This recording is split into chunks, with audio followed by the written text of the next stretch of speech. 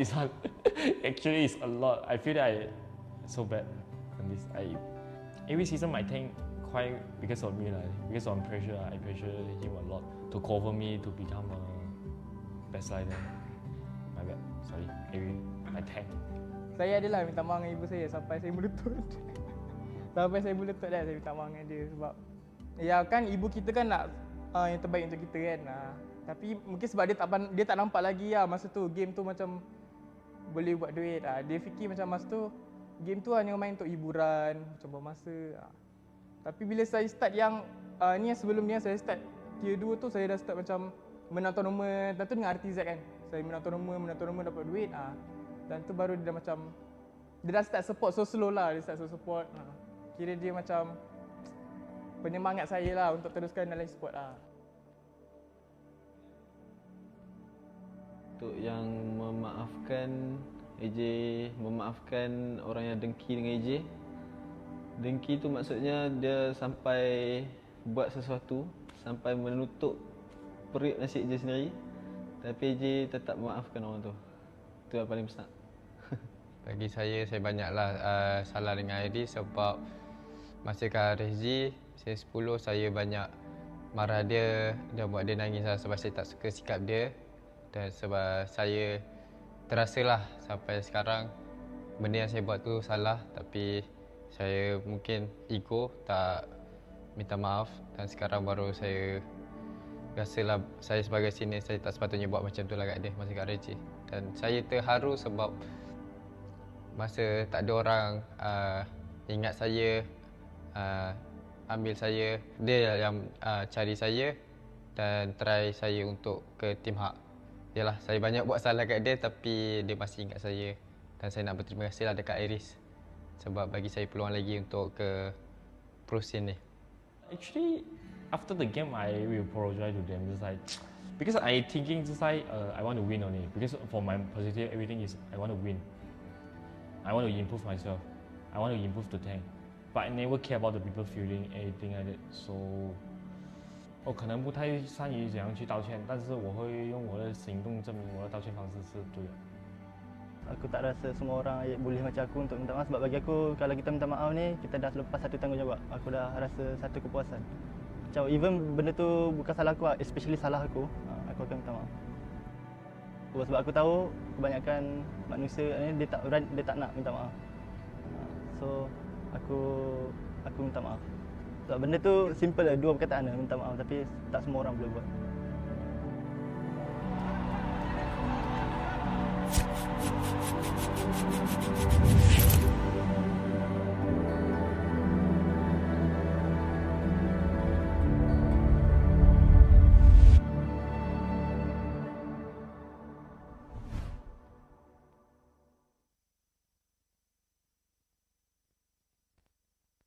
I think even Ducky himself is very vocal about this. They wanted to lose, actually. They wanted to eventually lose against a team because pro players put in so much time that I've seen videos that Keyboy's hand is shaking and everything like that. Like he's moving his hand like very frantically, you know, that kind of motion. You know, like I think sometimes we get very caught up in the, you know, Indonesian pride, Malaysian pride, North America pride, Philippines pride, when the reality is like the org just wants to win.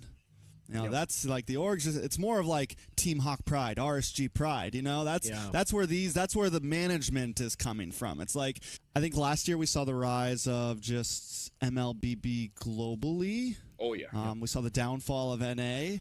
No, don't put it that way. My bad. We're just on equal terms with Malaysia now.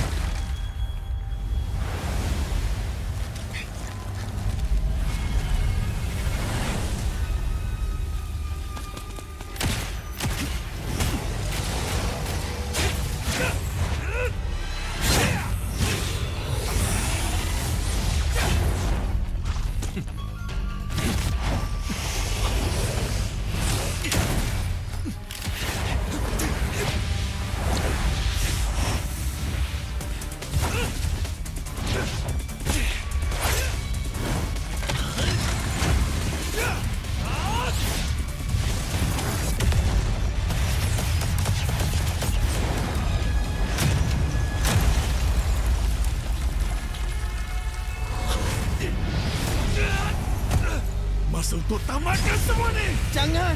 Saya kena! Awak tak mampu melawan ke? Macam manalah pengakhiran akalnya.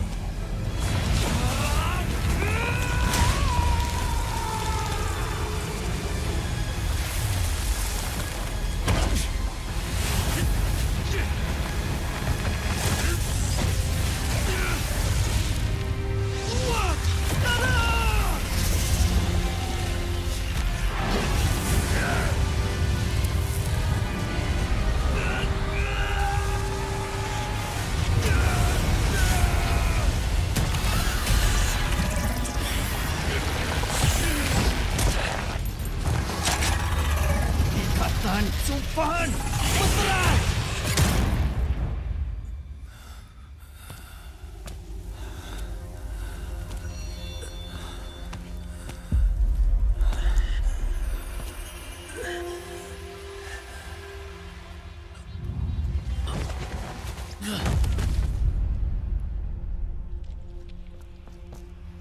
Awak patutnya bunuh saya. Ya, tapi ini hari bertuah awak.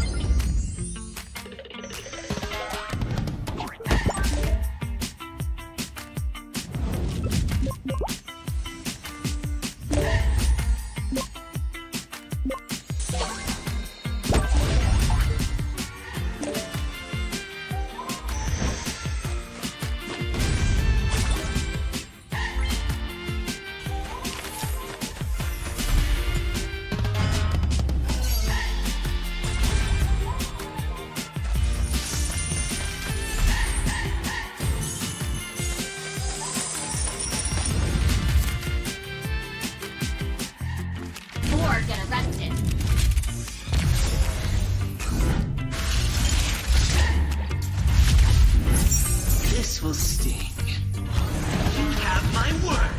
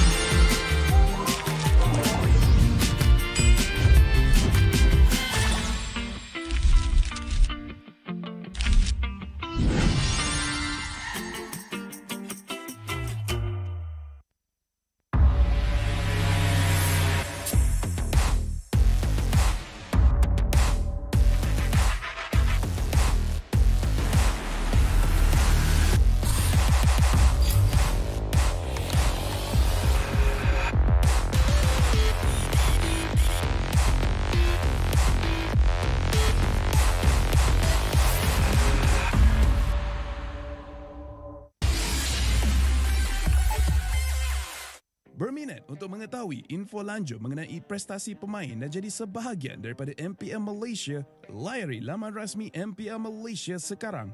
Ayo kita bersama menaikkan mutu MLBB di Malaysia. Jangan terlepas kemas kini Liga Akademi rasmi MLBB Malaysia, MAL Malaysia. Ikuti semua platform rasmi kami. Ayo sokong MPL Malaysia musim pertama. Ikuti semua platform rasmi. Semua peminat dan penyokong dijemput ke arena MPL Malaysia musim ke-13 di Serdang. Anda berpeluang berjumpa dengan pemain kegemaran anda, kumpul tanda tangan eksklusif dan sertai kempen Fan of the Season. Interested in knowing more about player performance and be a part of MPL Malaysia? Visit the website of MPL Malaysia's #1 esports league for the latest news and league updates. Don't miss out on updates from the official MLBB Malaysia Academy League, MAL Malaysia. follow all our official platforms. All fans are invited to the MPL Malaysia Season 13 Arena in Serdang. You will get a chance to meet your favorite players, get exclusive autographs, and join the Fan of the Season campaign.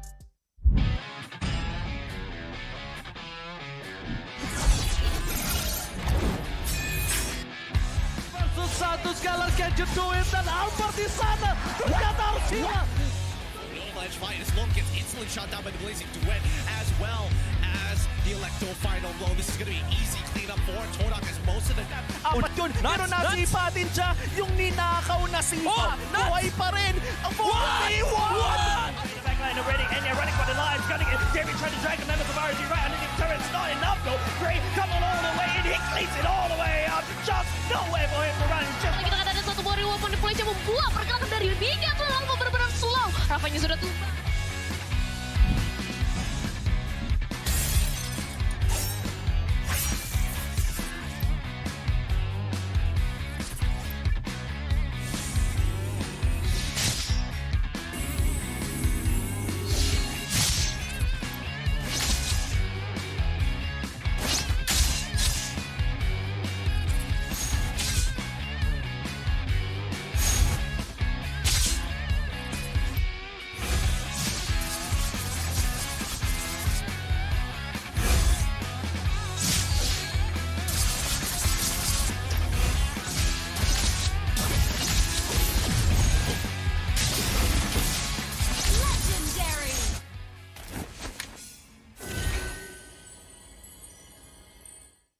Nikmati jago 5G untuk gaming sepantas kilat dengan Hotlink Prepaid 5G.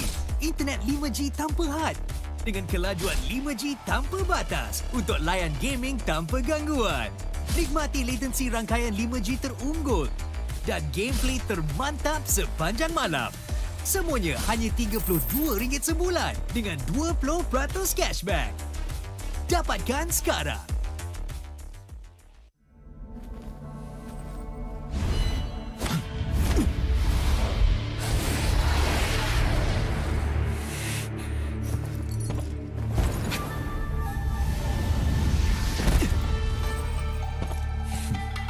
Yo, kenapa tergesa-gesa? Tak boleh tunggu kejap ke?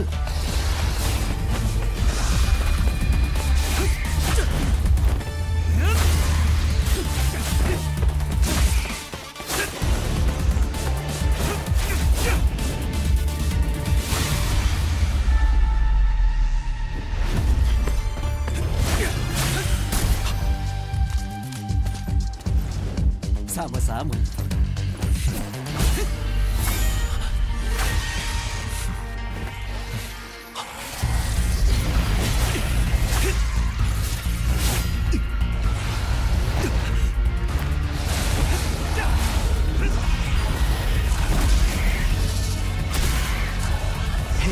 Bertahanlah.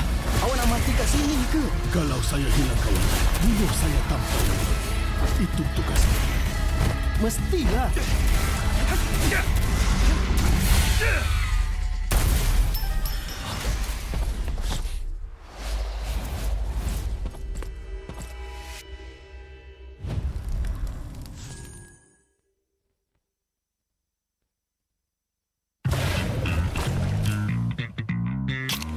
Confirm mantap, confirm lah Nescafe.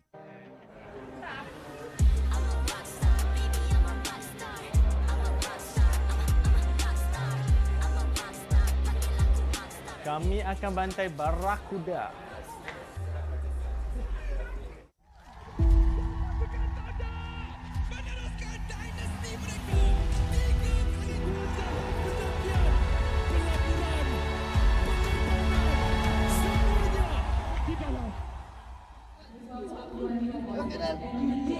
Kau nak main sini, kau tak payah nak ada mentaliti champion. Dia lepas sudah lah.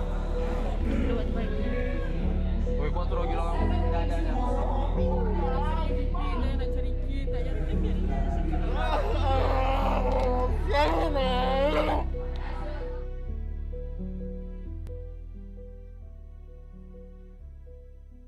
Paling tak lupa time minta maaf. I have no idea with that. Maybe Masih ingat banyak ah. Nak cerita buruk ke nak cerita baik Betul adalah macam conflict sikit, macam saya bergaduh dengan mak saya kan, nak masuk e-sport. Sampaikan saya kena halau rumah. Aku ada terbaca lah orang cakap, ni dah rasti teruk lah, dah boleh pergi kerja kilang lah. tapi ya, aku okey je sebenarnya. Yang video aku viral nangis-nangis apa semua tu, itu bukan sebab aku kecewa dengan kecaman orang apa semua, tak ada. Kecaman netizen semua aku tak kisah pun. Semua tu like aku disappointed dengan aku punya performance je. Dengan apa yang aku bagi, apa yang hard work yang aku put. Tapi end up performance aku macam tu lah. Sebab aku tahu orang-orang yang komen apa semua, diorang tak tahu pun apa yang terjadi. Diorang nampak daripada luar, diorang tak tahu apa yang dalam. Macam ibarat kita tengok bola, dia ni passing betul-betul lah. Kita bukan tahu, kita bukan join training pun. Kenapa Harry Maguire main setiap minggu? Kita tak tahu pun dalam training dia macam mana. Pergaduhan yang paling risau, perit dan pedih lah kan. Kita tak ada cakap apa-apa, cuma waktu tu MPL Season 6 di mana Todak tak ada kalah lagi best of 3. Waktu tu pressure dia sangat besar sebab orang semua mengharapkan kita menang daripada regular season sampai habis. And waktu tu masing-masing pelik gameplay dia, pelik gila kan. Macam timing tak kena, pakai hero pun pelik-pelik and dengan pressure apa semua pun bengang. Mental, ketuk meja, kata kita main apa benda ni kan. Waktu tu nak play off dah, tak silap pun lagi 2 hari dah nak play off season 6. Kalau korang main macam ni, better aku pergi main dengan parti-parti Indo joki apa semua kan. Lagi bagus daripada aku main dengan korang kan. Biasalah kan, kita bekerja as a team, as a kumpulan kan. So kalau tak gaduh tu, bukan team lah maksudnya kan. So bila habis tu, dah macam biasa je lah. Basically kita orang gaduh macam tu je. Dia tak ada lebih-lebih sebab try to be professional lah, try to not take it personal sebab in the end of the day kita nak kena bermain dengan orang tu juga kan. The M3 lah for me seriously is so hard for me. The M3. Until now I still cannot forget about it. Just like we scream, we stick. I think for the 2 days already, almost 12 game like that, and then I score to Zaim, I score to everyone, and then we almost want to fight like that. But after that, I still think I'm correct like that, but I didn't say sorry to Zaim and semua like that. I feel so bad. Until now, like that. I cannot forget. I think this one moment also. Maybe it will make someone cry. I think a lot. This one actually is a lot. I feel that I so bad on this. Every season I think quite because of me, because of pressure. I pressure him a lot to cover me to become a best rider. My bad. Sorry. I tank. Saya adalah minta maaf dengan ibu saya sampai saya melutut. Sampai saya melutut dah saya minta maaf dengan dia sebab ya kan ibu kita kan nak yang terbaik untuk kita kan. Tapi mungkin sebab dia tak nampak lagi lah masa tu game tu macam boleh buat duit. Dia fikir macam masa tu game tu hanya main untuk hiburan, macam bermasa. Tapi bila saya start yang ni yang sebelum ni saya start tier 2 tu, saya dah start macam menang tournament. Dan tu dengan RTZ kan. Saya menang tournament dapat duit. Dan tu baru dia dah macam dia dah start support so slow lah, dia start support. Kira dia macam penyemangat saya lah untuk teruskan dalam e-sport lah. Untuk yang memaafkan orang yang dengki dengan AJ. Dengki tu maksudnya dia sampai buat sesuatu, sampai menutup perut nasi AJ sendiri. Tapi AJ tetap memaafkan orang tu. Itu yang paling besar. Bagi saya banyaklah salah dengan ID sebab masa kat RSG season 10 saya banyak marah dia dan buat dia nangis lah sebab saya tak suka sikap dia. Dan sebab saya terasalah sampai sekarang benda yang saya buat tu salah, tapi saya mungkin ego tak minta maaf dan sekarang baru saya rasalah saya sebagai senior saya tak sepatutnya buat macam tu lah kat dia masa kat RSG. Dan saya terharu sebab masa tak ada orang ingat saya, ambil saya, dia yang cari saya dan try saya untuk ke tim hak. Yalah, saya banyak buat salah kat dia tapi dia masih ingat saya dan saya nak berterima kasih lah dekat Iris sebab bagi saya peluang lagi untuk ke pro scene ni. Actually, after the game, I will apologize to them. Just like because I thinking just like I want to win only because for my positive everything.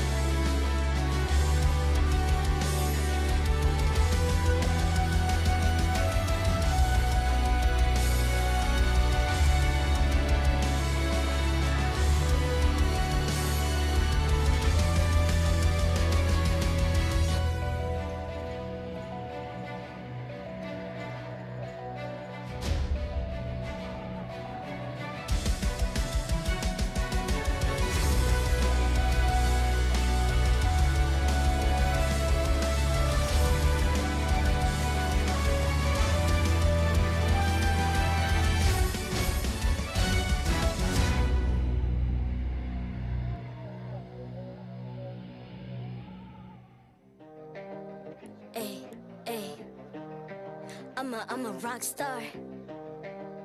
Yeah, rock star.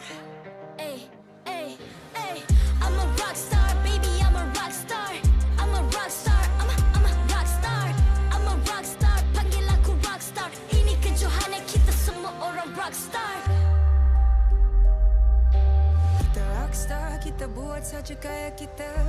Makin panas apinya sudah membara. Macam mana pun ku menempuh segala. Demi negara ku buat semua bangga. Step into my world, you know I'm always in my zone. You know I got my team, no I'm never alone. Bring out my best, buat yang terbaik. Jadi juara perlahan kita naik. Aku nak push, naik-naik jadi lebih bagus. Jadi hero, ku ada skill. Berapa banyak musuh aku dah kill. Ramai cuba mencapai, cause they envy me. Tiap game aku pasti jadi MVP. I'm a rock star, baby, I'm a rock star. I'm a rock star, I'm a rock star. I'm a rock star, panggil aku rock star. Ini kejohanan kita semua orang rock star. I'm a rock star, baby, I'm a rock star. I'm a rock star, I'm a rock star. I'm a rock star, panggil aku rock star. Ini kejohanan kita semua orang rock star. Tengok nanti siapa yang juara. Ni peluang kita bawa pulang piala. This is my game, this is my time. Menang semua, everything will be mine. Kalau jatuh kau pasti kembali. Bangun balik ku tegak berdiri. Kuatkanlah tenaga, ganjaran diperoleh. Ni kejohanan kita, Malaysia memang boleh. Rise up to the top, kita buat bersama. Semangat kita kuat di bawah satu bendera. Ay. I'ma go hard for the win. Win. On the battlefield till the end. I'm trying to beat the greatest anyone has ever seen. Stand by, I'm coming in for the win. I'm a rock star, baby, I'm a rock star. I'm a rock star, I'm a rock star. I'm a rock star, panggil aku rock star. Ini kejohanan kita semua orang rock star. I'm a rock star, baby, I'm a rock star. I'm a rock star, I'm a rock star. I'm a rock star, panggil aku rock star. Ini kejohanan kita semua orang rock star.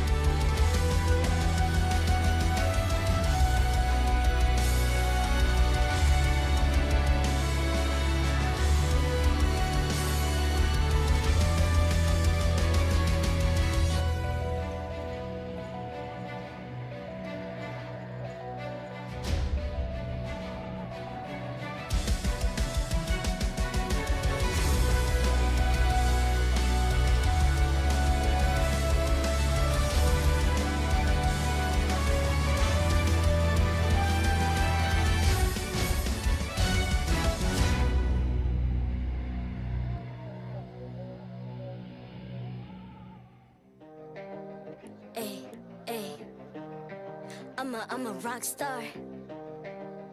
Yeah, rock star. Hey, hey, hey. I'm a rock star, baby. I'm a rock star. I'm a rock star. I'm a rock star. I'm a rock star. Panggil aku rock star. Ini kejohanan kita semua orang rock star. Kita rockstar, kita buat saja gaya kita. Makin panas apinya sudah membara. Macam mana pun kau menempuh segala. Demi negara kau buat semua bangga. Step into my world, you know I'm always in my zone. You know I got my team, no I'm never alone. Bring out my best, buat yang terbaik. Jadi juara perlahan kita naik. Get on my way, aku nak push. Naik-naik jadi lebih bagus. Jadi hero, ku ada skill. Berapa banyak musuh aku dah kill. Ramai cuba mencapai, cause they envy me. Tiap game aku pasti jadi MVP. Easy. I'm a rockstar, baby, I'm a rockstar. I'm a rockstar, I'm a rockstar. I'm a rockstar, panggil aku rockstar. Ini kejohanan kita semua orang rockstar. I'm a rockstar, baby, I'm a rockstar. I'm a rockstar, I'm a rockstar. I'm a rockstar, panggil aku rockstar. Ini kejohanan kita semua orang rockstar. Tengok nanti siapa yang juara. Ni peluang kita bawa pulang piala. This is my game, this is my time. Menang semua, everything will be mine. Kalau jatuh kau pasti kembali. Bangun balik ku tegak berdiri. Kuatkanlah tenaga, ganjaran diperoleh. Ni kejohanan kita, Malaysia memang boleh. Rise up to the top, kita buat bersama. Semangat kita kuat di bawah satu bendera. I'ma go hard for the win. On the battlefield till the end. I'm trying to beat the greatest anyone has ever seen. Stand by, I'm coming in for the win. I'm a rockstar, baby, I'm a rockstar. I'm a rockstar, I'm a rockstar. I'm a rockstar, panggil aku rockstar. Ini kejohanan kita semua orang rockstar. I'm a rockstar, baby, I'm a rockstar. I'm a rockstar, I'm a rockstar. I'm a rockstar, panggil aku rockstar. Ini kejohanan kita semua orang rockstar.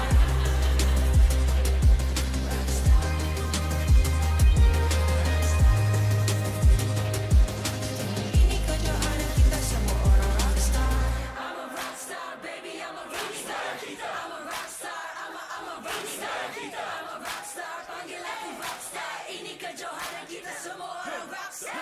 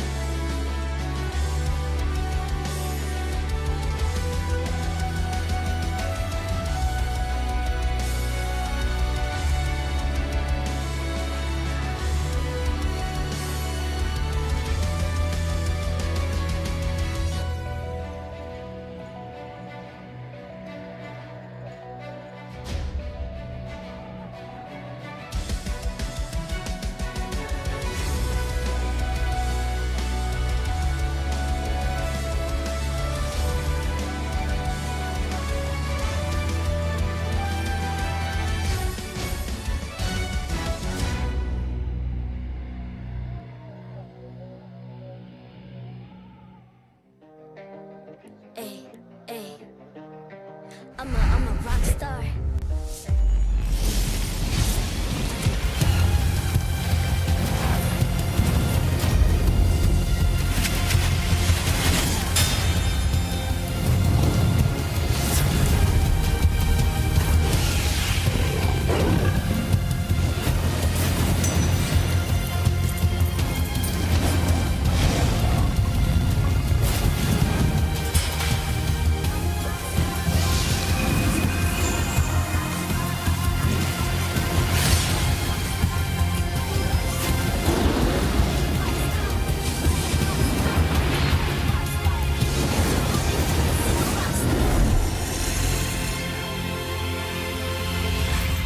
MPL Malaysia Season 13 is powered by Moontalk.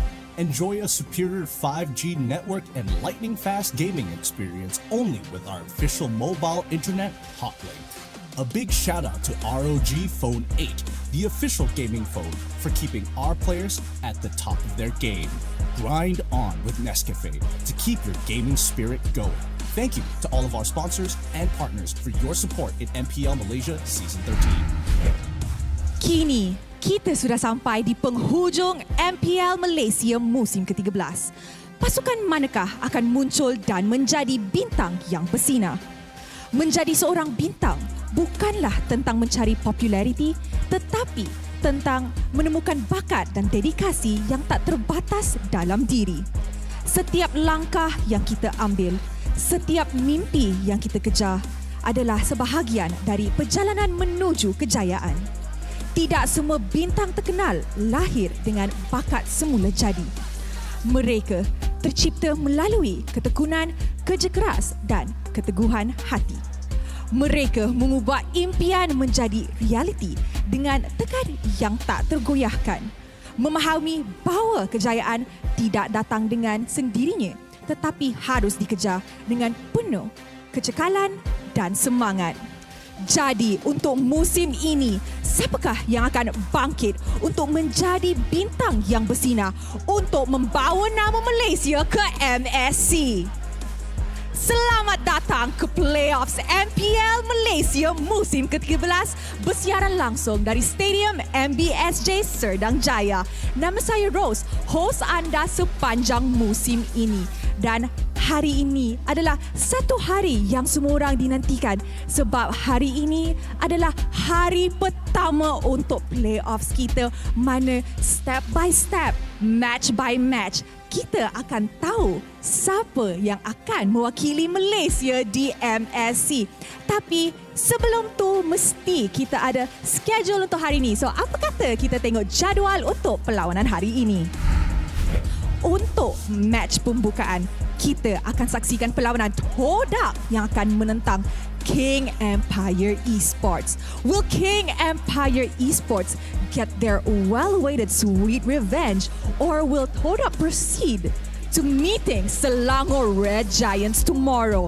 Untuk match terakhir hari ini, kita akan saksikan RSG Malaysia yang akan bertemu dengan Team Hub. Dua-dua pasukan ni, satu menang akan jumpa Homeboys esok. Alright guys, hari ini adalah hari pertama playoffs. Maksud tu, semua perlawanan hari ini adalah satu perlawanan yang sangat-sangat penting. Sebab pasukan yang kalah akan balik rumah and end their journey di MPL Malaysia musim ini. And the winning team will continue to the upper bracket tomorrow, meeting both Homeboys and Selangor Red Giants respectively. Alright, I'm sure everybody is just as hyped as we are. And with that, apa kata kita jemput kedua-dua pasukan ke atas pentas MPL Malaysia, Todak and King Empire Esports. Todak. The fallen Todak Empire has risen again, stronger and more powerful than ever. With formidable reinforcements, the Todak Langar DNA is re-energized and ready to dominate. They always say Todak is a whole different beast in the playoffs. The King of the Ocean is back to reclaim their throne. Let's cheer for Todak!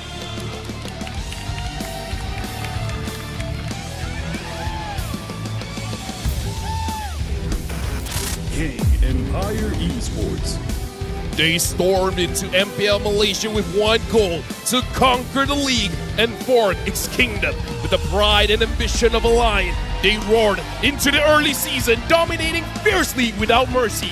Can they secure another victory and halt the iconic Todak? Ladies and gentlemen, give it up for King Empire Esports! Sekarang, marilah kita menjemput jurulatih dan analis bersama Head of League Ops, Cedric, yang akan mengalas tugas untuk memastikan perlawanan sentiasa berjalan dengan adil dan lancar.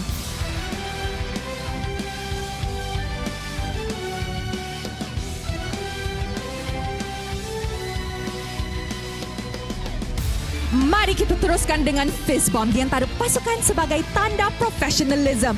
Inilah gaya kita. Inilah semangat kesukanan kita. Kawan di luar gelanggang, lawan di Land of Dawn.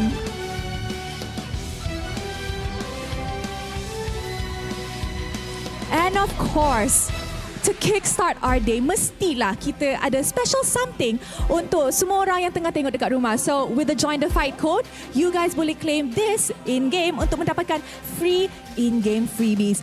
Alright, nampaknya MPSJ is actually pretty full for a Thursday sebab ramai orang dah tak sabar nak tengok siapa akan main seterusnya. Alright, and with that, let's show it to the casters. Teams, this is your moment. Game on.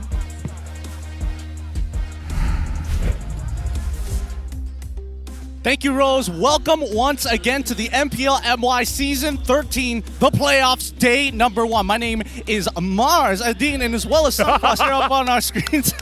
My name is Gideon Q. This is Terrence Icy Baby 1-2. On my right and on my left, it's going to be LaFell to keep you guys company for the rest of the English stream. Just to keep you guys up to date, we have a play-in stage. These next 2 best of 5s will predetermine who will be making it on throughout the rest of the playoffs and who's going to fall early on in this tournament here at day number 1 with such high pressure stakes matches. Terrence, tell me what's going on through your mind. Boy, I am genuinely worried about these 2 teams, to be honest here, because I actually like these 2 teams for the past 3 seasons now. To see one of these teams going to be eliminated right from the get-go, it kind of saddens me here, considering it's only Thursdays. And like, I don't know, man. Like, I like King Empire, but Todak is the legend, but it's so frustrating, man. LaFell, Todak, King Empire. Straight to the hard questions. Honestly, I have no idea which one is going to win, because here's the thing. We got a hot patch on Tuesday, and now it's Thursday. They only have 2 days to prepare. So it becomes a situation where Todak has been very innovative throughout the regular season. Now, we do have to see, for this playoff, did they have enough time to come up with something new that King Empire Esports will not be able to overcome? So I feel like that's going to be the reason why they win or lose. Whether they win or lose could be something that could change the landscape that we see it as today. But with considerable number of tournaments, and also, like you mentioned, the patch 1.8.79 highlights here. Here's a quick rundown for you up on screen, just to give you a little bit of an idea. Talk about major changes with me here. Personally, I think I don't feel like the Joy, the Amons aren't going to make that much of a difference. I feel like it really depends on the team, because for a team like the Niners, which is unfortunately not in the playoffs, they will love this patch because Max is an amazing Amon player. I've heard that quite a few players have been practicing certain junglers, because some junglers, they just need level 4. And this 2 minutes buff in the jungle does make it possible for you to get level 4 without interruption after 2 minutes. Yes, you're going to have some interruptions, but it does depend what Malaysia has to show. Now, I do have to say, Fredrin, the energy eruption cooldown, I kind of feel like when you first look at it, it might be a big impact, but I feel like if you're using the cooldown build with Brute Force Breastplate as well as Oracle, it doesn't make that big of a difference. If you're using Fredrin with the front build, the tanky build, it does feel like a big difference. What about you? You know, to be honest, I don't think there's much changes when it comes to the meta here. Yeah, technically, quote-unquote here, it's Moonton way of saying like, hey, tank junglers are getting out of control here, but I feel like the reason why junglers are suffering a lot is because they're constantly being invaded in the purple buff. 2 minutes is not enough time. I feel like at least 4 to 5 minutes, maybe until after the second turtle of invades, then maybe it would help a little bit more to kind of buff things out for assassins. But of course, that's pretty much it for the patches here. Let's talk about the standings from the regular seasons. Yeah, like you mentioned, again, I think that personally with these new hotfix changes, it's going to affect the top 2 in the current standings at the end of our regular season. It was Selangor Red Giants who took the #1 spot. Same goes for Homeboys, and that means they get a free buy-in to the playoffs. They don't have to play for today, but one of our 2 teams, either Todak or Todak King Empire, will face off against Selangor Red Giants, or is it going to be RSG MY up against Team Hawk? Whoever wins that moves on to face off the Homeboys. We got to look at the standings here, because in the regular season, Todak is number 3, King Empire Esports is number 6. So there's quite a big gap. However, looking at other tournaments that Todak has been in, they are not looking all that great. While King Empire Esports has been very quiet, I've not seen any performances from them so far. So between these 2 teams, I would say King Empire Esports have more up their sleeve. more up their sleeve? What about hero pool? Is that going to make a difference? I think Todak is in a situation where they can actually experiment a little bit more here. The difference between Todak and King Empire is like, personally, I feel like Todak is the type of team where if they are experimenting heroes, they're still able to play at a comfortable level. Whereas King Empire, they need a lot more training and repetition before they actually pull something off. So I feel like Todak stands a very, very good shot, especially when it's, 2 days of adapting to the new patch. So I think Todak has a better chance of just taking this game. I would say, like, sorry to interrupt, but if we're talking about the hero pool here, something that we do have to talk about is the draft for both teams, where King Empire, they still have a 100% win rate with the Benedetta, right? But no one has been letting it through. Same with Todak. They have this one hero that they've been winning so a lot on, which is Lu Yi.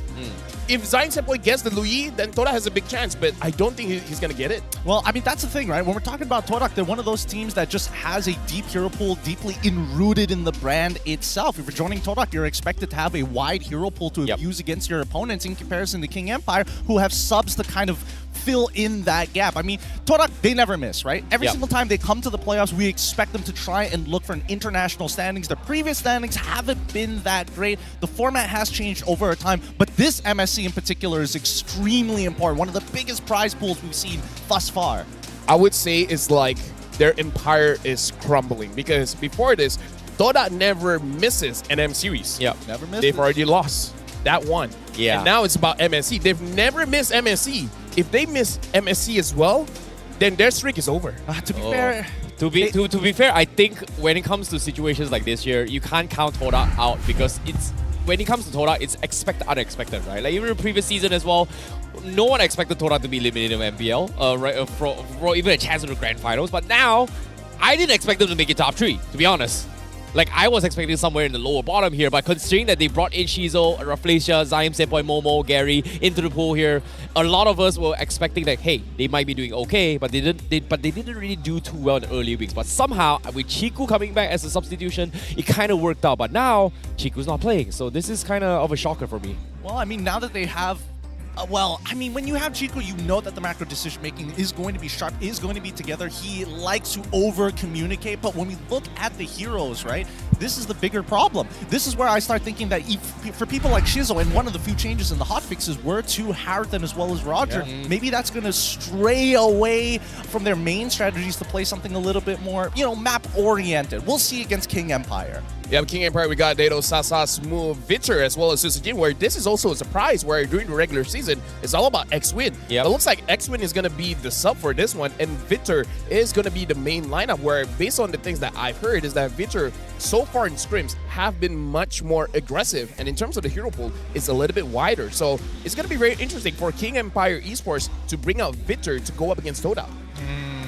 That's the thing about X-Win, right? X-Win has been known for his very oppressive nature of playstyle of bringing Grok as well as Guinevere, but as well as Arlot as well. These three are the core heroes, but the problem with these three heroes is that these are three pocket strategy roamers, which is a little bit different from the usual meta playstyle, which is either Minotaur or maybe even the Matilda playstyle, which is kind of counteractive of his usual playstyle. So I guess that's the idea that King Empire is having, to just sub him over, but generally, after seeing this roster, I'm worried for both teams.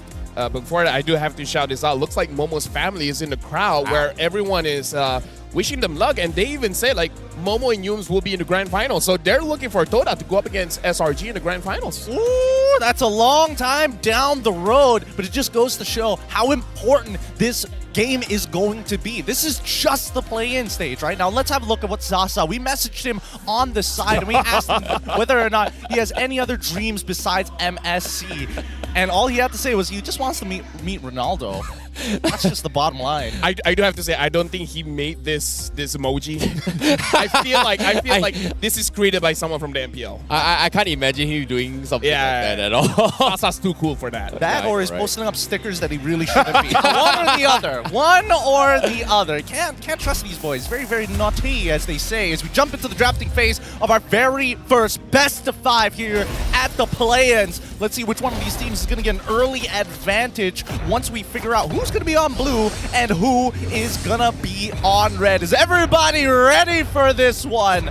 Let's jump right into the drafting phase. I'm sorry, Gideon, but that is a very, very sick Benedetta AU. Oh yeah, that's very cool. That was so cool. Like, This wasn't here in the regular season. Now it's like we bring something new every single time in playoffs, right? Hey, I just wish it wasn't part of my contract to always use an MPL skin whenever I get the opportunity. That's also another thing I would like not to be in my contract, but hey, we all manage. Now, KGE going to be on the blue side, up against Todak on the red side. The draft has already started, and I think this is what we were expecting to see. Definitely. Looking at KGE banning out Harif as well as Louis, this is like priority heroes, because talking to the players, even though Harif has been nerfed, is still a beast in the gold lane. Sure, in the mid and later stages of the game, it's easier to burst down the Harif, but the laning phase is still so strong.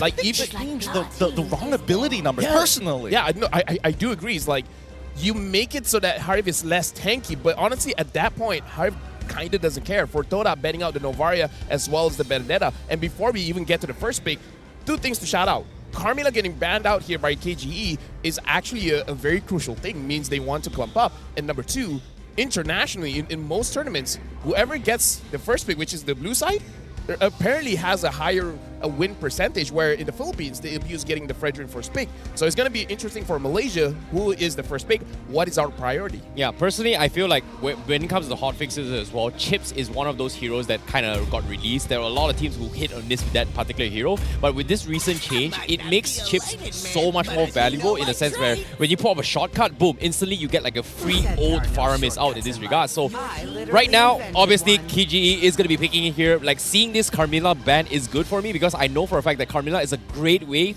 to deal with shortcut, just because it has a delayed response with the ultimate. So if Chips comes into shortcut, drop and Carmilla out, anybody who passed through it will immediately get linked up, and you are going to get like a wombo combo, just completely wiping whoever who goes through the portal. Personally, I just like to get the free quote-unquote heart guard when you walk out of the shortcut. Oh yeah, right now, right? Yeah, dude, it's great. It means that I can walk out for free and not receive that much damage. It's 1,000 shield, right? It's almost the size of a heart guard. It's almost crazy. the size of the heart guard. Crazy.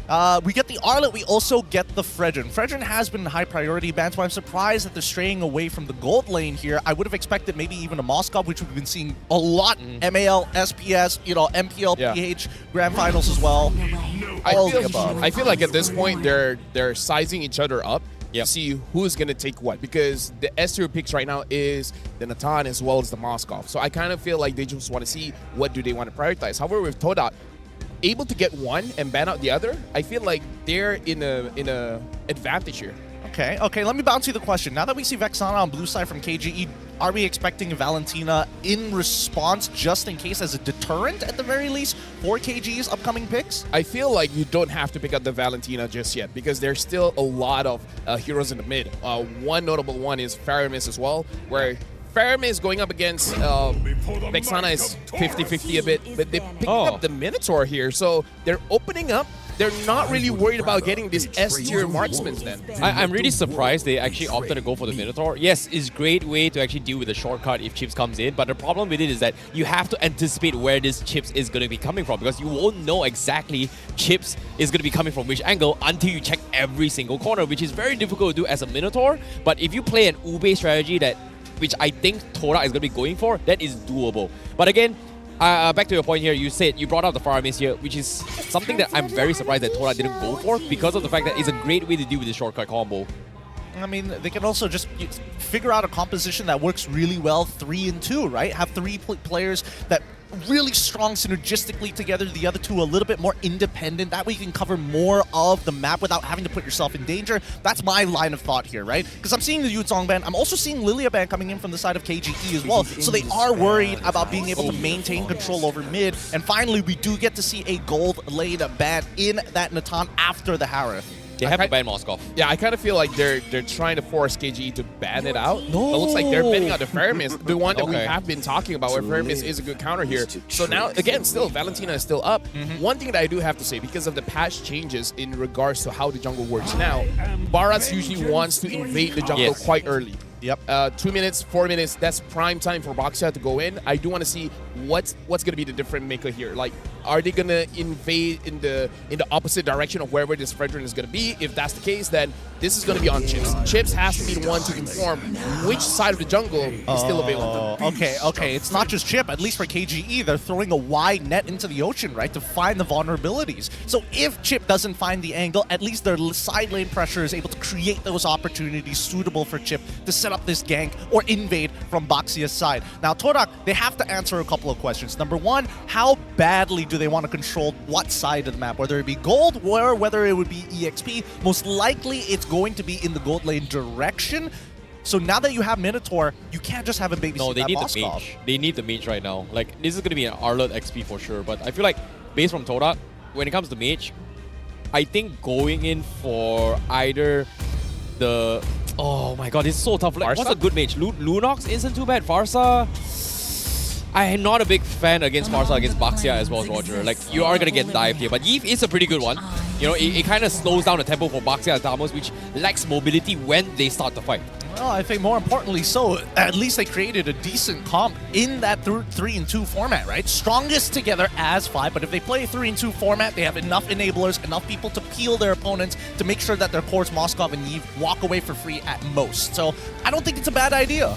Honestly, looking at Toda, I feel like the strongest that they will be is the second turtle. Because at the second turtle, they can go 5 men there, where the Moskov with the Spear of Destruction can join the fight as well. And during that time, they should be having enough levels to secure a turtle. So I'm really looking at Toda to abuse the Spear of Destruction coming in from the Moskov on the second turtle. If they don't achieve that, then it's going to be on KGE then. All right, walk me through this early. We heard about the mid game. What about late game if it ever gets there before we go into the Land of Dawn? I would say late game is all Moskov. Moskov can carry you all the way to the late game.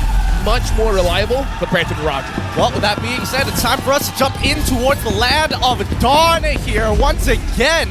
Welcome to the play-ins of MPL MY Season 13. It's KGE up against Todak. KGE on blue side, Todak on red. That was hot, by the way. Looking at the opening. Yeah, that was a very sick overlay. Very clean. But I like how this Chips is just invading rather early as well. I was very surprised that Toda is not defending this, but because of this play coming from Vader, it is going to kind of slow down the rotations overall. You can see none of the Toda members here, especially the mid lane roamers, just ignoring him generally. But Momo, bottom lane, taking a little bit too much damage against Smooth here. Not a great sign, but Vader now going to be a little bit of an awkward situation. It's taking a little bit too much damage. Does have the passive to kind of regenerate later on, but Todak doesn't have the tools to actually commit to this fight. Susujin being called in right now. Looks like they want to go for this, but seems like they will disengage. KGE seems to be winning on all fronts right now. I mean, I would say they have the advantage coming in from draft because their gold laner as well as the XP has the capability of actually owning the lane to make sure that their counterpart aren't able to rotate as fast. So I kind of feel like this is a good sign. And we definitely see the extra damage going on to the chips. It matters because I feel like King Empire, they really want to go for that camp because it does made it so that Gary gets the level 4 a little bit later. But because of the changes in jungle, they have to retreat. It's pretty significant here. I think that at least for the side of KGE, they have multiple at wait, hold on, engagement in enemy territory. Okay, top side here. Frederick getting me dived on as well. They've paused the toys, but Son Momo also very low. Not going to be able to provide the backup here as King Empire may be able to collapse on this as well. They've lost the Frederick. Momo is going to be left all alone here. He doesn't have his forward, and he's going to fall eventually. First blood in the hands of the Chips for King Empire. Nicely done by King Empire. Well, looks like the damage reduction change definitely mattered for Gary there.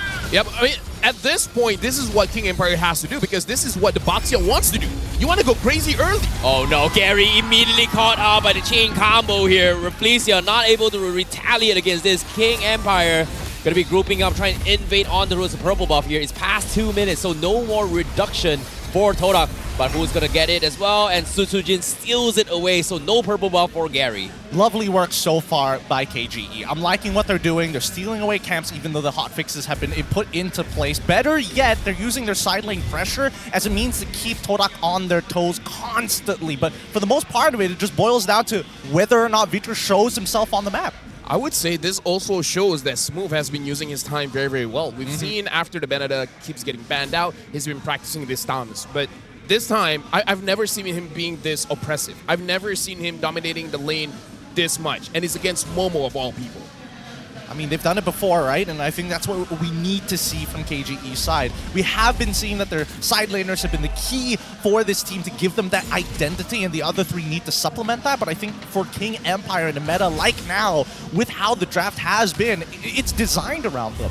Yeah, it is going to be a little bit difficult here. But again, right now, Todak, they are going to be forced to play behind here. I like how they're having Rafflesia babysit Shizo as a priority defense, but again, putting in this situation, being reactive here is going to be hurting them here because King Empire is dictating full tempo and going to be setting up Smooth to try and gank down towards the bottom lane, but again, it is going to be a slow game for now. I mean, like, right now, it is in King Empire's interest to actually control Shizo because, again, the second turtle is going to be a big power spike for Toda. So if they can make sure that that doesn't happen, then King Empire will have a better lead in this game. Okay, Vader now going to be pulled back here. He's getting zoned out. Finally pops the shortcut to try and keep himself alive. So he is going to be A-okay because of that shortcut.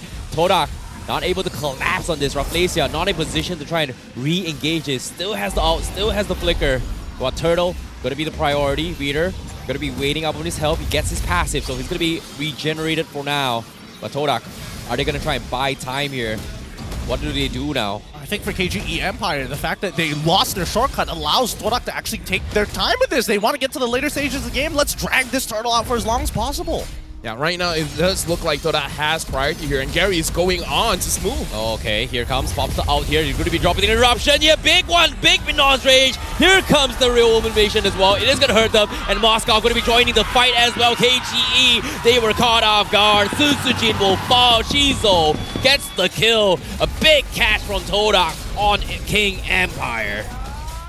Well, for the most part of it, I think we need to take a moment here. Because after seeing KGE do so well, at the very least, Todak, they're playing their comp around the turtle fights exactly how we expected it to. Yeah, like I said, this draft is all about the second turtle. But before that, it looks like they're going for this lane. Looks like they want to get this turtle as fast as they can. Well, Zyme Boy going to be the POI right now. They dropped the shortcut as well to go in for a counter play to get one. But Todak will be able to back out for now. It's not exactly the greatest, but still, they get something out of it.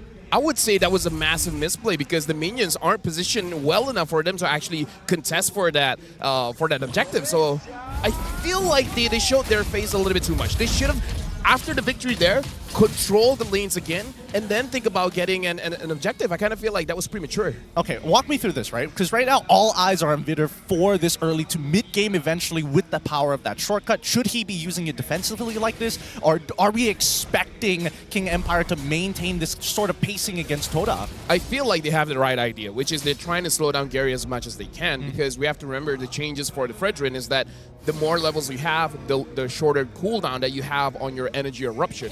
So if you're able to delay that, then Toda is no longer going to win this neutral objective. So using the shortcut onto the Fredrin is good. However, the timing doesn't seem to be well thought out because it doesn't seem like the rest of the team is ready to collapse onto the Fredrin. So the idea is there, the execution isn't. All right, let me expand on that a little bit more because I feel a lot of it just comes down to like how much time you have walking away from that mid lane. And I think as of right now, Vixana's doing a good job clearing, but not necessarily leaving the lane as quick. Well, bottom lane, middle lane here, Todak finally kind of doing a little bit of check here, trying to see if there are any kind of response here. They don't really have an idea where Chips is. Top side as well, Sasa gonna get harassed here a little bit here, but Todak, they're grouping up as 5. This is exactly what they need to do to prevent being picked up apart, but at this point, is it actually worth it here? They're prioritizing the top side, but bottom lane Smooth is already shoved up towards the tier 2 already. Honestly, I have no idea whether it's worth it. I'm leaning towards not worth it because against strong leaders. Oh no, Weeder going to be jumping from our back lines as well. Real Obliteration going to be zoning them off. Weeder now trying his best stall to play here, but a turtle in the hands of Toda, and Gary with a big appraisal's draft survives it all. King Empire, they have to back out. They will find Momo instead. Trade 1 for 1, but at the same time, Turtle in the hands of Todak. I think... You know what? I'm doubling it down on this. I think KGE have the correct idea, and I think both you and me, LaFell, we both agreed on this. We weren't sure about that one because whether or not they were going to take that fight, completely separate story. This should be a nothing sandwich for now, but whoa, wait, hold on. Okay. I don't think they can fight this here. Todak will get a free tier 1 up top. Meanwhile, again, Todak playing this Ube strategy which is not hurting them a lot because Smooth is getting free farm all the way in the bottom lane throughout the past 2 to 3 minutes right now. I think they're missing out on the main point of their composition, right? It doesn't matter whether they get Turtle or not. They need to get map pressure. So I'm surprised that, like, you know, they had Smooth on the side lane. They also have Vitor right next to him. I totally get that, but once you spot out for by the enemy turtle side, you just send Vitor, right? Yeah. That tier 2 should not be there on the bottom side. No, legit, I do agree. I kind of feel like King Empire, understanding that Toda, their strength is in the river, just play for the lanes, man. Yo, what? Either just time tier 2, he's gonna go commit on Momo, instantly takes him out, pays with the prize, but again, under tier 2, Toda is splitting up the fight. They don't really want to commit together here. Gary committing onto Dato, they will find one, but it is gonna be a trade with Rafflesia as well. They will lose Gary from Sasa, and just like that, King Empire, they dissect Todak on all fronts here. Zyme left completely alone, not able to join the fight at all. I mean, as we say it. So, about the river there. Right? No, like I say, it's like, your strength is in the lanes, so go to the lanes. The moment they go to the lane, they won big. I swear. Somebody, their analysts are probably listening on the cast right now. It feels like every single move that we've mentioned, Todak or King Empire take it a step further, right? Just leaning into the strengths of their composition. This is what we like to see so far, but we haven't seen the major overlaps between the two, right? How are they going to struggle and find that position against each other? Because so far, it feels like the Spear of Destruction, whether it hits or whether it doesn't, really depends on its target rather than the position that it gets. Right now, honestly, Shizo is not even a 3-item power spike. Shizo needs 4 because 3 main damage items and 1 defensive one. Whether it be the Wind of Nature or Immortality, kind of doesn't matter at this point. He just needs 1 extra defensive item, and this game will go over to Toda because King Empire have 3,000 gold lead, but Toda is still able to keep up with the pace because their strength is around the riverside. And King Empire, they made that one good play around the lane. If they keep playing the lanes, Toda won't be able to fight back. So King Empire, they need to understand this. As long as we attack the lanes, we have a massive advantage. Yeah, and as of now, the Lord getting juggled in between Sutsujin as well as Gary. They can't really decide what they want to do. Feeder has been showing himself so many times down bottom, and Toda, they're just not budging away from this Lord fight. I mean, considering that it's 30k to 26k, King Empire, they have a lot of time to work this if they want to set up for a checkmate angle, right? Ideally, they get that Lord, get 1 inhibitor, create a 10k gold lead, and close this game out against Todak. That's the most ideal, but we've seen teams actually fumble the ball because of these Lord dances taking way too long. Well, speaking of Lord Dance here, Peter going to be taking the short route from the top side. He's looking for a flank here. Zyme Senpoi seems to be showing himself a little bit here. Here comes the conceal play. He wants to go for Zyme Senpoi. He's thinking about it. 4 men together, all grouped up. Not worth challenging the Minotaur, but if they get the first jump on Rafflesia, that's a completely different story here. Lord in the hands of King Empire, and Todak says, you know what, not worth it. You know, that was actually pretty good coming in from King Empire. The fact that they were able to sneak it under Todak's noses, that was impressive, especially Victor using the conceal just to zone them away. It's like, I'm not going to engage, but you don't know that. I like that. I like the posturing from King Empire, right? Because they know they can get a reaction out of Toda. 2-man taunt coming in. Dado gets completely destroyed. Peter going for the flank. He's in a little bit of trouble here, but he's going to be able to get out, fortunately, here with the help of Sutsujin. But Sutsujin has to pay the price. They trade 1 for 2, and Toda is able to defend now. Dedo is so mad. He thought the knockup was enough to cancel it. Gary's like, nah, this is still gonna kill you, brother. Oh, that Appraiser's Wrath has some emotion behind it, man. That hit so hard. That's a feels bad moment for King Empire because it felt like an endable moment for King Empire, but because of that small misplay, Todak is able to hold on for at least a good amount of 2 minutes. Kind of made it look like Vexana was in like a secret relationship with Frederick. And Frederick was not happy with how it ended. Where were you last night? Where were you last night? All right. For the most part, KGE now playing on the opposite side of the map, right? Playing for the long lane. 96 more seconds until we next see the Lord spawn. The checkmate angle, they missed it, right? They missed that entire timing unless Todak fumble the ball really, really hard right now. But look at them, they're stuck as 5. They're not giving that opportunity. The craziest stat I saw just now was that Gary is the highest damage dealt. I mean, like, to be fair, it's not like way above everyone else, but still, that shows how much the damage the Appraiser's Wrath still deals. True damage, man. Yeah, at the same time, it's hard, right? Like, if Gary is able to catch like 2 to 3 members here, you follow with a Minon Rage, King Empire just can't get out. So, like, you can see every single time King Empire takes his fight, they want to take this fight as chaotic and as split as possible, just because of the fact that they don't want to be chain CC'd by all the combos from Todak. I mean, there still needs to be a front to back, right? I mean, I don't think that KGE is in a position to actually take these front to backs like we usually see. Even if they get the flank, who do they want in the back line, right? Because at the end of the day, Deto still needs somebody in front of him to actually soak up the damage. Here's the thing. This Tamos pick is genius. And the reason being is that he's one of the heroes that can use a vengeance. Yep. And the vengeance can make Moskov kill himself, man. Like, in the team fight, if Smooth gets on top of Shizo, that's a big win for King Empire. After that, it really doesn't matter. Shizo can't attack. Especially if he has 3 items, 4 basic attacks, and he's done. 4 basic That's how attacks. strong the vengeance is. Does Shizo force himself to get Haas clauses to counter that? I doubt it. I don't think it's necessary. The Demon Hunter sword should keep you alive. Just don't hit the vengeance. I think it's a waiting game. It's a waiting game, right? It's about how can you get these free resources out of your opponent. And considering how King Empire plays, they are not throwing resources without a purpose. Now, Peter, he's got the immortality. Kind of scouts out the rotations coming in here. He's calling in the cavalry, but he doesn't really know where the rest of the team are. Zaim Senpoi gonna be running all the way back towards the far lines here. He cannot afford to be caught without the real motivation here. Taunt comes in, trying to check onto Smooth, but Smooth getting his health dropped pretty low from the glowing one coming in from Shizo right now. Sorry, from Rafflesia. Not Rafflesia. Wait, Zaim from Senpai. Zaim Senpai. Oh my god, where did he go? But they're all starting to another check once again.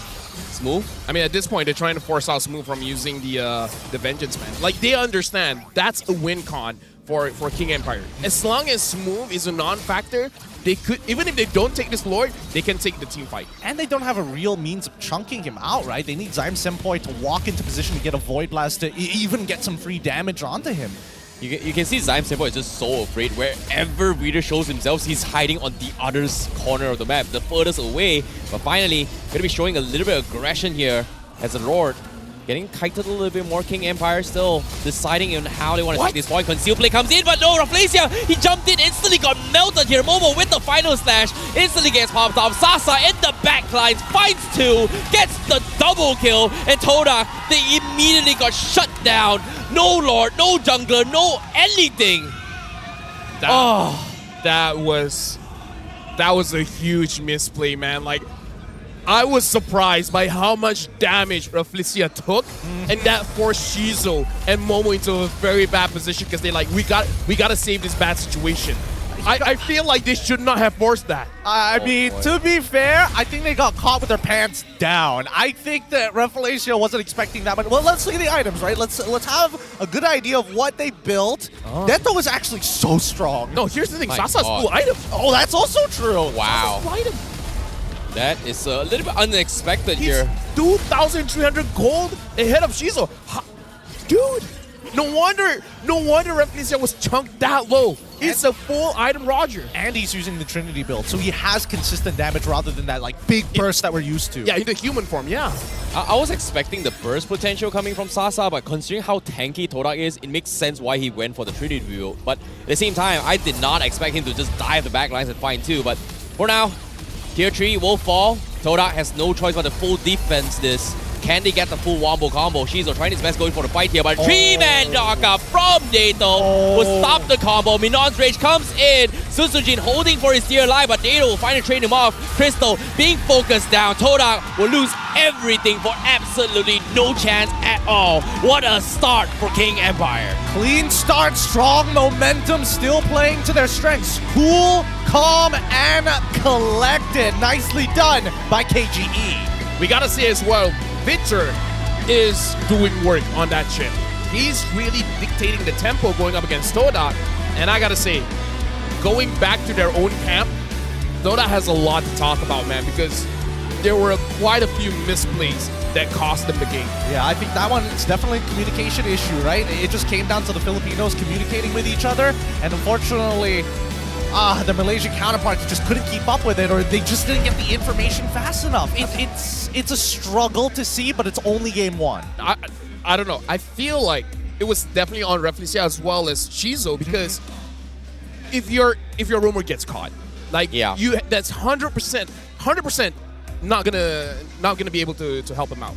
Just let him die, man. To be honest, I feel like Todak just wasn't expecting that this chips is just so annoyingly strong. Like the previous patch was already disgustingly strong because think about this, right? Vitor made an attempt under the tier 2s of Todak when there's no minions at all. And he somehow, yes, he died, but the rest of the teams was able to win this team fight despite being in one of the worst position. I would say in the fundamentals of MLBB, don't ever dive tier 2 without backup. Like they just did that and got away with it. Well, technically he did get back up. I mean, like, everyone came. Everybody decided to come at the end of the day, right? Just to fight for that momentum, but it's really tough. We'll talk about this a little bit more, but first we have to go to our backstage, check out our MVP, give it up for Smooth this game. That early to mid game, impossible. Momo did not find any angles. I think he only found, like, what, one good final slash throughout that game? He just couldn't. Like, he was winning the first 2 lanes, right? Like, the first 2 engagements against Todak was literally like, Smooth was chunking him down so low to a point that what can Momo do to actually salvage the team fight? Because he was getting dived by Vader, he was getting dived from Smooth, and eventually it came to a point that Smooth set up the fight so well preemptively before the actual main fight that Todak just could not react to him at all. Well, that's where I have a couple of issues with KGE. I don't think they're impossible to beat, and I do think that overall their gameplay is still a little sloppy, but I do think that at least for Smooth, he had the right ideas, right? The fact that he took in Pure Rage, I want to win lane, it's against an Arlet, we only touch each other for like, what, half a second, so I got to make it count. I gotta say, Smooth getting this MVP is huge because the way that Todak plays, they're all on Momo's shoulders because he's the playmaker, right? He will do the big engage. I mean, like, think about it in this game. How many engages did Reflecia do? Right? If only one major one. The rest was just that wasn't even an engage, right? KGE started it. Gary got the kill. They were trying to chase after them. Then Reflecia used the Minion Rage. It's like he didn't engage. He just counter-engage. Yeah. Right? Yeah, Their fair main enough. engager is Momo. If Momo is using something like the Terizla, this Arlet, as well as Yuzong, he will start things off for his team. If he's unable to start anything, the entire team does nothing. That makes sense. That makes sense, especially considering that their team wants to kind of like group them up together and then put them into that, death box like we usually see in the past couple of seasons when Yves is in play. But so far, I think that at least for Todak's side, it's a communication issue, something that they can clean up over this best of 5 series. I think that unfortunately, right, I feel like KGE could have played the map like way more. They knew Todak wanted to play as 5, and they also struggled to realize that if Shizuo goes by himself, like you expect to see a Moskov to play for that Spear of Destruction 4-1, that's when KGE can, bite them again. Yeah, but that's the thing about KGE, right? Like, I feel like macroly, this is the best KGE I've seen throughout the entire regular season with Vader because there was a lot of macro plays that we don't really see when Vader is on the video map. He's like intentionally showing himself on the lanes so that Todak will collapse on them. But even that, they're just not budging. And because of that, it allowed Sasa multiple opportunities to get free farm across the map where, like you said, quote unquote, when you have a Moskov, he should be farming on the other side of the lane. But because of that mental pressure that Vader is showing himself intentionally, Shizuo is just afraid to farm away.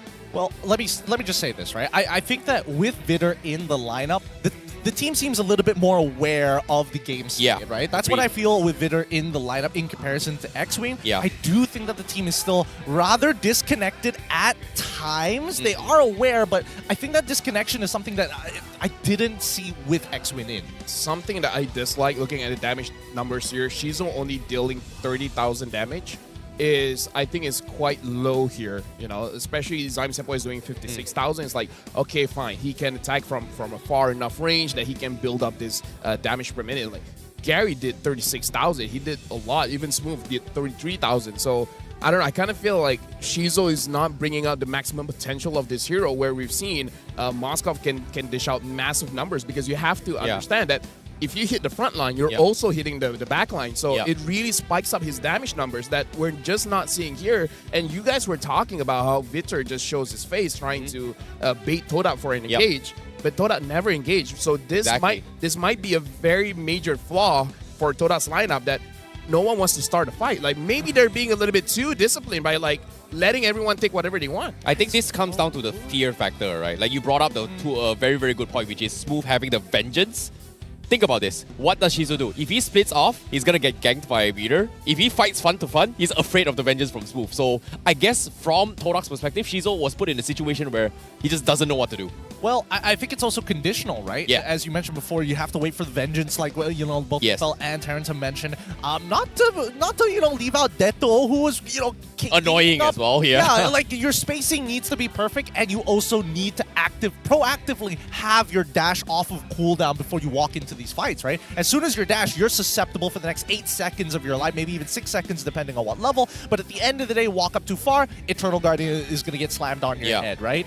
If you're below 50, Sasa can kill you even. And even then, right, you have to start thinking of your abilities as resources. I think that Shizu's resources far too independent and very selfish for as a necessity to survive. I would say going to the second game here, Todak can't allow Momo to lose that lane that hard. Yeah. Either in the drafting phase or their rotations, they gotta let Momo win, man. If Momo wins, there's more opportunities for them to do whatever they want. Is there any consideration of splitting up support as well as jungle rather than moving as a trio squad, but 3-2 in the opposite directions? I feel like that's definitely possible with certain heroes, right? Like something like a Yuzong that can win his lane. He just needs a few good traits here and there, and then he can start dominating by his own. Then yeah, just split them off. Just make sure that they don't lose enough, and then you're good. I think personally, when it comes to the drafting phase as well, when it comes to priority in particular here, King Empire definitely drafted this draft in a way where it took everything into consideration, right? Like, you talked about, hey, Vexana needs somebody in front. Guess what? Drop an Internal Guardian. That's somebody in front for you. And Todak just can't really take all these engages because of the fact that they can't, I would say, out-sustain the amount of peel and damage that King Empire brings to the table right now. And again, I feel like Todak just can't handle this chips combo right now. It's either they can't handle the chip combo, something I do think that they're probably going to ban when they take over, well, from Todak at the very least, take over on blue side, leave it up to KGE to decide it, right? A lot of these priority picks in the draft itself were coming out of blue side from KGE. Agreed. So we'll see. Maybe we'll get a more standard draft of what we're used to in the upcoming game number 2. Adjustments that need to be made probably comes down to the draft, and I do think that Ref Malaysia, they got to disconnect the support and as well as EXP, play more independent roles. If not, they just got to work on talking to each other. I don't know, man. Like, they have to figure it out, because if not, KG is going to have this in the bag, man. Because throughout the game, I would say the amount of control time, KG had 80% of the map all the time. Yeah. 80% of that map. When we look at our Hall of Famers here, Rich Guy, the carry, Sandbag, and as well as our best wingman, we have Sasa, Zyme Senpoi, Sutsujin, and Vitter as your best wingman. So far, I think, the stats check out. Yeah, Zyme Senpoi tried his best to deal out the damage, but again, it's just poking damage. It's not straight up, I'm going to attack this one guy. He doesn't have that space. Dota didn't have that space at all in this game. It felt like they didn't have a tank. Well, at this point, he might as well play Farsa, right? At least you have longer range. At least your pokes are going to be a little bit more, the damage sticks a little bit better overall. I felt like Sutsujin generally played a standard game. Vitter definitely showed a lot more presence this time in comparison. They're more confident with Vitter in the lineup. Well, for sure. That's why I think with Vitter in the lineup, they're more game state aware. That's why they're very like, oh, yeah. You've given us all the information we need, the step-by-step before we actually execute the plan. Because based on this, I'm seeing from KGE is that with Vitter, they're very macroly aware, whereas from X-Win, he's looking for micro plays to kind of distract the opponent's vision or their map awareness to a certain degree, and it's not really working out in terms of playstyle. But KGE with Vitter right now, and I want to see how they are going to be playing when the Chips is not in pool, because Chips, I feel like the way he played it was very, very good, because normally as a Chips, you see somebody, you have the highest tendency to I'm just going to go in, blah, blah, blah, drop something. But he intentionally not going in a lot of times forced Todak in a situation where, what do I do? He's here. If he commits, I'm dead. But if I split off, he might come from behind. So it's a bit annoying to deal with this kind of composition, if you ask me from Todak's perspective. Well, on a micro sense, yes, it is pretty annoying, right? Especially when you're playing on two opposite sides of the map. But once we look at these highlights, I think, this is the one good engage that we've actually seen from Todak. Yeah. Very well set up. This was the layering of CC that we were expecting to see from mid to late game onwards. And it does seem that with an advantage, even Toda is unsure how to use that advantage, which is very unfortunate. Having win that turtle fight, winning the team fight as well as the securing the objective, they immediately lost that by losing Zyme Senpoi a few minutes after that. Like maybe even a few seconds after that. So I kind of feel like Toda in this game looked disconnected. I feel like that's the best way to really talk about this. Not only the way that they engage, but also it's like, okay, we won one thing. How do we transition to the next? It felt like even they were surprised that, oh, we won this one. Now what? Yeah. Definitely think that this game should have been longer if it wasn't for Toda making that final mistake at the very end. But, you know, can't be too harsh on this. We are critical for the time being to see what we can learn here at the MPL MY, but at the very least, it's a best of 5, so there's more data to be collected. For the second game, at the very least, we've talked a lot about Toda. Let's talk about KGE. What do we expect to see from them, especially since now, well, I'm only assuming that teams want to lean into blue side, so therefore that means KGE would be on red. I think when it comes to this as well, again, here's my thing, right?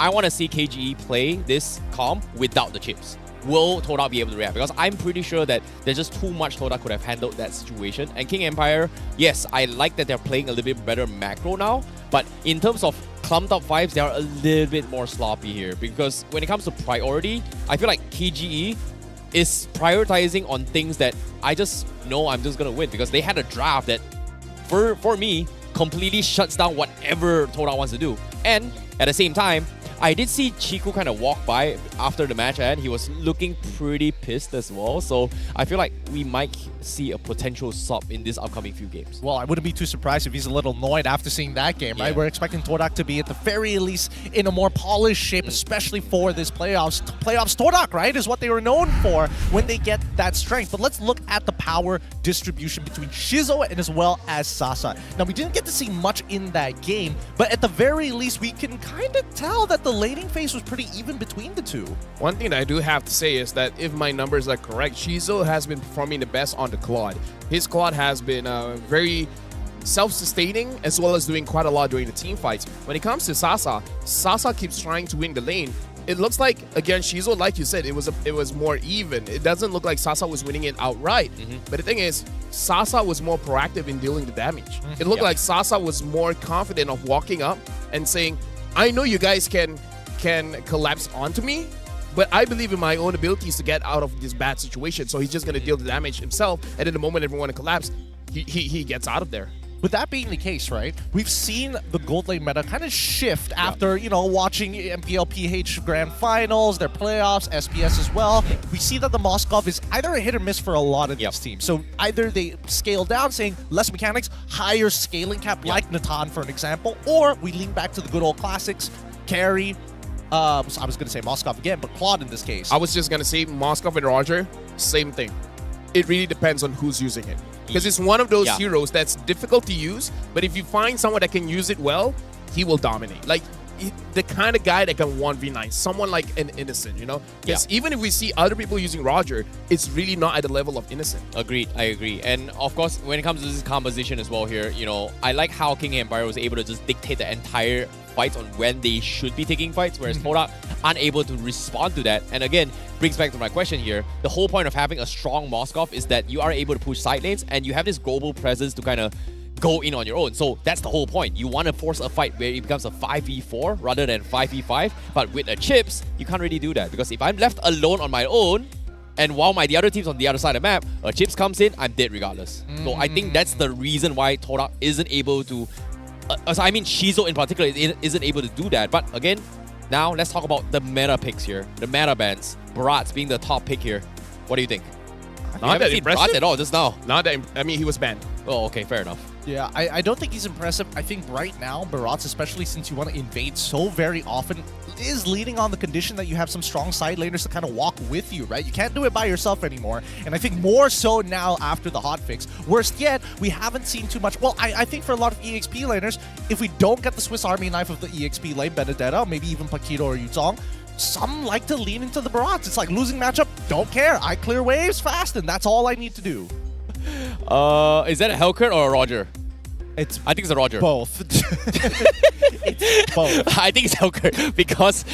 Okay, I don't see the difference. I'm not going to go there. They're both prideful animals. They both pounce on you. You don't get to say too much if it's a good engage. I'm seeing the smiles on Lafayette. He's like, he wants to go there, but what? What are you thinking, Rafael? No, silent but deadly, right? It's silent but deadly. Silent but Deadly disease. I'm just telling you. With 33 more seconds left on the clock here, the only thing left to discuss is the mid lane. Personally, for me, I think Deto's been doing quite a fine job here. It feels like Zaim Senpai, he's either all in or all out. You never see him like 50-50. I would say that Deto did not have to do that much in that game. Like Smooth, deserving of the MVP, really shut down what Toda was trying to do. It's kind of like they know he could do way more, but at the same time, he doesn't have to. He just does his job. To be honest, if I felt like if Deto didn't die twice to Gary, he would have gotten MVP. Like he played really well this game. There's a good chance that his stats will probably put him in that position, right? Now, we come back into the game and Todak have selected red side once again, putting KGE on first pick. They have to ban the chips. Like, respect that. Like, you guys, it's very apparent they couldn't deal with it. No, what? They're going for respect bans again. They're shutting down both Dato and Smooth once more. I think we can generally handle the chip. I think overall, considering the number of effective chip ults compared to how many times Smooth is just standing there and doing, doing more just by his presence and having the vengeance, I think that's good enough, right? I think that KG, they don't mind. They still have multiple lines of play from this drafting point in comparison to Todak. For me, I feel like chips is a fine bad, but it's like really... It's really just for Sword. If you're going up against Sword, you have to ban the chip. Okay. Todak menang Urza Cruz. Okay. Okay, bro. All right, okay. chip ban. Yeah, they have to respect this here. But now, but that being said here, Barats has been that true. So this time, they might be able to actually pick it up themselves, from KG. No one cared about Angela before, huh? Yeah. No one cared about Angela. I'm so glad people are straying away from Angela, especially for people who are like Deto and as well as Zaim Senpai. Yeah. They can play the game. Just give them a regular mage. Everyone keeps putting them on the Angela, and then they're like, their enabler is just doing doo-doo. Their jungler is like, no, I'm 3 levels behind, or even their Yuzong in the EXP lane is just struggling to breathe. So right now, KG, they have a lot of options here because the Barats and Fredrin are open. You can take one or just let your opponents take one of the other. And it looks like they're going to first pick the Moskov. Perhaps Sasa is a bit pissed. He's like, how dare you use Moskov like that? Let me show you how it's done. I think he just wants to try and diff Shizo in lane, right? Because again, this will now devolve to basically what? Are you willing to go back to your old faithfuls like the Claude or try to win out this lane early on this Roger? Yeah, Faramis is also in the pool as well, but I don't think Todak is going to pick this Natan right here, right now. He can pick it later on before he goes to the second phase here.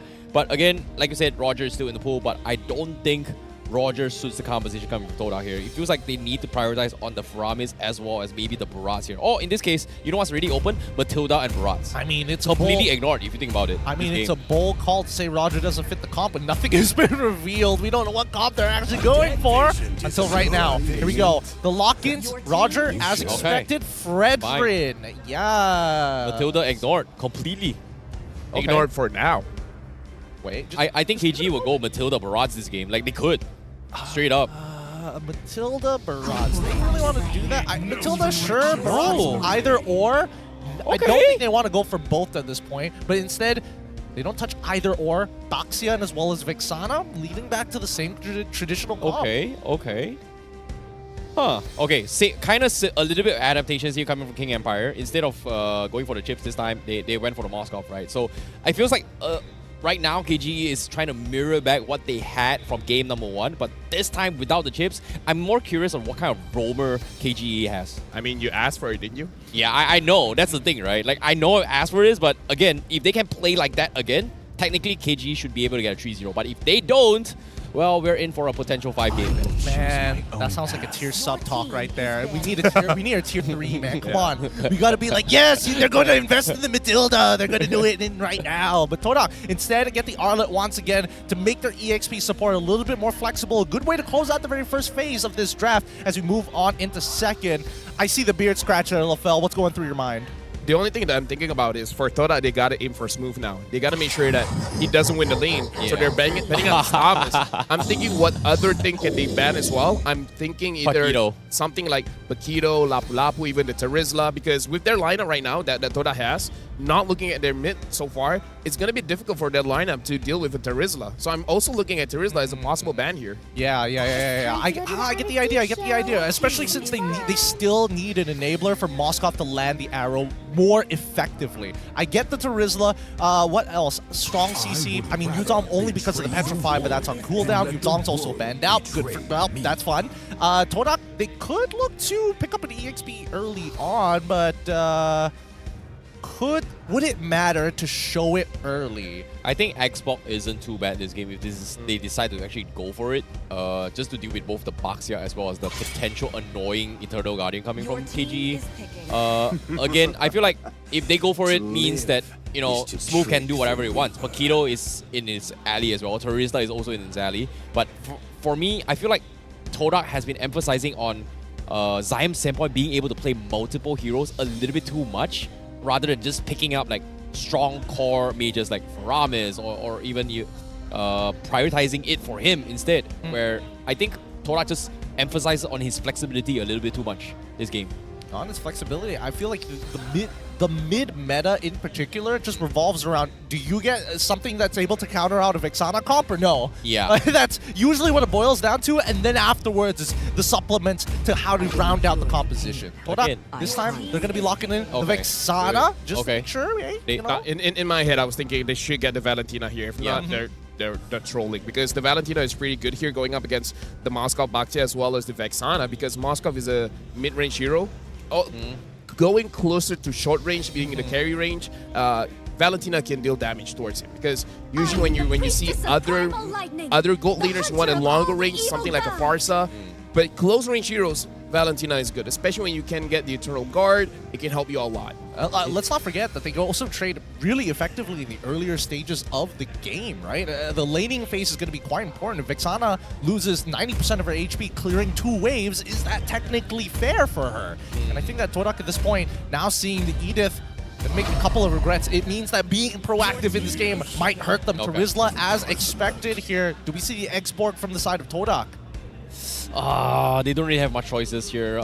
They can still go for like Paquito if they really wanted to. Are they gonna put the roam roughly on the Arlord roam here? Because it feels like they're trying to set up in this way, but I feel like this Arlord is actually gonna be played by Momo, and Todak might consider picking up like a Florin or Angela for Rafflesia, knowing his hero pool. I don't know. I feel like Arla in the support range, especially when you're up against an Edith, not exactly bad. Great. Is it? I don't think it really comes down to, can you vengeance the CC? Okay. Like if she once you got a vengeance, it's all about that one interaction, being able to deny the CC with your vengeance. That's all you need to do. Well, okay. Matilda thing. All right. Matilda instead. Okay, here's the thing. I feel like they still need to have the same idea. Let Momo win his lane. Now that you have a Matilda, you can get to his lane much faster.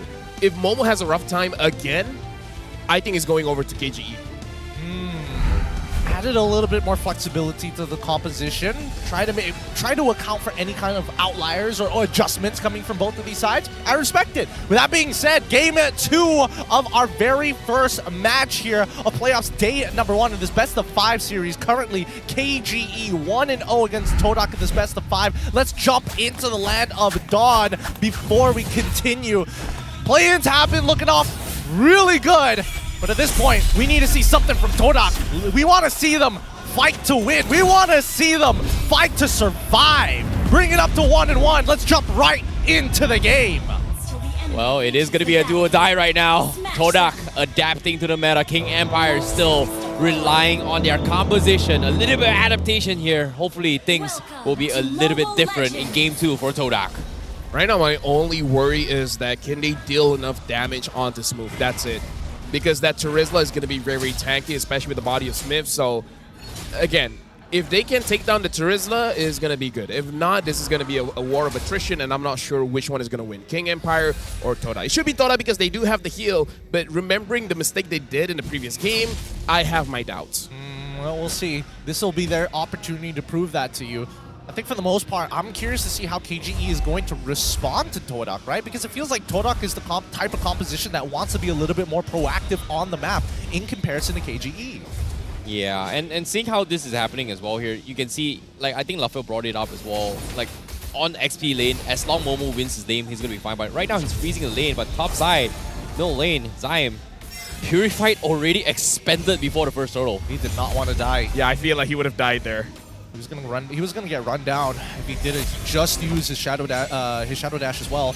On my bot side though, nothing much seems to be happening between Shizone as well as Sasa, both being very uninteractive, but Revelation just being mega annoying, just making sure that he spots out Sutsujin wherever he goes. I mean, like, the fact that Sutsujin is able to steal some camps over from Gary, I think this is a big deal, man. Like, in the early game, you will be able to feel the difference when this Baxia gets level 5 before you. Yeah, I think that's the thing about King Empire, right? Because of the rotations coming from Sutsujin here, he was able to steal a camp on top of it all. And once he gets his level 5, means that against Gary, he is most likely going to lose out in a retro battle in terms of overall damage output. But for now, King Empire, they're going to try to make a play up top, though. Do they get it? Seems like Sutsujin comes in. Oh, Toda dodges the bullet. Oh, I feel like they just wanted level 4 and they got it. Zaim Seppo is level 4 as well, thanks to his passive. So now, Toda going up against King Empire. Smooth hits level 4 now, so this becomes a little bit scarier for Toda. Yeah, it is going to be a little bit slow here. Smooth going to be zoning them off here. About a big final slash from Momo. Catches Vitter, but he somehow survives. Eventually falls. Smooth trying to fight back as much as he can, but he's going to be left completely alone here as Toda cleans him out all bit by bit. Zaim Senpai with the double kill. Good play by Momo. Good flicker final slash before they could posture for an angle on to that penalty zone from Smooth. They made sure that they bit quick and they bit fast. They dealt so much damage, right? The impact was huge. I mean, this is the strongest that Toda can be when Momo gets to play. The previous game, he didn't get to play, so this time, a little bit better, even though he is unable to roam as freely as he wants to. He has to stay in the lane just because the Terizla is controlling him that hard. But so far, at least he gets the advantage around the turtle. Oh no, Shizo actually got the creep as well. Sasa trying his best to scare off these wolves, but Toda, as of yet, they're feeling a little bit more confident compared to game 1. And King Empire, they have to play this carefully now. Yeah, man, the changes, the hotfix changes, especially to the Rogers, they're like, oh yes, he has too much spell vamp. You know what? Because you have too much life steal, we're going to make your wolf form a little stronger. We're going to give him more armor, so he's able to just tank damage from his boss ball for free. Oh, he's fine. He's being used. He's going to be able to get out here on top of the Matilda's gliding wind. King Empire once again in a very awkward situation. They're trying to set up with the Purifies, but again, Todak, they are aware about this. Look at this, Rafflesia. So much confidence now compared to the mineral game. Hey man, when you have 3 purifies on your side, it's just, what are you gonna do? Oh no, Peter is dead. Mistakes were made. Mistakes were made. Todak finds another pick. And now bottom lane here, Sasa might be in a little bit of trouble. They are gonna try and retrieve him as wave over here. Sasa trying to get out, but Shiso will get the kill. And King Empire now getting taunted by Todak Sutsujin in a very difficult spot, but again, Turtle going to be the priority here. Dato trying to make a play on his own, but it's not good enough. Momo strikes once more. Ooh, something about Momo getting a solo kill is very satisfying to me. Is it that satisfying? I feel like I've become numb to it, right? I expect him to kill somebody sometimes. Todak right now with a 2.3k lead in the bag. And right now, King Empire can't seem to be keeping up with the tempo. Like, Todak have really amped up on the gas. But here's the thing, though. Sasa is on this Moskov. He can make a difference. Yeah, it is going to be a little bit difficult here, but now with the final slash coming in, Momo getting caught out with the penalty zone. They're calling in the rest of the team, but again, Gary secures the turtle. Peter getting left all by himself. Shizo was able to find a double now. Gary going to try and catch out Dato. He does catch it. The Abraser's Wrath will not connect, but King Empire, they lose 2. They lose to the turtle, and they are losing map control as well, as Todak going to be knocking on a tier 1 down bottom. He learned his lesson. He flickered out of there, even though he landed the fear. He just didn't want the chance of getting one shot like the previous game. 0-7 currently, 4.2k lead for Todak. So, Gideon, let's have this conversation. Oh, yeah. You remember when we had basically negative win rate on the Arlet as well as the quad? Yes. Opening up the regular season? Yes. Moskov has been great everywhere else, right? Mm-hmm. Can we imagine for the first 2 days of playoffs, Moskov has a negative win rate? It might be a it's just an MY thing. You know, it's like, yeah, it's definitely an MY thing, man. Oh, dude, not even that. Even like even Natan had some pretty terrible win rates in the first 3 weeks until it slowly started to get back up into place. For the most part, I think that especially for these gold laders, it really is the pilot and not the plane. Yeah. Yeah, I do agree. So right now, Toda having 4,000 gold lead, this is massive for them. I like that this time Chizo is much more confident actually moving up and trying to deal out the damage compared to when he was using the Moskov. Now, this is Sasa. Sasa is one of the more veteran players in the MPL in general, not just in his team, in general. So I do want to see, after getting 3 items, how does he react? Because for Toda, you don't have the Vengeance. So he has more opportunities to free hit. Well, they're trying to get up his farm for now, as Peter and Dado also going to be setting up an ambush on his lane. Unfortunately, the concealed play gets scouted out by Todak, and they're not going to be able to react to this here. And as soon as this happens, King Empire, they have to back out. They lose a tier 1 up top. Todak, they're looking to try to make a play here. Zion Senpoi does have the primal form coming in, so he is going to be a little bit more hurtful. But Momo now getting scouted out by Susujin, but the teammates a little bit too far off to actually provide assistance right now. Hey man, it just goes to show how strong Todak is when Momo gets to play the game. And not only does he get to play the game, he's winning out in his lane. He's a full level ahead of Smooth. He was a full level ahead of Smooth ever since the very first turtle. And now KGE have no tempo, no control over the map, and we're able to get tier 1 bot side and top side, even though it was like a bit of a weird rotation, right? If you're in King Empire's position, I don't think Sasa wanted to move that early, but the fact that Shizo did really puts Smooth at odds against him. Yeah. One thing that I do have to say is Zion Senpoi is doing an amazing job controlling the mid duo. And all this while, it feels like he's doing it alone, giving room for Rafflesia to actually move around the river as well as stepping out the side lanes, because Zion Senpoi is level 10, Deto is level 8. It's been quite a while that they've been a 2-level difference here. So Zion Senpoi just using his passive, getting a level advantage over his counterpart, able to control 2. This is why I like the Valentina in this kind of draft, and I like it when Zion Senpoi is using it. Oh no, Sutsujin, he might be in a little bit of trouble here. Momo does have the angle for the final slash, but again, doesn't want to overcommit. Tier 1 still stands. Rafflesia getting scouted out by Vidder, but he's so low. Nice sidestep here, but does he have the taunt? Oh, Gary missing the taunt, so Vidder will live to tell another day as they try to strike back onto his top side. Gets scouted out, but here he comes, Gary. 2-man taunt, Zion Senpoi looking for the play. Eternal Guard stops the back line. Gary gonna be looking for the flank. Vidder gonna be surviving for now. Susujin will fall under turret. And Smooth as well tried to make a counterplay, but Zion Senpoi destroys them both with the double kill, not even using the ultimate here. Good work from Gary. Good work from Todak. They cut off reinforcement paths towards their tier 2 and canceling out the circling eagle mid-animation. Just very nicely done from Gary. Yeah, right now Toda is definitely in control. For King Empire, they're just buying time. And I gotta say, Dedo has to step up here because he's been very defensive. He's helping out his teammates, but he's not really being the one to enable things happening, if you catch my drift. He's reacting what Toda is trying to do. He's not forcing Toda to react to what he wants to do. I think the worst part is that he's not exactly the strongest diver on the team. He's designed to be an anchor, to sit in the back line and stay safe as much as he can and wait for that big impact moment. But Todak, I think he's worried about the flicker final slash from Momo. He's also worried about the circling eagle from Rafflesia. Good Spirit of Destruction, but I don't think it's going to result into anything.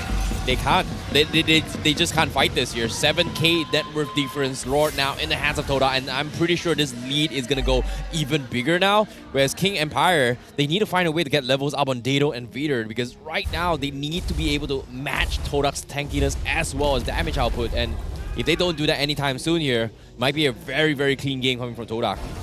Yeah, because I'm looking at all the levels, and it's only the mid that's really suffering here, because Zion Senpoi is 2 levels instead of Dedo. Everyone else just 1 level. Well, middle lane here, Smooth. He's going to get caught out, but at the same time, with the assist of Sasa, he's going to be able to get out here. Gary also going to be locked in as well, but Todak doesn't want to hard dives it yet. They are waiting for the Lord up on the top side. Waiting and waiting. Middle turret still will be standing, but again, it's all about timing right now. It's just when do they strike, and in this case, King Empire looking for the moment. They can't just open up the play. Weir still has the flicker. Dado just got his one as well, but the Lord gets defended very, very quickly. But again, objective is going to be the key coming in from Todak.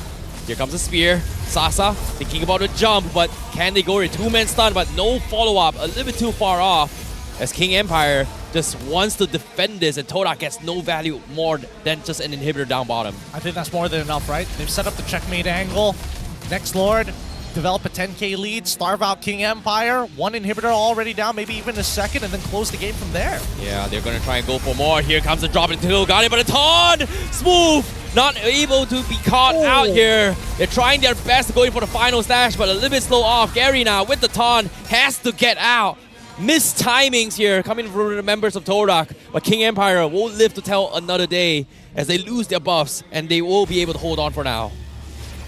Look at the damage dealt by Zaim Senpai. And this is just onto Neto as well as Victor.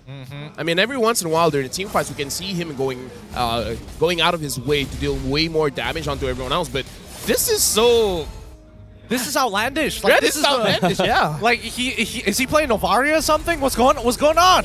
Zaim, he's playing a mid-range mage, and he's getting so much value out of it, for the most part. Oh no, Todak is back. They're spelling T right now, and guess what? Are they? I guess they're spelling T. They were. They're trying. They're trying. What? Roughly okay. Oh my God. Okay, there we go. They finally got it. Talk about miscommunication. How hard is it to make a T? You know what's really crazy? Zaim Senpai is level 14, 12 minutes in the game as a mid laner. No, like I said, this is... Everyone else is just one level different. Zaim Senpai is the one that the pass of Valentina is so good, people keep forgetting about it. Yeah, they do. Every time you are progressively, every time you're making hits against your opponent, you're getting the EXP, and it stacks up when you're being overly aggressive against your opponents. You're rewarded for that, in a matter of fact. But now this is where it all boils down to it. King Empire, they cannot give this Lord away for Todak for free. They gotta take something away, whether it be a tower, whether it be a pick, they need something. Yeah, this Lord is gonna fall very, very quickly here. King Empire not able to respond to this. They've got the spear, looking for the snipes, gets blocked off. But Todak once again secures the Lord. Going for the next objective here. It is gonna be the Pro Bowl. They need everyone. Penalty zone already expended from King Empire. No value for this as Todak is gonna be crashing in. 9-0 as of yet. King Empire not ready to fight this at all. They can't. I don't think they can at all. Oh, it's tough. Zaim Senpai in the base as well, and there's just no respawn here. Taunt from Gary. Gets out to safety. Inhibitor will fall. Todak continuing with the assault. Slowly but surely. King Empire not going to be able to do anything. They have to make a move at some point. Lord comes in. Peter finally makes the play. He's going to get collapsed here. They're focusing on Momo, but they eventually take him down. Final slash not committed. They lose Peter. They lose Sujin, but Sasa from the sides. He's making the play. He somehow survives this, and now Sasa will be able to push them back despite the crash from Todak. What a play from Sasa. Wow. That's the power of a Moskov. This is the 3-item power spike. In fact, looking at 14 minutes here, it might be a 4-item power spike. This is the strength of a Moskov. When he gets going, good luck trying to stop him. Right now, he has 4 items. He even has the Wind of Nature. I'm unsure whether he used it just now or not. But again, this is the strength. All you need is an opportunity. All you need is some space. Victor bought him space. Victor used his flicker to get the Earth Shatter to get something going on to Momo. And after that, Sasa was just like, you know what? Good enough. That's all I need. He finds it, right? I'm more surprised that he wasn't able to clean up the rest of Todak. Everybody was able, well, a good majority of them, right? The fact that only 3 people walked away with just a sliver of health was all thanks to Reflecia each and every time. I'm surprised that we didn't see Sasa clean up the rest of Todak in that fight alone, but this opens up opportunity, right? Now, they've technically, quote-unquote, missed the checkmate angle. Todak has one more attempt at this at 45 seconds. You know what's the difference maker here? What's the difference maker? The person that he killed was Momo as well as Gary. Yeah. Neither of them have enough kills for a shutdown goal. If he was able to take down Shizo with 4 kills or Zaim Senpai with 5 kills, he would have gotten a shutdown goal, and I kind of feel like he would have gotten his Malefic Roar as well. This is the foresight that Todak has, that the moment they see this Moskov going crazy, they're like, okay guys, we know where this is going, let's cut our losses. So this is their experience going up against Moskov, and they're like, we know we're ahead. We're 8,000 ahead, in fact.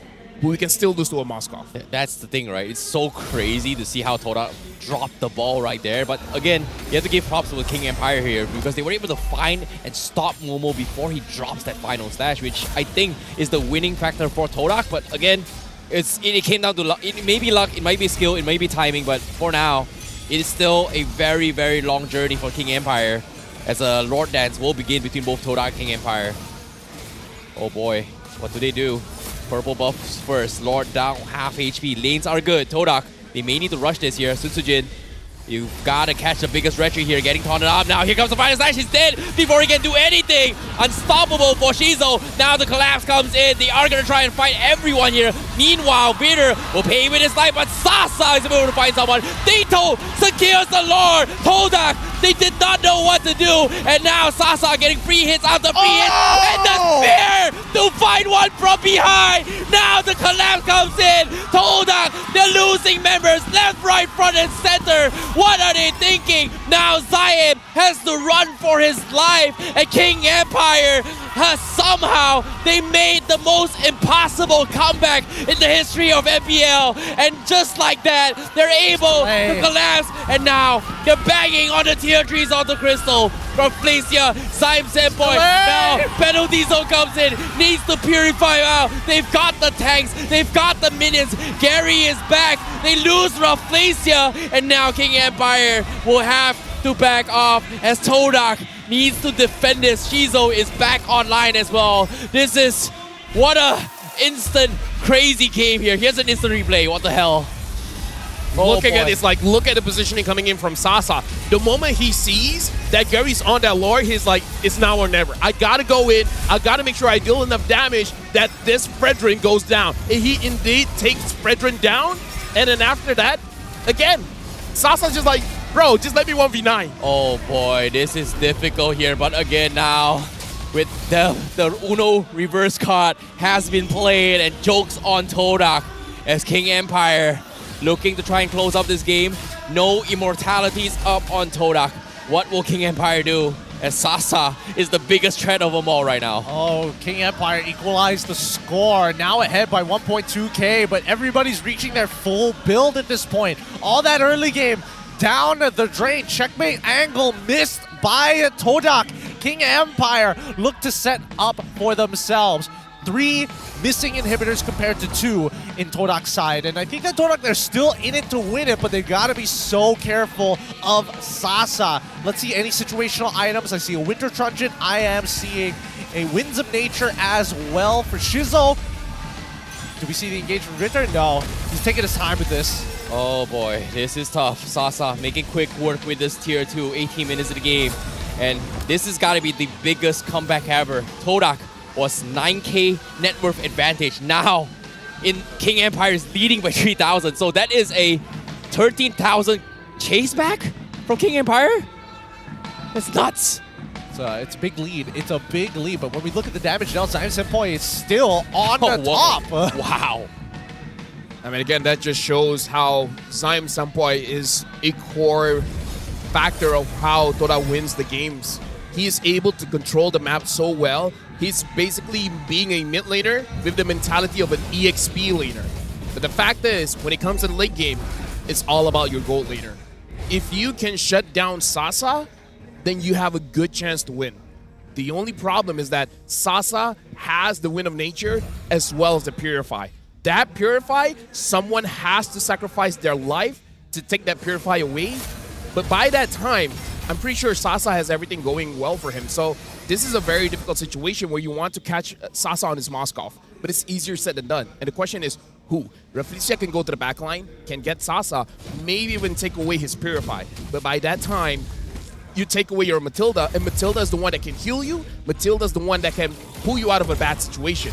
So it's not a good option to let Rafflesia be the one to go to the back line. And Momo has tried, but so far, not good results. I think the only person who can realistically do it is Zaim Senpai, right? But that's under certain conditions, and I think it kind of depends on whether Sasa decides to overheat. We've seen him overheat before in these playoff games. Here we go, the 50-50. Here he comes as well. He might be take 2 once again from Todak.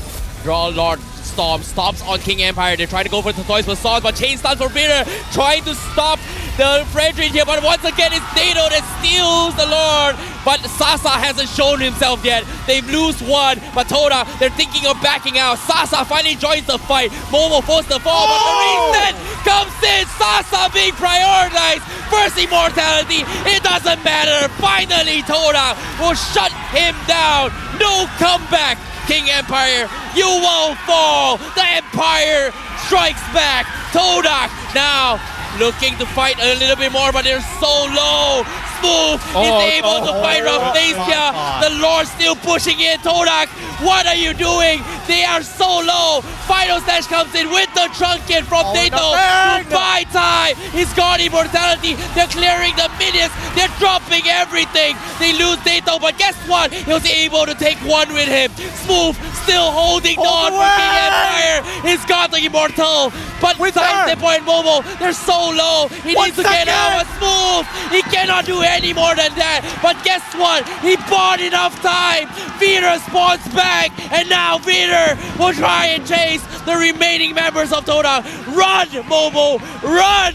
Veeder with the conceal. Are you gonna able to get out? He's gonna try. He's got ultimate. He needs to go, but the spear, no! He can't do it. Doesn't connect. Todak on full defense. King Empire trying to give us a game of our lives, man. What a game to start here in the playoffs for MPL. And that's a full reset for both teams. I can't believe the game did not end off of that. Todak desperate to end, but King Empire making sure that they hold on with everything they've got here in game number 2. Smooth was just like, you shall not pass. Everyone tried. He's like, no, I'm big boy Terizla. I'm the Rizzler. Oh, man. He took everyone down, man. He bought enough time that Victor respond. If Sasa hit that Spear of Destruction onto Zion Senpai, that's game. Yeah, that was totally game. They honestly should change Terizla's passive from Body of the Smith to Body of Wall, because holy cow, he's just keeping them out. Instead of Body Smith, Body Smooth. Yeah, Body is Smooth. Make it, that double it down, make it even better. Come up with a KGE skin while you're at it. My gosh, Dato and Smooth, a beautiful defense, but again, it was too close to be called comfort here, as both teams 50-50 could have lost that, and Dato stealing the Lord made things a little bit easier for King Empire to defend against that. Still, again, luck is a skill. Skill is sometimes made by luck as well. All right, they got to play this map well, because I think King Empire, they got to remember, they've got a Moskov on their side. It's high risk, high reward, but that's what you've drafted. At this point, they need some kind of control, because every single time I see this Lord come into place, Todak, they've got naturally pushing waves. They've done all of their chores, and King Empire is always on the back foot because of that. This is a crazy stat. Both 67% kill participation. In terms of gold per minute, Sasa has Shizo beat. Sasa in this game has been farming crazy. The KDA doesn't resemble it, but he's farming faster than Shizo. That's amazing. Agreed. But now Sasa, he just bought the power potion, so time is on King Empire's spot right now. They have to force a fight for the next 2 minutes before the power potion kind of wears off. Lord in the hands, down towards 30% now. Todak, what are they going to do? Do they take this on towards Sasa once more? They need to get the catch. Momo looking for the flank. Can't seem to find it. Gary with the taunt right now. It's not the right target, but they have to back off. Minions are being shoved up top. And King Empire still doesn't really know where Todak is. They're showing face, but they don't really know what to do. What's the best situation right now? How do they fight this? The Lord gets resetted. They need Vitter to zone out Gary or Momo, and Sasa just needs to not get caught by Momo. Maybe use a Spear of Despair against Gary. It's hard to say, because no matter what move you see come out of Sasa, it feels like there's a good counter response from Todak. Honestly, the longer they wait this is good for Todak, because the waves is in their favor. They played an ulti here. Gary still looking to commit to this. He's a little bit too far off. He's going to be able to get out here, but King Empire, they force out the Primal Wrath, and Todak doesn't want to overcommit here. They've dropped too many spells and not a lot of value from both sides. Now, minions shoved onto his King Empire, and Todak will be the ones in control as they try to zone off the members of King Empire. Smooth checking the Lord health, but he's a little bit taking too much damage. A little bit too risky as they make the jump. Sun Soo-jin still thinking what to do. Good Is luck, Shu Sun Unity Soo-jin. Good gonna luck. be wasting a little bit more? Gets stomped out as well, but here comes the collapse. They're focusing on him. Can he get the kill? No, he still survives. Sasa still thinking, join the fight as well. He's still alive. They find one. They're looking for more. Lord still surviving this, but KGE members, their HP is so low. Sasa poking through the Lord. Not good enough. Gary takes the Lord, but no one dies from both sides. Give me your thoughts on this, LaFell. Was it the right choice for Sasa to hit the Lord to maintain attack speed? Definitely not. I feel like Sun Soo-jin was not in a good situation to secure the lore in the first place, because I feel like Victor being taken down, Victor was the one with the Earth Shadow that can actually control Gary to make sure that he can't retry that. So the fact that Victor died, that was not a good time for King Empire to force that. He should have gone for bodies, not for the Lord. Yeah, I agree as well. I definitely think the Eternal Guard could have been used a little bit better, but let's see. Todak now looking for the end game here. Yep. This is going to be tough here. Smooth starting this off. Pedro Diesel comes in. He's going to be taunted his way through. First of all, that's going to be the first immortality coming in. Can he get out? He's getting taunted here, but the damage from Zion Senpai finds him eventually. They get two, but Sasa still standing on. He's got the life steal. Jizo manning up, but Sasa with the winds of nature is trying his best, but his best is not enough. There's just too much from Todak, and Todak takes Game 2 against King Empire, denying them the comeback as we tie it 1-1 here in the playoffs. What a way to start MPL MY. What a way here to see the playoffs. Two amazing teams pouring their hearts and soul in this Game 2. GG, well played. That's only the second game here, equalizing the score in this best of 5. Todak have done it so far, but can they keep it up for the rest of this series? It looks like we're going to be here for a long day, boys and girls. A long day indeed. You know what? I welcome it, man. Let's go all 5 games.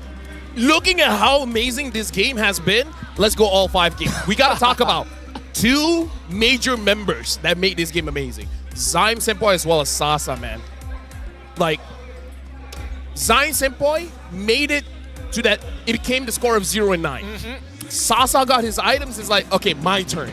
And what a turn he got, man. He got a good number of turns. It felt like it shouldn't have happened, but it did anyways. And I think, you know, Sasa, he made the super play to keep the team in the game entirely. However, there's just too many overwhelming odds against them, right? I mean, these late game lords, they're so strong. Even with a full Trinity build, clear those minions does still take a lot of time. Yeah, that's the thing about timers, right? Like Lord empowered minions as well as the Lord himself grow stronger over time, and there's only so much you can do on a marksman with only 6 items, right? That's why people tentatively say like Weapon Master is good, even the Florin Duo is good if they get into that stage of the game. But unfortunately for King Empire, it didn't exactly happen for them here. But now, let's talk about the winners.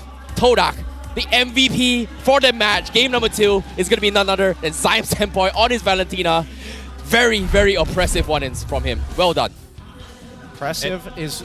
He did not die. Yeah, not a single death. It's an understatement. This guy not only is winning out in his lanes, he causes a 3,000 gold lead and is spilling his own lead into Momo's lane, allowing both of them to pop off. Can we also talk about how, for the majority of the game, he did the most amount of damage? Yeah. And let's talk about game number 1. He did the most amount of damage as well on an Eve, where everyone was just like, this hero doesn't deal enough damage. And then Zion Senpai is like, excuse me, hold my water. We got to keep it halal for this one. We got to keep it halal for this one. 5.3k damage per minute. Let's see if he stays above the 5,000 mark throughout the rest of this series, because that's 2 for 2 that I'm expecting. I say expect, but we'll see when the main stats come out, whether he's going to be the biggest damage dealer. But so far, so good. I think that Todak finally, you know, kind of pulled himself together on this one. Honestly, here's the thing, man. I kind of feel like the moment they got a kill onto Sasa, it was on him as well, because we got to think about Zion Senpai, not just a gifted player, but he's also one of the main shot callers for Todak. Yeah. He is telling everyone what to do, and he's making the right decisions. Even though we've seen some misplays here and there, but when he's involved, it looks good. You know, that's the reason why both Zion Senpai and Sasa's name has been popping out in all of MPL throughout the history, right? They are the 2 top players that we kind of, I would say, haven't gotten their love yet, or their limelight in particular here, because they were once former teammates. So obviously they play at the highest level. And in this case, this matchup to see both Zion Senpai going up with Sasa was just phenomenal to watch if you think about it. I think if Sasa had more space. A little bit more. I say a little bit more, but I do think that Sasa, especially into the Shizo matchup, has been pretty interesting. The laning phase, pretty dead. You know, don't get to see many advantages be created, but a single death in that lane, all of a sudden you're seeing 1.5 to 2.6k lead fall into the favor of the surviving gold laner. And it happens like in 2 games. It's happened twice already. Zyme Senpai still has the highest damage despite what Sasa has been doing. Wow.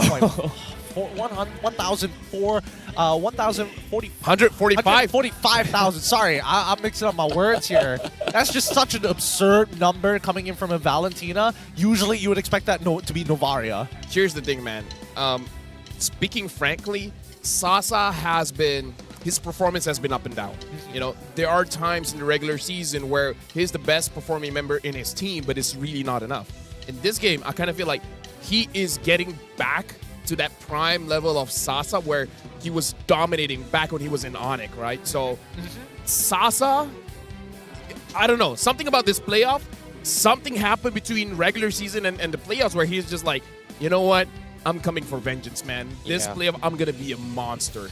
Like, that's the beauty about this, right? There's no second takes in this situation here. One team is going to be eliminated out of this game. And I feel like everybody has stepped up in this game. But I feel like the one that is going to be able to win King Empire is got to be coming in from Sutsujin. Because think about this, right? He's missed so many retributions. And he has been compensated by Dato. Think about this. A mid laner without retribution securing objectives for King Empire. And I don't know how bad Sutsujin. I'm not gonna lie, I've been giving shit to Dato for throughout the entire regular season, but today, he's been playing out his mind. Very strong words indeed, but I do think that Sutsujin was kind of left die alone. Like, he definitely was hanging out with Spalding on an island all by himself sometimes, because again, he's the only guy there. Everybody else is too afraid to walk up, and even Smooth, understanding his responsibilities, can't be given these free ults over to Zyme Senpai, right? That penalty zone has costed them a couple of games, but I think for the most part of it, Zyme, he is... Man, his trigger finger. He will never use a battle spell unless he absolutely needs to. Or he never picks up an ultimate, the IMU, until the very last second. Like, he is not only looking for Viter, but he's also taking into consideration, is there a better ult for the situation as it changes during fight? I really like how slippery Zyme Senpai is, because we've seen multiple attempts to gank him. And it's just like, I have Purify, what are you going to do? I have 2 dashes, what are you going to do? Right? I really like that he respects the engage coming in from KG. Like, remember the very early gank at mid? Yes. When Sutsujin came in? Instant Purify. He's just like, there's 2 people. Can I die? I can. I'm going to respect this. Yeah. Other people might not respect that. They might be like, I cannot play this. But Zyme Senpai is just like, I've played this game for such a long time. I know I will die. He knows it. And I think that experience put to good use on this Todok's next generation lineup so far. I mean, where do you think it's going to matter? Is it still leaning towards the EXP lane now that we've seen how Zyme Senpai is able to kind of expand beyond just the mid? I really think it is on EXP, because this time Momo is able to play, and their early as well as mid is much more stable. Compared to before, when Momo couldn't do much, there wasn't a lot that can be done. In this game, Zyme Senpai leading made it so that the EXP lane has a better shot, because Dato as well as Victor is not allowed free roam to go everywhere in the map, because Victor in game number 1, he was staying inside the jungle of Todak. This game, not really. Zyme Senpai is the gatekeeper. He's making sure that both of you stay in my vision. Both of you don't leave my sight. Yeah, and seeing how this is happening as well, I feel like it comes down to a lot of mental picture on how they are going to be able to respond to this. Because think about this, right? Like, even though Todak won game number 2, personally I felt like Todak should have had it in the bag right from the get-go. And they should have allowed Sasa to be able to do what he was doing. And to see how KG was able to push them back at this stage here, it is going to hurt them in the mental capacity here. And think about this. This is a best-of-5 series. We're not just talking about drafts. We're not just talking about outplays here. We're also talking about mental capacity. Did it get into the heads of Todak? Are they going to be able to bring this action or this momentum that they have into game number 3? Or is this just a fluke? I definitely think the momentum is going to help Todak more than it is for KGE. We've never known KGE as a very momentum-based team to begin with. And I mean, coming back to your point, the fact that they play around Sasa, that is the identity of the team, right? They are playing around Sasa 90% of the time and don't usually lean into the EXP until absolutely necessary because Smooth is just that type of player. Now, let's look at the item build progression. A new graphic for you guys to see what the items, what component items were purchased at what times. Just have a rough idea of when the power spikes started to come in, because right from the get-go, if we compare Sasa and as well as Shizo, we can see that Sasa was able to get first items in before Shizo, because Shizo decided to rush tier 2 boots first. Yeah, honestly, when we're looking at the items here, we don't, just one thing, we don't see a lot of item swaps. Shizo does more swapping than Sasa, so it does really show that Sasa for the later stages of the game, he's not, like, even Terrence brought it up, he bought the power potion. Maybe if Sasa is able to swap around items during the fight, maybe he could have sustained much longer, but maybe this is the limit of him as a player. He's very good at the team fights. He can get onto those targets, but he's not able to keep up with the standard of the gold laners nowadays, where we see rapid item changes. I think it came down towards a gamble, right? Like, was he willing to risk it in all this Lord, or was he gonna risk it with just item swapping? And for him to get that power potion to try and rush a lot and not being able to get it, look at the 24 minute mark. Hurt them a little bit more. Look at Shizo's 24 minute mark. Immortality into a Rose Gold Meteor into a Wind of Nature. And then in the 28 minute mark, when he was diving crazy onto Sasa to end the game, Immortality onto Rose Gold Meteor. Sasa is an amazing player, but if we're looking at the progression of the items here, we're starting to see a limit for Sasa. You know, like, I love him as a guy, I love him as a player, but we got to talk about the stats. We got to talk about the numbers. We got to talk about how you micromanage your items. This is a very difficult thing to do, and it looks like Sasa is having difficulties doing it. I don't know about you, but look at the top side here. What happened between Sasa's itemization? Because he had a Winds of Nature, and then suddenly he got a Malefic Roar, and then there was an Immortality, a Windtalker, and a Winds of Nature in the same duration of time. What happened out there? Oh, yeah. I mean, that was shoes? I think he sold his shoes for it. He did sell his shoes at the very, towards the end there, but he mainly did it because that was the base defense, right? That was like after, the base defense eventually started to come through around that time as well. I'm seeing the Winter Target purchase towards like 26, but even so, I get the point. I get the point that you're trying to get at, LaFell. I do think there is a little bit of a cap on Sasa as of right now in comparison to the younger gold laners that we've seen here today. And so far, it's made... Would it? I can't say confidently whether item swapping would have allowed Sasa to survive, but it might have given him a chance to outplay this situation. I mean, like, we can say that perhaps he did not have the gold for it, right? Because also that possible, that is, you know, one of the factors, because he did buy the power potion. The power potion is like, what, 3,000 gold? So if you're buying the potions, realistically, you should not have enough items to swap around your items very, very freely, because I don't think Shizo bought the potion. So no. Oh, no, he didn't buy. It's 1,500 anyways, but 1,500. At the same time, I feel like Sasa, even though he didn't, like, this was a very sick play from Sasa, right? This was the reason why it's what I was able to kind of lose out on momentum. Sasa making a lot of crucial plays, but again, I don't think it came down to a situation where Sasa needed to item swap, because he was still technically alive in the final base defense. So for me, the turning point for those two fights was literally at that Lord pit, where it came down to 50-50. Sasa went all in with the power potion, tried to snipe the Lord. The Lord Storm came up, they missed their retreat, boom, GG, well played. The thing is, the Lord hit Toda, it didn't hit KGE. No one from KGE was hit, weird, so they should have secured it. They should have, right? So again, my question still comes back to Sutsujin, you gotta step it up, man. Like, come on. I feel like Sutsujin was still okay. It's the Victor is the one that we see definitely like after fell off a little bit, right? Yeah, I definitely think that Todak is playing a little bit more aware with how Vitor is going to be moving around the map, and more importantly, the fact that his target the guy with the CC, right? There's only technically Vitor who has the most amount. Baxia has 1 in comparison to 4 from the Eden, so you know, they got to weigh the cost and benefits. But with that being said, at the very least, it looks like we have a bit of an interview with Rose up on the stage. Or where is she right now? Let's throw it over to Rose. Terima kasih kepada caster-caster kita. Hai semua, this is Rose. Dan sekarang, Rose bersama owner pasukan yang tengah main. Kita ada Hajilan daripada Todak dan juga kita ada King Shah daripada KGE. So first of all, I nak tanya semua sihat ke? Oh, sihat Alhamdulillah. Suara dah tak ada. Oh, dah tak ada. Baru game kedua. Kita main best of 5 hari ni. Okay, let's start dulu dengan King Shah lah kan. Tadi rasa puas hati tak tengok first 2 game tu dah sengit macam tu, apa lagi game seterusnya kan? Oish, itu memang dah lebih pada puas lah. Tapi walau macam mana pun kita tahu, semua tim sentiasa ready untuk playoff ni. Betul tak? Jadi kita hanya buat yang terbaik saja. Saya cakap kat tim saja, kali ni je, all out.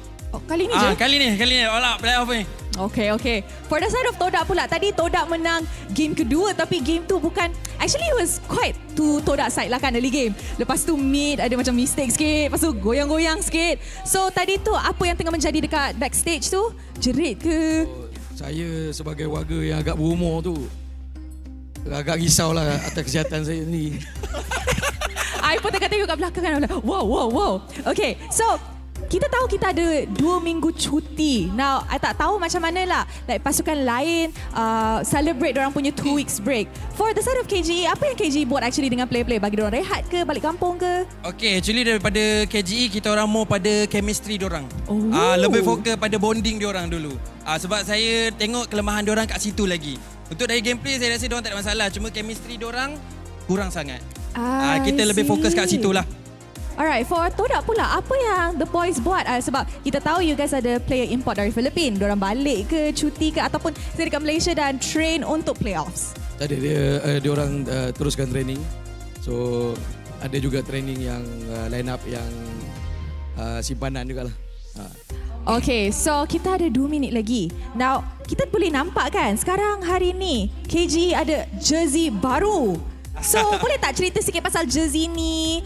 Adakah jersey lain dah tak diguna ataupun what's going on actually pasal jersey? What's going on? So, kat sini jersey ni kita tak pernah war-warkan macam sebelum ni. Biasalah jersey kita dapat kecaman kan. So, kita keluar yang baru ni kepada haters pun dia tak kecam. So, kita tak pernah peduli pun. Janji kita orang pakai. Itu je. So, kat sini kita boleh nampak mau pada sponsor kita lah.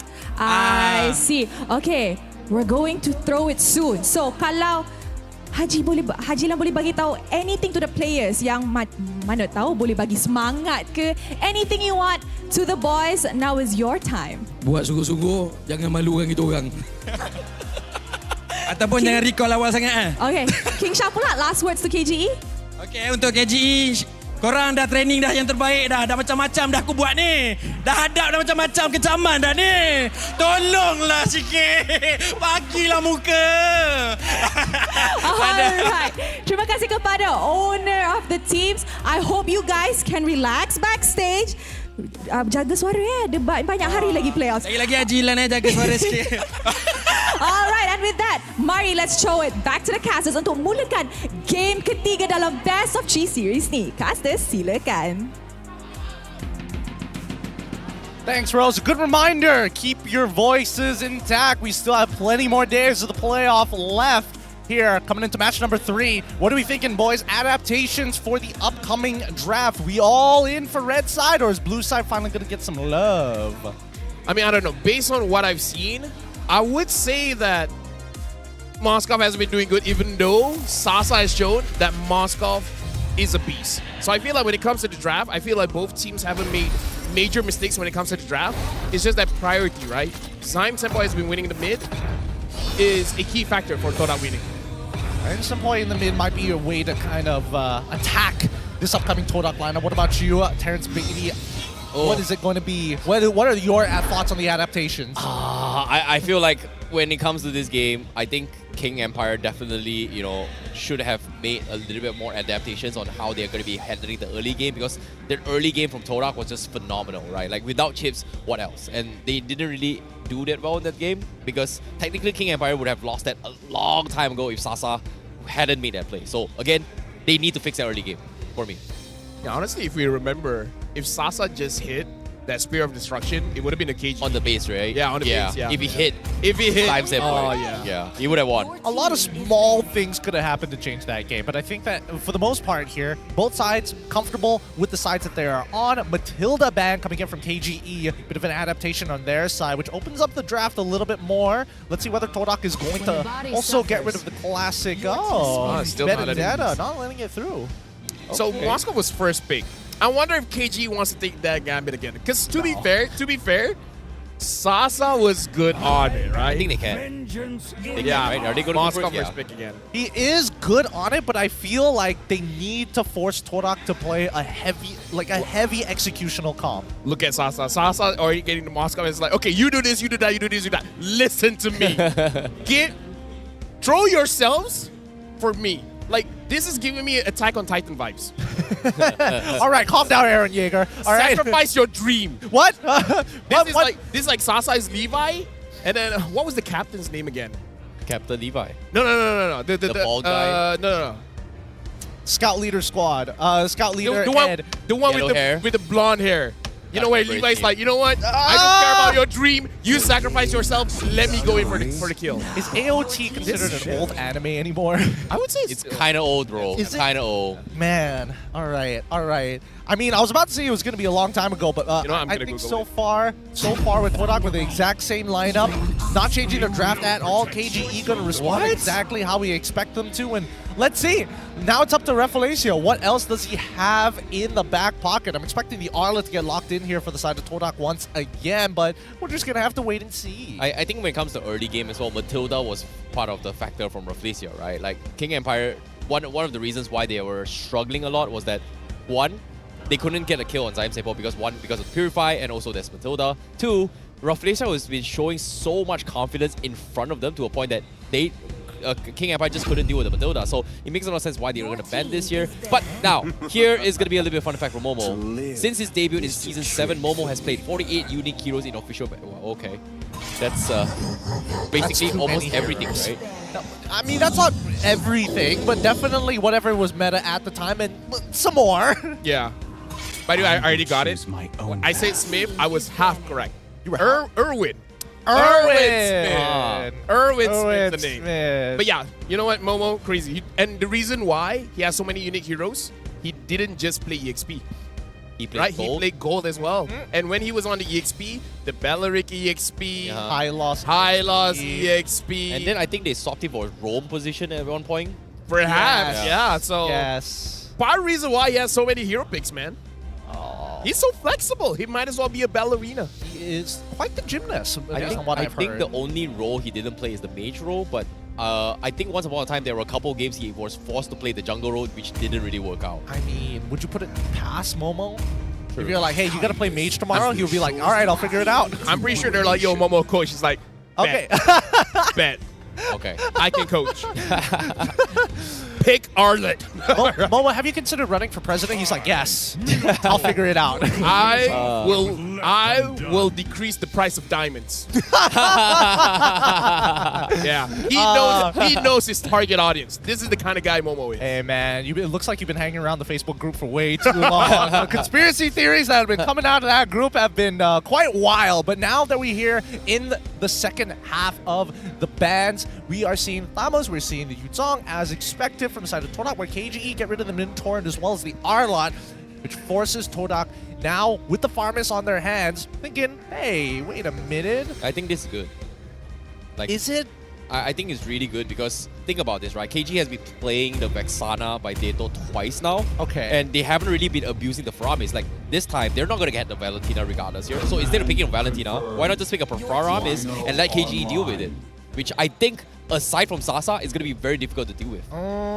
Wait, so you're saying this is good for Toda or this KG? is good for Toda. Okay, good for Toda. Yeah, good for Toda. Okay. Because I'm thinking worst comes to worst, KGE is gonna play like pretty much the exact same draft. To be fair, like yeah, Farm this is comfort, right? I feel like at this point, instead of a Terizla, they should go for a Lapu. Like, let's get a damage dealer because Lapu is pretty good going up against Pyramis as well. It looks like they're picking up the Edom as well as the Export. I mean, it makes sense. Not many bursts. I agree with you on the damage outcome. I was leaning more into Paquito. I think Exborg is like the safest option. But doesn't this allow Toda to pick up the Paquito? Yes, it does. It does, in a matter of fact. But I mean, one way or another, I think it feels all right for Todak. It's going to end up being like a dive-heavy EXP laner.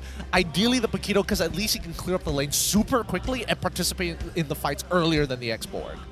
A lot of choices. The Lapu still can burst down this Exborg, so I feel like showing the Exborg early, like this Exborg can be the reason why you win or you lose, right?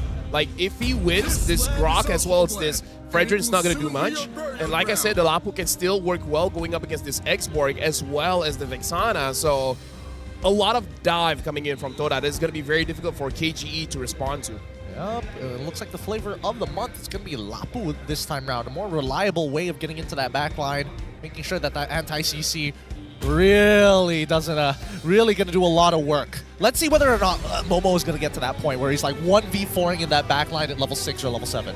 Momo's the kind of guy that will sacrifice himself, man. I'm just going to die. If I die, sure. You guys, make sure you clean up house. Well, this is going to be an important moment here for both these teams. Both pretty much drew first blood, taking a game themselves here. Both Todak as well as King Empire looking to try and challenge themselves to the limit, to push themselves to continue their journey in the playoffs here as we are about to head into the land of the dawn. Now, best of 5 finally reset it into a best of 3. King Empire versus Todak, game number 3 to decide who will advance further. Let's drop right into it. Back into the land of dawn we go for this third matchup. Let's see where their priorities are going to be, because once again, these gold laners have gotten to the finish line or close to the finish line, but it's really the EXP laners who've been getting them over that hurdle.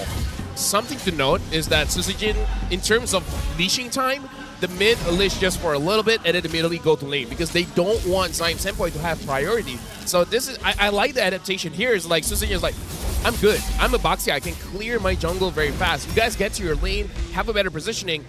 Make sure you guys don't get bullied out by Zaim Senpai. Just that one micro decision is already making them look a little bit better when it comes to the lane. And they've already stolen the camp at the same time, right? I think that KGE are on the right warpath. They need to make sure that, for the most part, EXP, it's you don't really need to do much with it. You're an export, it's already pretty difficult to kill you, so now you just focus on clearing the mid and as well as the gold waves. Just make sure your presence is there. Make sure that Todak don't get to walk around that area as comfortably as they should. Right now, Rafflesia looks like a little bit low. I like the attempt for Toda as well as King Empire. One thing that we do have to bring up is that the EXP laners are more damage-oriented for this game, which I feel like for the flavor of this best of 5, Toda going up against King Empire, having amazing EXP laners by both teams respectively, I think this is a good call.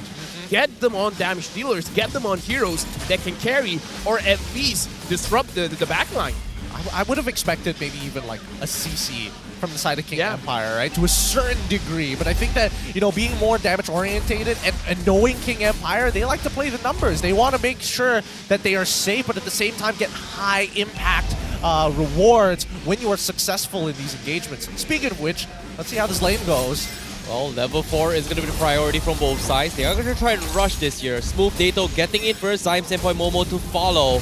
The collapse is about to happen as well. Turtle getting resetted here is trying to go for the fight beater. Going for the kite here. They're going to focus him down, but the Faramis NetherRealm keeps him alive. Susujin finally gets the kill. Actually, it's going to be Fudo that takes first blood. Now Momo next to fall. And King Empire getting to Rafflesia, forced to get out. But that's going to be Turtle in the hands of King Empire unless Zaim Senpai is trying to make a play here. He's got the Ghostbusters. Nope. Not going to happen. Turtle in the hands of King Empire. Yep, Ghostbuster's not going to be enough there to beat out a Retribution, and more importantly so, the fact that Rafflesia didn't hit 4 on time, and Bitter still had enough HP to make it happen. Well, the pin on top, Shizo. How did that shatter not land?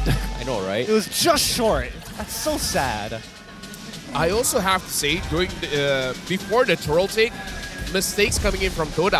Momo used his Brave Spider a little bit too early and then got crowd control by Neto, making it so that he doesn't get to the pit fast enough. At that point, I kind of feel like avoid Dato for now and try to go for the jungler. Well, Zyme Senpoi now getting harassed a little bit, but as of yet, he's going to be fine as King Empire finally winning the early game compared to the game number 2 here, as they are going to try to make an invade here. Rafflesia does scout this out. Do they want to try to force the issue? But seems like objective is going to be the way for King Empire as they set themselves up top. You saw that, you did, right? Yeah. All that effort just for one auto attack to steal away the camp. The freest camp, man. What? You know, no, I'm not gonna talk about it. Sutsujin is good with the 10s. He's not good with the single digits. If it's 1 or 2 HP off, it's like, hey man, it's not my fault.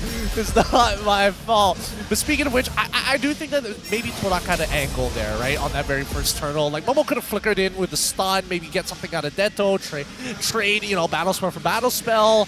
Maybe that could have been the difference maker there. Let's have a look at the AI winning predictions. It's 66 to King Empire, 4 minutes into this game so far, with 16 seconds left on the clock before the next turtle spawns.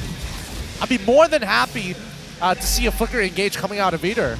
Yeah, I mean, like, King Empire right now with 1.6k gold lead. It's a very sizable lead when it comes to the first 4 minutes of the game. Toda, they can turn this around by having a good fight around the turtle with their kind of draft. I'm almost looking forward to more fights instead of focusing on the objective on the turtle. I think that would make the most amount of sense here. Smooth is pretty far ahead in his lane so far. Could be a little bit better. Zime's out. They're going to try and force a fight on Zyme. Zyme dropping down very low. Sutsujin getting blocked off from the rotations. Turtle completely resetted, but they do force out the Toys Persons on King Empire. As Todak looking for the juggle. 1 level ahead for Sutsujin. He's got the retreat. Momo looking for the flank here. Smooth still jiggling their way through. Witter now with the Feramis out coming in. Gary steals the turtle. Smooth pops the run away. Momo zoning the back lines. Finds a pick on Dato. Smooth now needs to get out. Momo thinking about the save, but the wall does not connect. And they will find Wither on the bottom side from Zyme Senpoi instead. Good wall charge coming in from Rafflesia to cancel out or stop Sutsujin from getting a retribution of his own. Still a little late. Those 2 seconds definitely mattered there. Now with the rest of Torak. Now that they've kind of like opened up the map a little bit more and cracked open the tier 1 down on the bot side of the map, we'll see whether or not they're just going to extend the laning phase, right? Because I feel like Shizo, for the longest of times, pretty dead lane against Sasa. I mean, Sasa, yes, is technically a wave ahead of him, but at the same time, you would have expected Roger to be more proactive or at least start the snowball to get a couple of kills. I know you're talking about the gold lane, but I gotta talk about what Momo has been doing. It looks like the idea is before the turtle fight, make sure that the Faraka armor is gone. That's number 1. Oh, before that, Dato gets spotted. Oh my goodness, Dato now getting caught on. They're calling in Sasa for help here. Momo getting escorted with the NetherRealm. He's going to be able to get out for now. KGE, they're thinking about forcing the fight. Shizo is here to show himself, but again, they don't have the burst damage here. They need Dato, and they will disengage. Gideon, I gotta say, I'm gonna talk a little bit about numbers. 3 times, Momo went straight onto Dato. Something happened in the draft where they say, Momo, eyes on Dato. We don't care about anyone else. Don't let Dato play the game. Yep. I think it's just the intervals here, right? Like, Momo understands if he leaves lane, he wants to bring down that Faraga armor as much as he can from Smooth. Second objective, dive onto people who don't have much counterplay. And in this case, it's going to be Dato, right? He doesn't, unless he has his flicker off of cooldown, that's his only escape mechanic once the Bravest Fighter is out. The anti-CC makes his Fear and the Eternal Guard pretty useless. And right now we can see Momo arriving in lane, and Toda, they're in prime position to actually start the turtle. Now Toda has a little bit of a lead. 600, not a lot, but still pretty good coming into the 7 minutes here. Rafflesia is finding Victor. Victor needs a good engage here to give a good chance for King Empire to win this one. Oh, it's actually looking kind of good. Keep your eyes on Momo there. He's looking for Deto, and he's looking for that flank angle. So far, Smooth just melting down Rafflesia. Oh, it's going to be tough here. Gary now going for the taunt. Looking for the juggle. They're still waiting for the right moment to strike here. Turtle gets reset at Momo. Can't seem to find Dato yet. He hasn't really shown himself, but conceal play from Lacesia. Finally sees it, forces the flicker. Wall charge completely whiffing the mark now as the turtle about to drop the retreat threshold here. He's gonna get pulled back. Suzuki looking for the retreat. Finally walks up, takes it out. Now NetherRealm has been expended. They're gonna try for the collapse. Gary can't seem to get the taunt, but they will focus down on Vitter from Todak as they take one despite losing the turtle. Holy cow, Vitter exploded there. Didn't even get to see him use his ult effectively as well. That wild charge flicker from Malaysia really making the difference here, but at the same time, the bleeding has begun. Shizo finds a trade in towers on the top side while mid lane gets taken out by Sasa. All in all, considering the amount of battle spells that was used, not too bad from King Empire, but not enough to take the lead. I'm a little bit worried about Todak here. This game is quite even. And I feel like going up against Moscow is not really even, right? Like, even means Moscow is winning. 0-0-0. Sasa has been avoiding every single fight. He's just looking for minions. He's just looking for turrets. And right now, looking at the AI winning prediction, Todak is there, but I don't know how long they're going to be there. Oh, now here comes the engage. You're dropping everything for a place here. Nether Realm barely a pixel away. Is going to be in a little bit of trouble here as Senpai getting caught out.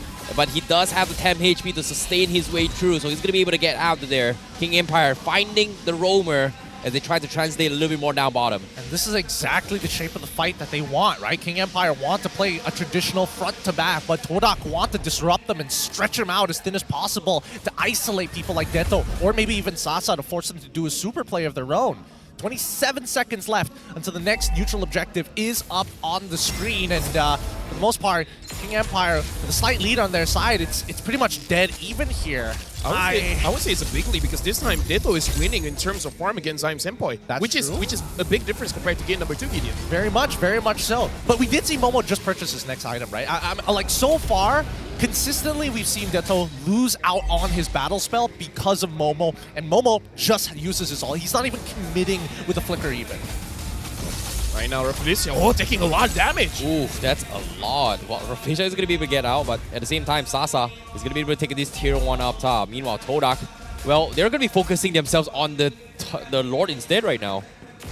Well, right now, Shizo finds Sasa, but it looks like Sasa's the one that finds Shizo. No way, Sasa, you gotta do this. He's gonna go for it as well. No, he's hitting a turret. Sasa in trouble. He's gonna get caught out. Mistakes were made, but Smooth will be there to save the day. But he needs to get out. He's got no immortality. He's got no flicker. He's getting chipped away. Rafaelicia missing the stun here. Senpai Ghostbuster, last tick. Auto attack will steal the deal.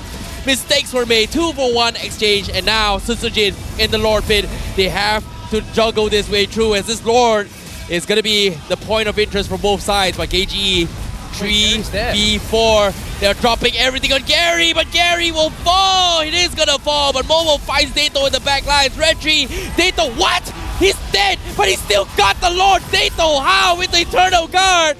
And now Peter gets out, Sutsujin gets out. Todak, what happened? What? Man, I thought it couldn't get worse for KGE, but they got the Lord at the very least.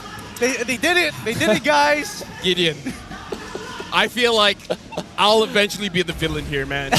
Like, I'm questioning Sasa on his abilities, like hitting the turret instead of the player. I mean, there's 3 buttons in the basic attack realm, you know, you can choose. And then, how many times have Sutsujin failed to secure the Lord? Oh, speaking of that, as you doubted, Kasaskar as he comes in with the Sika Spear, runs in front of Shizo, takes him out, gold laner out of the equation, as KGE will continue the assault. This is the KGE redemption arc, right? Yeah. They heard it, they're like, okay, LaFell ain't happy with us, we gotta save ourselves. Wait for the super play. It's going to happen. Keep your eyes on them. Sasa and Bitter, they're the ones who make the difference here, and even Deto.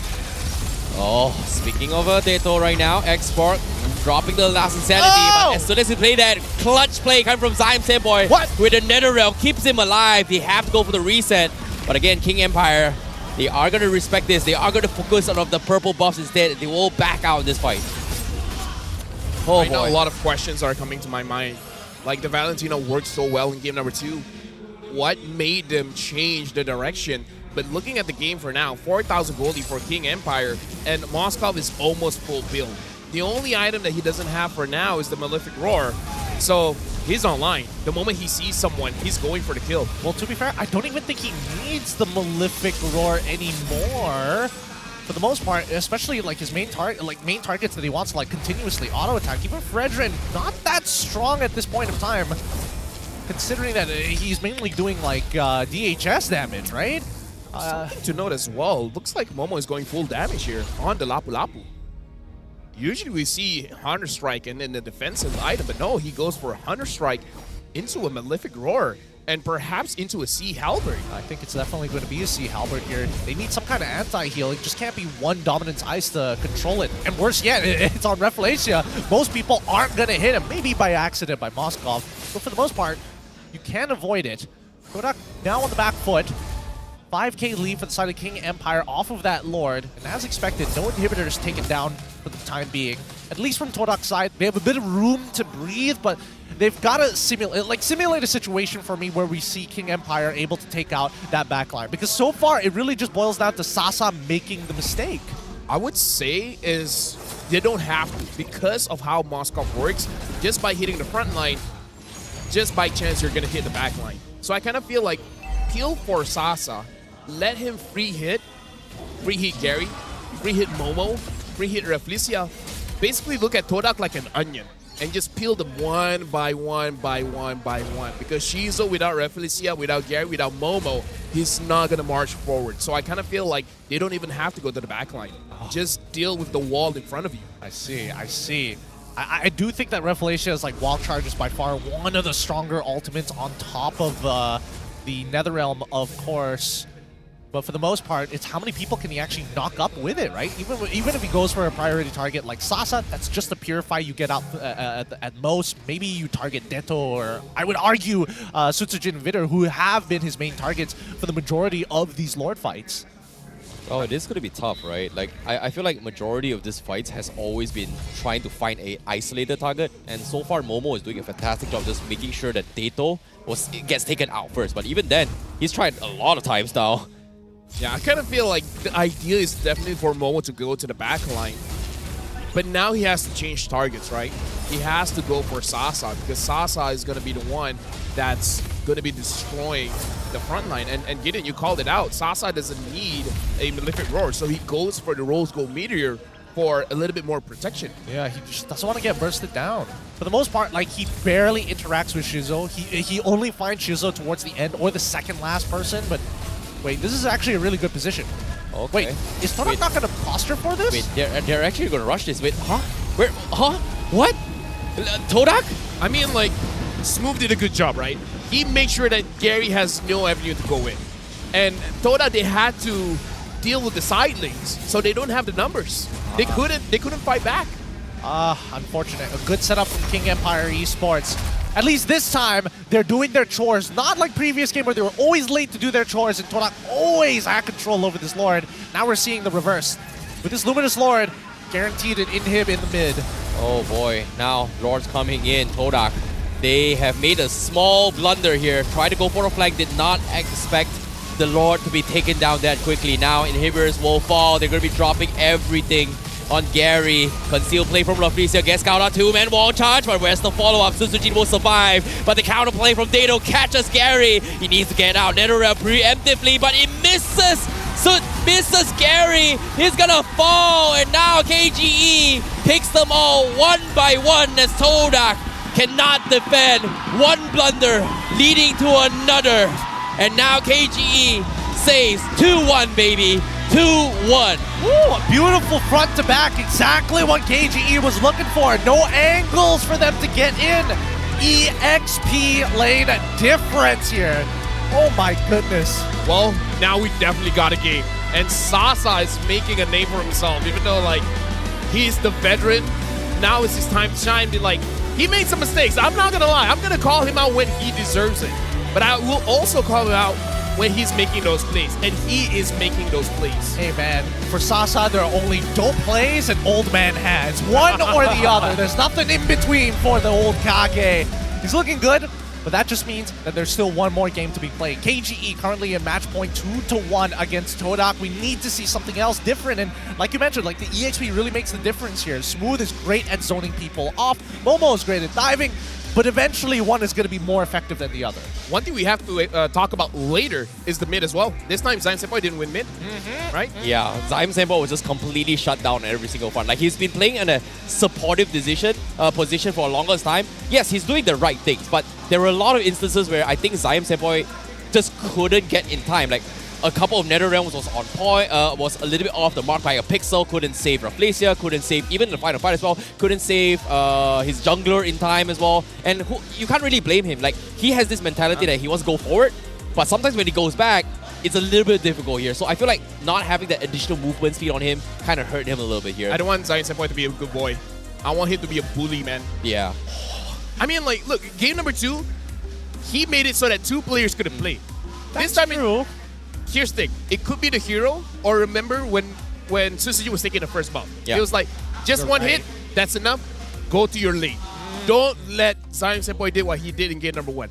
That could also be the difference. That also could be the difference. But first, let us show you our MVP. Currently sitting backstage. Let's have a look at his face right now, because give it up for this man from KGE. It goes over to Deto, having a bit of a rough early game thanks to Lapu, Mr. Momo himself. But he still manages to clutch up when the time is right. Give it up for our MVP, Deto, with his 4-3 and 4 score. Doesn't break the 5,000 damage mark, but definitely plays a good, a follow-up role when you see Vitor finds these engages. I don't know about you, but Deto 3 games in a row has been stealing Lords one after another, and for some reason, even after he's dead, his Lord stole the Lord. It's crazy. I'm the jungler now. Look at me, Sutsujin. I don't need retribution, all right? I am retribution.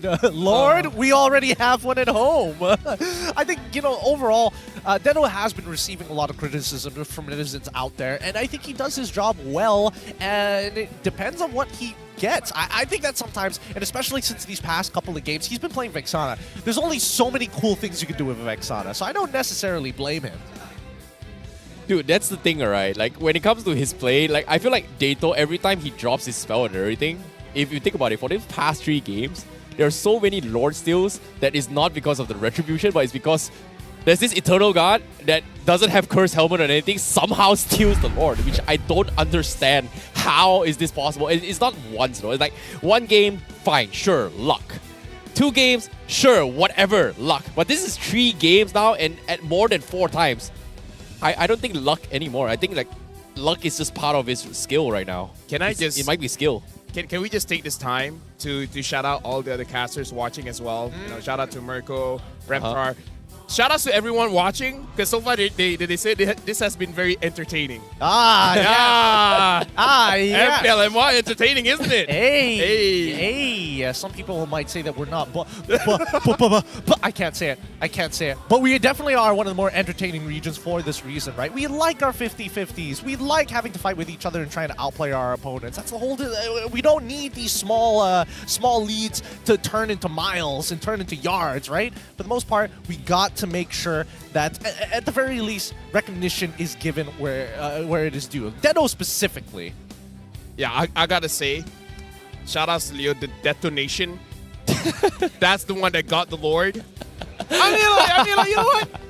You have that one. That was good. That was good. Like, Deto, how? That's the definition of an MVP. I'm not even there, and I still got the Lord. Either I'm too good, or Sutsujin needs to step up. He is literally the bomb. He is the bomb, man. He's killing it. He's killing it so far, and I think that's something that we need to address for the upcoming draft between KGE and as well as Todak, right? When we're looking at the total damage del, actually pretty manageable. I thought it was by far none, but Deto, highest in terms of damage with 57,000. In second place is only Smooth. So it looks like the zoning out is really paying dividend for Todak. Personally, I think Todak has got to shift their approach on how they draft this issue here, because now they are 1 game away from being eliminated here. My question is, are they going to bring in Chiku? That's 1. Yeah. 2, are they going to focus on Deto's hero pool now? Because so far, based on track record, he's only won with both Vexana as well as Novaria. So they took it away Novaria. Do they take away Vexana as well? Okay, I at least I can say I like KGE's approach compared to Toda. It's like, we know what worked. Okay. We're just going to keep using it. While Toda's like, you know what worked in the previous game? Yeah, let's not do that again. They'll expect it, boys. Yeah, we'll throw them off. Yeah. They will not see this coming. I swear to God. They will not see this coming. And they definitely did it. It's like, well, we did not see that coming. Full damage bill on the Lapu Lapu. That was surprising. Now we're going to take the base. Todak is the kind of rock, paper, scissors player that does rock, scissors, and paper in that exact order in a best of 3. Do they bring Chiku in? Do they bring Chiku in? I don't think so. Why play rock, paper, scissors when you can just take a gun? Two things. If we're going to talk about Chiku, right? Okay. Two things. Number one, like you said, is Chiku going to play? And then the second thing, what is Chiku going to play? Rome. Sort Rafflesia out. Like, they were doing good at the end of the season. I mean, I do agree. Rafflesia needs to do something, man. I mean, like, if he's only good on the Matilda, I mean, okay. Todat said, with Chiku in the lineup, the communication is a little bit clearer. Yeah. I agree. If they couldn't even do a TPT, there's no communication there. What's a TPT? When you're doing the TP while spelling out the T. Oh. Oh yeah, you're right. They couldn't even do a T. Because Gary was explaining in his interview as well, like trying to translate because BM is their first language, and then trying to translate it to BI, and then telling it to Rafflesia was like a thing between them, right? I can't wait to hear the mic check, just so we can hear them go, guys, TPT, TPT, TPT, and nobody knows what's going on. TPT. They're like, TP? Yes, I'll do it. TP, okay. Even I got levels communicated there. That would be fun to hear in the mic check. I think overall, I don't think it's just Revelation. I think they need to address the elephant in the room, and that is this Edith. This Edith has been enabling the team for the side of KGE to specifically pick off Gary, to specifically force out ultimates for everybody, and just kind of like throw as many resources at the wall and blow them up before the fight even begins, right? That's what KGE has been doing multiple times, and it makes the engagement way harder, right? You pop the farmers, guess what? Primal Wrath is chunking you down with this quote-unquote chain lightning. Yeah, he's got the AoE on the floor as well. Kind of floor is lava situation. You've got Dato who like link up on everybody with those passive. If one dies, explodes on towards the Netherrealm. But again, I think the biggest issue here was that Todak, compared to game number 2 here, Zion Saber isn't being able to be in the front like how he played in Valentina. So based on the drafts itself, they chose to play the safety net, which is getting for Aramis, didn't work out. So this time they might switch back and just get back to Valentina for him. I don't like to be that guy, but I gotta be that guy, man. What? Rafflesia needs to step up. I mean, he's the sandbag. He took the most amount of damage, but Rome is a very crucial role. You can start a fight that enables your team to win, but so far Rafflesia has been very passive. That is not enabling Toda. I see Gary in the front lines. I see Momo in the front lines. Like, I feel like they're missing a key piece, and that key piece is the Langar. Langar is crashing into someone. And I don't see Toda crashing into KGE. I feel like they're playing at surface level, right? It's not about how we stop our opponent from using retribution. We need to see a translation of total damage taken to impact made in the game. And so far we're not. It's very lopsided to total damage taken more than it is making that big impact for Rafflesia. I think I get where you're getting at as well here, but I think I'm gonna twist the story a little bit here, because in terms of Rafflesia, I don't think he tried to be passive. He tried to make a lot of plays, but he missed the wall charge a couple of times. Especially he tried to make a attempt on Dato. I cried when I saw that. On Sasa, which was a little bit unfortunate, right? So again, like you said, wall charge didn't get anything, took too much damage, and then just backed off and died. Well, let's look at the highlights and maybe we can see a little bit more here, right? Because our MVP, Deto, every single time he walks into these fights, like, Momo is on top of him, and you have to deal with that for quite a long time until we do see Todak actually malfunctioning here a little bit. The Sasa one. Speaking of malfunctioning, this one was painful. Yeah, that was... Should not have happened. This is also painful in a different kind of way. Like, okay, died. Lord, he died. Okay, he died. Lord is just standing there. What happened? Oh, wait, what? Huh? Both retreat? Wait, what? The Lord got the Lord. It was just a little bit Detonation. Detonation right there. Shout out to Leo. Shout out to Leo for that one. That's a good moniker. But for the time being, I do think that at least for Todak's side, the Langar method of playing, as you mentioned, isn't there, but at the same time, it feels like some members are hesitant. It's at awkward intervals. Other times, we do see people who want to go in, and the rest who just generally want to back up. We haven't seen them move in together other than the early games where they feel the most confident. This is bad, but I like Todak the most when they shut their brain off. That's the Malaysian thing. Don't think about it, just do it, and then hope for the best. But That's speaking, my analysis. I think Gideon here has pretty much got a little bit of a jet lag right here. He can no longer connect them here with them. But I guess what? From you, if you guys want to connect a little bit better in terms of internet and in terms of your good gameplays here, you can secure lightning fast 5G connection for your mobile Legends Bang Bang games with Hotlink. So be sure to scan a QR code down below here and you'll be able to stand a chance to get 20% off MLBB in-game items when you subscribe to Hotlink. Connect those words better with 5G rather than me stuck on 4G. Man, that was that was the part of a lifetime. That was a good one. That was a good one. I'll take it. With 5G, you can get the Lord without even being there. Detonation sponsoring Hotlink, dude. That's his business plan. Exactly. He's gonna be big one day. It's like, get item A because I was able to do this. Right? I outplayed 2 junglers. Yeah. Can you even say I out-retreat Gary when I wasn't even there? Oh, dude. Dude, that's gotta be the biggest bragging rights, right? Oh, How yeah. often Oh, can you do it at level? It's good. He is good at what he does, right? Then again, maybe we'll see another hotfix where they're like, oh, adjusted mini lore of Vexana's Eternal Guard damage so he doesn't steal away neutrals. To be honest, I think Homeboys, once upon a time, they had this objective, right? Each person is going to be able to steal the Lord. But I think Dato took it on a different level in this situation. Right? He did a near impossible. I stole the Lord between 2 jungles, not once, but every single game. And I also did it while I'm dead. So next season, Dato to Homeboys? I mean, this is my resume. Check this out. So now going back into the game, right? I want Zyme Senpai to be the guy that can stop two people in mid, right? The Valentina worked out well. The Faramis was okay as well. Like the Faramis is good on paper, but maybe just not against KGE. I mean, that's because KGE, their personality is just slow and steady, right? It's very resource-based, war of attrition. Only make a call when you're very 100% sure that it's going to work out. That's their general style. And I think with the Todak Langar style, where it's like, you gotta really take that moment, take the opportunity, take those extra milliseconds to hurt your opponent before they can catch on to what you're doing, right? That's what we haven't been seeing too much from Todak. So maybe it could just be a clash of styles being polar opposites. But I think for this drafting phase, please deny KGE blue side. Are they going to stick with blue side once again? That's going to be an interesting one here. But again, I'm mesmerized by the overlays and AI here. You know, Benedetta MPL skin. You gotta get it. It's so sick here in the MPL stage playoffs. But again, seems like not happening here, Gideon. Why? Not happening. Blue side once again. Why are they so adamant on sticking onto red side? Are they that afraid of Sutsujin on Fredrin?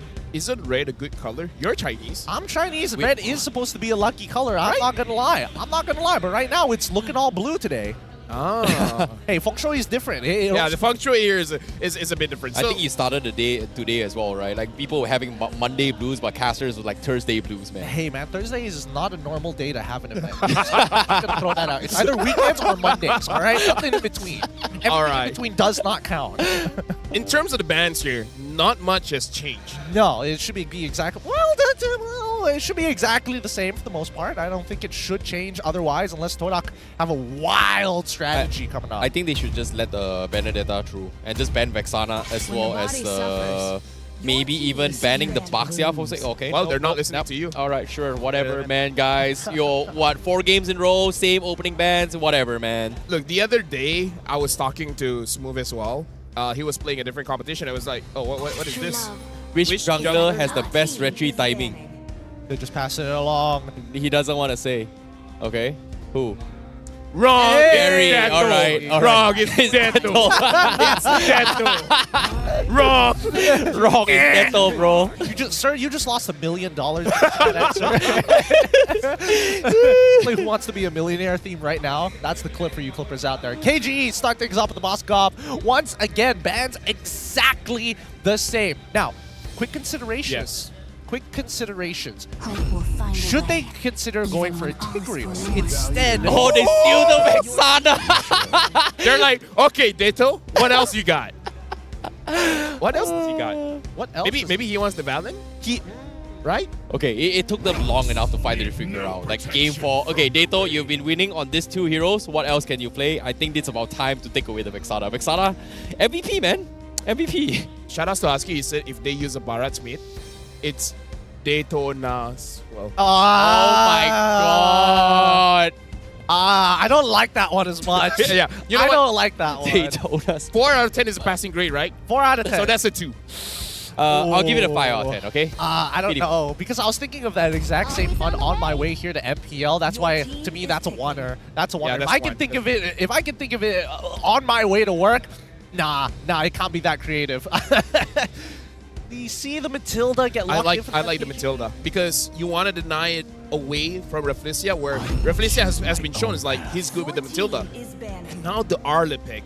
I mean, it's a solid pick, and this is the thing about Smooth. He's good at this hero one time, never again. Never again. Never again. Good with Benedetta, never again.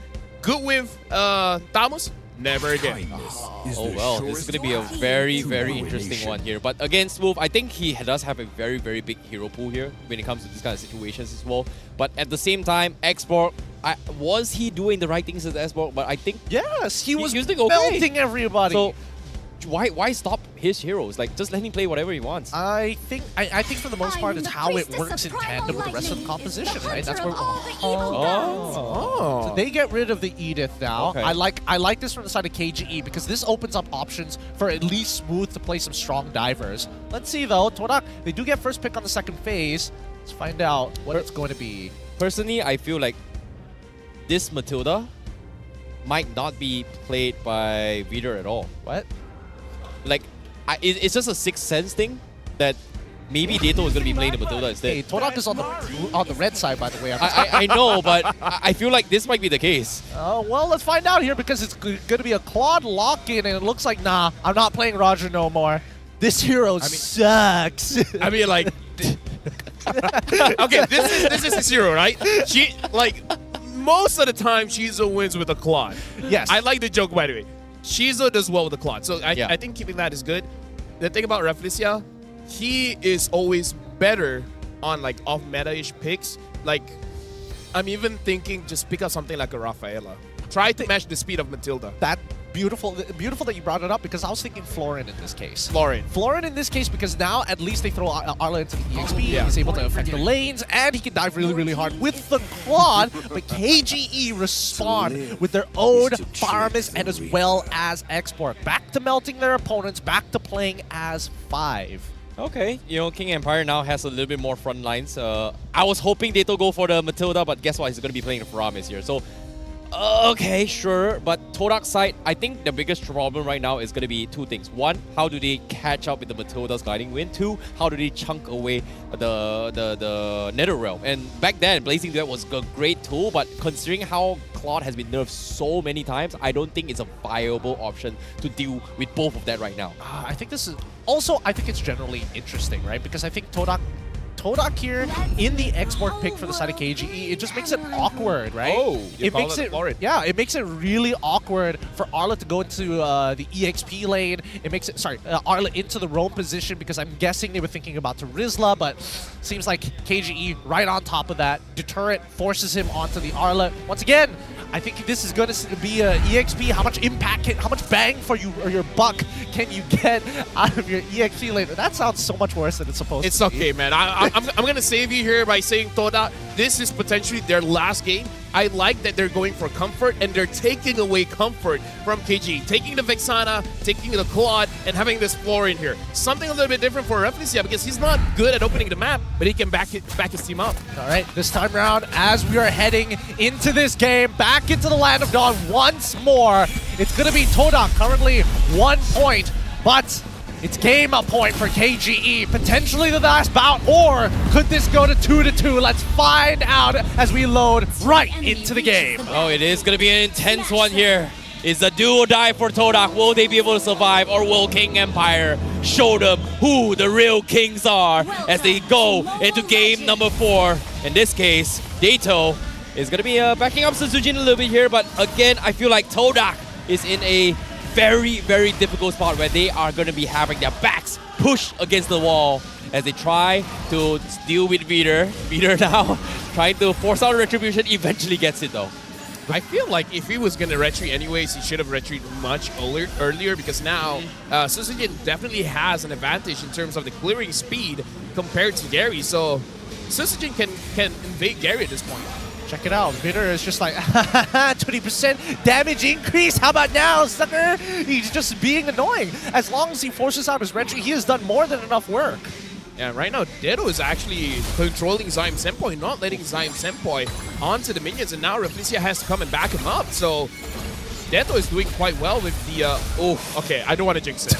I'm sorry. Say it one more time. No. I'm done.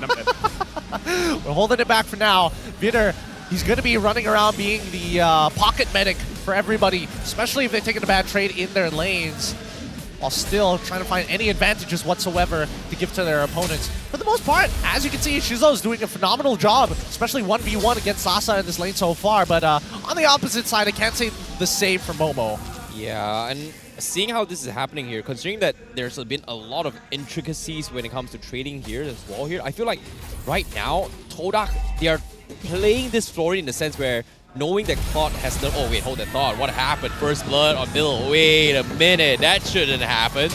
I mean, I feel like Gary understands that the mid lane is losing, so he has to add a little bit more resource there. Usually we see them going to the EXP, but this time it's like, you know what, Zain Senpoi, you be my guy, I'm going to gank your lane. But it does come at a cost, though. It does mean that Sutsujin does hit his level 5 on a time. Wait, no Firaga armor. 50-50. This is not good. This is going to be a 50-50 from both sides here. Flash comes in with the Nether Realm. They still secure the turtle for King Empire, but they will lose Smooth in the process here. They're able to get Sutsujin and Dado out. That's a big win for King Empire, but Todak, they still get another kill. Nicely done by Gary. I would have said nicely done by Momo, but Sutsujin got his retribution at the same time as Gary. It's just like Gary was just a little quicker on the trigger by milliseconds. And now Sasa, he's losing out. Yeah. He can't breathe against Shizo. Dude, like I said, this is Shizo's hero, man. His face looks like Claude. Get him on this hero and he can do wonders for you. You just gotta believe. Yeah. And the team believes in him. So be like a team and believe in his Claude. I think this is why the reason why they got the Florine, right? Like, Claude has been nerfed so many times to the point that a lot of pro Claudes, quote-unquote, has struggled to actually carry the game to the later stage game. But with the deal, it is going to help him a little bit more in terms of scaling for this game. In this case, he is one level ahead of Sasa, and that's actually huge for Todak. The truth is Claude the one receiving the nerfs, or is it just every other marksman in the meta just getting way better? I definitely think that, yeah, the nerfs do come into play, but for the most part, Claude is always going to be relevant in these types of games. But right now, looking at the rotation here, Toda, they want Shizo to win a little bit more. They're going to invest a lot in this goal lane, but looks like the minion is not where they want it. Oh my god, Sasa? No. He actually stole the crab? Yeah, he stole it. What? It's like, thanks for the leash, guys. I'm gonna take that for myself. Small victories. It's all about these small victories. And ideally, by the time this turtle spawns, we see Sutsujin still a full level ahead of Gary. But after losing out on that turtle, it might be a bit difficult to achieve.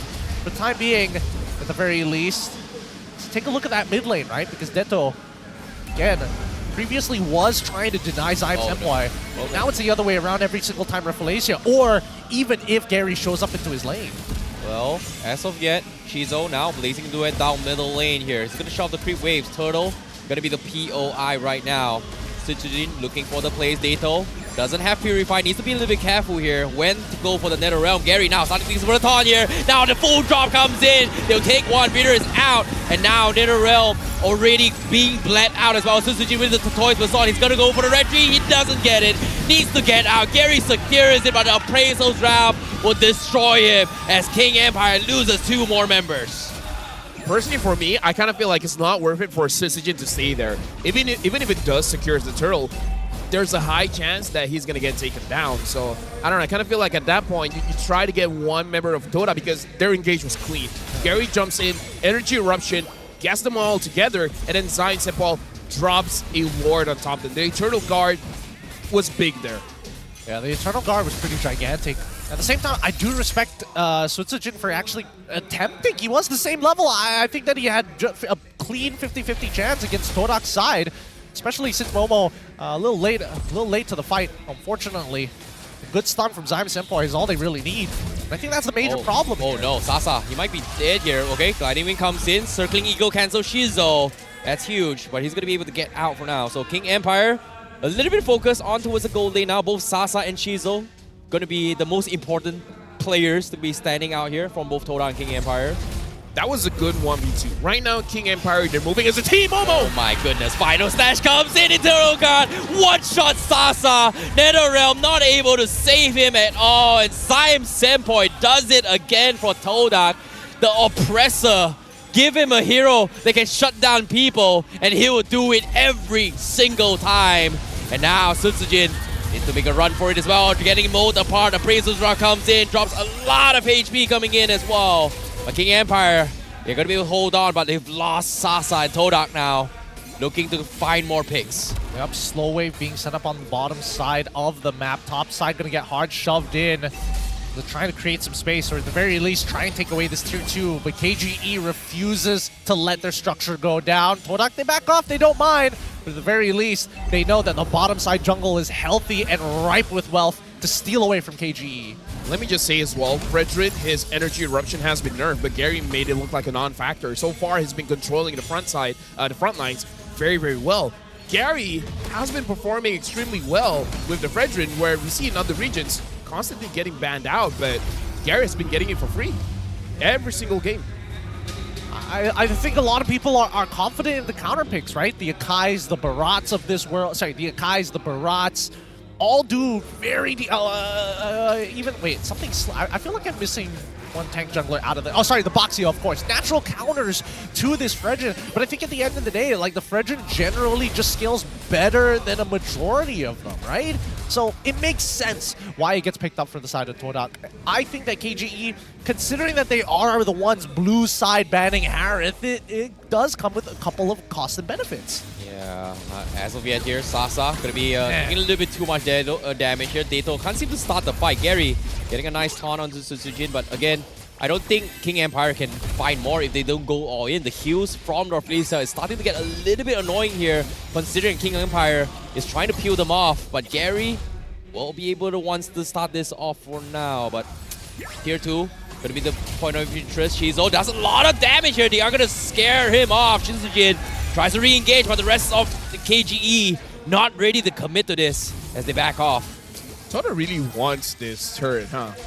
I have to say, I haven't seen Momo for a very long time. Yeah, he's been soaking up that mid lane for a while. I mean, he could have like pushed on the opposite side of the map to be fair, but I guess he doesn't want to be ganked. But I mean, Todak, they need to spread King Empire apart. Oh my goodness, Vader taking a little bit too much damage here. Dado pulls them back, this is huge, but why are they diving? They're trying to do as well. Toys Musa comes in, but he able to get out. NetherRealm connects on 4, but they're taking too much damage. And now Shizo waits for the right moment. He goes for the Blazing Duet. He cuts the backline. He finds Sasa. He finds Vader. Now he's looking for Sutsujin, but is not being able to. Meanwhile, Momo 1v1 against Smooth. Smooth very low, but he will live to tell as Todak with a huge collapse on King Empire. It's looking good so far. Mid-tier 1s will start to fall. Let's see what Todak does in the meantime, right? You definitely get somebody to start onto the Lord as soon as possible. But their Taurus, that bot side is pushing in. They should be able to clear this fast enough. I gotta say, so many low HPs coming in from King Empire. I like that Toda has the discipline to not chase after that, because the Lord was up. If they died in that moment, then it's gonna be disastrous for Toda. So in this game, like I said, I prefer them just charging headstrong, but I'd like to see this. Oh no, Vader getting popped off here. He could not open up the map. Todak finds a very, very big pick, and now the opening comes in. Sutsujin getting CC'd in. Do they want to continue this? They're trying to go for the taunt. Abrasion's Draft will scare him off, but tier 2 going to be the point of interest. But Shizo, just one skill. Dado dropping almost half HP. What do they do now? Like, what can KGE do at this point? I mean, they take their time. KGE just needs the wave clear. They can play for high ground for a little bit, especially if they have their inhibitors still alive. And I think that's the most important thing. They need somebody to run up topside, and it's going to be Smooth, who's going to stall out this Lord. So Zajin getting dragged back in here. He somehow gets out. NetherRealm already popped off. The Eternal Guardian will be saved from side Zam standpoint, but eventually falls. The Lord on top also going to be cleared off by King Empire. Tier 3, gone. Spear connecting on Momo. But King Empire, 9k behind. Can't seem to find an opening against Todak right now. It's too difficult. And I think that Todak right now, Gary, he's extremely warmed up. He is ready. He is now making proactive decisions to punish King Empire rather than just waiting for things to fall into his lap. Another wave comes in. Gary going for the taunt. He's under turret here. Nice pin from Sasa. Where's the follow-up? They're trying to make the play. Gary mowing down real low, but the final slash from Momo, trying to set things out. The Blazing Duet not connecting. KGE, they somehow manage to survive, but they lose another turret again as Todak cracks open 2 lanes. I think this is a checkmate angle from Todak's side. It's really hard to lose from this position. 2 open inhibitors for the side of King Empire Esports with a 10k deficit in Todak's favor. How do they recover from this? Looking at the goal here, man, Shizo is 3,000 ahead of Sasa. Talking about comfort hero, this is huge comfort. And I got to talk about the items as well, because Gary having the Brute Force breastplate as well as the Oracle kind of offsets the nerfs that he just got. And the fact that he has a Flooring with him, the Oracle is providing a lot for him. So he is able to solo tank everything coming in from King Empire, because the healing is enormous. The cooldown is there so that he can control everyone. He can heal by himself, but having Rafflesia, this is the angle that Gideon, you and me were talking about. Take something like a Rafaela, take something like a Florin, because that seems to be more his style. He's not an engager, so might as well just support your teammates from the back. Yep, and I think, you know, Momo and Zyme Simpoi finding these like really crucial picks has been what's keeping King Empire Esports in check. Like Tsutsujin, he can't walk up anymore. Gary is hyper confident. If he has to use Retribution, oh, that's perfect. Means that we get a free Luminous Lord. Yeah, now with the Lord coming in, the Spear connecting. Oh, gets blocked by Zyme Simpoi. Doesn't want to make an attempt. Todak secures the Lord, but again, now Todak with this huge lead. What can King Empire do now? Like, damage-wise, what do you think? When you were saying, like, Vexana do it, I was thinking of Vexana with the body of a Padang. just taunting the boss, like, do it, do it, do it, just do it. Try me. I'll drop down my Lord. But looking at the damage here, Shizo is the highest damage, man. Highest damage, and in terms of the farm, he is leaving Sasa in the dust. Yeah. I feel like they've been saving this draft for an all-or-nothing situation, because we got to remember, this is potentially the last game for Toda. So if they win this one, from a best of 5, went to a best of 3, and then goes down to a best of 1. Yeah, now with the Lord crashing in as well, Sasa going for the full play. Gary trying to kite move as much as he can. Lord gets chunked down pretty quickly by Sasa, so that's huge. But the inhibitor top side is gone. Smooth losing the Firaga armor, but Zyme Simpoi! He finds 3! He destroys them all! They're all dead! Faramis respawns, but it doesn't matter. Too much damage. Todak taking it to game 5. We've got the full series here for the first day of MPL MY playoffs. Do or die for either KGE or Todak.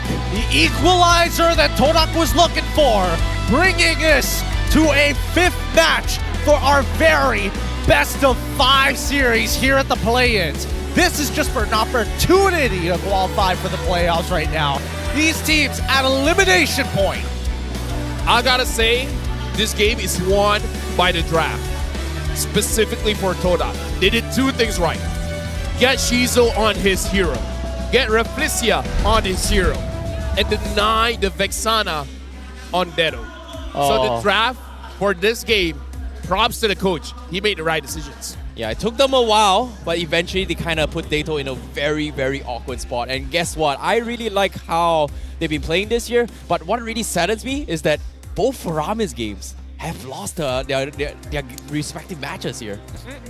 Farmers win rate is 0 in this series. It's not looking good. It's really not looking good, and I think a lot of it there's just so many ways to actually manage the Nether Realm right now, and we haven't been seeing too often that a Farmers gets too far ahead in the lane, because his laning phase is now technically, I would say, a little bit weaker once you get the supports involved with Concussive Blast, especially smart Edith ban coming in from Todak's side, just to make sure that it's not a deterrent anymore. It's KG. KG is the one that they banned it themselves. Yeah, it's weird, right? Because they took the Matilda. Yeah, you're right. You're right. So it's like KG trying to take it away from Rafflesia, but Rafflesia has a different hero, the Florin. Well, with that being said, let's have a look backstage to check out our MVP of this game. Give it up for Todak's one and only. Oh, who could it be? Is it Gary? Is it Momo? Give it up for Momo once again, finding some really good final slashes onto that back line, catching people at almost max range when he flickers final slashes.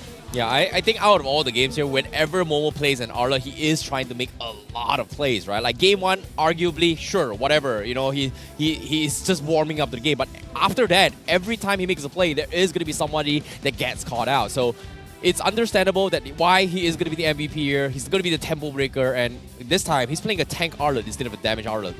Yeah, I kind of feel like with how he's been playing, it makes sense because he's just setting up for the team. Like, again, the final slashes are impressive. But the thing that we also have to keep in mind is that he only died one time.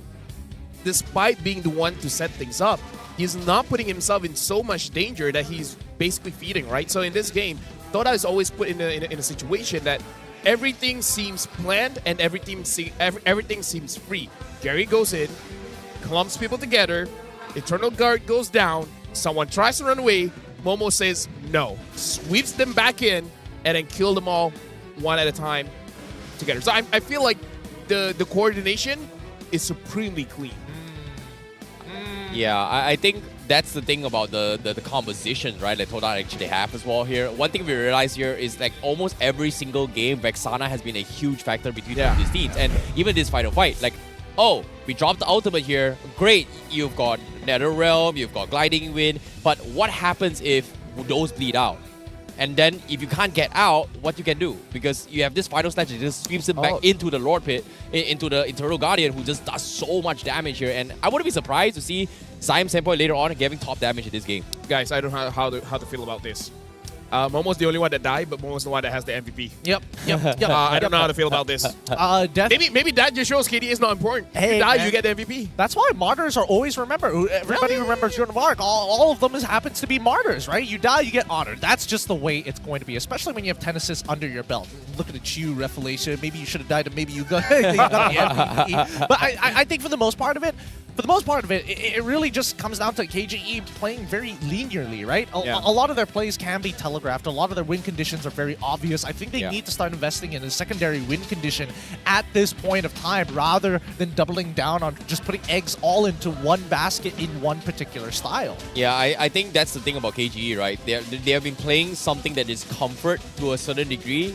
Right now, suddenly switching to a playstyle that doesn't work is actually hurting them here. And we talked about why they brought in the Matilda, right? It's supposed to be powered farm by Sutsujin or allow Sutsujin to get a little bit more oppressive. But again, every single game, Sutsujin is just doing his own thing. Like, he hasn't been the guy that needs to start the fights. It's always been smooth opening up the fights, which I feel like there was a huge disconnect between the players themselves for KG for this match in particular. Sasa was not been put in a good situation here. Only 20,000 damage on a Moskov, and Shizu doing 58,000 damage. Like, to put into perspective, Sasa's damage is only a little bit higher than Rafflesia. It's hard. You know, that's why once it's hard. It's hard to out damage Ori. So the reason why I say it's hard this game is that Toda, they shifted their focus and give the deal onto the Shizu rather early. So to be honest, I feel like Claude shouldn't be winning the lane, but because of this early deal by this Florin, it allows him to head-to-head and out-trade Moskov most of the time in the sense of just poking and pushing, right? Like, you have a skill where Sasa needs to auto-attack. And then in team fights, he gets focused down first. can't even say that with chess, right? Because Let's talk about the total damage taken then. Yeah, because when we look at the total damage taken, right, most of the time, a majority average that we're seeing so far, other than Sutsujin being the major outlier and Smooth, it's going to be around 50,000, right? Because there's not a lot of counterplay once you get hit by that first initial final slash. You're going to get followed up on by everybody from the side of Todak. The only person who doesn't have CC is Shizo, technically.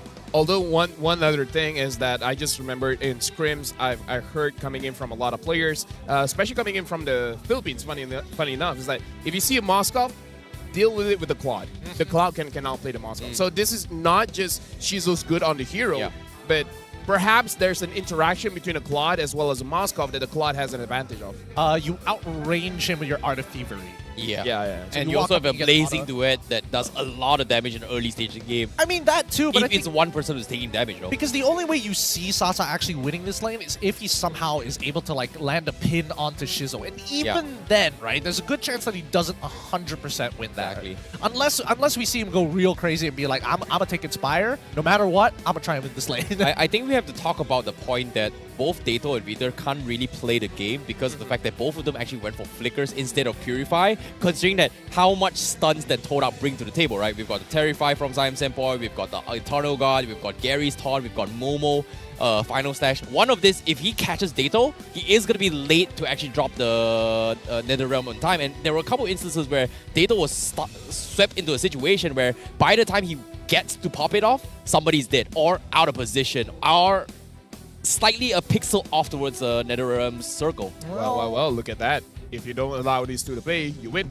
Yeah, Wow. that's a large part of it, right? Because again, it's just controlling the shape of the fights, and when Smooth is in control of shaping that fight, a majority of the time it comes out well. But once he's off of it, and more importantly, so when he gets like one shot like that, losing that Faraga armor, which is again one of your biggest strengths is the X-Borg, then it can get a little more different. I think that KGE, they need to start taking risks in lane. They need to start considering like, hey, how do we get Sutsujin involved in influencing the lanes? Because so far it feels like either Sutsujin is hovering around the lane for too long, or is very farm oriented. Yeah, honestly, looking at his draft here, I'm also still considering here that we haven't seen the CC and we haven't seen the Angela as well, right? I kind of feel like the Angela is a pretty strong contender in the lineup for either KGE or Toda. I wonder if game number 5 we will see it, because imagining going up against a Claude, if you have a CC with Vengeance as well as an Angela, the Claude won't be able to deal out free damage. That's a good shout here. We'll keep that in mind for the upcoming game. I think that might be a line of play that KGE might actually do. Let's look at our Hall of Famers here. Rich Guy and Carry going over to Shizo. Sandbag going over to Sutsujin. And Best Wingman once again on Raffalacia. No surprises here. I think that for the most part, now that at least from KGE side, they see Shizo, he can play the Claude. Yeah. It's clear that he can do that. Does this open up different options? I think when it comes to options right now here, I feel like Todak has a little bit more luxury in terms of adaptations here, because think about this, right? They had 3 to 4 games to 3 games to adapt to, what was KGE playing all along? Guess what? Dato playing Vexana 3 games in a row has caused them so much problems. But now, from KGE's side, now with only this game lost, they only have one chance to prove how do we fix this for Dato? Because I'm pretty sure Todak has figured out, like, hey, if Dato doesn't have both Novaria or Vexana, he's going to be in a little bit of trouble here. They tried the Faramis, didn't really work out. Whereas for Zyme Senpai, he's proven himself that he can play multiple majors with no problem, except for the Faramis. I think they're looking for a deterrent. I think that's what KGE needs to do. If they can find a deterrent to force, at the very least, force the Vexana away, or at least deny the Farmist from the side of Todak, then maybe they have some kind of leeway in the draft. I think so far that's what's missing from KGE. Right now we're going to look at the highlights here, and the thing that I want everyone to focus on is how easy it is for Todak when it comes to the team fight. It's like A, B, C. Okay, Gary goes in, and then dropping the Eternal God, wait for a little bit, final slash, and then clean house. And it's been the same thing over and over again, where at this point it's probably just muscle memory. It's like, okay, Gary, have you done it? Okay, Gary goes in, and then someone goes in. Yeah. And like A, B, C, D, A, B, C, D. Sometimes they change D, E, F, but it's all the same pattern. So Todak, I feel like this is one of those drafts that is very comfortable for them. That they can autopilot and it will still look good. Yeah, this is what I'm talking about in all these instances when Todak actually took the fight, right? Like even in prior to this middle fight as well, they find an opportunity, they get a stun on Dato. Dato was half a second late with the NetherRealm. Someone gets died. Gets a big final stash, pulls out maybe half of the heroes away from NetherRealm and isolate here. Dato was put in a situation where, what do I do? Who do I save? How do I save? Because eventually he doesn't have those mobilities to actually catch up to other people here. And in this case, I feel like Todak was able to figure out and punish that you guys got no Purify. That's all. Simple. Well, with the wombo combos that they do have, I feel like they could easily just break Purifies like on cooldown every single time. And I think, you know, Todak have been doing that since game number 1 up until game number 4 that we just witnessed. At this point, I've been mentioning it very, very often. I don't think it's going to happen, but I'm down for a surprise. Are they going to change sides? Throughout the entire game, one thing that I do have to say. What Todak did that has success is to shut down Dato. I feel like for KGE, now this is a bit of a curveball. Shut down Reflecia. Shut down Reflecia. Yeah. Interesting. But then we did see him play the floor, which I would say is like, for the most part, you're kind of, I wouldn't say giving up, but like slowing down on the early to mid. Do you know how to deal with a Florin, right? So the Florin wants to stay at the back, in the back lines, right? Trying to avoid damage. If you use something like a Lilia that avoids everything in the front, go straight on to the Florin and then deal with the Florin first, you're done. It doesn't have to be the mid. It could be the jungler, it could be the EXP, but basically deal with the Florin first and then everything else will be easier. All right. Keep that in mind, right? That's the next plan for the upcoming game. But do not miss the Snapdragon Pro Series Open Final week number 3 because you can again support Todak as well as Team Hawk and also hope for Monster Vicious and JP Niners to continue their journey. It's a Swiss format, so it's pretty brutal in comparison to the MOI playoffs, which they did not qualify for. MP hasn't lost a single game yet. They haven't, in a matter of fact. They have not lost a single game. Yeah, you know, it was really surprising to see MV, you know, actually making it towards the next stage here for the Open Finals as well, which I think none of us actually expected here, considering that they beat Bigatron Beta 2-0. Again, they've beaten some big names, so please go and check out the Snapdragon Pro Series. Check out what's going on there. Many different Tier 2s and Tier 1 teams are going to be involved from all over Southeast Asia. With that being said, we have a little bit of an interview here that I'm getting the words from Zipper. Now, let's throw it over to Rose. Who are you talking to? Terima kasih kepada caster-caster kita. Hello semua, nama saya Rose. Dan sekarang, saya dengan Todak Legion, Champion MAL musim pertama. Alright, okay. Kita start dulu dengan Zaid. Hai Zaid, sihat? Hai, sihat. Alhamdulillah. Alright, Zaid. So, I rasa kita semua nak tanya, apa perasaan jadi the first ever champion untuk MPL Malaysia? Rasa happy gila sebab dapat juara MPL Season 1. Dia ibarat korang champion MPL Season 1. Dia akan jadi siarah nanti. Oh. Okay, untuk rival pula. Now, kita tahu that rival ni pernah main atas pentas MPL. Sekarang main dekat MAL dan dapat champion. Tapi sebenarnya kan, apa yang biggest difference ataupun apa yang beza main MPL dengan MAL? Pressure lain tak? Pressure sebab kalau MPL fans lagi ramai dari MAL. You lagi suka main online ke offline? Offline. Kenapa? Sebab main depan fans lagi semangat. Ya ke? Nak dengar sikit fans Todak? Patutlah kan diorang rasa semangat. Alright, last question. Let's give it to Formaze. Dulu Formaze ni player tapi sekarang dah jadi coach. So, sebagai coach kan, apa yang you rasa Todak buat silap tadi di game pertama dengan game ketiga that cost them the game? Agak gementar jugalah sebab tadi kalau kita buat mistake sikit pun dorang dah boleh menang game tu. So, just be careful je lah untuk next game. Okay, dengar tu Todak. Be careful next game. So, Formaze, as your ex-teammates up on stage, apa yang you nak cakap dekat dorang sebelum game seterusnya bermula? Match point dah sekarang. Okay, untuk teammate yang tengah main sekarang, all the best. Focus next game. And don't be overconfident. Kita bantai dorang. Wow, you rasa boleh tak dapatkan game ni dan main seterusnya jumpa SRG? Boleh sangat lah. Boleh sangat? Boleh sangat. Predict score? Predict score 2-1. 3-2. Tak, bukan predict score tu. In game.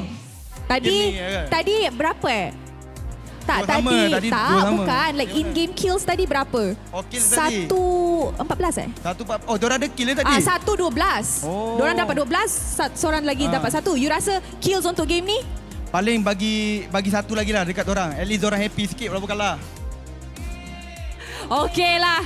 So, kita dah dengar dah daripada Todak Legend. Tapi, which team will be advancing further to the upper bracket to meet Selangor Red Giants tomorrow? This last game will decide it. And with that, mari kita masuk game kelima untuk Best of 5 series ni. Casters, silakan. I'm having fun. Thanks, Rose. We're having fun here at the desk while you're taking care of the interviews. We're refreshed, and now for this final game here between both of these teams. One will move on to the playoffs, and the other one will go home.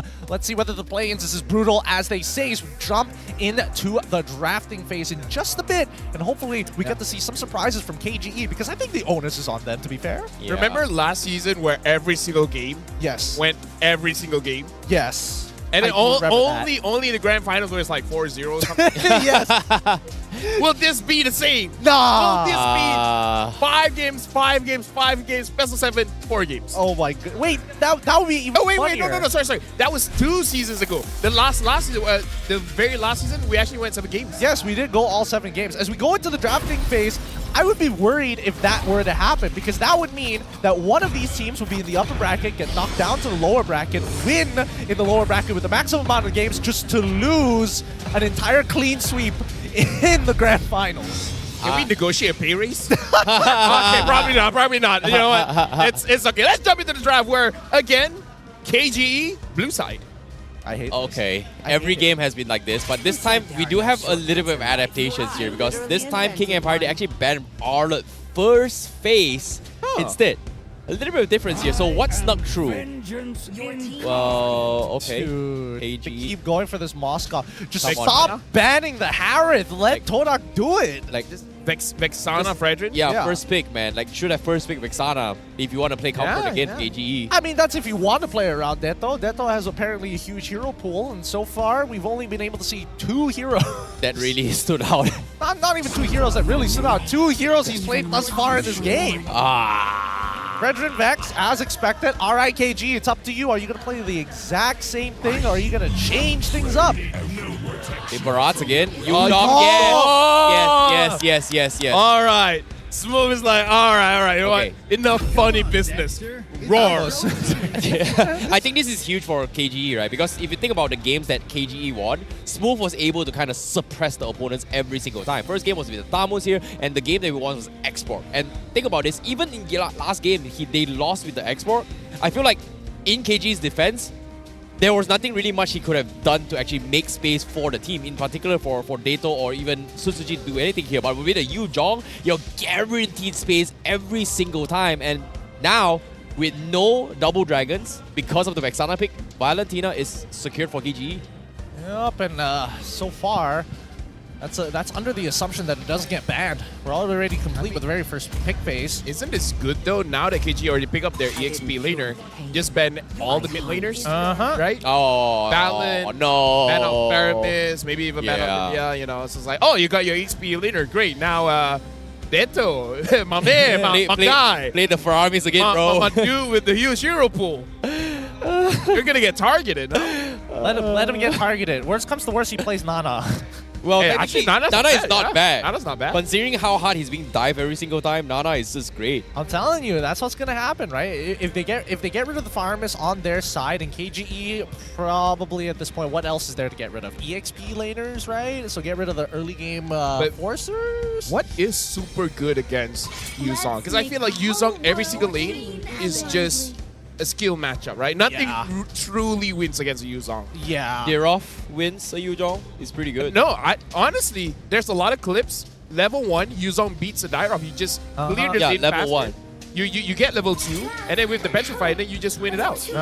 Trust me, searching on YouTube, there's compilations. Okay. Man. There's many ways to play it. There's a lot of counterplay when you have Yuzong, right? In comparison to some other heroes where you just basically have to give up the lane regardless. Yuzong can actually fight for it, though the conditions may be a bit tight.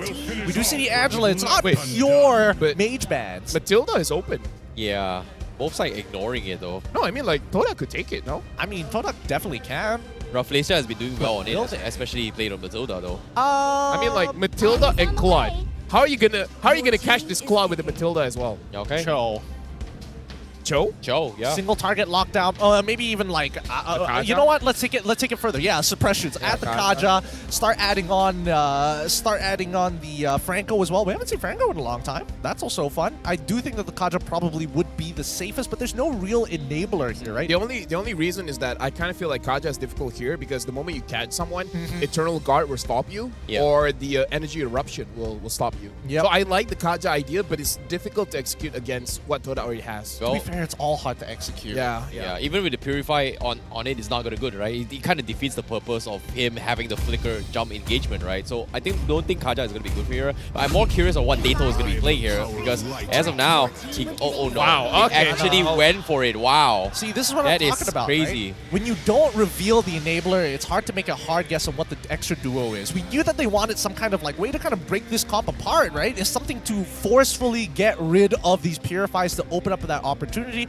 And I think Kaja kind of suited well. And what does her passive do? Shred down people's MR. You need something with high burst. Nana comes into mind. I would argue the Valentina, but it's already gotten banned. But yeah, you called it. You called both the Nana as well as the Kaja. I helped with the Kaja, but still, you know, it's you, buddy. Don't worry. You're gonna have. I have an assist. You got to kill. Yeah. I like it, but I think it's really crazy coming from PG. Isn't that crazy? I don't think it's that crazy. Like it's just putting all your eggs on one basket, able to actually cut the back lines, or trusting Peter to get the biggest catch of his life. This is so risky. But if he gets it, he pays off. If he doesn't, it's a disaster. I mean, I see Vader, high-fiving Sasa, and they're still the fact that they made contact. I would assume they're still on good terms. Yeah, I mean, like here's the thing: picking up the Terizla to deny any good pickoffs coming in from the Kaja is honestly still risky, right? Because you're picking this Terizla because it's good against the Kaja. But it's one of those heroes where you can't always reliably go to the back line. You can't always go for Sasa on this Moskov. So if you don't catch him, he's bound to become a problem. Yep. Let's see how much of a problem it's going to be. We've seen the lane matchups. We have a rough idea of how this game is actually going to progress. With both teams in a position, look at one to team fight, the other to pick them off slowly. At the end of the day, the most important part is scaling as we jump right into the Land of Dawn. Elimination match, tournament lives on the line. It's Todak up against their opponents, KGE, in this best of 5. Yeah, and now, without further ado, let's see how things are going to be happening here, especially when now KGE made a little bit more adaptations. Hopefully, it is going to be fine for them. Same can be said for Toda, but this time, Malaysia is going to be the ones that annoy Sutsujin instead of Vader this game. This is the loophole. Extra damage received in the jungle, not going to mean anything if no one hits me. Exactly. That's the beautiful part of the game. Wait a minute. Bottom lane, Smooth taking a little bit too much damage though. And it's okay. As long as he doesn't get hit by the first skill from Momo right here. Okay, he's fine. He's fine. Nothing to worry about, right? Just lost his Petrify early. Means that he's not going to have as much lane control as he wants to. It's the only way to really turn the tides in that lane at the very least when it comes down to the life lead. But at the very least, Sutsujin, he's a level ahead of Gary. Something to note here is that Sasa pickup that's nasty here, really thinking that he's going to get ganked or in a team fight he's going to get targeted a lot, which makes sense. Definitely makes sense. I think that, man, the counter engage is going to be really, really rough, right? What are some pre-preparations that Todak has to do to make sure that this is successful, right? I think a lot of it just comes down to battle spells. How do we force it out of him? Yeah, speaking of which here, Suzuki once again getting focused down this time. He's taking a little bit too much damage. So Toys Persona comes in, but Vader, can he get out? Yes, he will. That's going to be Flicker out. So that's going to be 2 minutes with no Flicker for this first turtle fight. A little bit sad, but still, not like it isn't recoverable. I think that, especially for KGE, it's a bit of an advantage for them, assuming that they hit the level 4s on time. If they don't, if one person is missing the level 4, I think they call it off. I would say that the timing is a little bit off because it was before 2 minutes and they tried to get something in the jungle. And that's where we see the 20% extra damage really comes in because King Empire, they were chunked down quite a lot. So a little bit of misplay there. I understand what they're trying to do. They're getting extra farm onto Sutsujin, but that was pretty risky. You think they could have waited right outside the jungle? Waited until it's 2 minutes and then walked in? Oh, that thought for now because they're trying to make a play right here. Eternal Guardians comes in. First blood, first move. He's shredding through all his armor here and he's not even dead. Divine Judgment will catch onto Momo in the midst of chaos. And guess what? The trust on Smooth has paid off for King Empire. And the dunk, the alley-oop, is gotta be Vader to get the kill. That's why the Yuzong is bannable, man. That's why you don't give Smooth a Yuzong. My god, Gary could not move. He couldn't cast a single ability. He was just stuck in place for a total of like 6 seconds worth of stuns. We're playing might be next to the ball here, but still, he manages to survive. King Empire, they've got something cooking here, and I think that Todak need to give respect to it. Yeah, so far, Smooth has been surviving his lane, which is in a way winning, going up against getting ganked like 1 or twice. And the thing is, he has big impact when it comes to the turtle. Toda, they have to take note of this because turtle, if you don't secure it, fine. But what will happen when it comes to the ward, right? So after this, they gotta micromanage what Smooth is doing. And that's gonna be a problem because you gotta look at Smooth. But then when you look at Smooth, you might miss Victor, you might miss Sasa. Yeah, this case, top side though. They are going to try to babysit a gold lane this time. They're setting up 4 on top. But King Empire, once again, you're not making unnecessary moves here. They're waiting for the next turtle, I guess. They just don't commit to the fight right now. Yeah, this lane is pretty much lost from Momo at this stage of the game, right? Full level behind Smooth. Down in gold as well. Losing out on the EXP because of these stupid river crabs. Nothing seems to be going right, but doesn't mean that Momo can't make that impact, right? We're seeing the Vixana as well as Gary rotate down. Again, they want to get a preemptive gank onto Smooth before this Turtle or Lord comes up. Yeah, but Smooth is just like, I'm not having it. You know who I am. I'm Lord Smooth. I'm built to take pressure. This is disgusting. He's intentionally freezing the lane as well just because he knows something is up. Nicely done coming from Smooth. And again, now he will have the Black Dragon to join the fight here, but Todak, they have to make a play. So Sujin scouts this out. It confirms Smooth's suspicions. And it's going to be able to get out to this. Now the Lord Dance comes in, but Sujin, you got to make it work here. Retri on you. Circling comes in. Here comes they drop everything. But Smooth goes in. Catches 2.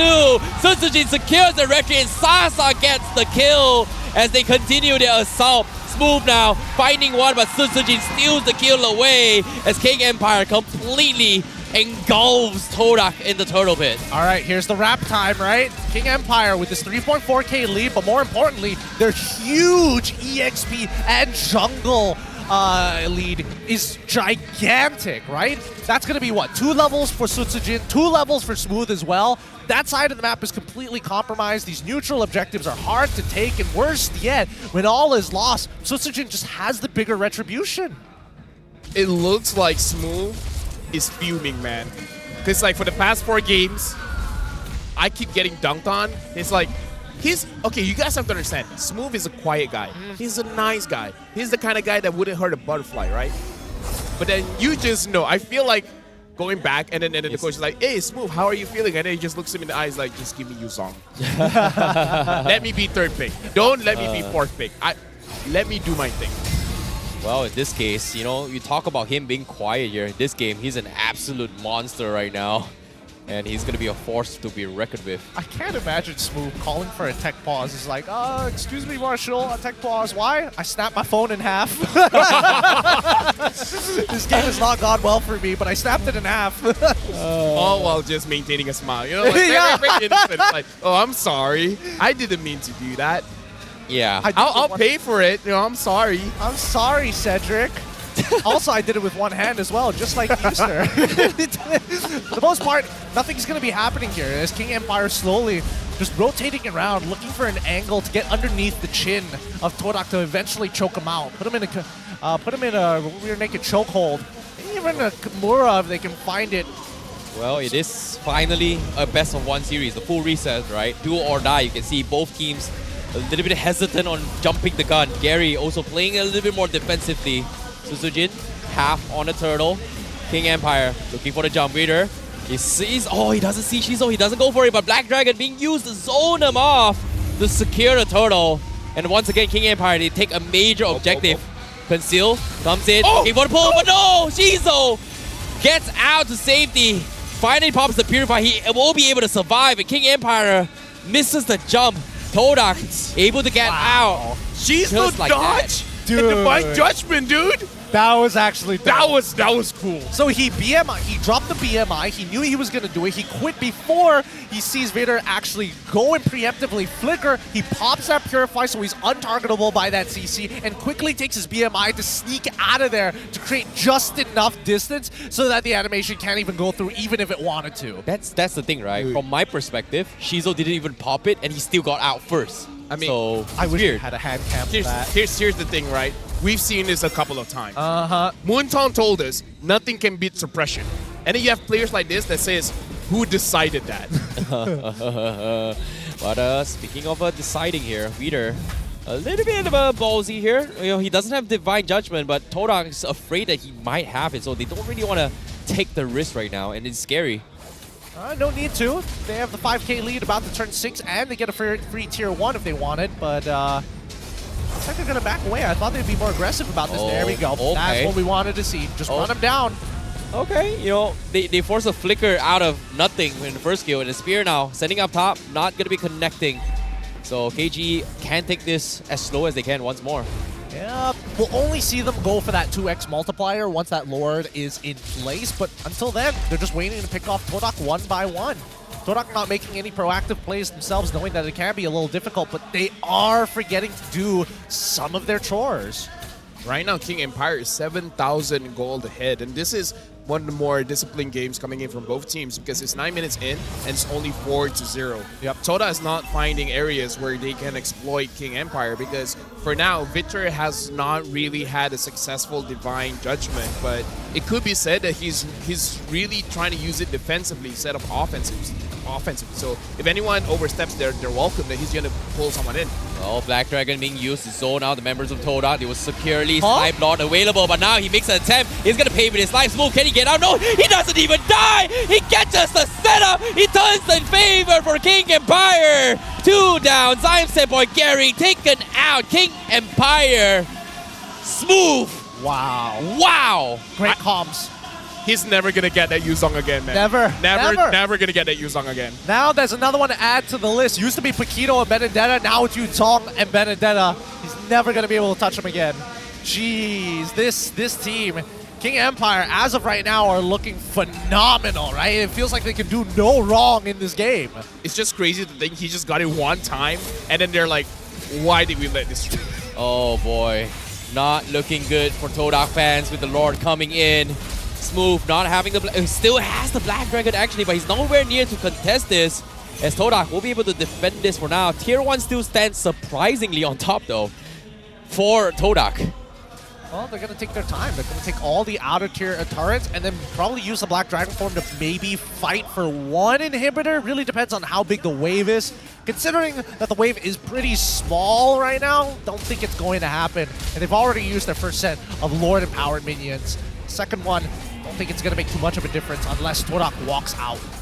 One good thing about this Lord take here coming in from King Empire, the thing is they didn't get inhibitors, but they got everything from the top lane, and I feel like that's a big swing in gold. Now King Empire is on the verge of getting 10,000. Dora is having a rough time here. Shizo wants to deal damage, but he still has not completed his 3D items, only having the Demon Hunter Sword as well as the Golden Staff. The Corrosion Scythe is not there yet, so the damage is not going to be there just yet. I mean, speaking of damage, apparently not even the gold is there, right? Like Sasa maybe 2.6, but Smooth at 2.9. Whoa! What? 3,000! 3,000! 3,000! What the heck? It's over 3,000! I hope he gets MVP and we get to see his GPM. Well, speaking of which here, Suzujin going to be starting the fight right now. They pop the Eternal Guardian, his Zaim Senpai losing his edge here. He's getting a little bit desperate coming from Todak, as there seems to be no windows of opportunity for Todak to actually punish any of this. They've not gotten a single kill, and King Empire, think about this, 6 kills, and Smooth was in all 6 of them. I'm saying, like, even in the games that they lost, Smooth has looked phenomenal. He deserves the MVP. But either ways, right now, King Empire, they're closing all possible routes for Toda to go in. Surprisingly enough, Zaim Senpai is doing quite a lot of damage, 20,000 damage dealt. But this is just him being him, man. He always deals the most amount of damage, but there's no opportunities to go in. This is the biggest, I would say this is the biggest weakness of the new generation of Toda compared to before, where previously, it's not, you don't have to worry about one person want to go in. Everyone wants to go in. But now Toda, no one really wants to go in. Yeah, last time the previous Toda guard usually uses their death timers as a means to an end, right? Yeah. Having overly long engaged fights, extremely messy, but they're always together. But unfortunately, not this time. Looks like Todak has taken a more reserved route, especially for the next generation, like you mentioned. But at the same time, they're up against King Empire. Previously having members from Team SMG and even Zyme Senpai being part of that squad just goes to show how much influence these players have. Yeah, they just understand each other on the micro level and also their habits, right? And now seeing that Smooth is 13 minutes in, 14 levels, and as an XP laner, I don't know what Toda can do. We got to talk about the stakes here. If Toda loses this, it's over. They're not going to MSC. It's the first time they miss it. They miss MSC. They missed the previous M series, like being the first team. Number 3 in the regular season. First team to get knocked out. Damn. That's not good for the Toda brand. Well, speaking of which, can they defend as King Empire does a lot of chip damage on Sasa down middle, but again, Toda playing this very safe. The bigger picture here is going to be the Lord crashing in as he slowly walks in here. Tier 3 will explode. Black Dragon already expended, cutting the back lines and looking for the push. Bitter tries to go for a flicker play, thinking about it, but still has the flicker. Divine Judgment.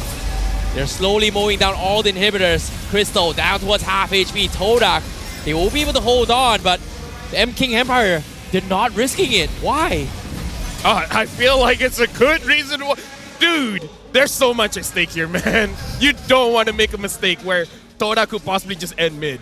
Yeah, that's true, but also because the big ultimates are gone, right? No Divine Judgment, no Black Dragon form, no reason to actually expand it, no way to enable them. Smooth, like before he left, used that Furious Dive to get the heck out of there. So at the very least, we know that King Empire, they weren't given the opportunity to actually jump in and find that engage, and that's basically just due to Todak being passive, right? However, the checkmate angle is still in play, 12k ahead, but Todak, they're catching up quick. Well, they've got the ultimate here, round 2, take 2. Black Dragon comes in, no minions again. Not sure what exactly is going on through KBGE's mind here. Makes a second attempt. Black Dragon form down for now. Vader still going for the Divine Judgment. Pulls one. They connect on Momo, but he's able to get out. So no value for King Empire. Todak still holding on for their dear lives as the Crystal, 70% health, but it buys enough time as they try to push back KGE. I'm pretty sure that was a mistake in terms of communication as well, because it looked like Victor really wanted the target. I'm pretty sure Terizla was not his target, and King Empire, I feel like if the communication was there saying, I'm gonna go in, burst them down, even if they chose the wrong target, it would have bursted them down. So I feel like the lack of commitment in that fight there shows that it wasn't communicated well that Victor wanted to make a play. Yeah. If not, you would have expected to see Smooth like jump in with a Petrify as well. If they're already willing to commit the Divine Judgment as well as a Flicker nonetheless, then I think everybody shouldn't be looking to commit. Now, without the Divine Judgment, but more importantly, without that Flicker, Todak can anticipate when Victor actually tries to close that distance. That's why we're seeing such a long Lord dance here. And it's not like King Empire needs to do anything. They've got 3 naturally pushing waves. Yeah, and seeing how KGE is doing this right now, all they gotta do is just wait things out, right? They don't necessarily need to rush here. And Sasa, he's gonna risk himself to try and clear off top here. He's not even in this fight. Todak looking to make the jump here. Lord down towards half HP. They might be sniped here. KGE, they need to secure this. Sujin, can he win the retreat battle? Dato again! He steals the Lord with the Nana this time. Smooth now collapsing on the back lines. Now he's gonna try and run them off here, but Sasa with the spear from behind, looking for the flag. Todak, they've lost from Flacia, but they still keep their lives. They need to reset quick. The Lord already marching down the middle lane. KGE looking to take away the title, take away their dreams as Todak now, Momo tries everything to stop them. He will lose his life. The Lord knocking on the crystal. Momo will fall. Sasa focusing the crystal. KGE has done it. The King Empire, the true kings of MPL MY, telling Todak goodbye. GG well played, the King Empire. They qualified through the play-ins. Welcome to the playoffs here at day number 1. But we also have to say goodbye to Todak. They put up one hell of a fight in this best of 5. GG well played to them as well, as they have been eliminated. Congratulations to KGE, but I gotta say, it's gonna get tougher after this, man. Selangor Giants, they're waiting. Speaking of waiting, Rose is waiting for them on stage, so let's go over to Rose. What does she have to say to the players? Perlawanan ini adalah perlawanan terakhir untuk pasukan Todak di MPL Malaysia musim ke-13. So, guys, first of all, I would like to ask the audience dekat Stadium MBSJ to give Todak a round of applause. Dan kita akan bagi Todak peluang untuk bagi dorang punya final bow in 3, 2, 1. Once again, everybody give it up for Todak. Dan kita harap kita akan jumpa dorang lebih kuat musim depan.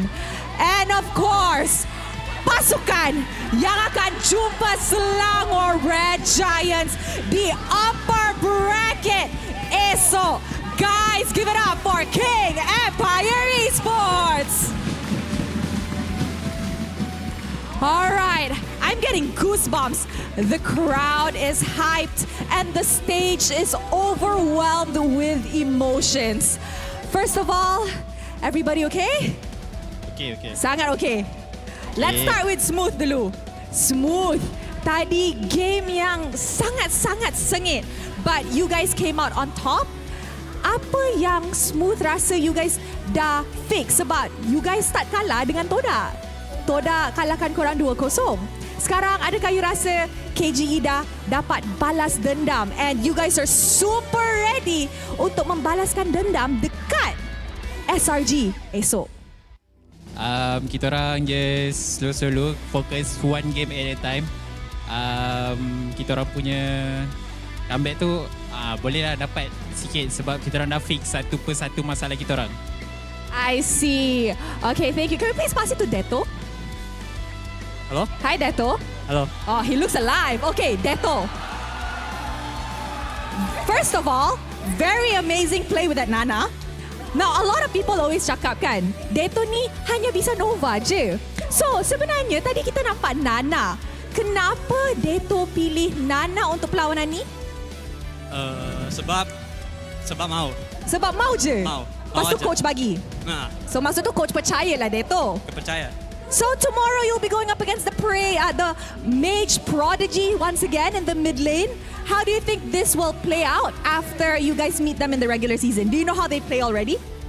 Kita bakal coba yang terbaik lah buat kalahin mereka lah. I see. Okay, SRG akan cuba yang terbaik and since dorang menang game ni, dorang akan pergi ke upper bracket dan if let's say lah dorang kalah esok, dorang ada lagi satu nyawa di lower bracket. So KGE can take a breather sikit, tak macam game tadi. Alright, so I nak tanya, Stadium MBSJ, korang rasa siapa yang layak jadi MVP untuk perlawanan ini?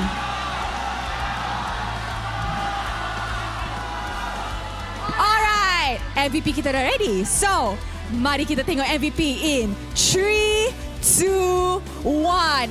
MVP jatuh kepada Jeng.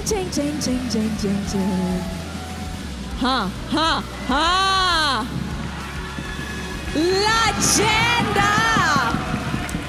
Hi Sasa. Hello. Okay, Sasa, how are you? First of all, how are you feeling? Just now was a... Now very excited and then very happy because we win against Todak. Okay, now just now was a very intense game for you guys because we know lah kan that if you guys are now only one life, now you guys got 2 life again. Okay, so I want to ask, what did KGE do during the 2 weeks break? How come suddenly KGE come back? Suddenly keluar gol pula? Because we find our problem because we have low stake and then we try to find our problem and then we fix it and now become good already. So now you feel like the problem has been fixed. The problem has been fixed. Almost. Almost. Okay, can we please pass it to Sujin? Hi. Hi. Okay. Diorang semua nampak penat tapi kita faham best of 5 kan. Okay, Sujin tadi main game best of 5, kita tahu penat dia, tapi you rasa KGE ada momentum tak kalau KGE masuk grand finals best of 7? Yakin boleh perform tak team? Yakin. Yakin? Yakin. Okay, can we please pass it to Viter for the last question? Viter. Victor, sorry. Sorry, it's too English. Okay, Victor. This is your first time entering playoffs. Your first match was last week 6, kan? Minggu ke-6. Bahasa Melayu aja kan, nggak paham bahasa Inggris. Oh, okay, nggak apa-apa. So, kali pertama Victor main di minggu ke-6. Sekarang masuk playoff, keluar dari zon merah, esok jumpa SRG. Victor, how are you feeling? Dan apa perasaan awak? Dan ready ke tak jumpa SRG esok? Kalau perasaan saya sebenarnya di playoff ini saya main nothing tulus saja kak. Buat lawan SRG besok all in aja, do the best. Coba do the best. Alright. Okay, Victor, apa yang Victor nak cakap dekat fans Battalions yang datang dan sokong korang hari ini? Buat fans King Empire, terima kasih udah datang hari ini. Terima kasih juga udah dukung kami. Semoga besok bisa kasih yang terbaik lagi. Alright, thank you very much to King Empire Esports. You guys may now go celebrate your victory. Wow. Perlawanan pertama di MPL Malaysia musim ke-13 Playoffs. Hari pertama Best of 5 yang sangat-sangat sengit. An amazing 3 berbalas 2. But that's not it for today sebab kita ada satu lagi perlawanan selepas ni. Before that, kita akan throw it back to the casters for them to dissect apa yang jadi di game kelima dalam Best of 5 series ni. Casters, silakan. Thanks again, Rose. Give it up for the MVP of the match. It's going to be Sasa on form today with his Roger and as well as Moskov. 10, 2, and 11 his final KDA score. Looking mighty fine, boys. What can I say? He's looking great. I mean, 2 deaths in 3 games. That's wowzers. It's crazy, man. Like, on top of it all, I know Lafel was like, oh no, he's bad. He made a little bit of mistakes here. But guess what? Old but gold, baby. Sometimes experience and game sense and instincts is what gets you powered through here. And so far in that particular game, he's been playing out of his mind here. His timings has been spot on. And think about this, right? Sasa has never played a single Moskov before any other season. And this season, he was able to adapt. Like what? Enough against SRG. Oh yeah, that's a tough one. I mean, like before you build him up that much. I know, right? Right? Let me just bring you back to reality. I know, right? Gotta humble down a little bit. Yeah, this game. Let me just say, this is impressive coming in from KGE. I did not expect that clean of a game going up against Toda. 9-0. Shizo didn't get any part of this game at all. He didn't die. He didn't get a kill. He didn't get assists. He was, man. I think he was doing okay in lane against Sasa. I think he was doing very well in lane, as a matter of fact, but things just snowballed out of control so fast. This has been, overall a very low kill count game. I think when it comes to game 1 to 3, it all comes down to King Empire and Toda trying to figure out each other's playstyle, right? But game 4, game 5, it felt like just straight up, my draft beats you, I'm just gonna win you by draft. And game 4, think about this. KG couldn't do anything because everything they do is getting countered by Todak. And now this game, just one Yu-Jong, game over. Oh yeah, that Yu-Zong coming in from Smooth, that was disgusting, man. Like, one of the best Yu-Zong influences that I've seen in all of MPL's games, right? I mean, like, we've seen strong Yu-Zong plays, but his Yu-Zong basically dictate the entire game. Everyone else just like, hey, you guys can just clear the minion and then just push. I can handle the rest. Like, even you, Gideon, like, I'm not blaming you for this because even I was weirded out. Like, he Black Dragon formed, and then we're like, okay, they already got the lore, they might as well just back off. But Smooth is just like, no, I'm already on top of 2 people, might as well commit. Yeah, and then we thought he was gonna die. I thought he was gonna die. I was like, wait, oh, okay. And then they got kills? And we're like, wait a minute. He sustained through that thing. See, this is why it begs the question: does Smooth come up with these ideas himself, or is Sasa just like secretly behind him, puppeting him, or like ratatouille him, pulling his hair a little bit, just like get him in the right position? I feel like it's Smooth. I feel like at this point it's just Smooth. Like he himself has a darker side to his character. One that he doesn't show the public. If you give him the mic, you wouldn't expect it. But behind the scenes, he pulls Sasa to the side. He's like, who do you think you are? You know who I am? Do you see my Yuzong? Do they ban your heroes or they ban my heroes? We ban your hero, Sasa. You think you're good at Harith? Blue side ban. I think that you know, Smooth overall phenomenal player as he is good at communicating with the rest of his team at the very least, right? The fact that the Spear of Destruction landed right on time when he decides to go on the Furious Dive with the Petrify to set it all up for him to get Sasa in that fight. A lot of things just went well for KGE. And the only way I'm using this as a litmus test. Sure.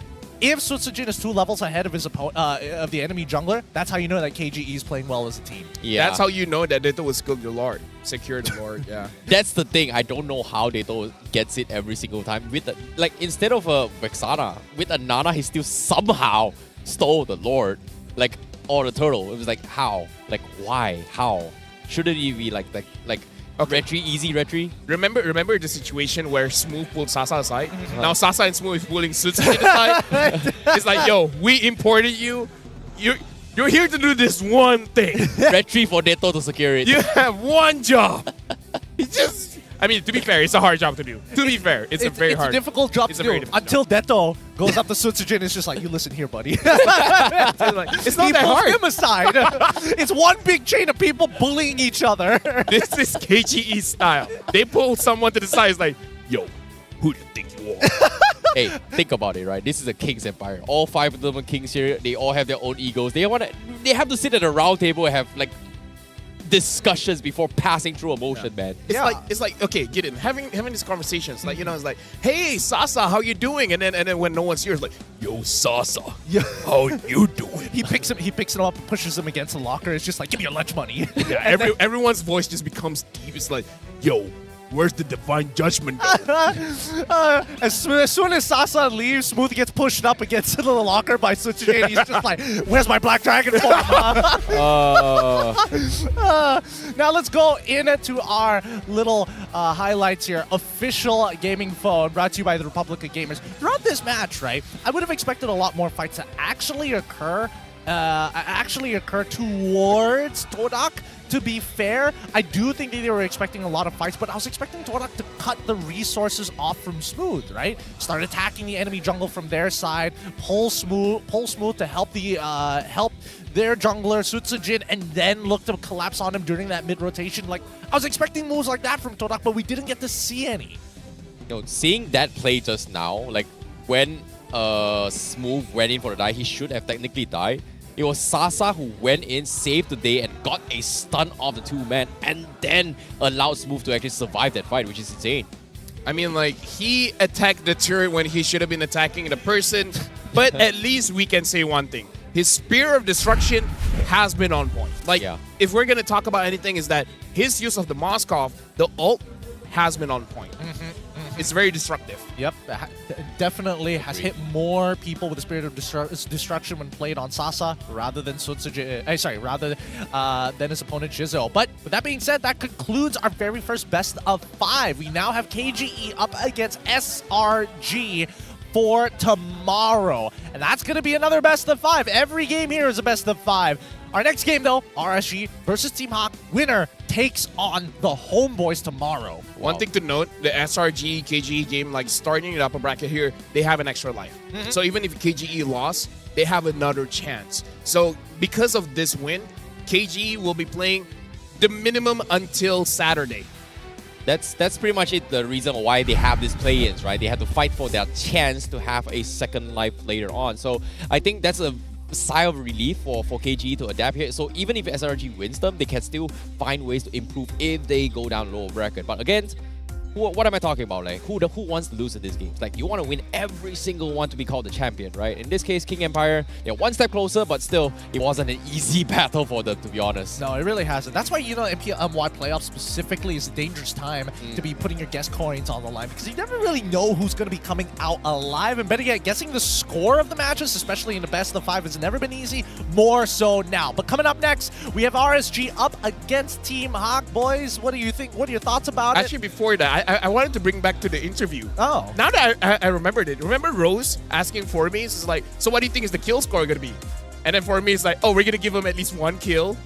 Just to, make them feel good about themselves. Yeah. And then ended up, they did not have a single kill. Yeah, that was 9 kills too much. That backfired. That did not age well. That did not age well. Formaze, man, maybe he needs to become a caster one day. He's already got the curse. With that being said, keep in mind, RSG versus Team Hawk for our upcoming match. We are going to go on a short break in just a little bit. So final words for this, to wrap this all up between KGE and as well as Toda. To be honest here, 3rd place can beat 6th place. I don't know, anything can happen. No. 6th place beat 6th place beat 3rd place. Yeah. All right, yeah, my bad. And now, numbers is difficult. 4 versus 5. Who's going to be the better one? Is it going to be 4 or is it going to be 5? I don't know. It's placement, not the amount of people. If 5 people going up against 4, that's it. But yeah. Well, let's go to a break. It looks like we're going to go into a break. With that being said, we'll catch you guys back right after these messages for more Mobile Legends action. We'll see you then.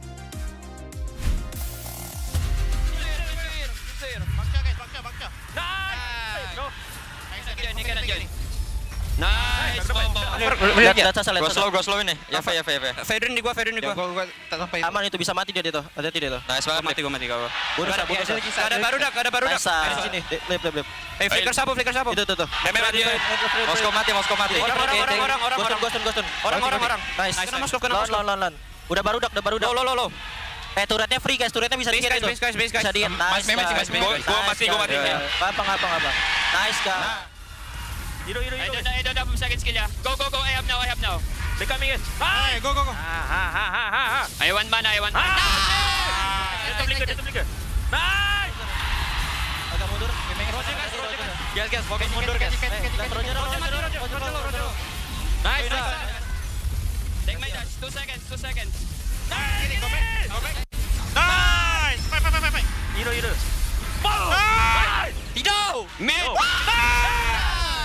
Parami. Ayo bolting. Ya, we have Flori ya guys. Teaming guys. Wow. Mama.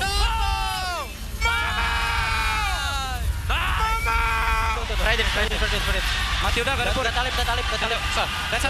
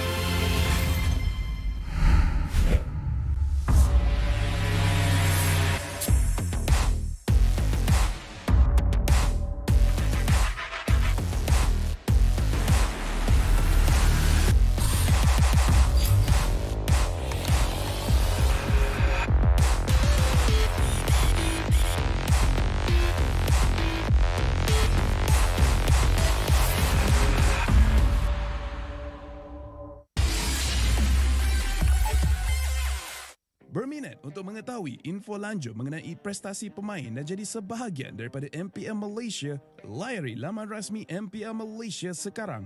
Ayo kita bersama menaikkan mutu MLBB di Malaysia. Jangan terlepas kemas kini Liga Akademi rasmi MLBB Malaysia, MPL Malaysia. Ikuti semua platform rasmi kami. Ayo sokong MPL Malaysia musim pertama. Ikuti semua platform rasmi. Semua peminat dan penyokong dijemput ke arena MPL Malaysia musim ke-13 di Serdang. Anda berpeluang berjumpa dengan pemain kegemaran anda, kumpul tanda tangan eksklusif dan sertai kempen Fan of the Season. Interested in knowing more about player performance and be a part of MPL Malaysia? Visit the website of MPL Malaysia's #1 Esports League for the latest news and league updates. Don't miss out on updates from the official MLBB Malaysia Academy League, MPL Malaysia. Follow all our official platforms. All fans are invited to the MPL Malaysia Season 13 Arena in Serdang. You will get a chance to meet your favorite players, get exclusive autographs, and join the Fan of the Season campaign.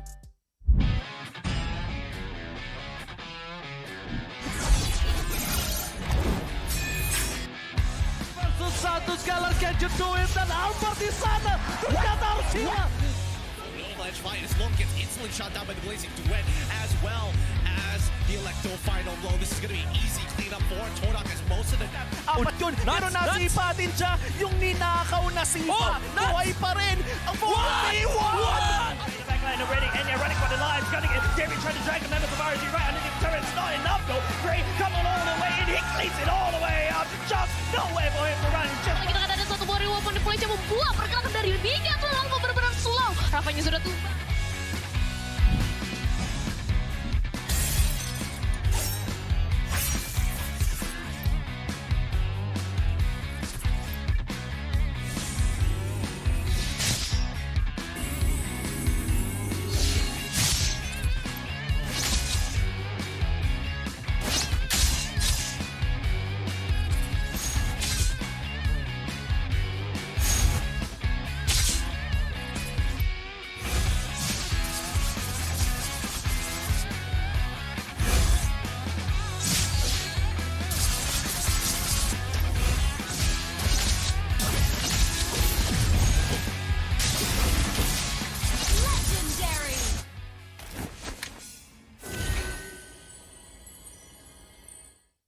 Nikmati jago 5G untuk gaming sepantas kilat dengan Hotlink Prepaid 5G. Internet 5G tanpa had dengan kelajuan 5G tanpa batas untuk layan gaming tanpa gangguan. Nikmati latensi rangkaian 5G terunggul dan gameplay termantap sepanjang malam. Semuanya hanya RM32 sebulan dengan 20% cashback. Dapatkan sekarang.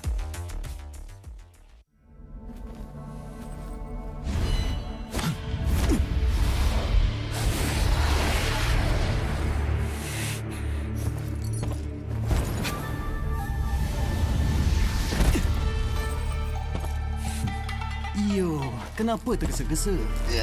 Tak boleh tunggu kejap ke?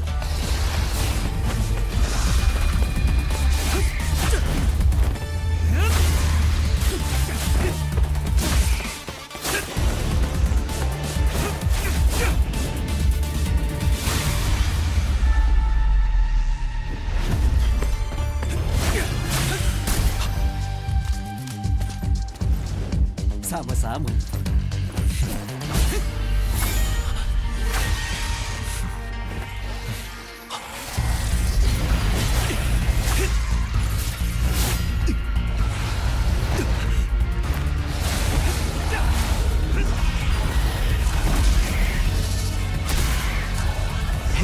Bertahanlah. Awak nak mati kat sini ke? Kalau saya hilang kawan, bunuh saya tanpa. Itu tugas saya. Mestilah.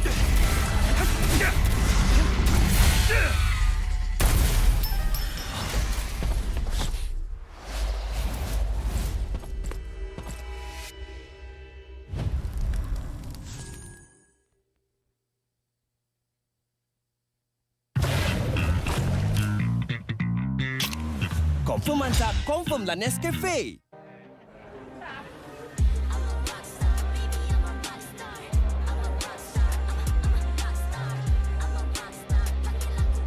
Kami akan bantai Barakuda.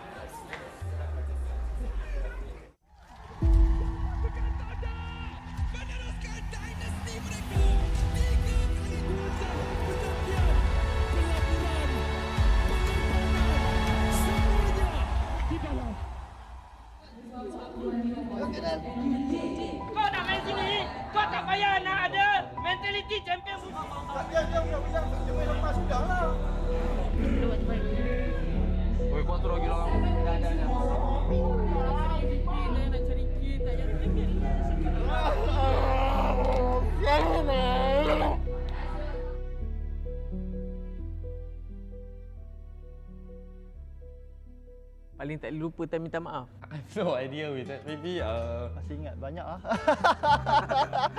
Nak cerita buruk ke nak cerita baik Lepas adalah macam conflict sikit, macam saya bergaduh dengan mak saya kan, nak masuk e-sport. Sampaikan saya kenal rumah. Aku ada terbaca lah orang cakap, ni dah rasti teruk lah, dah boleh pergi kerja kilang lah. tapi ya, aku okey je sebenarnya. Yang video aku viral nangis-nangis apa semua itu bukan sebab aku kecewa dengan kecaman orang apa semua, tak ada. Kecaman netizen semua aku tak kisah pun. Semua tu like aku disappointed dengan aku punya performance je. Dengan apa yang aku bagi, apa yang hard work yang aku put.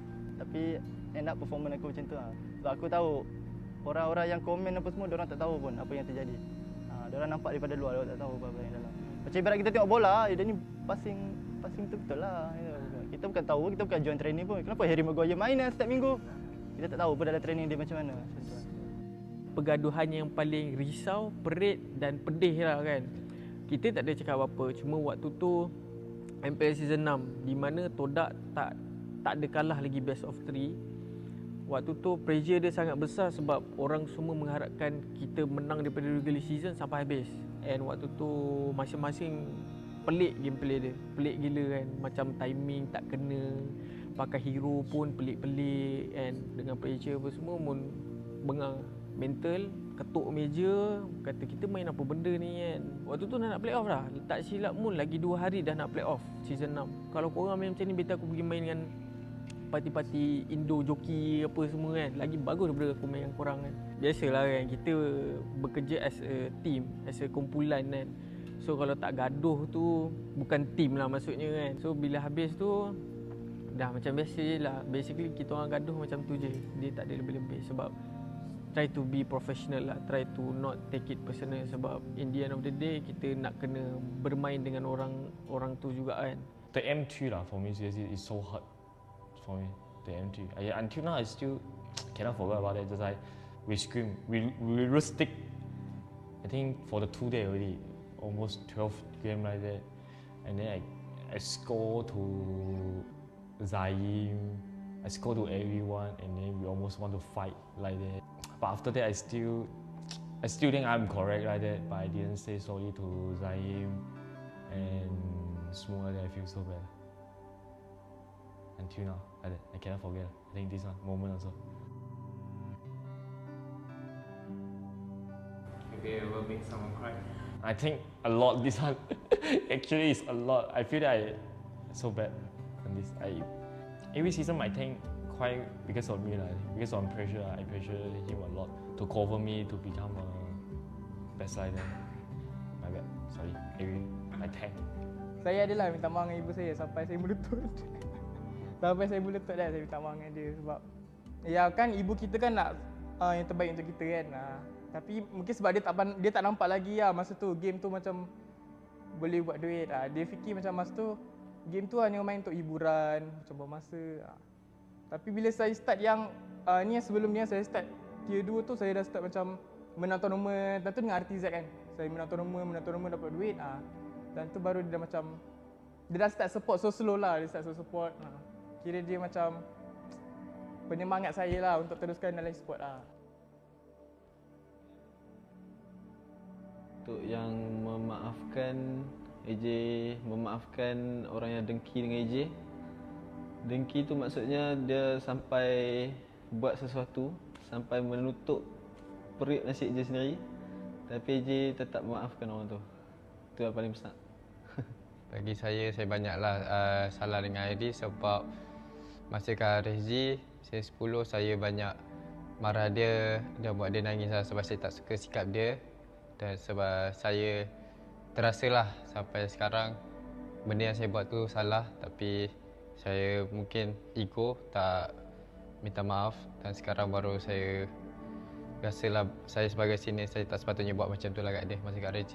Dan saya terharu sebab masa tak ada orang ingat saya, ambil saya, dia yang cari saya dan try saya untuk ke tim hak.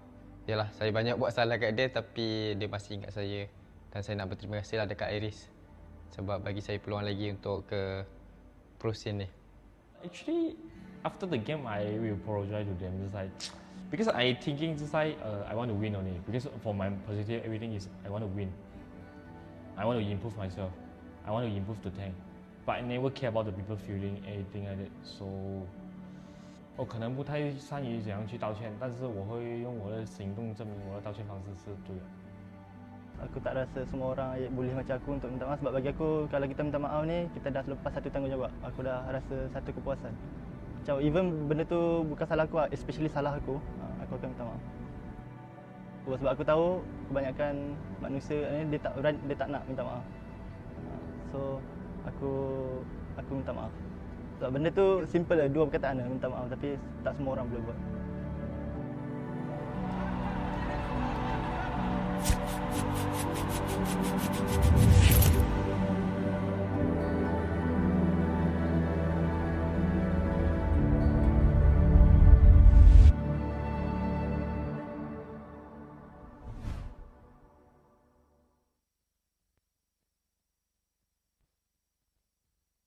I think even Ducky himself is very vocal about this. They wanted to lose, actually. They wanted to eventually lose against a team because... Pro players put in so much time that I've seen videos that Keyboy's hand is shaking and everything like that. Like he's moving his head like very frantically, you know, that kind of motion. You know, like I think sometimes we get very caught up in the, you know, Indonesian pride, Malaysian pride, North America pride, Philippines pride, when the reality is like the org just wants to win. You know, that's like the org. It's more of like Team Hawk pride, RSG pride. You know, that's where the management is coming from. It's like I think last year we saw the rise of just MLBB globally. Oh yeah. We saw the downfall of NA. No, don't put it that way. My bad. Yeah. We're just on equal terms with Malaysia now.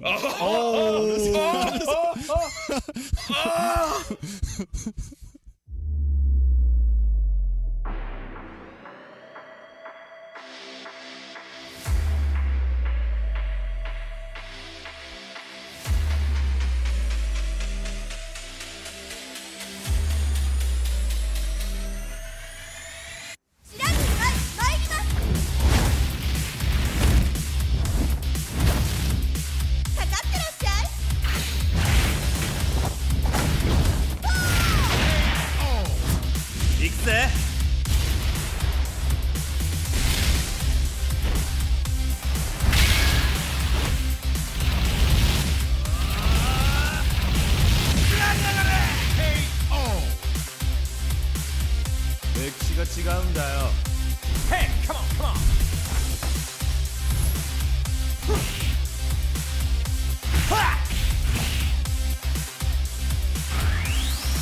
Okay. Power Gazer.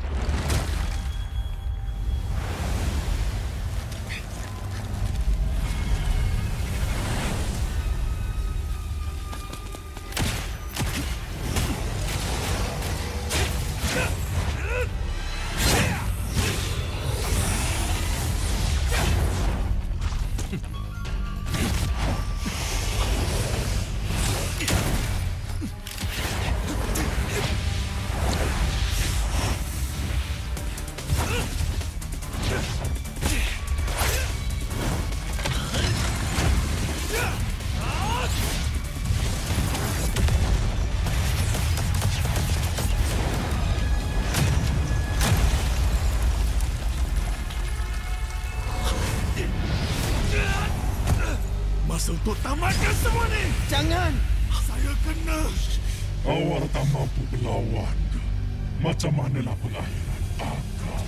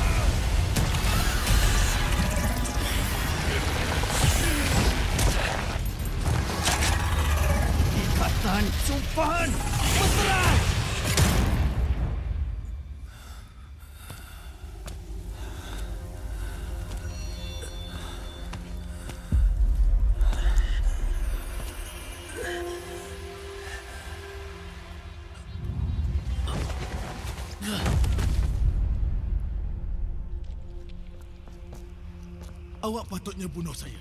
Ya, tapi ini hari bertua awak.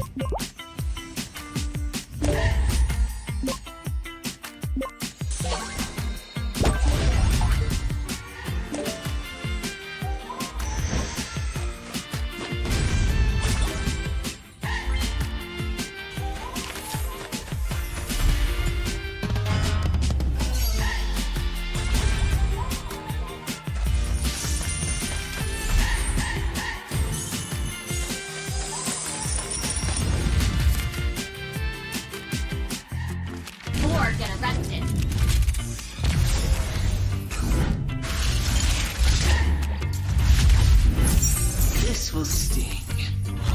You have my word.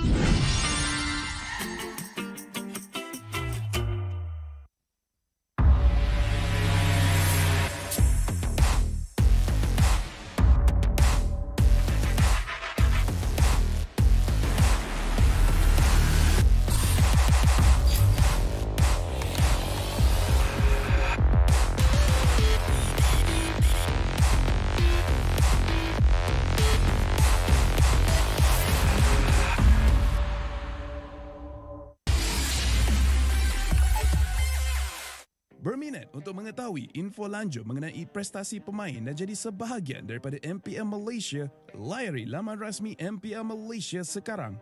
Ayo kita bersama menaikkan mutu MLBB di Malaysia. Jangan terlepas kemas kini Liga Akademi rasmi MLBB Malaysia, MPL Malaysia.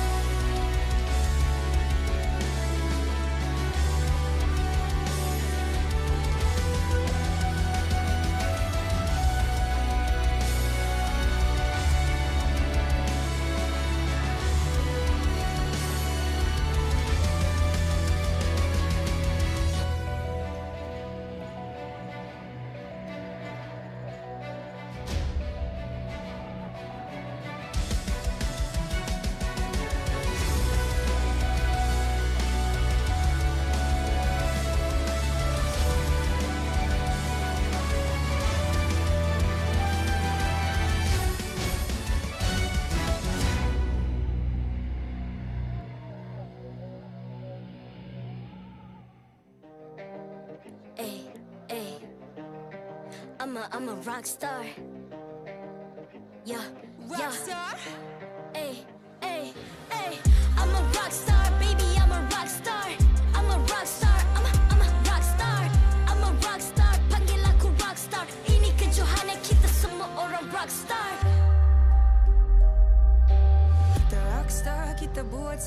gaya kita. Makin panas apinya sudah membara. Macam mana pun ku menempuh segala. Demi negara ku buat semua bangga. Step into my world, you know I'm always in my zone. You know I got my team, no I'm never alone. Bring out my best, buat yang terbaik. Jadi juara perlahan kita naik. Aku nak push, naik-naik jadi lebih bagus. Jadi hero, ku ada skill. Berapa banyak musuh aku dah kill. Ramai cuba mencapai, cause they envy me. Tiap game aku pasti jadi MVP. Easy. I'm a rock star, baby, I'm a rock star. I'm a rock star, I'm a rock star. I'm a rock star, panggil aku rock star. Ini kejohanan kita semua orang rock star. I'm a rock star, baby, I'm a rock star. I'm a rock star, I'm a rock star. I'm a rock star, panggil aku rock star. Ini kejohanan kita semua orang rock star. Tengok nanti siapa yang juara. Ni peluang kita bawa pulang piala. This is my game, this is my time. Menang semua, everything will be mine. Kalau jatuh kau pasti kembali. Bangun balik ku tegak berdiri.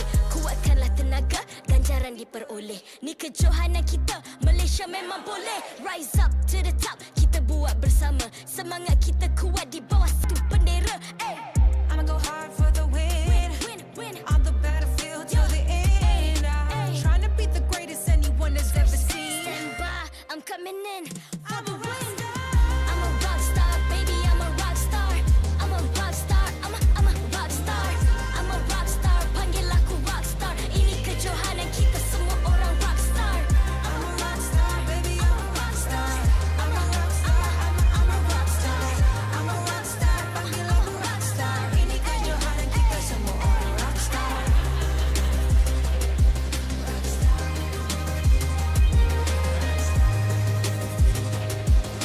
Ini kejohanan kita semua orang rock star. I'm a rock star, baby, I'm a rock star. I'm a rock star, I'm a rock star. I'm a rock star, panggil aku rock star. Ini kejohanan kita semua orang rock star.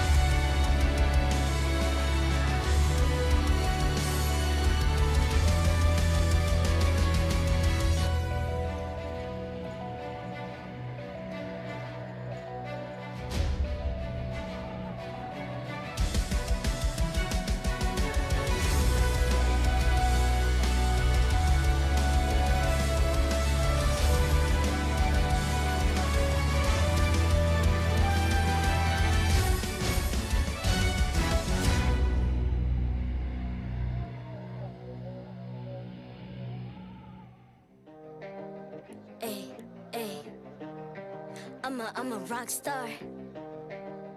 Yeah, rock star. Ay. I'm a rock star, baby. I'm a rock star. I'm a rock star. I'm a rock star. I'm a rock star. Panggil aku rock star. Ini kejohanan kita semua orang rock star. Kita rock star, kita buat saja gaya kita. Makin panas apinya sudah membara. Macam mana pun ku menempuh segala. Demi negara ku buat semua bangga. Step into my world, you know I'm always in my zone. You know I got my team, no I'm never alone. Bring out my best, buat yang terbaik. Jadi juara perlahan kita naik. Aku nak push, naik-naik jadi lebih bagus. Jadi hero, ku ada skill. Berapa banyak musuh aku dah kill. Ramai cuba mencapai, cause they envy me. Tiap game aku pasti jadi MVP. Easy. I'm a rock star, baby, I'm a rock star. I'm a rock star, I'm a rock star. I'm a rock star, panggil aku rock star. Ini kejohanan kita semua orang rock star. I'm a rock star, baby, I'm a rock star. I'm a rock star, I'm a rock star. I'm a rock star, panggil aku rock star. rockstar. Tengok nanti siapa yang juara. Ni peluang kita bawa pulang piala. This is my game, this is my time. Menang semua, everything will be mine. Kalau jatuh kau pasti kembali. Bangun balik ku tegak berdiri. Kuatkanlah tenaga, ganjaran diperoleh. Ni kejohanan kita, Malaysia memang boleh. Rise up to the top, kita buat bersama. Semangat kita kuat di bawah satu bendera. I'ma go hard for the win. On the battlefield till the end. Trying to beat the greatest anyone has ever seen. Stand by, I'm coming in for the win. I'm a rock star, baby, I'm a rock star. I'm a rock star, I'm a rock star. I'm a rock star, panggil aku rock star. Ini kejohanan kita semua orang rock star. I'm a rock star, baby, I'm a rock star.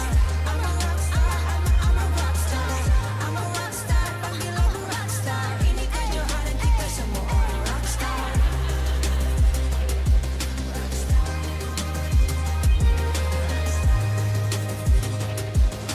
Ini kejohanan kita semua orang rock star.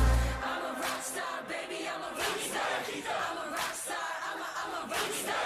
I'm a rock star, panggil aku rock star. Ini kejohanan kita semua orang rock star.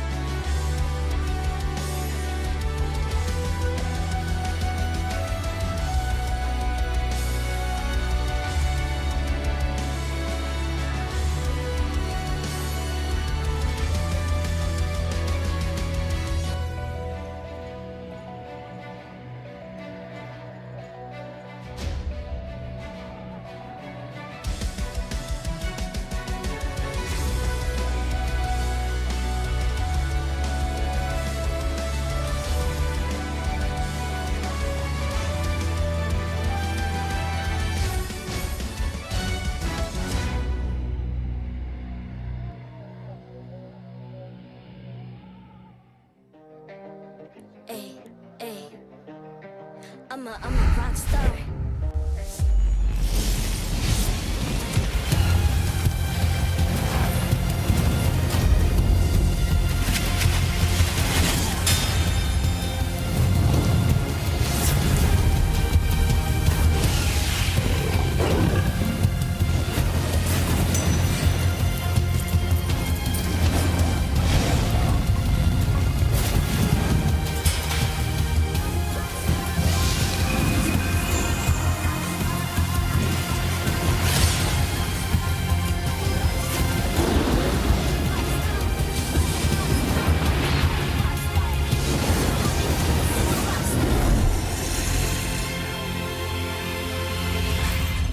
MPL Malaysia Season 13 is powered by Moontalk.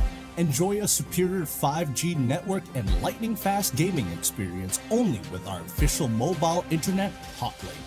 A big shout out to ROG Phone 8, the official gaming phone, for keeping our players at the top of their game. Grind on with Nescafe to keep your gaming spirit going. Thank you to all of our sponsors and partners for your support in MPL Malaysia Season 13. Welcome back. Day one here at the MPL MY. Season 13 continues here on the English broadcast. We've already seen one team make it through the play-ins and another team bowing out of the tournament overall after having an impressive regular season, but all is up in the air here at the playoffs. My name is Gideon Q. This is Icy Baby 1-2, and as well as LaFell here at the desk to accompany me for this upcoming game. It's going to be Team Hop up against RSG, and well, knowing both of their backgrounds here, personally for me, I mean, it should be a pretty easy RSG win. They did win the last time, so convert it? I don't know, man. RSG's my boys, right? I want them to win, but at the same time, Team Hawk, I'm pretty sure they understand where they stand right now, right? Over 500 days where Team Hawk couldn't get a victory over RSG. I'm pretty sure if at any time they want to get a win, it's today.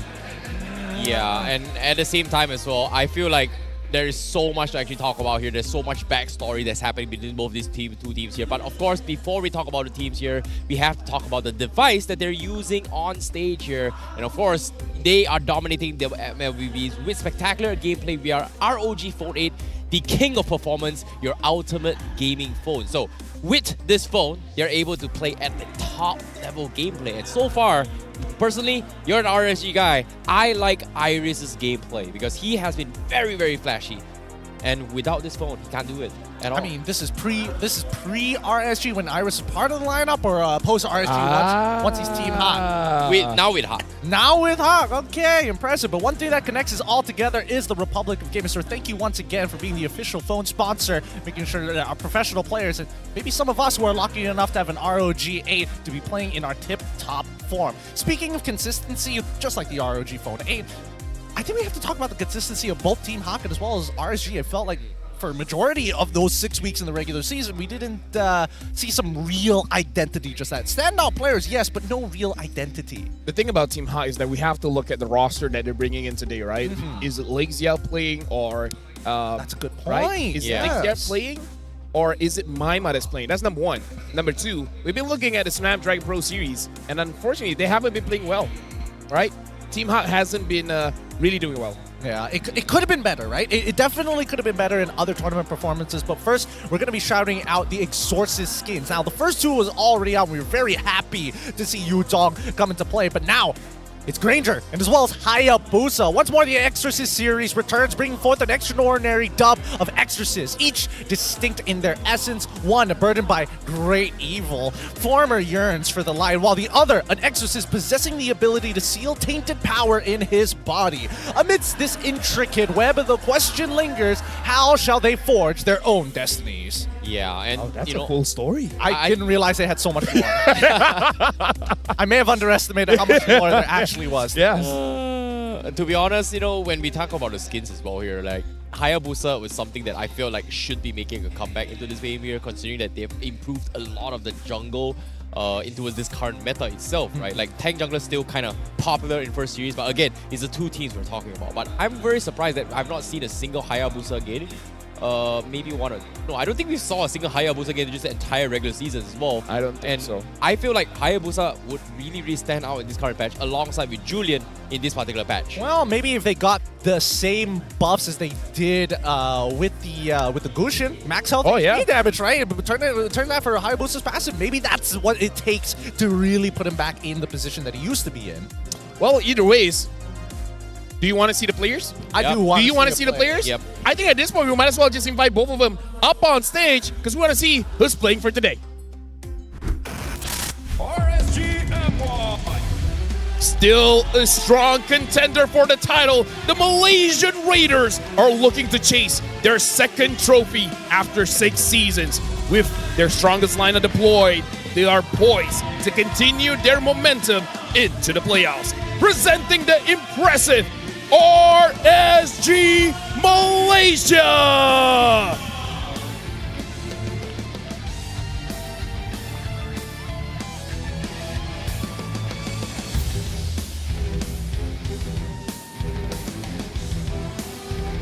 Team Hawk! From glory to setback, and now back on the rise, they clinch the trophy in their debut season, but faltered after. Now, they're ready to chase their dream once more. With this run, possibly their last shot is none other than Yibambi Team Hawk!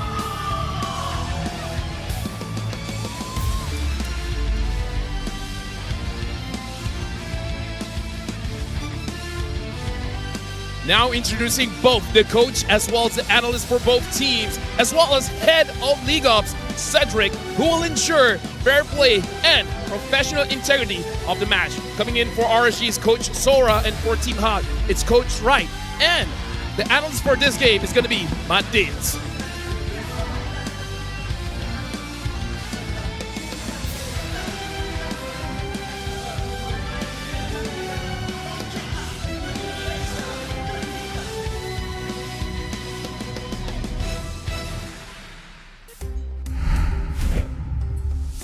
So no reaction?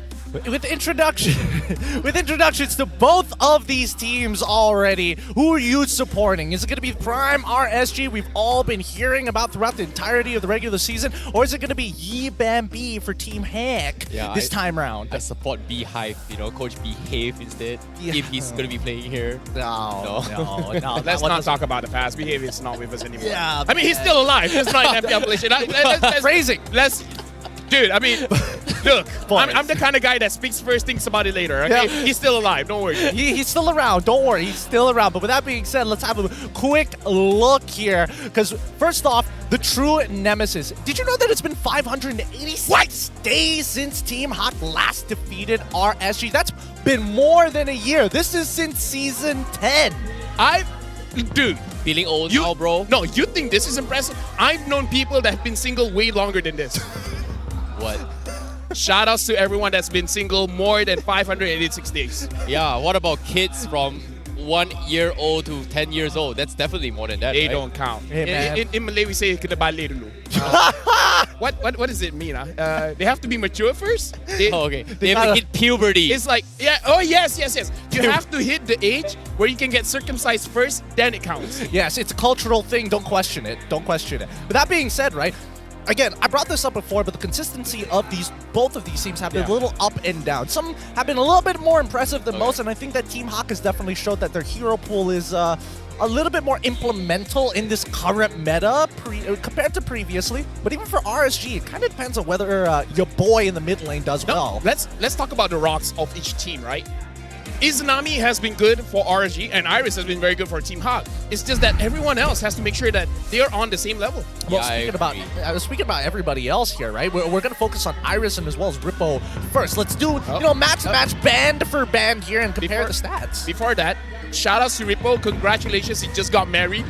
Shout outs to you. Sorry, can't make it to your wedding. We got stuff going on that. I definitely think that's one of those things you say to his face rather than on broadcast. Yeah, you don't say. Are you going to send him the clip later? Yeah. Okay. No. You know what? DJ Y, send the clip to Rippo.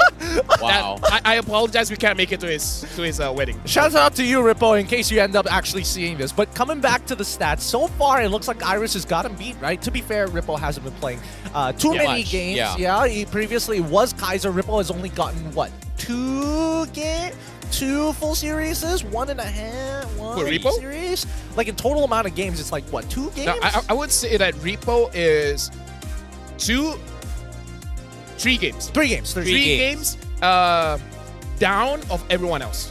Like for 3 games, Kaiser's playing, the rest Rippo. Yeah, playing. the rest all Rippo. Yeah. And let's talk a little bit more on the rosters here for RSG, because I'm more curious on Team Hawk later on here. But now introducing the rosters here, we have Izanami, Rippo, Loleo, Vinogo, and Stone to start things off for RSG MY.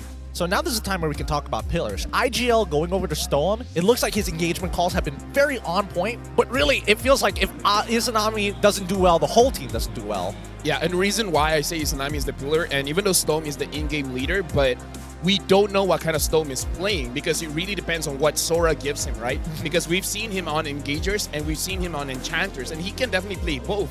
But because he's playing so many styles, you don't really have one solid style of Storm that can dominate any kind of gameplay. I mean, that sounds like a really good idea, especially when you're up against Team Hawk, who seem a little bit more methodical about these types of things, right? Especially when it comes down to the draft. In-game leader going over the Sakin, but let's also introduce Noir, Maima, Iris, and as well as Janice.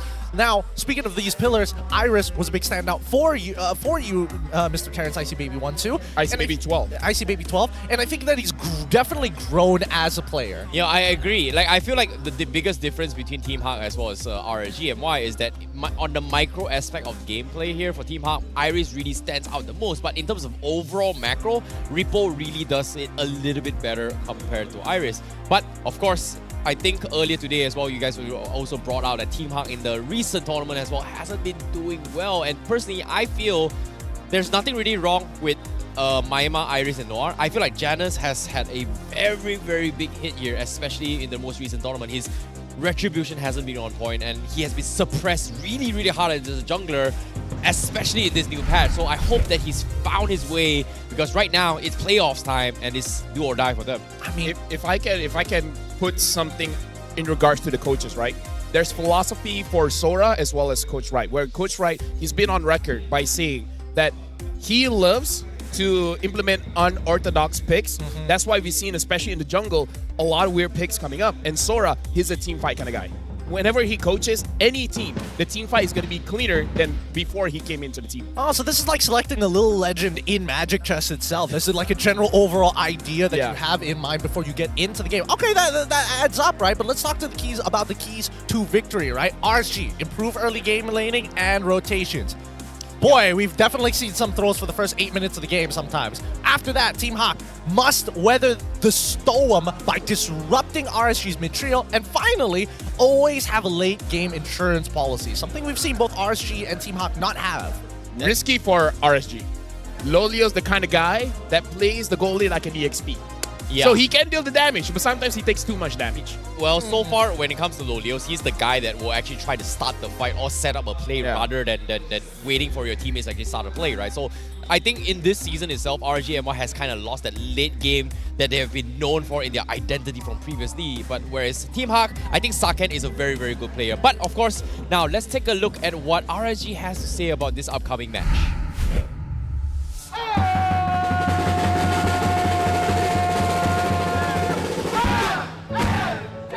Yang korang expect yang kita orang akan lebih perform dekat regular season disebabkan kita orang baru menang Kohai, especially bila kita orang menang against SRG dekat Kohai iaitu 4-3. Tapi disebabkan kita orang terlampau selesa dan kita orang tak fokus untuk improve lebih jauh, disebabkan itulah kita orang momentum kita orang drop. So semua orang tahu kita orang ada kekangan, kita orang ada dalam worst situation dekat early seasons, tapi kita orang dapat bangkit dekat late season. Kita orang cuba untuk perform lebih baik dekat late season and kita orang still dapat berjaya lah untuk buktikan dekat orang yang even kita orang early season drop, kita orang still boleh bounce back to the late season, and I think that if we keep our momentum, we will achieve more win in playoff.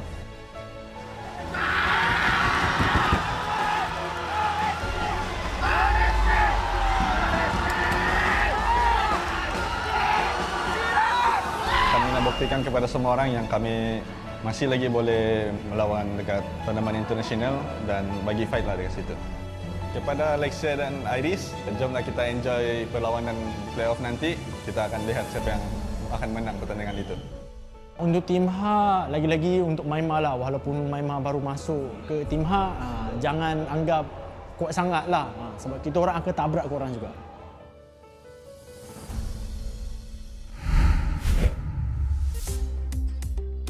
I like the tone that Repo went in.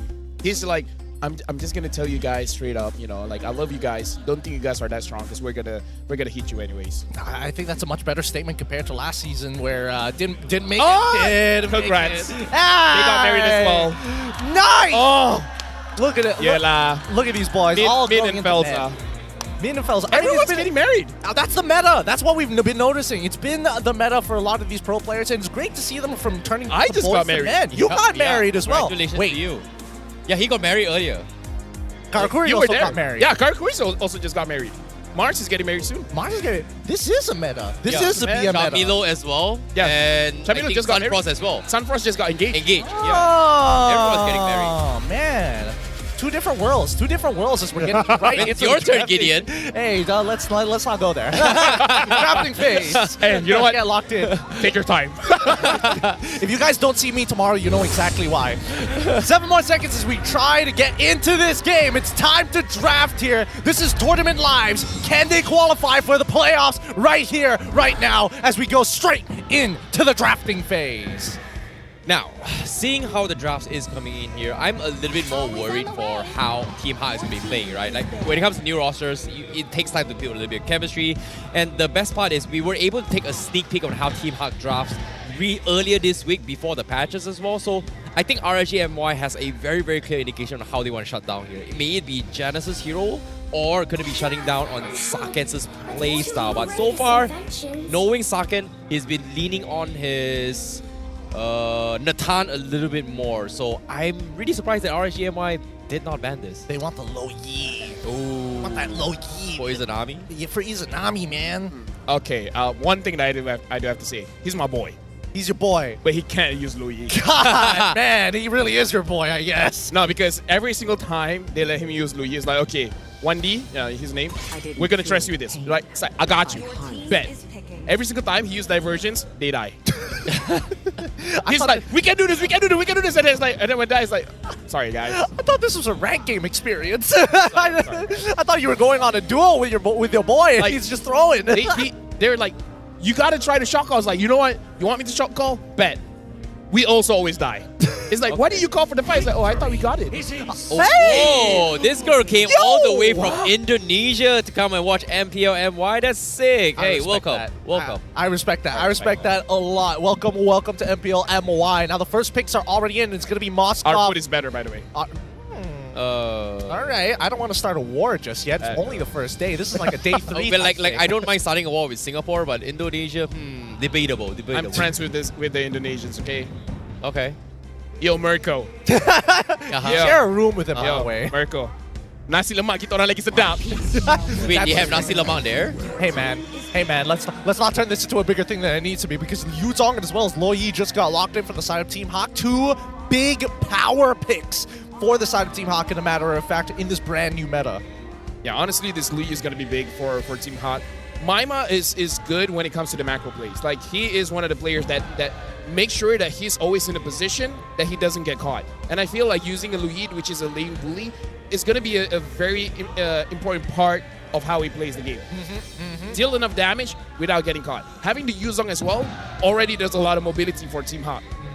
I think based on what we've seen so far here, I really want to see how Storm is going to be playing here. Like, though they want to start things off with the Grok or even the Guinevere from him here, but at the same time, or even the Arla to a certain degree, but no, they don't really pick Storm's hero here. They are going to go for the Fredrin as well as the Farsa instead. Okay. So they're giving up. Well, no, I can't say that just yet, right? It's less about the Roger, more so they went for the Farsa this early on, knowing that there is a Yuzong pick, knowing that Lo Yi is going to show up in that lane. He has cojones. He's got that's like, for sure. Yeah. It's like, oh, you got a Yuzong? I know what counters you. A Farsa.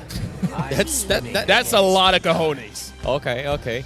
But Team Hawk, they double down on Sakeng securing the Natan for this game. So no marksman bans for this upcoming game. It's going to be a battle for roamers as well as XP leaders. I think so far, for RG, these are just all strong power picks from the side of Team Hawk, right? I do think the Moskov into the Natan matchup is a little more Moskov favored because of the length of that Pierce.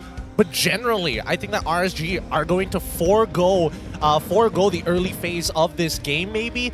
Considering they haven't even picked up their EXP as well, that's something that Team Hawk could eventually set up for. But at the worst of all is that RSG, they could be playing a mid to late game composition, and if Team Hawk are, on fire today, this could be a very early game 1. Let me just tell you guys, it might not be Moskov against Natan.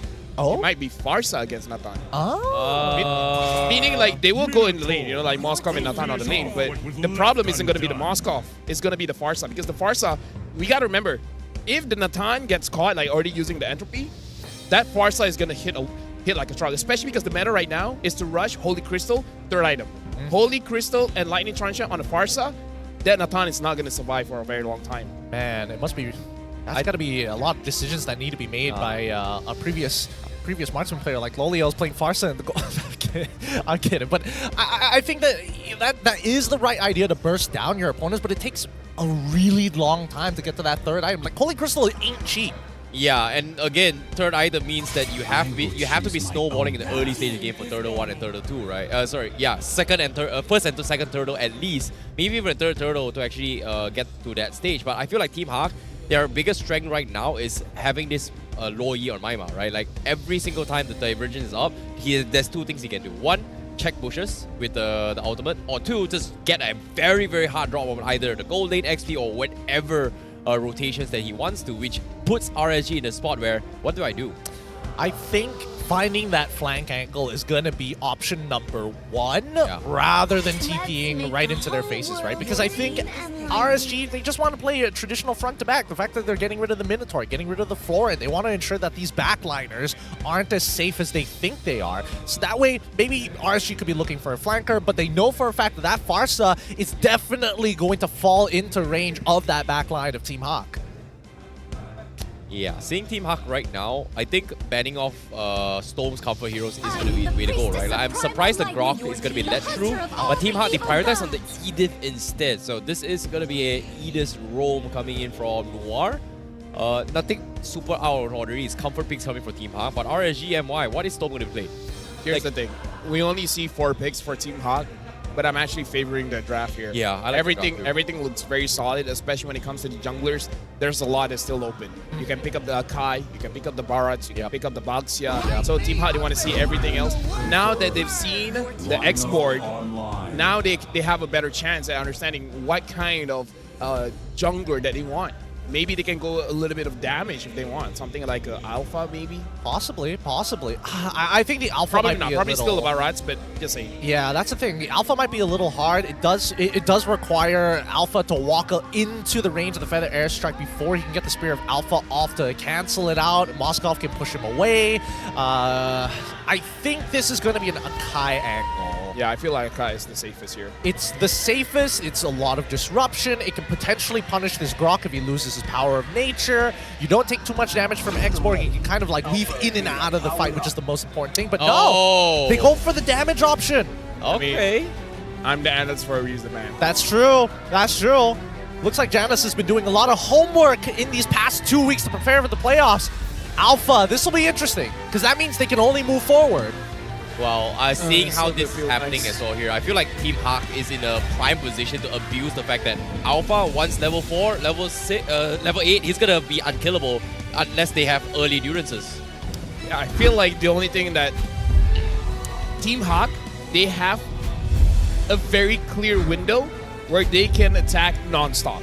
Because at one point, especially at level 12, the cooldown for the Spear of Alpha is non-existent. And then the moment that the Natan gets the Holy Crystal, it's going to be much faster than the Farsa.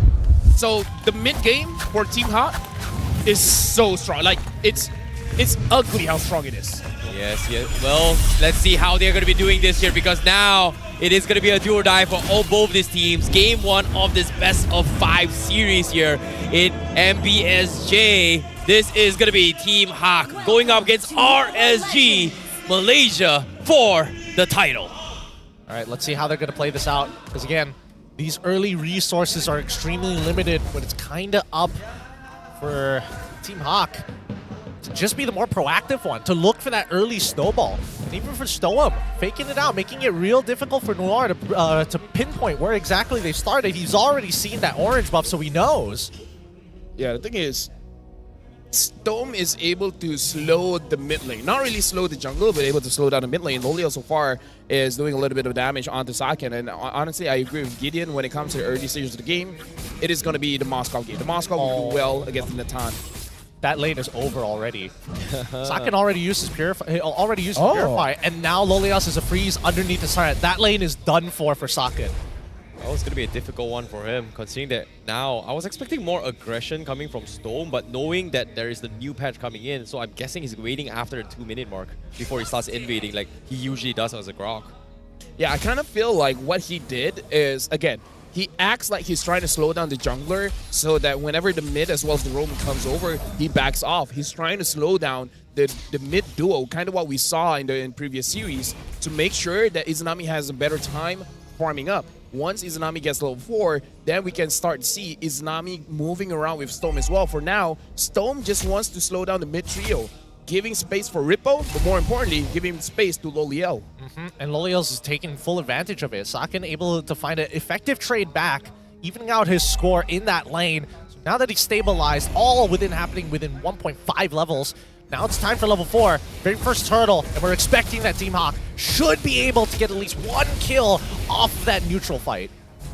Yeah, hold on, diversion coming in. Vinogo doesn't see this coming. Oh, from behind, they find Vinogo. Here he comes. Petrify comes in, chain combo all the way through, even a feathered airstrike as well. That's going to be first blood in the hands of Team Hawk. But again, the insanity comes in. They will find Maima for their punishment here.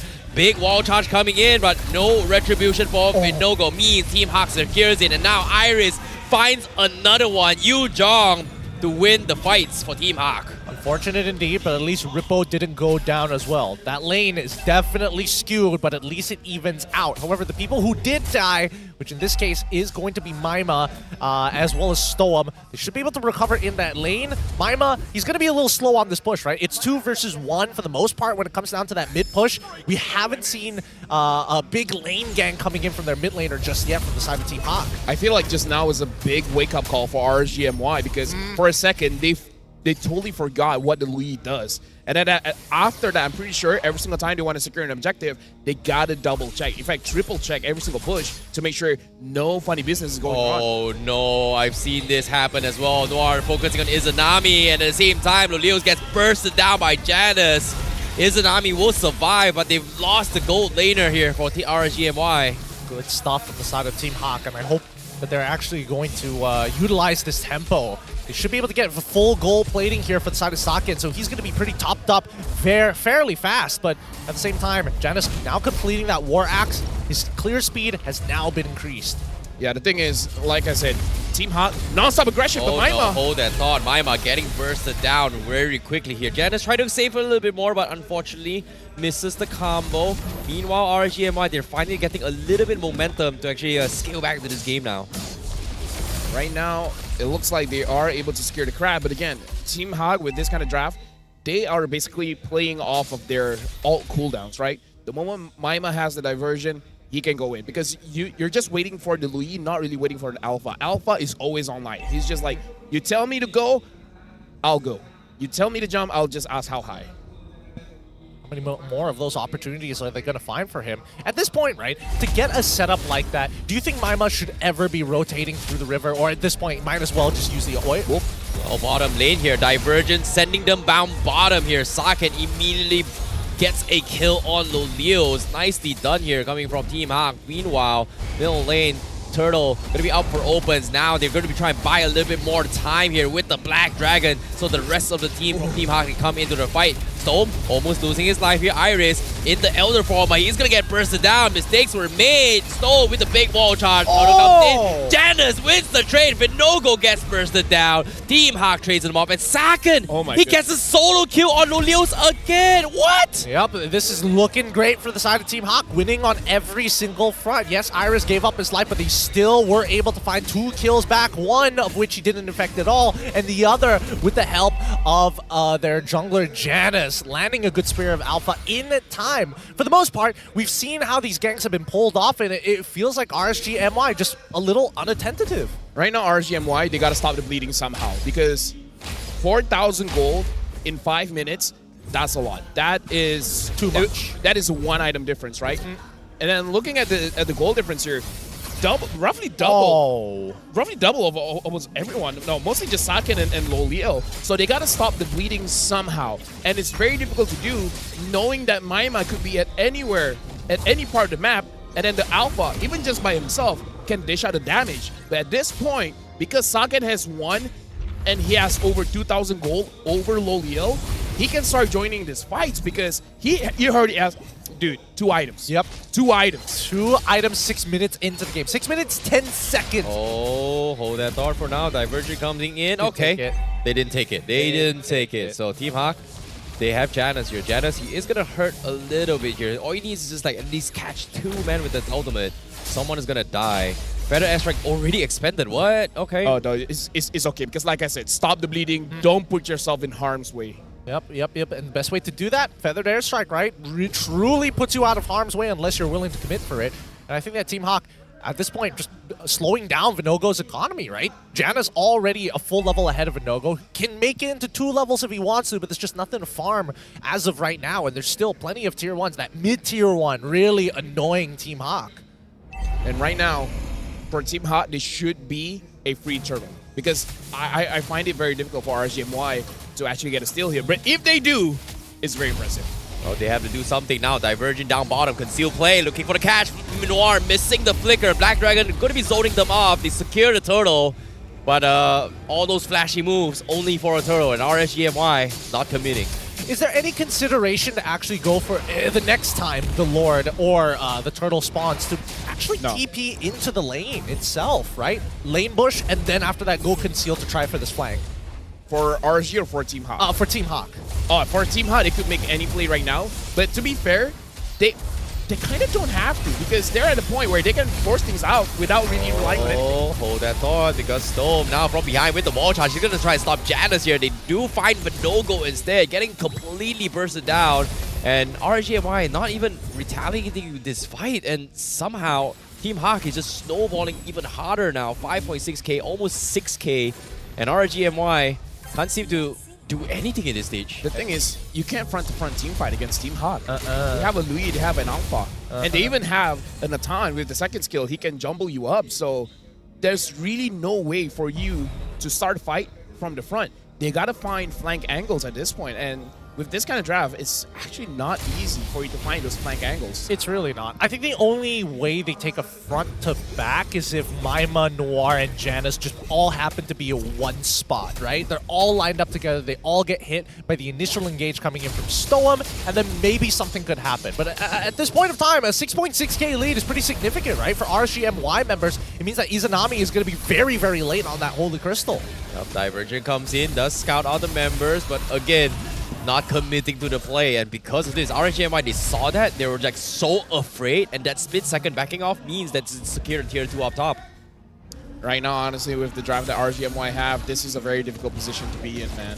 Like, you don't have a lot of outs for this one. The only thing is, maybe Loliel gets 3 items, gets a good Spear of Destruction onto Saken or Maima, and then he can try to 1v5, but it's easier said than done, because for him to get to those kind of items, it's not gonna be good. And Saken now having the Holy Crystal, the front line is not gonna be a front line. Yeah, they're gonna melt so quick unless Saken makes like a significant mistake. Oh, Noir now going for the flicker play, and Iris from under as well going for the black. They're gonna zone them off, and guess what? Objective is key, and Team Hawk secures the lot because of this play. But Divergent up top here.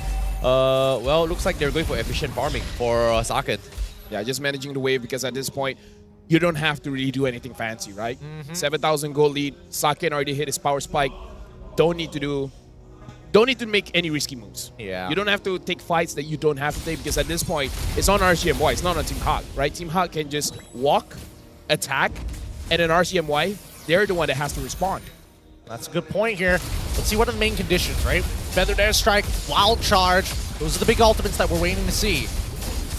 Well, in this case, are they going to be able to set this up though? With the Lord collapsing really soon, Team Hawk, they will have the Black Dragon soon up on Iris. And once that's up, RSG MY has to find a way to stop this. I think this should be like a guaranteed inhibitor, right? Like they've got the resources to fight for it if necessary. Yep, concealed play comes in. Janus, you know, they do bait out the Feathered Airstrike for now, but the Lord is still standing relatively healthy. Saken looking for the play. Oh, Noir tries to go for dive as well. Same goes for Janus. They try to go to collapse. Logo getting bursted down. Eventually gets taken down by Maima. They take the tier 1 and they get a free B 5-man alive for Hawk, and RSG MY got hit and got ran over. If I was RSG MY, I would think of game number 2. Because I feel like you really got to look at the draft. As much as I love Izanami on a Farsa, going up against, using a Farsa against a Yuzong that you've already seen, I don't know, man. It doesn't feel good. It really doesn't. It really, really doesn't. Like, this is a difficult game for RSG MY in so many factors. The areas of which they are strongest at, they weren't able to make it last. And Team Hawk, so far, has been outplaying them from laning to even these team fights. The snowball lead doesn't seem to be going anytime soon unless we see a huge mistake from the side of Team Hawk. And I don't see that happening. Like, Saken, nothing really threatens him unless we see him, like, get caught up by 3 people in a single wild charge. Or maybe Vinogo is able to catch 3. One or the other. And even then, that's under the assumption that Izanami has enough damage to one-shot him in that first rotation. You know, this is a very sad situation for RSG MY fans and even themselves right now, because Team Hawk right now, look at Saken's item. This is an item where we normally see Saken kind of into the later stage of game, but for him to get it this early, I don't know if they can even tank his damage right now. I mean, can't, right? But Nogo and Stome only have 1 item. Only have one completed item in 12 minutes. Is that a instant replay for that? Nah. No. Don't worry about it. Yeah, don't think too much about it. Let's just have fun. Yeah, just have a good time. Yeah, have a good time. This is an amazing game. So right now Team Hawk, they still have a lead, 5k gold lead. But at this point, everyone's topped off, right? Yeah. Because at this point, I'm pretty sure Storm and Vinogo have at least 3 items. So now they're a little bit tanky.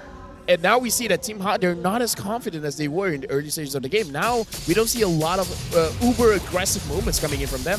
I mean, to be fair, Team Hawk is not known for like being uber aggressive. They know how to chase down kills. They generally have a shape of the fight that they have in mind before they go in.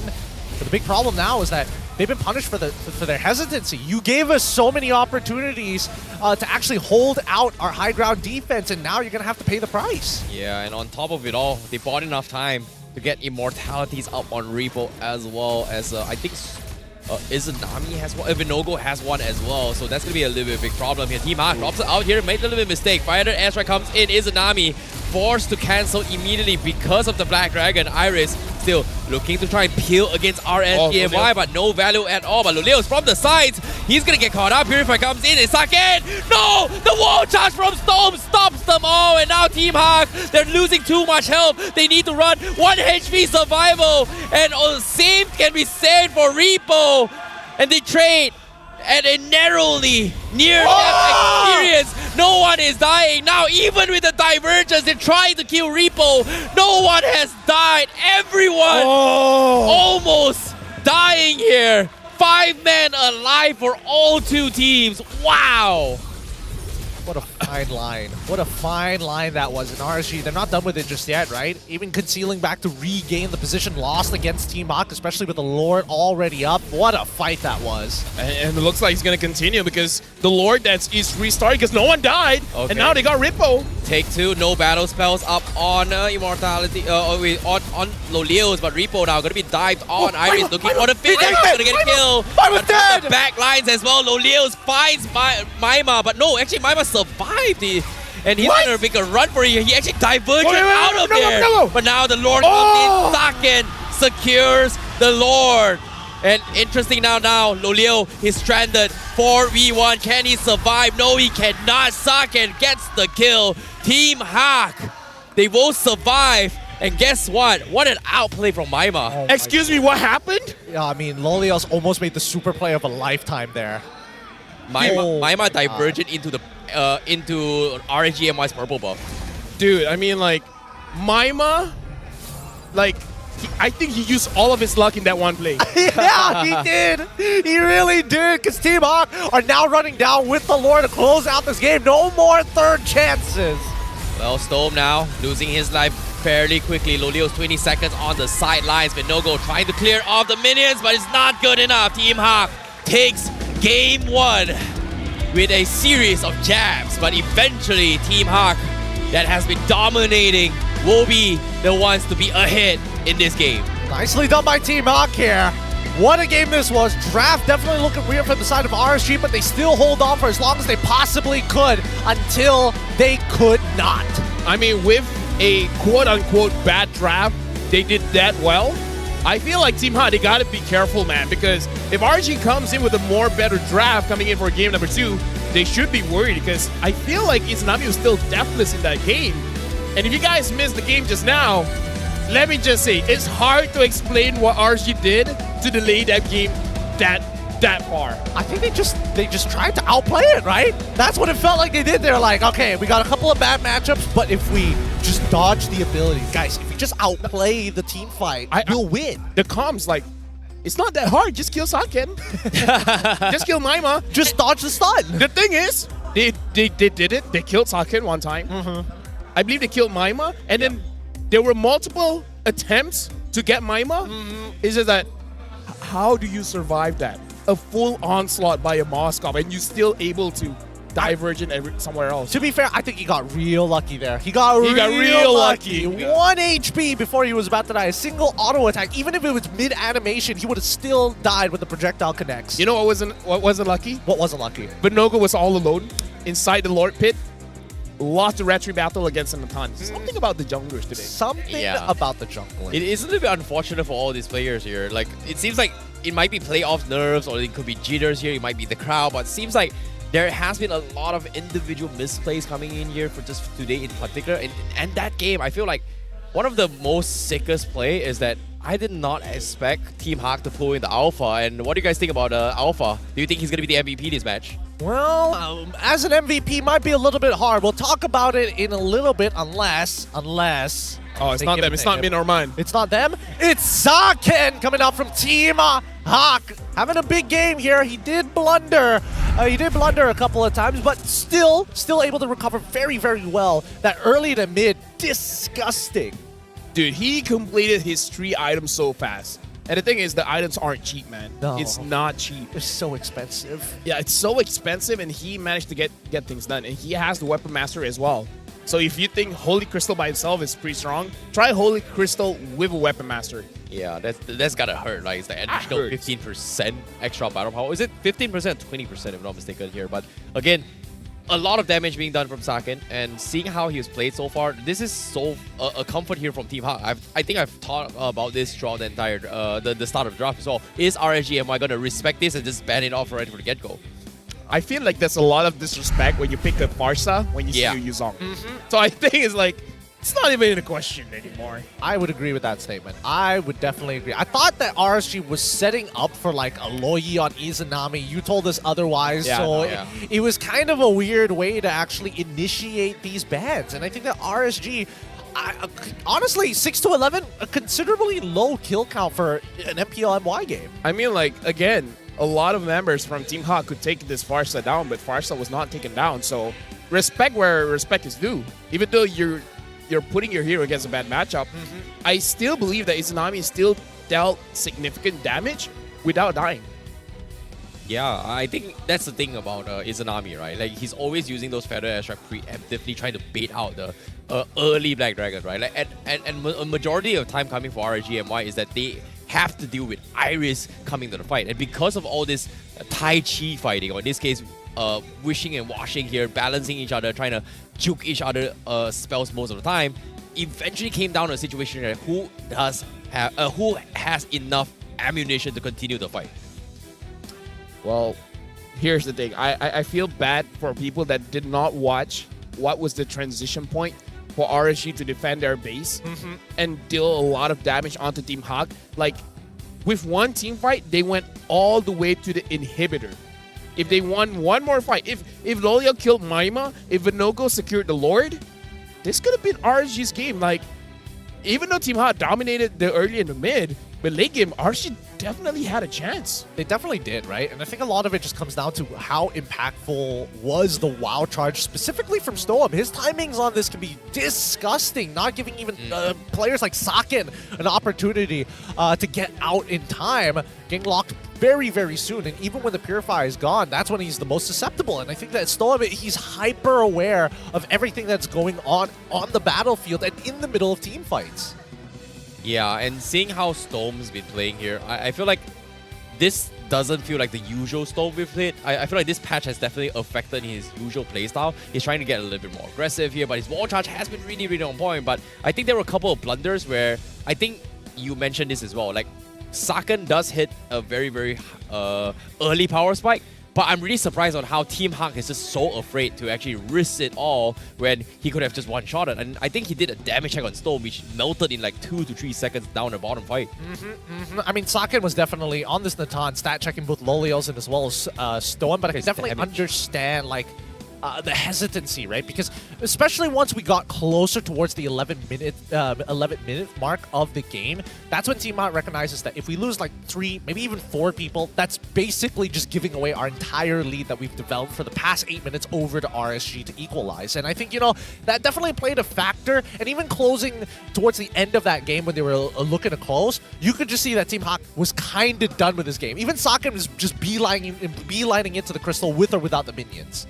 I mean, despite RSG having a bad game, I feel like Loliel and Izanami still doing quite a lot of damage here, right? Despite everything, like, you don't have enough space to do this, you don't have enough space to do that. Loliel starting the game with 0-3 and 0. I feel like it's still respectable. It's still a good damage with what they've got. Yeah, it all comes down to who is going to be caught out by Lolios, right? And again, I talked about this as well. Like, Lolios is going to be that guy that sets up and starts the fight. I mean, like, here's the thing. It's damage on the right targets as well. Yeah. It's not damage just dealing damage to the front lines. They went straight to the back. Loyal got Maima quite a few times, and they got Saken as well. So it's the quality of the damage is still good. But we still have to say, the draft is a big factor. RSG cannot come in with this kind of lineup and hoping for the best against Louis, against a Nathan, against an Edith. There's so much powerhouses that you're giving to Team Hawk. I agree. I definitely agree with that. And considering that there's like a good amount of research that goes into this, right? If RSG is taking away the Moskov, is it because nobody else is just that good on the Moskov, or are they more afraid that Saken gets his hands on it? And personally, for me, I think they just have a lot of faith in Loliel. Yeah. I mean, like, he got the backline with the Spear of Destruction. Oh, yeah. So I think it's legit. Loliel on the Moskov is legit. It's just that everything else has to step up. Yeah, and speaking of stepping up here, Vinogo getting completely shut down every single time he runs up to this place, right? Like, normally you would see like a hero like Baxia or even an Akai to a certain degree, or even occasionally a Martis once upon a time when we talk about Frederick matchups. But for this matchup, him going up with Janus, I think there were multiple instances where Vinogo couldn't even sustain the burst coming from both Maima and Janus before he could proper praises round or anything. Like, I don't know, like Janus just shoves him out of the wave, few combos in, 2 damage. Vinogo's so low to the point that, what do I do? You know what came to my mind? That has nothing to do with what we've been talking about. What? Completely nothing. Isn't it ironic that Moonton is trying to buff the assassins to make them more relevant in the meta? And now even Nolan is open, no one's picking up the Nolan. Yeah. Right? Yeah. Good point. Right? So like before this, Nolan could go into the jungle and punish someone. But now even he can do that. So in a way, even Nolan was nerfed. Yeah, to a certain degree, yes. Yeah. I can definitely agree with that sentiment. I think especially for the first 2 minutes, right? Yeah. Well, I definitely think that a couple of changes could have been made to make that that stage of the game a little bit better. But for the most part, I think based off of what we're seeing on these stats, for the true damage makes sense. Vinogo is basically left on an island. I feel like for a majority of this game, Vinogo is told, hey, you're going to try and contest for Retribution. The rest of us are going to be looking for that fight. And that's why we don't get to see Vinogo get the extra help and support to burst down neutrals. Yeah, but the thing is, as a frontline, you can't deal with an Edith, you can't deal with a Louis, you can't deal with an Alpha, Nathan with Holy Crystal. Like, there's only so much a Frederick can do. Oh, yeah. Do you see value in him?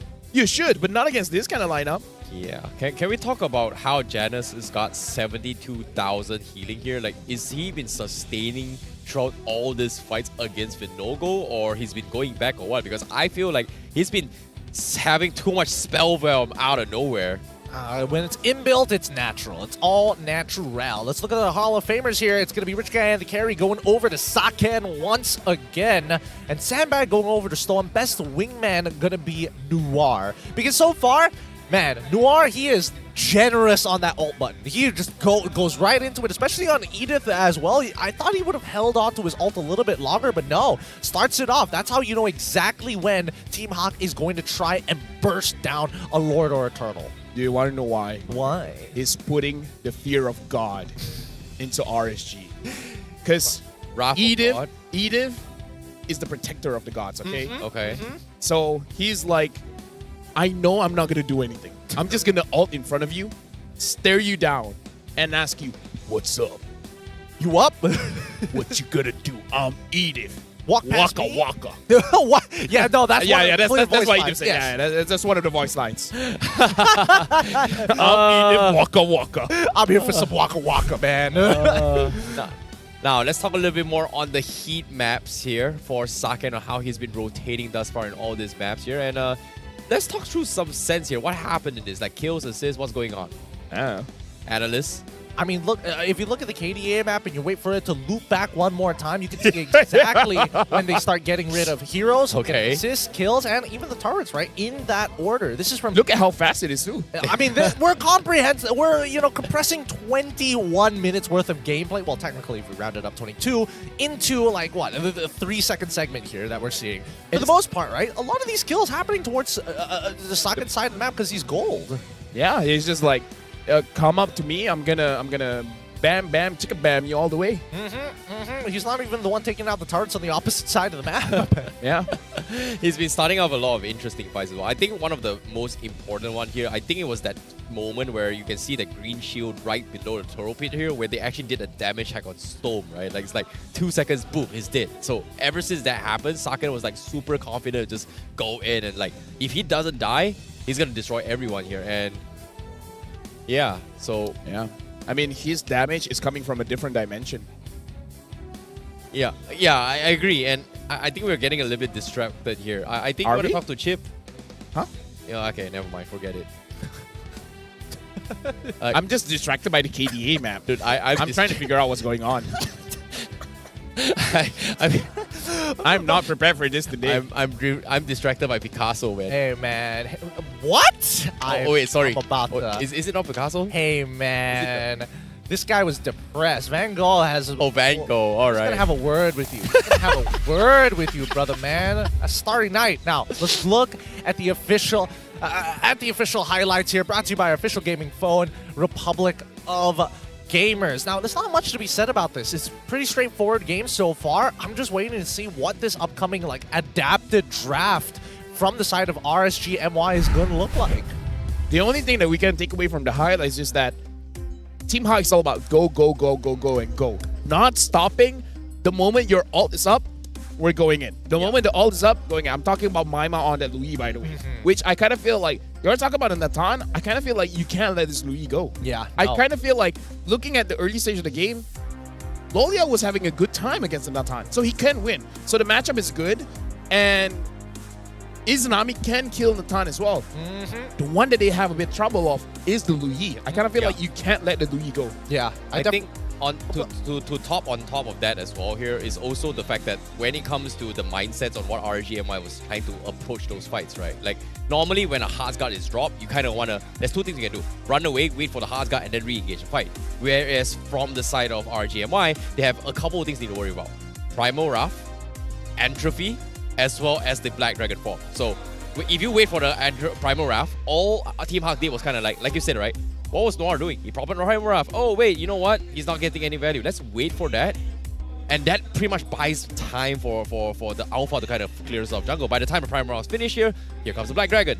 Here comes the Entropy. So I guess it comes down to what RSG MY has to do in terms of comms on how they want to take the fight. And I feel like there's just so many ways that Team Hawk could have just won that fight. And in this case, I think RSG might just overthink what they needed to do. And I agree with Lafel. What was with the Farsa pick? Well, I think it's less about thinking about it and more so of just don't die. You know, very simple communication. Just don't die. Don't die. Don't Not get that hard. Yeah, don't give a double kill. Make sure we end up with a Savage at some point in the game. Doesn't matter when. We crack the crystal and we win. GG, well played. Yeah, you know? if they attack you, dodge. Exactly. Dodge. Right? Yeah. Yep, just do It's the not that Matrix hard. thing. Just do the Matrix thing, dodge the bullets in slow motion, ideally. Natan shoot left, you go to the right? Yeah. Wait, what? Actually, no, I feel like if you reverse it, then you're going towards the damage, but... Okay. Usually Natan drops his Entropy behind so that on the first skill, you can get 2 stacks instead. Because if you put it on the side, you can't. But anyways, we have a very, very interesting session right now. Because here at MPSJ, we have a very, very lively crowd. And apparently, we have something installed for you guys. Because we are going to be throwing it over to our host, Widrose, as she is going to be telling you guys what's up. Hello semua, selamat kembali, and of course you guys are tuning in live to the first day of our MPL Malaysia playoffs, and of course we have a code for you guys to redeem in game. Alright guys, sekarang kita berada di match kedua untuk hari pertama playoffs kita, mana kita tadi dah nampak KGE akan further their journey in MPL MY, and Toda unfortunately has to go home. Untuk perlawanan ini, benda sama akan jadi. Satu pasukan akan continue journey esok lawan Homeboys, dan satu pasukan akan say bye-bye to this playoffs. But bukan tu sahaja. Actually, we have a special guest. Ni guest yang import juga. So, we have a special guest from the Philippines. Apa kata kita tengok siapa special guest kita? Hi. Hello. Okay, so please introduce yourself and why are you in Malaysia? Hi, I'm RSG Lexi, the Philippines manager for RSG PH. So I'm just here in Malaysia to experience how MPL Malaysia is and to of course support my boys. Okay, so Dini, I panggil dia Ate Lexi actually because I've met her quite a few times in international tournaments. Okay, Ate Lexi, I want to ask, you said you came here to experience MPL MY. Now, I think one good question is, what's the difference with MPL MY and MPL Philippines? I think MPL MY is much more like community-based. They have this set of players, community na nagda-drums on the side. Kasi in PH, usually we have pero little lang. But compared to MY, sobrang laki ng fan base din nila. Yan. Okay, dia cakap actually dia suka yang orang yang main drums dengan chant dekat belakang ni. Dia cakap dekat Philippines, dorang pun ada tapi dorang ada macam limit. Ada satu drum je boleh kalau untuk satu pasukan. Lepas tu tak kuat sangat. Dan dia cakap kita punya support dekat pasukan-pasukan yang tengah main tu memang on top lah. Memang dia cakap padu. So guys, korang agree tak MPL MY actually support system kita very very good? Yes, yes. Okay, so Ate Lexi, aside from MPL, okay, let's talk about RSG. You're the manager for RSG Philippines. So, of course, you see how your boys play, you see how they train, how they communicate. And I'm pretty sure your time in MPL MY, you can see how RSG MY side does it. What's the difference actually? And what contributes to bigger success in RSG Philippines? I think the difference is that in RSG MY, we have multicultural, so they have Filipino players also. But for PH, pure Filipino, so they speak purely Tagalog. So here, I was surprised na they can all speak in English, not pure Filipino din or pure Bahasa. Ganun. Oh, so you think that communication is actually one of the bigger factors as well? Yes. And are you impressed that Vinogo and Stome can communicate easily in English and maybe potentially Bahasa Melayu? Actually, I was surprised that they were communicating din ng English, just konting Melayu din. Oh, maksud tu Stome dengan si Vinogo ni dah slow by slow, bit by bit tengah belajar Bahasa Melayu untuk make communications so much easier. Okay, Ate, in your opinion, now that RSG MY is not looking too safe from elimination, okay? What do you think they're actually lacking? Because RSG Philippines finished number 3 this season. So what do you think they could actually improve on from RSG MY side? In Filipino, we say gigil. Yung gigil ba? Yung eagerness to win. I see. So, untuk orang yang tak tahu, gigil ni dia macam lebih kurang geram. Dia cakap RSG Philippines, dorang geram sangat. Dorang geram nak menang. Tapi dia rasa untuk RSG MY, geram tu agak kurang. Okay, so ano sa tingin mo, what do you think that the Malaysian players or the Malaysian community as a whole, ecosystem as a whole, can learn from the Philippines? Because we know that Philippines has been technically getting the championship over and over again. What's something that we lack actually? I think in the Philippines, Filipinos are generally competitive. That's why we always want to push ourselves and reach for the top. Okay, so maksud tu players kita kena jadi lebih competitive untuk, provide better results. Okay, Ate, before I send you off and before we enter the second game of this series, what do you want to say to the RSG MY boys up on stage right now? Because if they lose this match, it's about to be match point for Team Hawk. For the RSG boys up there, I just want you to play with confidence and I know you can do it. All right, maraming salamat Ate Lexi. Thank you so much. All right guys, apa kata let's throw it to the casters untuk start game kedua dalam best of 5 series ni. Casters, silakan. Thanks, Rose. And those were some quick words from the manager of RSG PH. And I've had a conversation before. She is one of the biggest fans for RSG. You can hear her in the crowd, especially if her boys are playing. Cool. Yeah, I did hear her just now, unfortunately, because I would like to hear her if RSG takes game 2, though. If they take game 2, I mean... I kind of feel like they will. They might. They should. Technically, it was a draft issue. Yeah, it was a draft issue because we got confirmation that Izanami has the highest average damage per minute.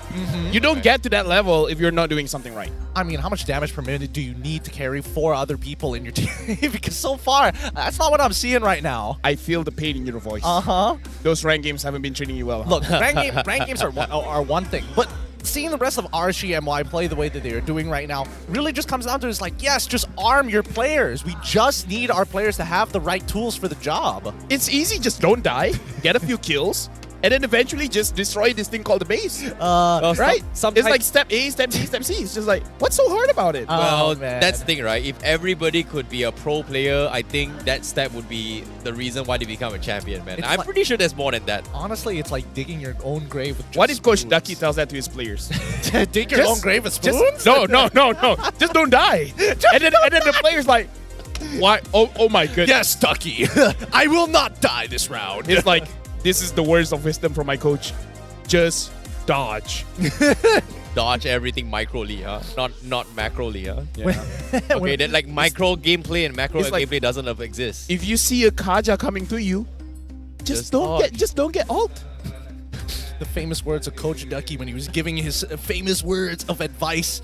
The flap easy when he was taking over the jungle position. Get good. Yeah, just get good. Get good. That's it. 2 words, simple one-liners. That's all we need. We saw Sora's girlfriend just there, giving support. Do your coolest pose. Well, he's in the suit and he's standing like that. I think that's gotta be the coolest pose so far. He's in a suit. That's cool enough of a pose. Yeah. For Guys in suits are just different, you know. Guys in suits are just built different. I don't know how I want to approach this. Let's not get started. Let's not get started. Oh wait, you're wearing a suit. You're cool. Everyone wears suit. Average damage per minute ranking. Izanami is number 1 and Munji is number 2. Innocent is number 3. Is Izanami better than Innocent? Question mark? Big question mark here. The last time we saw the average... Wait, no. We're talking about KDA at the very Yeah, this is damage per minute. This is damage per minute. We have Moon in second place. I'm rather surprised. Oh, to be fair, he did play a lot of Novaria. Yes, Innocent, yes. we don't need it. We don't need to go there. Lima and Lolios. Yeah, oh my goodness. Lolios, I can kind of understand because he proactively trades, but Maima having an average DPM of that high, considering they only came like halfway through the season. Not even halfway, like towards the third. I think it's a little bit. That's like a week of difference. Like the third quarter. Yeah, right. Like probably like there. as in the 3 out of 4. Yeah. It might be a little bit inflated because of the overall matches that's been played, right? So now game 2, let's talk a little bit more on what adaptations need to be done here, because I feel like, yeah, I agree, Loyi needs to be banned. Drafts need to be a little bit better, and communications. Was there issues between communications with RSG MY? They need to speak more Tagalog. I mean, the Filipinos keep doing it. That's Isn't true. that what Lexi said? They're missing out the gigilness. Yeah, you need the gigil. I really hope we're saying You it need right. the gigil. We could be butchering this and be saying it entirely No, gigil is different in word. Malay as well. Yeah, Right? but gigil in Malay is what's gigil? Shivering? Shivering. Yeah, shivering. We just need to gigil a bit more. Yeah, shivering with excitement. Okay. That's as good as I could get there. Shivering so much that you're avoiding the damage. You gotta be quick. Gotta like touch the Flash. everything. All right. Like the Flash, you're just like shivering so much, and then you can pass through walls. I don't like the hand Face gestures. I don't like that hand gesture at all. If you guys could only see it. As we are looking at the draft, Team Hawk has decided to go on blue side with RSG MY on the red side. 2 bans for each side. Third one coming in from Hawk, and it's going to be the Yuzong getting that out of there as quickly as possible. They're also banning out the Valentina as well as the Matilda. Matilda I get, but the Valentina does give indication that they want to open up Farmis. Yeah. I think this is a situation where they might be able to pick the chips out for themselves, right? Like RSG MY have 2 choices. Let the chips through, give Team Hawk the chips, and then deny the Natan away for Team Hawk. And I feel like RSG MY, do they want to take that gamble, considering that Saken has a very, very good track record with Natan, but aside from that, he hasn't had a good game so far. But nope, not taking it. Team Hawk first pick Natan. Or Louis. Or Loyi, but yeah, true. I think Loyi though. Do it. They have to. Maima has had a good game with it. Where's Coach Wright? I want to see his like anticipation of like, you lock in Loyi now. We don't need the extra time. We got make him nervous. You listen to me, boy. As long as Louis is up, you pick it up. You listen to me. Don't give me lip. Except it's just Maima telling Coach Wright. She's just like, Coach Wright, look at me, give it to me. Yeah. Give it. Finally lock it in. The Loyi here, the extra time used to deliberate. Now you can use the far side. The Yuzong has been banned out. It's let still the too draft, early. I feel like the draft needs to go out a little bit longer. There's other things to worry about. Grok, you know, is the #1 contender of one of the more annoying supports. Faramis. also something to take into consideration here. They might consider just taking the Arlet away as well, which is something that RSG MY has banned it against Iris. Again, I think it comes down to what Repo wants to deal with Iris in terms of this matchup, right? But for me personally, I feel like right now they have to deny Nathan away from Sakan. He's just too good on that hero. I think just holding on to the Arlet is totally fine within the first rotation. What they pair it up, maybe a Fredrin? No. Oh, go for the Moskov into the Fredrin. They say, hey, you can take whatever you want. We're not even going to flex pick. I think this is the same opening, right? Coming from RSG MY from game 1? Yes. They pick up the Fredrin and the Farsa as the second pick. So Yeah, now Team Hawk, they probably should... Hey, Panda! Panda's back for Team Hawk. Post like your favorite hero. All right, let's see. What's Franco. That? Oh, Franco. Okay. That's cool. That's so cool. That could have been a Minzatar for like half a second there. That could have been. That could have been. But now we see that Team Hawk going to be locking in the Baratzen as well as the Natan. Thoughts about the Barats now that they can't in-will. We say like he can't do it, but it's advised not to within the first 2 minutes of the game. Oh, and this time RSG, they're picking up the Novaria. So the only thing that I'm worried about for RSG is just that their damage is going to be a little bit lacking when it comes to the early game. Like, they have enough to do what they need to do, but not enough to get kills. So they're kind of playing for the mid game instead of the early game. So they just have to be a little bit careful there, and then it's all good. Yeah, I think it comes down to whether or not who is going to be the setup for RSG MY and how is Novaria going to be able to contribute after this setup for Team Hawk should ban Minotaur, right? So, yeah, I think Minotaur is pretty good shout here. But at the same time, let's talk about comforts here, right? Comforts for Storm are Grok, Arlet, Guinevere. So I think Team Hawk is just gonna shut things down with this, you know, taking with Arlet. I don't know. I kind of feel like the Astral Echo with the Minuan Fury. Yeah, it hurts as well. It's annoying.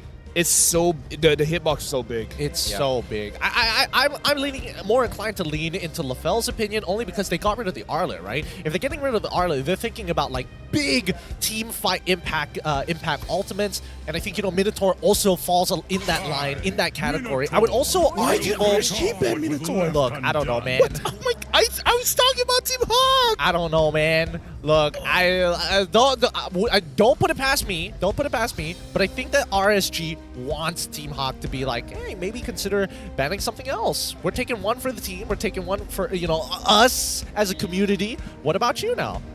Do they return the favor? Why do I have a feeling that either all this ban Grok? team might pick the floor in this game? I feel like Florian for RSG is a little bit wasted. Yeah, but on a Team lot Hawk, wasted actually. On this Barats, this isn't too bad though. I think he would have preferred Rafa in that case, right? Just Yeah, maybe it's Rafa. Yeah. Ooh. Now RSG is pick up the Grok. Okay. Okay. Would they go for a Grok? I mean, like it's comfort. And then Team Hawk will pick up something like a Cho. Because that's Noir's hero. Noir's signature, right? Yeah. I think Cho or Kaja, I guess. I think it's Kaja. I think it's gonna lean more into Kaja just because of the distribution of damage here. Like the Grok expected from the side of RSG, but even if they don't get it, right? Are there any other things that we have to consider? Maybe EXP matchups could be a potential Paquito. Don't think it'll work that well, especially against Barats and Loyi. Benedetta, if he still plays it. Benedetta roll? Really? No, EXP. Okay, EXP, right? For Repo? Paquito is still open though. I don't know, Uranus, like, jeez. Okay, Oh, Lapu. the Lapu, really bringing it back to the classics. Yeah, I mean, like, this is to target the Natan as well as having crowd control immunity will help out a lot going up against the Wu Yi. So the Lapu Lapu does make sense. Yeah. I like what I'm seeing coming from RSG MY. They're still hovering for Storm to kind of be the playmaker for this, but I feel like Team Hawk has a very, very strong opening compared to RSG, just because of the fact that, hey, we've got Barats, works well with a lot of these things, and again, like you said, Rafaela, really good. Florin is also pretty good as well for Team Hawk, if they decide to go for the Enchanter style, but Noir playing the Cho isn't too bad. But it seems like they're going to go for the Ruby as a Ruby roam and is double downing on the Alpha this game. So Sustains is the way to go. Interesting. Interesting. So they wanted somebody who could technically peel very, very well without having to sacrifice an EXP laner who gives up that control. I felt like Ruby could have done both, to be fair, but I think that the Barats is a little better in this case. stronger wave clear, allowing Ruby to kind of roam around the map as much as she wants to do whatever she Wow. wants. Wow. Oh. Talking about a risky pick, man. I mean, That's so bold, dude. With the Astral Echo, it's going to be easier to hit Abyssal Arrows, but Still a very high risk, high reward game. very high risk, high reward. RSG's been taking those risks, man. Game number 1, now game number 2. I don't know, like, this is the playoffs. Whoever loses doesn't get to advance. Yeah, they don't. And I think this will be interesting, right? They needed something with CC. They needed something to make sure they keep Team Hawk on their toes. And I think the Selena pick kind of checks those boxes, but in a strange way. But it is time here. This is it.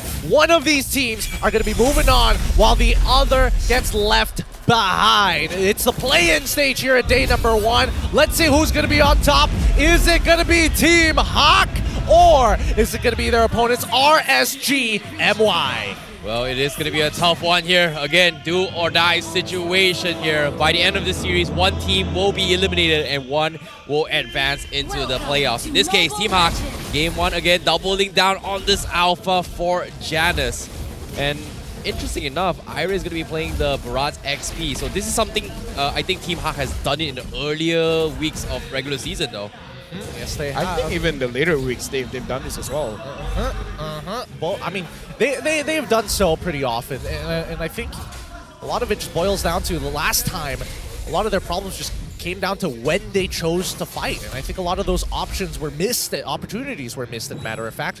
But now, they have to slow things down, right? You're not expecting too much from this squad right now, but later on, and especially if an Abyssal Arrow connects from Stoem, then that could be the difference maker. One thing that we have to note is that Stoem is originally a mid laner, and he transitioned into the roam position. So now that I think about it, it does make sense for him to use mage damage dealers even in the roam position. Looking at his emblem setup as well, Rupture for both the Selena as well as the Novaria. So the early game, there's still potential for damage. Yeah, but at the same time as well, let's take a look at the battle spells from Hawk. They do not have a single Purify, so it's all flickers here. So if Stoem gets a sick arrow, well, especially in the early stage of the game, someone's gonna die. Oh, we'll see. We'll see about that, right? I think he's going to need 2 full combos to start one-shotting some of the squishier targets like Maimon as well as Saken. Maybe even less, kind of depends on how far ahead he is. But like you mentioned, if they get hit by an Abyssal Arrows, not a lot of counterplay from the side of Team Hawk. They just have to stand their ground and tank it. Interesting here that both mid laners are not getting the level 4 EXP by going towards the EXP. As I say that, Maimon now arrives a little bit late, but he's still going to get it. Okay, they get those level 4 Stoem. No, not going to be getting in the level 4 at all. It is a Roamer Noir. Very close to it as well. Astro Echo comes in. Divergent right in the faces of RSG MY. They secured the turtle, but RSG MY now not making a response at all. And top side, Lulio losing out the 1v1 against Saken. Okay, to be fair, earlier he wasn't losing it, right? He was taking advantage of his level 3 before Saken hits his level 4. As soon as Saken hits level 4, he goes for the all-in against Loliels, forcing him out of lane. A little bit sad, but at the very least, Saken, he's still maintaining that control. Stoem? He's fine. He's fine. I like that RSG did not go for a fight there because, again, that draft is not about the early game. Even though they have a Selena, they need to scale up a little bit because the Selena doesn't need farm, but everyone else does. So if they force a fight, then it's probably going to be GG. It's going to be the same as what happened in game number 1. Well, speaking of fights here, Janice popping it out, kind of doing a little bit of damage check on the No-Go. The No-Go backs out for now, but bottom lane though, Repo still trading 50-50s with Iris, but I don't think we are going to see a lot of action coming from this game from Team Hawk. For RSG MY especially, because look at Ripple. He's not taking any chances. He's just staying by his turret. It's like, I don't need to fight you. You're the one that needs to fight me. So RSG MY, they understand. Don't put yourself in a dangerous situation. Let it be a nothing game for the first 5 to 6 minutes of the game. That'll be the most comforting for them. So many things need to go right. At the same time, we are seeing that at least for RSG MY, it doesn't mean that they're not going to probe for information, right? A lot of their members walking alongside No Man's Land in this river just to kind of generally figure out where the Team Hawk motions are going to be. B. They know he started on... Okay. Oh! Astro Echo comes in. They're all caught. They need to get out now. RSG MY trying to salvage this here. Noir with the counterplay. I'm offended. Flickers out as well. And the entropy also the connecting as well. But Noir, he took the arrow and Izanami missed the snipe. So Team Hawk, they will be able to get away from the aggression here as RSG MY now having a little bit more confidence for this next upcoming play. I mean, they traded 2 flickers for 1, so inevitably RSG MY walking away the victors here in terms of raw resources. Yeah, I completely agree. Not getting a kill there is totally fine. And now Maima is getting chunked down. Izanami as well as Stone opening up the vision so much. This is how they're countering the lead. Arrow connects on Noir. He needs to get out. Daytona's Welcome comes in, saves the day. Repo gets chain stun with the Alpha. Instantly gets destroyed here. Lord, the turtle available. Echo connects on tree, but Nogo still deciding on how he wants to do this. Rush this or not. They don't really have a lot of work with here. RSG MY, they need to connect a lot. Maima, big damage onto Izanami. Noir trying to stall him again. Now the second out from Janus. Retribattle comes in, but Nogo. Chain stun once more. RSG MY left him to rot and die as Team Hawk fights another.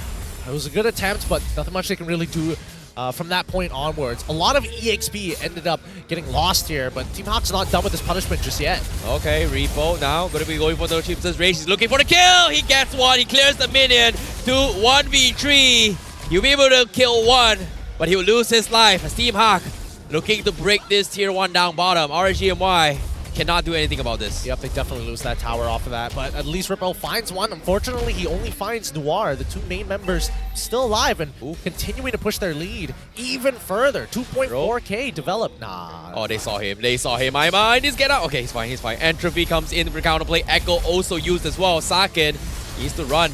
Now, great spam here through the wall from Maima to kind of damage check onto his RSG MY, but they're grouping out of 4. Team Hawk Noir looking for the play, but RSG MY says nope. We've shown too long. We've stayed too long. Let's back off. It's unfortunate, but Repo has been making fundamental mistakes. Like I don't know why he overextended in the turtle fight, especially in regards to that drop. They shouldn't be fighting.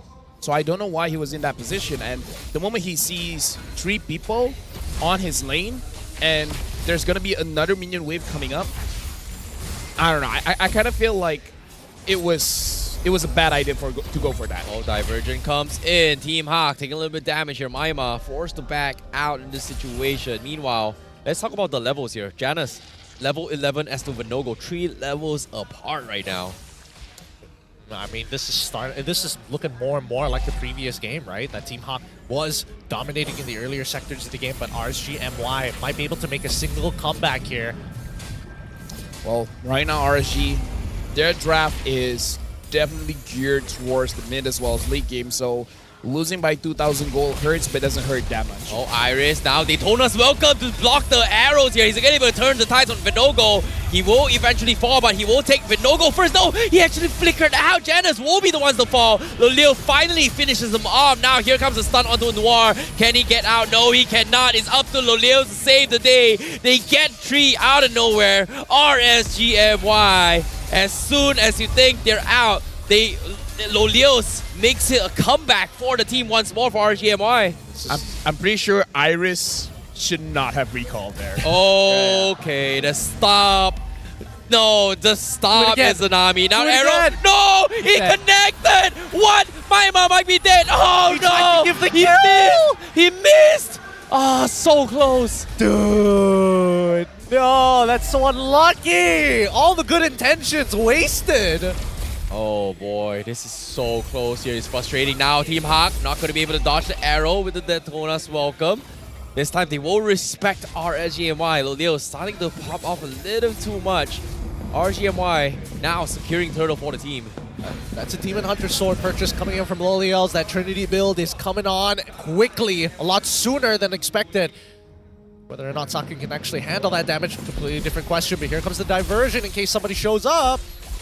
Okay. Oh, Lolio's there. I'm pretty sure he doesn't know who's there. Oh my god. Oh, Lolio's. Okay, here he comes. Comes in. Sakin able to get out. Doesn't have to purify, but again, very, very close calls coming in. Vinogo also looking to try and intercept this arrow. Okay.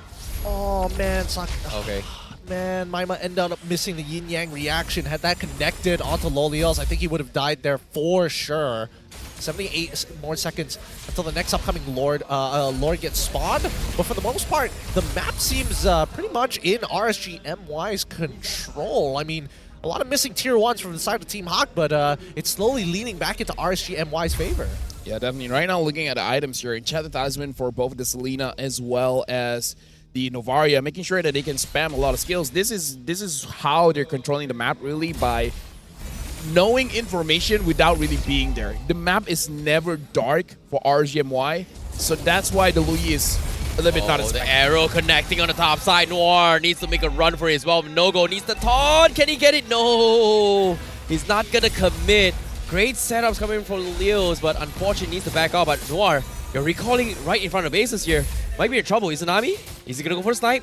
No, he is not. So he is going to disengage. RSGMY in the driver's seat now, which I'm really surprised with just one play. Now they're going to be the aggressors here. Well, there's a number of things we need to see from RSG MY. Number one, how exactly do they develop their lead? That's number one. Number two is whether or not they're able to close out the game a lot better than Team Hawk, because Team Hawk, they waited for such a long time before they found the ample opportunity to close it out. RSGMY, they're playing the vision very, very well. Like, we were questioning on the Selena pick, but not only are the arrows hitting, but the missile trap is giving them valuable information. Something that Team Hawk did in game number 1 is that they have a lot of surprise elements. RSGMY did not see the engage coming, but now they see it coming from a mile away. And Team Hawk, they're having a difficult time actually moving forward, because every single time they're moving forward, they're getting poked out quite a lot. So the front line of RSGMY is actually having a better time because they're having a lot of backup coming in from their roamer as well. Oh, wait, back lines here. Lolios, he makes an attempt on Saket here. He's going to get caught out. He might be bursted down, but eventually stopped by Iris here. Lolios finally gets found by Maima to get the kill.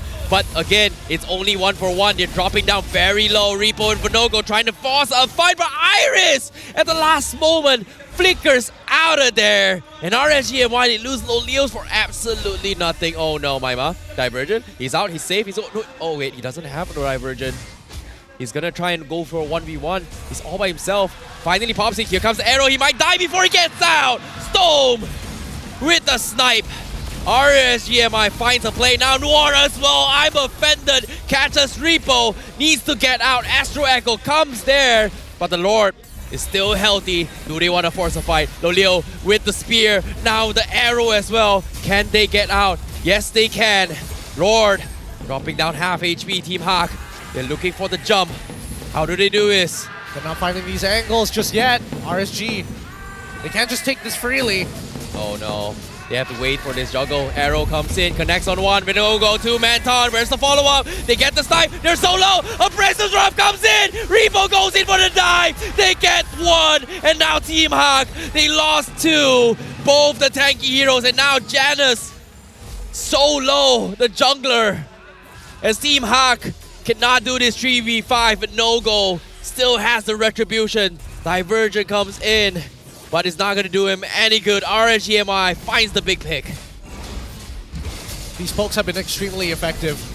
Izanami just slowly chunking them down while these fights have been dragged out longer than it should be. Arrow, wait, what? Lolios, what? He's going to try for it as well. He's taking a little bit too much damage, but Arrow connects on Saken. He made a mistake. He thought he could one-shot Lolios, and he is going to get killed for his greed. The bait and push effect. Couldn't get worse than that, right? Couldn't get worse! Couldn't get worse! I mean, the whole team decides not to take Purifier, and I think now, at least for Saken, might regret it just a little bit. Well, at this point, it's a little bit too late, right? The lead coming in from RSGMY isn't that huge, but the way that they're using this lead is huge. Iris now has the Radiant Armor, so he can tank it a little bit. But the thing is, the damage dealt ranking right now, Izanami is the top of the rankings. No wonder he is highest average damage per minute, but Loliel is keep catching up. So the moment Team Hawk is able to deal with all the magic damage coming in from RSGMY, that's where Loliel gets even more dangerous. Even if Loliel is putting himself in quite a bad position, he just out-damages them and then out-heals them as well. I think what we've been failing to see as well is Noir finding like that huge engage, the big 4-man I'm offended. Yeah, agreed. But now with the echo coming in, Team Hawk, they have to make the play. Janna's gonna be going for the shove. Leo takes half HP, but now here he comes again. Arrow stun. He might die to an arrow here, but he actually survives. But at the same time, Vinogo getting caught up by Daytona's welcome here. He's gonna get bleed out. They lose an inhibitor, but Team Hawk is able to defend. They're making a run here. Divergence gets them all towards the back lines, but RSG MY is running the rather direction. Not the direction that they were looking for Team Hawk, but they will need to reset this fight. Good call coming in from RSG MY, making sure that they're able to escape cleanly, not having to lose any more members than absolutely necessary. I do think that Team Hawk, their on-the-fly decision-making has been much better than RSG MY, but at the same time, it's really starting to look like, man, maybe we should have set up a little bit better. Maybe the draft could have been done in a particularly different way, because they're starting to realize that they have no real means of like catching RSGMY off guard. Maybe with like a conceal they could do it, but even then, I feel like they'll get spotted out before it even happens. Right now, the problem that Team Hawk is having is that before the fight even starts, they're chunked down way low. And this is the difference when you have a healer and when you don't. Right? You can't out-sustain the amount of damage that RSGMY is slowly poking at you. But the thing is, the moment Team Hawk gets a good dive in, then it's all over. So this is a clash of styles. One, where you want to take it slow and you just want to chump them down one by one. Leos with the stun set up into Janus. Oh, right at the pixel. He's able to get out, but now Daytona's welcome for Iris. He's getting mowed down by Leos. He needs to run for his life. You can see Repo trying to chase him as well. The Astro Echo connects as well. Iris might fall, but the back lines. Saken tried to make a play. He blunders. They lose 3 as Lolios is able to make it happen for RSGMY. They bounce back with this draft. They're trying to clear the minions, but it's too low. Lolios waiting the next set of creep waves. My is going to try and buy time, but it doesn't matter. RSGMY takes this to game 3. Evening out the score to 1-1. It's RSGMY. GG well played as they take this game over, tie up this series, and now both teams back to the drawing board. Well, right now RSGMY just revealed a huge secret. Stone can use the Selena. So now it adds another flavor for Team Hawk. It's like they're the ones that's supposed to be coming up with this unorthodox picks. But now RSG is like, we got some for ourselves as well. We have tricks up our sleeve. Now we gotta figure this out. Maybe Selena's the last thing that we have. Maybe we have something else. Man, that is just such a game here. So much patience coming from RSGMY, but who would have thought Storm, with the amount of vision and the amount of chance and tries he's made with those arrows, has been really, really on point. But at the same time here, guess what? Instead of relying on Storm, trust in Loleo to set up the play. If he's stuck to the wall, an arrow comes in, a star shot comes in, and an astral recall comes in, boom, someone's gonna die. Someone gets blown up pretty quickly here. I think, I definitely underestimated the raw amount of damage this mid to late game comp was able to provide, especially when they're poking down like key targets as well. Really didn't expect that level of damage to come out. I do think that they might have to adjust slightly for the upcoming game, but we'll talk about this right after we announce our MVP. Let's hop on over backstage and have a look of our MVP of this game. And it looks like it's going over to Stone. Always hitting those shots where it's just like, you're in my target, buddy. When you're in my range, I'm going to take you down. He's looking for those headshots every single time. Storm comes up big as our MVP of the game, 2-0-9. Not only utilizing the recon and vision provided by the Abyssal Traps, but making sure that those arrows is always going to be a lethal threat. Even when they get flanked, you can see those Abyssal arrows get thrown backwards to try and slow him down. Yeah, and on top of it all, his arrows is weird to see how a Selena has finally gotten a little bit love here at the playoffs. We haven't seen it too much here. And for Stone to make this work for the team, I think for a roamer and not dying a single time and setting up plays for the team, I think this is the best you can ask for RSGMY. More so that if they wanted a team fight, it had to be just poking down your opponents first before getting back in. You cannot miss that step. You need some kind of advantage. If not, you're just gonna get gobbled away, right? Just chain CC, like we see many of these fights actually occur for Team Hawk. Well, right now we're going to look at itemization here. And the thing is, this is a Selena with some damage items, right? The Enchanted Talisman is very key to make sure that always being able to throw out those Abyssal Traps. But once the Starlium Scythe comes in, it makes it a lot safer for Stone to actually go in, try to get a little bit of damage because there's still some Spell Vamp there. So he's safe even when he's very close to the opponents. The same can be said with his Blood Wings. And I gotta say, Loliel, he's one of those guys that does not care about his KDA. He died 3 times when his mid laner as well as the roamer doesn't die once, but Loliel still consistently deals out the damage. Because I kind of feel like Sora just talked to him and was like, you know what? I know you can't help it. I know you just want to die every once in a while, but at least deal some damage. You know, and he dealt a lot of damage. Well, let's hold up on the a lot of damage part first. We'll see. We'll see right here. All right, Zipper, not pull it number up. one. Not number 1, but maybe even a number 2 in RSG. I'll take number 2. I'll take Okay. number 2. Let's see where he is. What? Number 2, right on Number the 2 mark. overall. Number 2 overall. Like, he was doing some good damage, right? I think that his laning phase against Saken, he's starting to pick up on some of the behaviors, but more so, he's realizing that maybe Team Hawk is a little slow on the ball, especially, like, there was a couple of times he threw the Spirit of Destruction. The Shadow was getting countered by, like, what, 2, sometimes 3 people from the side of Team Hawk, and yet they still didn't catch him. So I would have expected Noir to be able to lock him down at some point of time. I think it came down to a situation where it was a little bit of a misplay, right? RSG's game plan was very simple. You know, if I hit an arrow, if you can hit a star recall, great. We are going to try and go for the combo here. But if you don't, it is all about being patient, trying again. And Team Hawk, technically, they have a lot of opportunities to actually make a counterplay, but it came down to whether or not Maima is able to like get that big diversion to the back lines most of the time.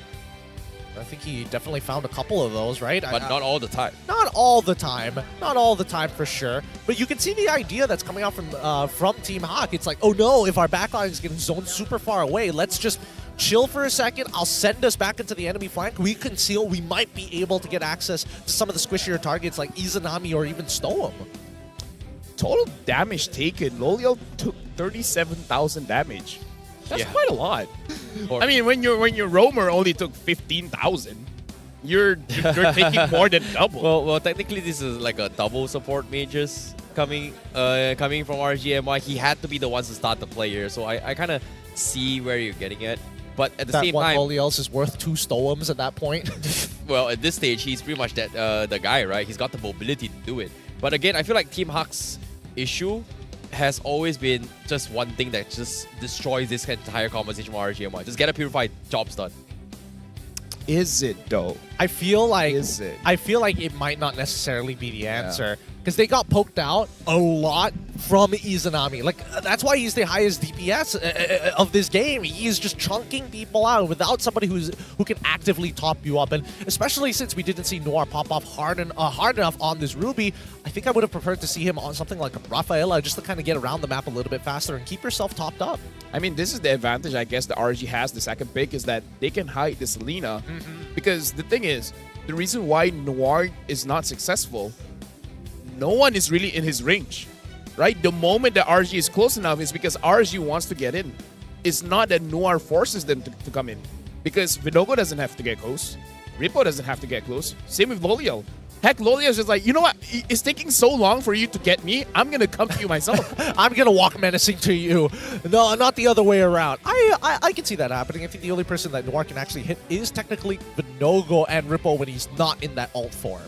Yeah, and seeing how this is happening as well, I feel like RSG MY, they do have a situation where they have strong front lines, but again, these two front lines don't necessarily need to start a fight. It all comes down to whether or not Storm is able to open up the map here. Izanami opening up the map is a very, very good indicator here. And I think I agree with what Gideon said. A Rafaela would have been a little bit better for Noir because of the...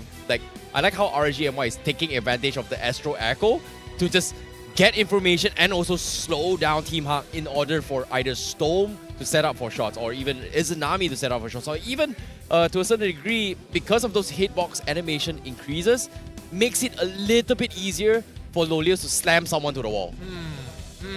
Yep. those are all the things that need to be taken into account, especially if you're going to be playing around that Novaria, right? Got to figure out a way to get those hitboxes to matter. Now, the rich guy, the carry Sandbag, as well as the big man is going to be Loliels, Izanami, Iris, and as well as Stoa. No surprises here, but I definitely think that the EXP laners have been pretty inactive, I would say, to a certain degree. Like, once mid to late game starts to come by, that's where we get to see, like, both Iris and as well as Rippo taking a huge step back. I mean, like, to be fair, this draft coming in from RSG is very uninteractive, right? Yeah. I'm just going to throw my skills at you, and it's your responsibility to back off. It's your responsibility to dodge all of it. We can look at the first 7 minutes, it's all Team Hawk, but the thing is, it's not because Team Hawk has overwhelming pressure on the map. It's just that they have a lot of frontliners, so they're moving forward, they're getting a lot of these objectives, especially the turtles, because with RSG's draft, they don't have a tanky roamer. They can't really have priority when it comes to the turtle's position. But transitioning into the Lord phase, that's where RSG's draft starts to shine, because you can poke your opponents, and the poking is so good in the Lord dance where you're just not going to have value staying here for a very long time. Worse yet is that when you have the items to actually make the damage stick, I think that's when Team Hawk realized that, man, this is quite the pain. We walk up, we ended up losing the very first turtle after the 7th-minute mark, and then it just snowballs out of control up till the 11th minute where they find a little bit, just a wee bit back with the help of a quick flicker of their own. Even so, I still think that when we look at the match highlights, it becomes very obvious that they just couldn't maintain that level of pressure because they're so dependent on their ultimates, right? When their ultimates are down, that's when they have to start backing off, and I don't think Janus found enough of a snowball to be able to, like, 1v2, 1v3 even. The question is now, what else does Stone have? Because I feel like Team Hawk will... I wouldn't necessarily say they will ban it out, but they're going to start anticipating it. And then they will figure out a different way to deal with this, which one of the ways is healing, right? Very simple. You keep attacking me, I'm going to heal, and then I'll just make everything that you did mute. Yeah, and even in this play as well, like the moment Lolios get taken out of the equation, things kind of get a little bit of mistakes here. But again, Team Hawk, they try to out-micro RSG MY a lot of these times, and you have to give credit towards Stoll because he's playing out of his mind, because in the midst of all this chaos, he's able to find like really, really sick arrows here. And I think, yeah, this was the one mistake. Like, it was literally one small mistake by Saken, because if the arrow did not connect on him, Lolios might have died to Saken just then and there. Oh, he would have 100% died there, in a matter of fact. He was like, what, pretty much, yeah, he's getting his Holy Crystal now. That means he was already three items ready to go. Oh, sorry, 2 items at the very least. But for the most part, I think that, if anything, Team Hawk, they need to get Loliels off of this Moskov. I think this is starting to become a little bit of a problem, right? As much as we want to believe that Saken is doing well in lane, he can be doing even better. Yeah, the problem is if you take out the Moskov, then some other picks will be online. Maybe maybe a Harif, or maybe they just priority take the Natan themselves. I suppose so. If they really want to win, force Lolia on a quad. Force Lolios on a quad? He does not win on a quad. I think, yeah, forcing him on the Roger as well isn't too bad, considering the fact that Roger has been kind of nerf-ish as well. So I think that's something that they may consider taking into equation. But again, I feel like this past 2 series has always been like just prioritizing on Moskov here. We talked about gold laner being a priority as well as Lo Yi, but some has worked out, some has not really worked out. But what I do know is, I'm feeling a little bit tired and a little bit annoyed here, you know how I would keep myself energized? How? Oh, I need it. Oh, how would you do it? I definitely need it here, because we are going to be having some Nescafe here, and you can grind on and get yourself a Nescafe, especially with their aromatic aroma Arabica beans. How do you pronounce that? Arabica beans. Arabica beans, yeah. I would tell you more about that, honestly, but unfortunately we've got Picasso and as well as a lot more other paintings. That too. Pedro is also a part of that. I tell you more about it, but overall they need to keep grinding on, because at this stage of the game, right, it's up to anybody to be able to close out this series. 1st to 3 wins here between RSG MY as well as Team Hawk, but let's have a bit of a look at the, wow! They just cut him off! Wow! Wait. Bro, wow. Pick it? Oh! He was not happy with the option, but none of his friends are happy with his choice. And then they cut back to the PM side. That's funny. That is funny. I want to hear what he's saying. What is he saying here? Oh, okay. No wonder it's showing on the WhatsApp here. So apparently Adin has a WhatsApp message right here. As you can see, how do you see the matchup between RSG and Hawk? I'm expecting Team Hawk to do more versatile in their drafting. They showed they can play the Sylvana jungle before, and RSG should rely on their comfort picks to win. And so far, do you agree with what's happening so far? Do I agree with it? In like what way? Adin said about this, because I don't think Team Hawk is versatile, and I feel like they're drafting comfort, and RSG is getting extremely versatile. Just you wait until Janice locks in that Sylvana jungle. That's when you're gonna regret it. What are you gonna do? Storm you're gonna go lock in Selena again? That's when he's gonna get it. That's when he's gonna get it. Good-looking players as well. Man, they are proactive here with our live audience, making sure that everybody is still in it to win it as much as these players. With 30 seconds left on the clock, prayers are going to be said before we start heading into the draft. Oh boy, this is going to be a very, very interesting game here coming from both sides. Let's see how the draft goes in as well. We're heading into game number 3. And of course, we have Benedetta going to be showing off some very, very cool lights and animations to head into the draft, because I'm genuinely curious, how are they going to prioritize here? Do they start banning off Storm heroes, or do they just start focusing on low Leos coming from Team Hawk? Or it is going to be vice versa, because Team RSG, would you say that they won it by a fluke, or was it skill for game 2? Definitely think it was skill. 100% skill. Yeah, it's not easy landing those skill shots time and time again, to be hyper aware of the map, especially with Loyi in play. But because at least for now, at least RSG have kind of fixed that problem and are now thinking about the possible angles that Maima could teleport this team to. I like that the Fredrin is banned here. It opens up quite a lot. Like, if Team Hawk bans out the Moskov, RSG can pick up the Natan. And then it's on Team Hawk to counter the Natan. Right? Because I kind of feel like RSG is looking at this and be like, there's no way they're going to let the Moskov go, right? There's no way. I think no way. They should. But at the same time, if they let that through here, Matilda is going to be... sorry, not Matilda. Barat is going to be a priority here coming from RSG MY. Because I think Vinogo... Like, this is interesting to see that they are banning Fredrin, because Vinogo has been playing this 2 games in a row. And I don't think it's a good matchup against the Alpha. Oh, Novaria first pick. This is interesting. Why switch it now? Why switch it now? I guess they know that at the very least. I think I'm on the suspicion that RSG have figured out that for Socket, he prefers those backline marksmen that don't require like an extreme level of mechanics, right? Because even if we're comparing Claude to Moskov to even Roger, I would say Claude is the easiest to play out of the 3, but no, Moskov gets locked in. This could be good, this could be bad. Because sometimes you're respecting the opponent's pick so much that you're going to take it for yourself, but we don't know how Socket is on this Moskov pick. It could be good, it could be abysmal. They don't go for the Barat here. They actually bring in the Baxia instead, as well as the Roger. So I guess we're going back towards a little bit of old school here, but considering that Yujong was banned first phase in the previous game, this time Team Hawk, they're bringing it as a priority for them. Personally, I feel like Maima, does he want to double down on the Loyi again here? Because 2 games Loyi, first game was a hit, second game, I think it was a little bit of a miss here because his divergent was a little bit off the mark a couple of times as well. So does he want to stick with it or just go for something else? I think I see what RSG is doing. What are they doing? They're showing the Novaria, making it so that... It might be a roam? No. Making it so that Team Hawk thinks that the Selena roam is going to come up again. So they're forcing Team Hawk to ban it away. But the moment Team Hawk ban it away, they can pick up something like a Minotaur. And the Astral Echo plus the Minotaur is very strong. If they ban both of them, he can pick up something like an Arlet. So having this Novaria kind of enhances the abilities of Stone. So that their options are just huge.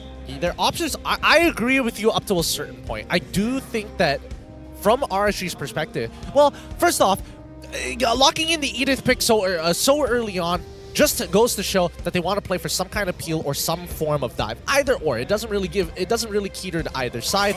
But I think that it's a little early to lock in that Edith. I definitely think they should have paired it up or at least denied some of these other picks. Minotaur, for an example, they end up banning up. They could have picked it up for themselves. Farmis was the big indicator for me whether or not this Valentina was even worth considering. Yeah, I think for Aramis is definitely something that they may consider, considering that they've showed like double majors coming in the second game. So, okay, RSG MY, they ban it themselves. So I think Team Hawk. So is if they're going to dive, okay, they banned the Selena. So this is going to be opening up the pool a little bit here, coming from both sides. I mean, I said it, so nothing too surprising here. No options of flex picks for either side. I mean, you might as well ban Loyi at this point, right? Yeah, force him to play something else here, considering that Maima has been leading on the Novaria as a priority. So these are the two heroes that Maima has been showing as well, right? So I think for him to go back into Zafarsa isn't too bad, considering that Yu Jong is already in his favor. So it forces RSG to actually dive into him. True. Farsa's not bad. Artillery mages in general don't seem too bad for the side of Team Hawk. We don't see like strong divers just yet from the side of RSG. It's looking more like they just want to poke people out. Maybe they'll have some team fight enablers to abuse the extra hitboxes. For the time being, I might not necessarily agree with that angle, right? I feel like Team Hawk, there's two ways that they can play this. Either they have one person that zones and everybody plays as 4, or they have a team that's designed around diving at your opponent. Either or. Oh, Yves. Okay, I see where this is going as well. Yeah, we're talking about burst, right? So now let's talk a little bit more on poke potential. Like you've got Edith with the Primal Wrath, a lot of poke potential. Eve as well doing a lot of poke potential here. But ideally, what I think Team Hawk wants to do is to force RSG to commit into the fights, where this Yi is going to be able to punish both the Baxia as well as maybe find a way to kind of slow down Roger's over-aggression. I was thinking like maybe Lilia could have been that answer, but I suppose that Yves does similar things in a sense that it kind of gives a clear indication of when Team Hawk should actually engage and look for these fights. Well, on the other hand, the latter half probably wouldn't be enough. You see RSG locking in the Rafaela and as well as the Terizla. So a lot of engaged potential coming in from RSG, especially having the Astral Echo is going to make it so much easier, right? The Terizla penalty zone as well as the Rafaela ult, they can indeed hit on everyone, especially because Eve is a very stationary target. It's not difficult for RSG to engage on this one. Yeah. So this time, RSG can be the aggressors. You know, even though I feel like Team Hawk has like the quote-unquote meta-ish draft, based on what I'm seeing here, I actually kind of like RSG's draft a little bit more. Did Rafaela really change your mind there? Or was that the one pick that made it all different? Oh, wow. okay, wait. Fanny. Now I'm having second thoughts. Grant. This man back down so quick. Gun to his head. Which composition are you guys liking more, boys? Oh my god. Janice Fanny. We've forgotten about it for so long. Hey, it's been a while. It has been a while. I think both comps definitely have their ups and downs. I'm a little undecided on this. I think both have their strengths. Assassins haven't been doing well. But it's Janice Assassin. Still. I feel like if Janice does not get a win here, it solidifies it. Yep, it definitely will. How does Fanny get ahead? I'm trying to figure it out, right? I think Fanny gets ahead by looking for some of the squishier targets, obviously, but in Rafaela might be a little bit tough because she's going to be sticking around mid or maybe even gold side. But it's time. Let's jump right into this game here. Game match number 2, game number 3. The current score tied up 1-1 between Hawk as well as RSG MY as we load into the land of Dawn. Well. Let's see how this duke it out here, because both drafts seems have their own individual win conditions. And so far, I am liking both sides, and because of this Fanny pick here, I don't know. Do I like RSG MY's draft now? I like the idea, but with the Fanny, seems a little bit hard now to pull this off. Well, I mean, this is... unfortunately, we can't get the supports in the mix here, because that just means it's purely an assassin versus tank matchup, right? These invades are going to be very lonely for Janice. I don't think he's going to have like a lot of people to help him out, considering that both side lanes are going to get shoved in by Terizla as well as the Roger. I feel like if any draft, this is a draft that Fanny can shine. You can go to the gold lane, you can go to the mid, and you can do relatively well. Especially because the first 2 minutes, the Baxia's original power spike is not going to be there just because you can't really invade against Fanny. Like the moment you invade, the Fanny can catch up to you and the Fanny can do a lot of damage. So this is a little bit awkward coming in from RSG MY, but I feel like they can sustain it. Well, Flicker stun comes in. Iris also connecting as well. good. Repo taking a little bit too much damage. 1 HP, but no go. Looking for the counterplay, forces a retreat. Noir might actually fall eventually. First blood in the hands of Izanami for RSG MY. Where's the Fanny? I don't see him. Fanny nowhere to be found. Okay. I had to recall. Nothing to take for the time being, but at the very least, they were still able, well, at least for RSG MY, they're still able to find one. For the most part, Team Hawk have to be a little bit more careful finding these engages. They need to move as a team. Olios and Saken going back and forth. Again, both not finding enough to create an advantage in lane. I would say in the gold lane, at least for today, is going to be a stalemate, where both are definitely trading, but not enough for anyone to go all in. And I feel like it's good, because both gold laners are showing adequate respect to each other, while still trying to be a little bit disrespectful. Oh, now Astro Echo already revealing Noir and Maima. Do they want to commit to this? Black Dragon comes in, real one relation as well. No go secures it. Now here comes the spear. Does the Moskov want to join? Repo gets the trade onto us. Noir. Janus also with the Fanny get completely shut down. Iris is somehow able to fight for the team. They trade 2 for 2, but seems like it was a very scuffed fight from both sides. That could have been so much better for Team Hawk when Janus got caught mid-cable by the penalty zone, locking him in place and unable to land another cable to get on out of there as he gets continuously pulled back by these chains. That's got to be frustrating for the side of Team Hawk. That could have been like a game-changing fight for Janus. But that does show what... Okay, that basically shows that this Fanny, even though quote-unquote there's no catching abilities coming in from RSG MY, the Fanny can't fly around freely.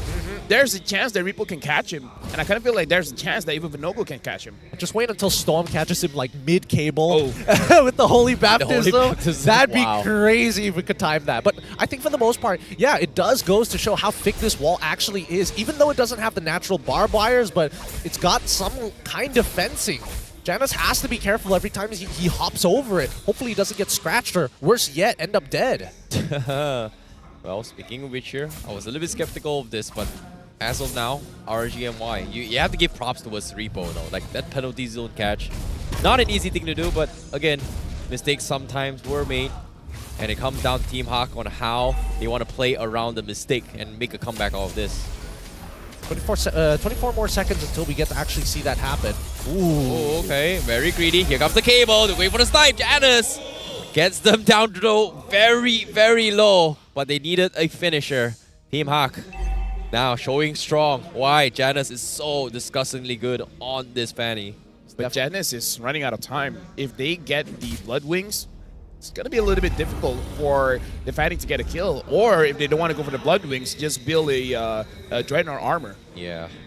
Should be more than enough here. His Lord Dance going to be non-existent. We'll see whether Janus can steal this away. Oh, coming in as well, but no goal. Get the Retribution fight. Black Dragon comes in to zone the backlines. Robo elimination from Maima. Doing a lot of work trying to slow down Vinogo. They will trade one, but Janus, what are you doing? He's going for the Petra from Iris to save the day. He goes for the wall spam, but Repo once again catches the Fanny, turns the tides. As RSG MY, they trade 3 for 2. As RSG MY, they win the turtle trade and they still win the fight. Okay, now I see it. If the Fanny gets caught by the Astral Echo, you can't run away. You can't run away? Yeah, because Vinogo, I saw she was trying to cable out, got stopped by Vinogo. Right? He got the stun off and then tried to run again, and then Repo hit with the penalty zone. If that keeps on happening, Janus should stop trying to fight with the neutral objectives, because once he gets caught by the Astral Echo, he's going to get caught, period. It looks like his job just got even harder with a new interaction to keep in mind for these next fights. But RSG, after that cleanup from Rippo, they're not going to make this purple buff easy pickings. Well, Astro Echo comes in. Janus still trying to go in for the bait, but no go. Trying to tagged. hold him off, and look at him. Penalty's done! What? How? He catches 3. They find 1 to get the purple buff as well. No, actually, they secured it for Janus.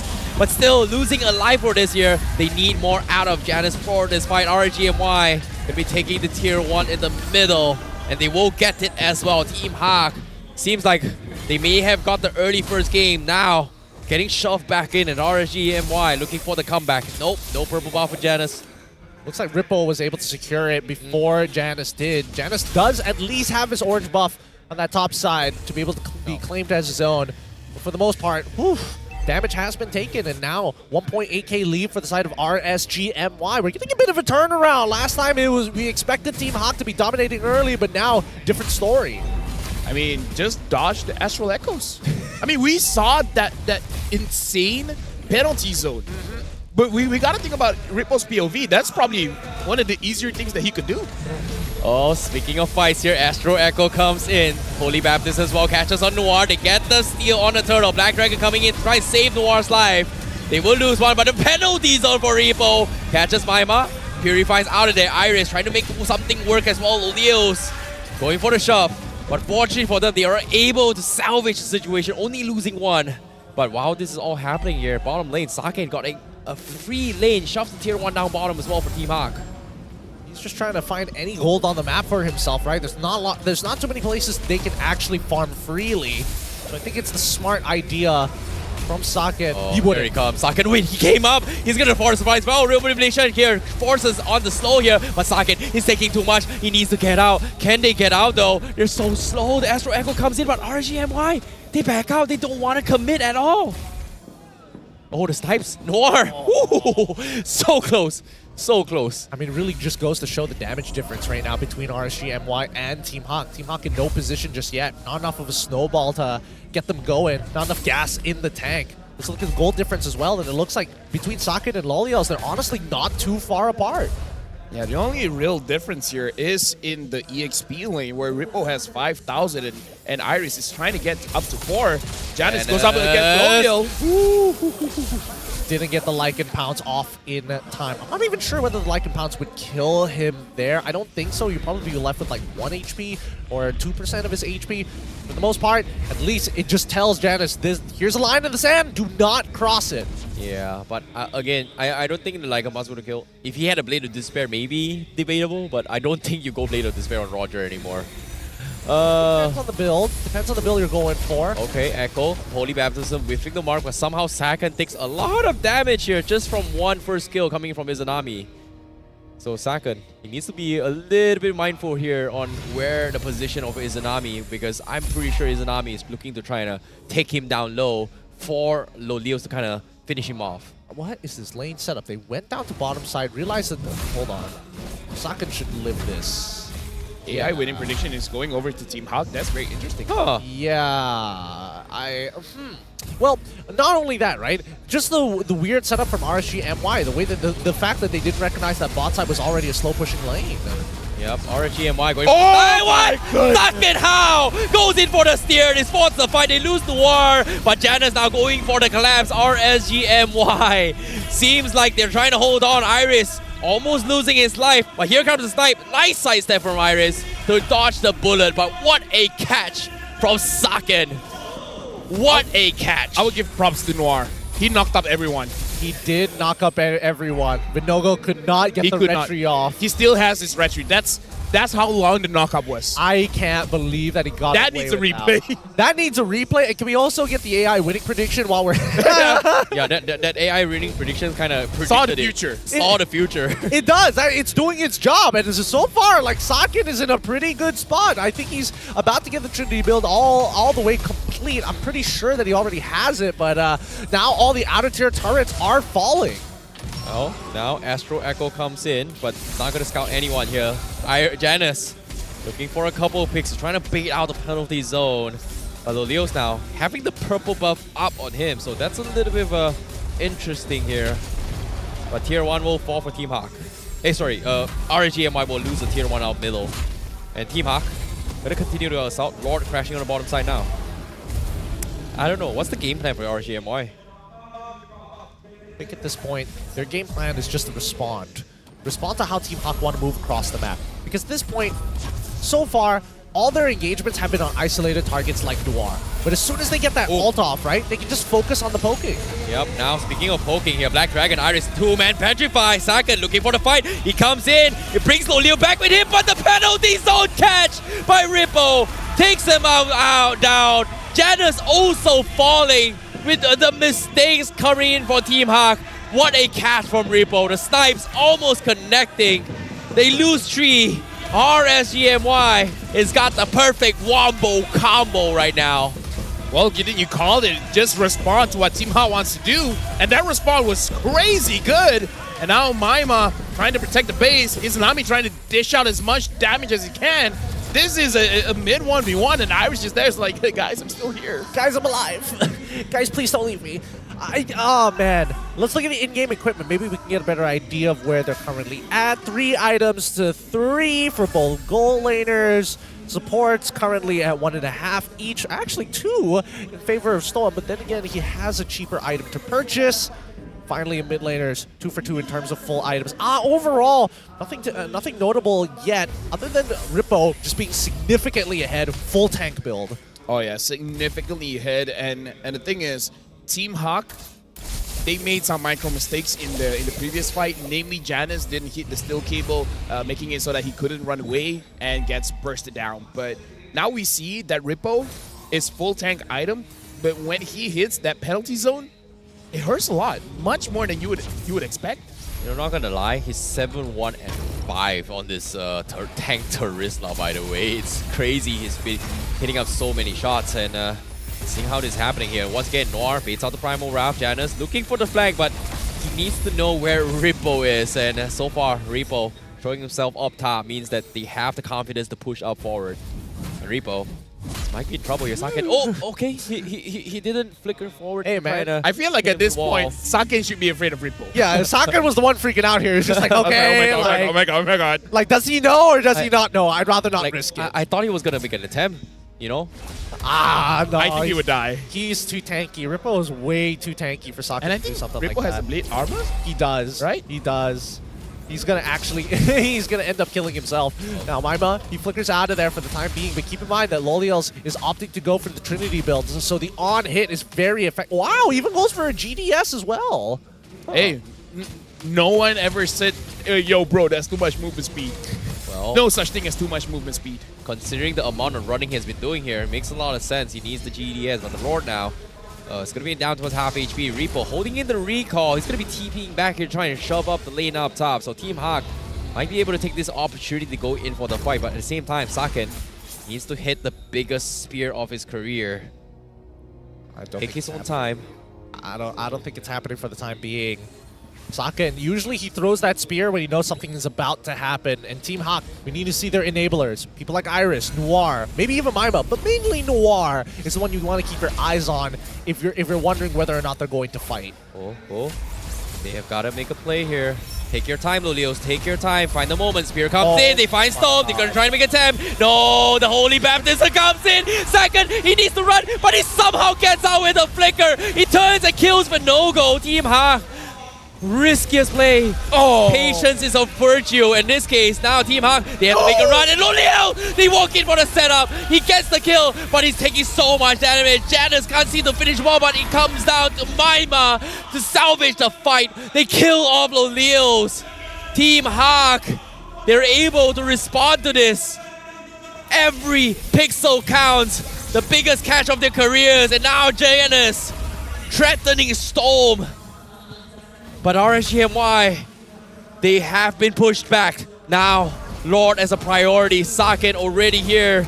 Janus nowhere to be found yet. They need to go in for the contest. Half HP, but no go. He's walking in. He's going for the crash. Astro Echo comes in. Yet he comes Rippo with the penalty zone. He catches one. Janus is so low. He needs to go in for the kill, but he's getting zoned by Rippo. Iris and Maima running for their dear lives. RSG MY with one play. They steal the Lord Pit away from Team Hawk. Is that crazy or what? Is that crazy or what? RSG MY trade 1-for-1 against Team Hawk prior to the Lord. They end up losing their marksman later down the line, but Team Hawk are unable to capitalize despite the fact they're a full man up. Right now, RSG having this Lord with them, they need Rippo with them. Because I feel like if Rippo is not around, it makes it that much difficult for them to be, winning any kind of fights, right? So RSG, just move with the Lord. At this point, just move with the Lord. Janus is trying to, here we go. Oh, comes Black Dragon. Zone Mob. Real manipulation connects on 3. Iris doing a fantastic job Zone Mob, but Repo is taking a little bit too much damage. The snipes comes in, but here comes Repo. Does he go? Nope. Saken doesn't want to go. Finally shows himself here, but a little bit too late. RSG MY now, Noir left all alone. He gets a 3-man stun, but that is going to be the mistake here. He thought his teammates are with him, and he's going to lose his life. 35 seconds on the sidelines here. Saken clearing the minions. RSG MY, do they want to continue? Next creeper waves is going to be from the bottom lane, but Team Hawk, they can't play aggressive now. Correct me if I'm wrong here. Team Hawk wanted to bait RSG MY, and more importantly, they wanted to cancel their recall so that Janus could get a free inhibitor. What happened to that plan? Well, didn't exactly happen here. They panicked and backed off. Immortality comes in, Janus. Oh no! Okay, Repo. Let's go for the zone. They get the inhibitor. RSG MY now spinning Winnogo onto the wall. Real Manipulation comes in. Janus looking for the flank. Saken actually freaking forward there. The counterplay is so low. Calm down, bro. Be patient. Most of the damage onto Saken is from Saken. That's crazy, isn't it? Yep, nobody else seems to be tickling them. Maybe with like Janus versus Stoa, but then everybody hurts Oh, I Stoa. mean, like every single time Saken hits Vinogo, the damage just bounces back, and then Saken's the one actually taking more damage than Vinogo himself.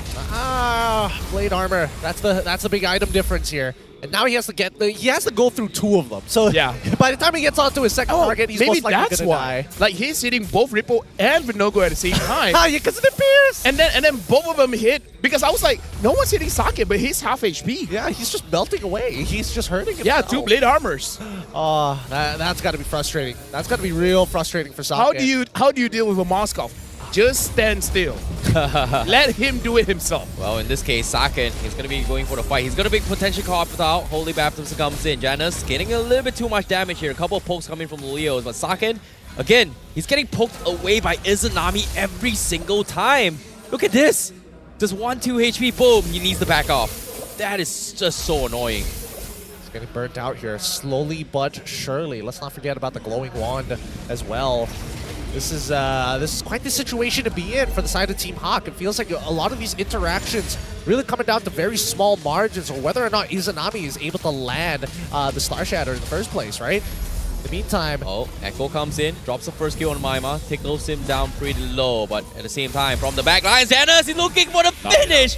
Instant flicker from Izanami to going for the reset.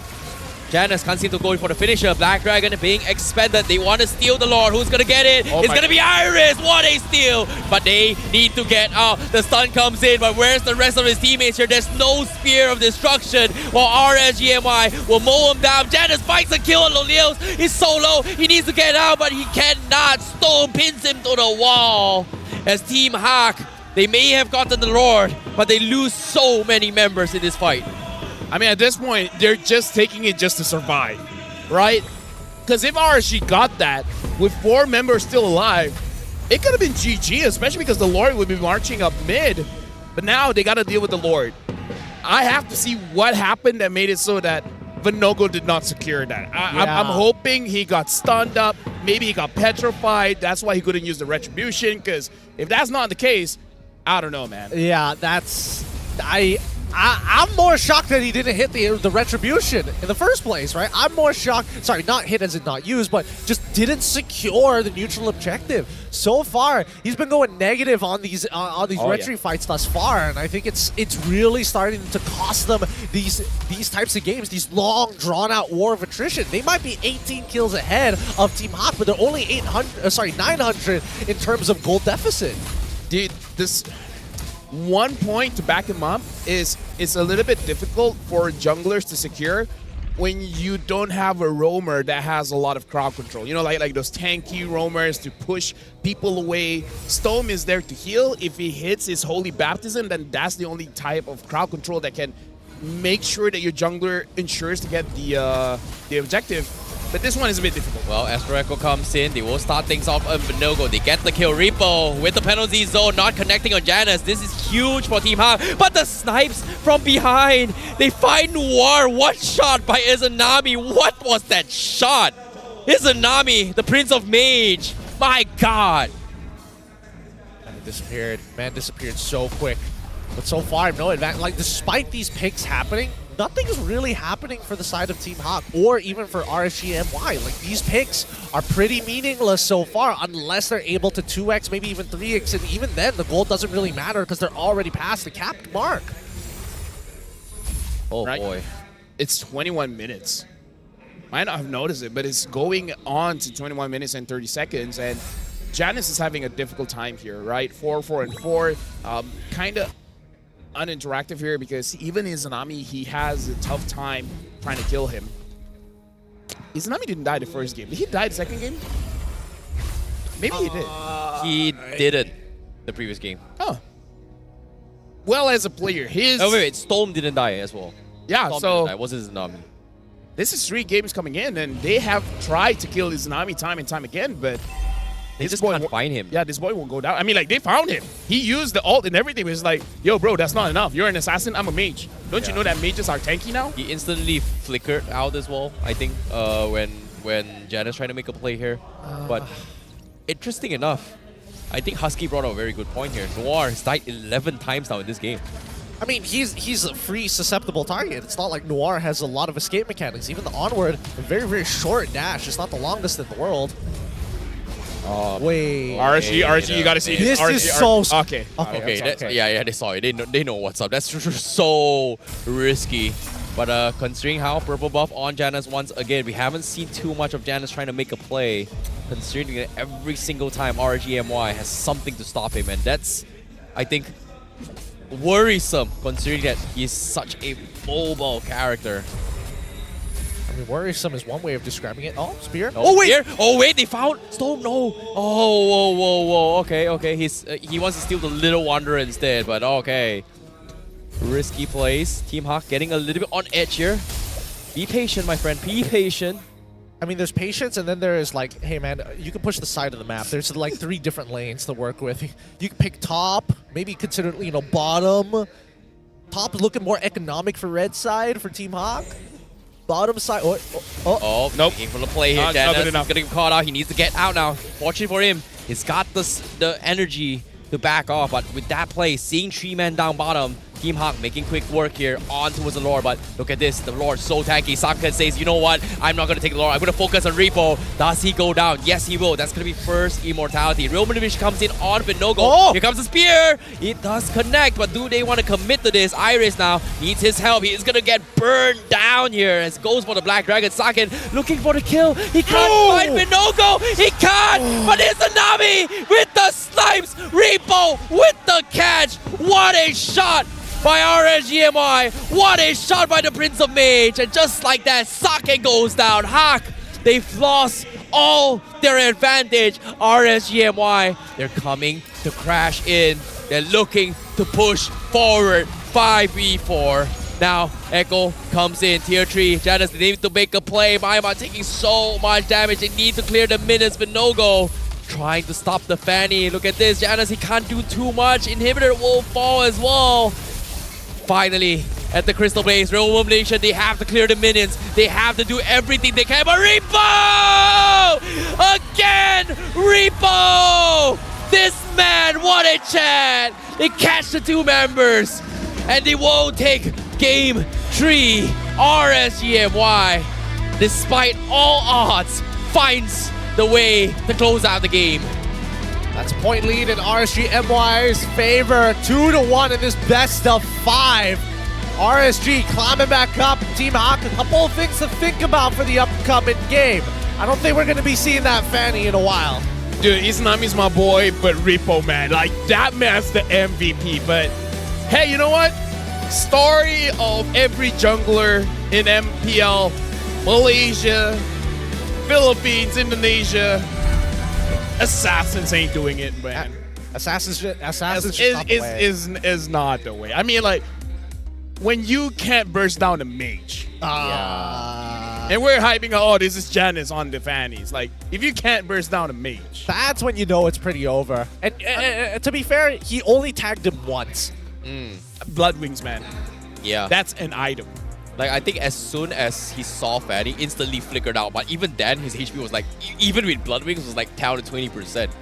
I don't know. I think it was 20. It was like barely 10. I saw it's about like 30%, and then the heal from Storm topped him back up to 80%.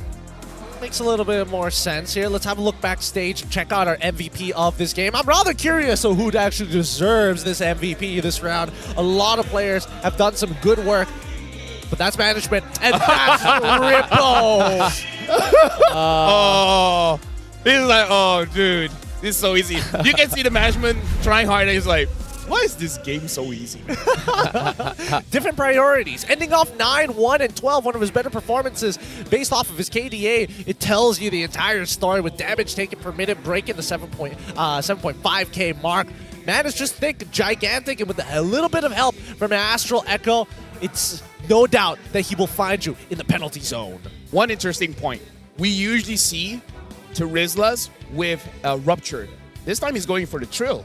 Perhaps that's the reason why, even with his tanky build, he does so much damage. I mean, like, it almost doesn't make sense by how much damage he's dealing. I suppose. I do also think that a lot of his job is cleaning up the mess that has been created by RSG MY, right? Like, when we see Vinogo go down, they're expecting Rippo to be the next person that kind of cleans up that fight, if not Loliels. Either way, call him the janitor, man. He cleans up well. He sees the mess and he takes it out. I'm not gonna lie. It feels like Rippo can see the future, man. There were a lot of instances he knew exactly where Janus was gonna go. In that final catch before the Crystal, I'm pretty sure that he went in for the penalty zone before Janus actually arrived there. So it was like a pre-fire situation for him and catching two players. That was just crazy for Rippo. So let's talk about it. Saket on his Moskov. Oh. Is it a good deny pick? Well, I think the deny intent was great, but execution-wise, I think it's a player issue. I mean, we talked about it. Like, is it worth it? Like, Gideon, do you think it's worth it? I think he needs to be back on his traditional scalers, right? I definitely think that he should be looking to play something in the Tan.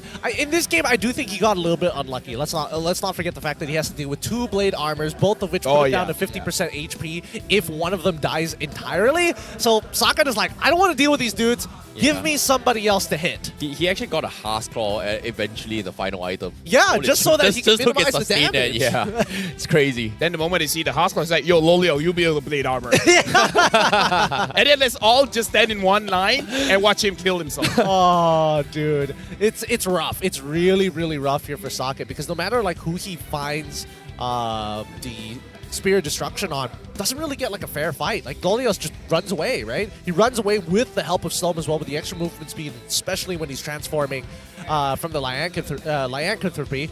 It's just tough. It's just tough. Interesting to see how much damage everyone did.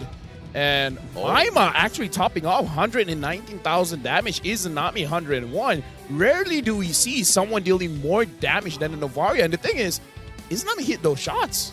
He did. I think a lot of this just came down to like the burn effect from the glowing wand. Once Maima got that, he was just free hitting Venogod, free hitting Rippo. Sometimes if he's lucky, he gets the chunk out Loliels as he's walking up. But for the most part, yeah, plenty of people to hit for free, plenty of people to burn. I think when it comes to this situation here, both Izanami and Maima kind of played their role really well, right? Their intention of this job, in this composition, is to peel off your enemy opponents. Like every single time somebody comes into the fight, they need to peel off somebody's HP for a finisher. In this case, RGMY, the finisher was Lolio's going to be the finisher or Rippo to set up the fight. But I feel like Team Hawk's perspective, they needed Janus to be their finisher, but every single time he shows up, he gets stopped by Rippo, which is a little bit unfortunate though, because I feel like Maima did a fantastic job on the Eve, who's quote-unquote not a meta hero in this current batch.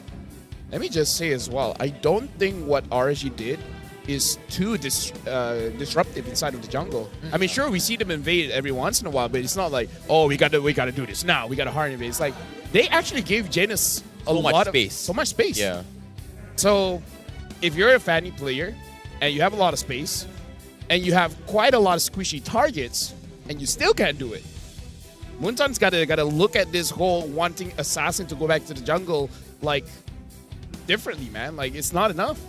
maybe that's not the problem. Maybe it's the emblems. Maybe they should give Assassin emblems some more armor penetration. That's what we're missing, baby. But that's the thing. If that were to happen, Marksman will get more penetration as Then well. Marksman also give him the armor penetration. That's what we all need. We all need to make sure that tanks don't have a fun time, right? 24-9 the score. Honestly, very deceiving numbers here considering how long this game actually was.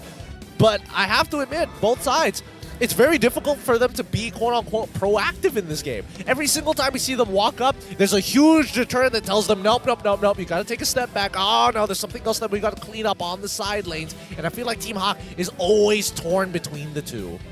Izanami is doing quite a good job making Team Hawk unable to really commit to a fight. Yeah. Because again, before the fight starts, it's like, you're half HP, do you sure you want to continue? If you do, have you met my friend Ripple? No, I have He's not. the assassin. He's the assassin. Looking at the total healing, we have the most coming out from Storm and the rest catching up slowly. But man, I think that I feel like the numbers should be flipped. It should be Rippo looking for those big engages, and Loliel's the one who's having like the big numbers at the very end. It just didn't happen to be the case. Ripple pulls Loliel to the side, is like, hey, yo. So tell me what goes on in that conversation. Say what did Ripple tell to Loliel? Yeah, Ripple grabs Loliel's by his collar, pushes him up specifically against the KGE locker, and it's just like, give me your lunch money. They go over to the KGE gaming house just to do that. It's like, yo, Loliel, have you got the married yet? I need this money more than you. Whoa. Listen here, you single man. Let's look at our key players of this match. Give it up for our rich guy, Carry, Sandbag, and Windman, going to be Sakin, Maima, Vinogo, and as well as Izanami. Maima coming up big time as the carry. Well, the rich guy is here is Saken, so do you think he's married now? I'm sure he is, right? He's a rich guy. Makes sense. Adds up. That's a stereotype. That's what I would like to believe. Okay. Might not exist that money. But for the most part, I think that Sakin, unfortunately, I don't think this Moskov is it for him. I don't see him making relevant plays. And on a Moskov, it can be pretty difficult to do that, right? You're looking to slam two heroes against each other, not just to use the spear to knock them away defensively. You want to get a little bit more bang for your buck. I think it comes down to priority targeting, right? He hasn't been able to find the right targets to actually kill here. I feel like Izanami was the biggest threat as well in this game because of how he's positioning himself. But let's take a look at the KDA map on where Ripple has been finding a lot of crucial kills. And look at this, a majority of them has been coming in from Noir as well as Fanny dying a lot of times here in this game. I think Noir died, what, 12 times, 13 times this game? You know what's the amazing thing? What? The Edith assists Rippo so much. I feel like he's on the wrong team. Yeah. Hey, thanks, Noir. Thanks, buddy. Thanks, Uchiha Noir. You died the most. You tried your best. And that's all we can ask from you. That's all they asked for. That's all they asked. But these games are like dragging out way too long here. 24 minutes across the board. It feels like, again, as much as Team Hawk want to be proactive on this map, they just can't. And worse yet, they can't find that closing angle against RSG MY, especially when they're on their comfort heroes at the to say the least. Hey, think about this, right? This might actually be the true prime RSG, baby. Like, we've been gossiping about the prime RSG, and they've always bragged about how late game is RSG game. Maybe in the playoffs is where they showcase that skill, and so far, it's been working out for them. It's been working out to a degree, right? Like, I don't know how much of this I can agree with. Yeah. Because I do feel like a majority, well, a good chunk of it is Team Hawk making the mistake more than RSG MY forcing the mistake. Like picking up the Fanny. I mean, like, if Sutsujin can't make it happen, I feel like everyone else will have a hard time. Because I feel like if Assassins are a thing, Gary would have picked it up. But what if Kyrie makes it happen? You know what? Let's bring it more down to earth. What if Chibi makes it happen? Actually, Chibi could make it I think Chibi Right? could make it happen. Right, enough about this Kyrie guy. It's all Chibi should Never be heard able of to it play before. Never heard about the best player in the world. I mean, that player. Sorry, excuse me. The best player is Sans. You're right. Right? You're right. That's Sans is true. the best That's true. Forgive me for my indiscretion. I need to be careful with my words, they say. Now, I think for the most part, as Assassins, they just don't seem to be making it, not cutting it just yet. It feels like you don't get enough value. What'd you see at the very end? No, I see what you did there. They are cutting it because they mostly use swords and knives and forks. I don't know if you're trying to insult me, but my skin's made out of steel.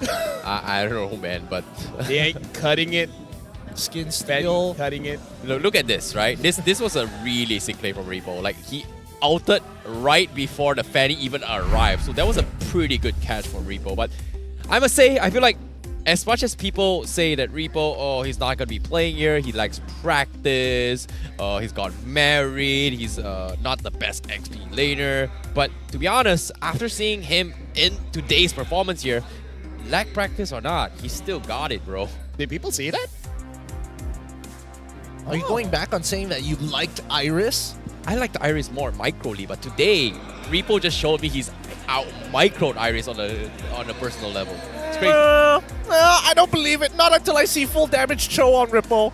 I mean, Ripple is the one that kicked Iris out, right? That's also a good point. That's also a good point. Yeah. Okay. Wave the dragon out of here. Well, he's got the Cho cosplay though. Like I think Repo pulls off the Cho cosplay really, really well. Does he? Oh yeah, he does. He does. The most recent one. Like I can't remember what's the skin called, but it was pretty cool. The Like Dragon all Boy red. skin. Not? No, I believe it was the Dragon It was Boy. not the Dragon. As long as he wears, I thought anybody who just wears like the old Echo merch is basically No, it was the a Cho skateboard one. It was the cosplayer. 515 All-Star one, I think. Oh, that's a good one. That's a pretty good one. I like that one a lot. Like, pick their best jungler.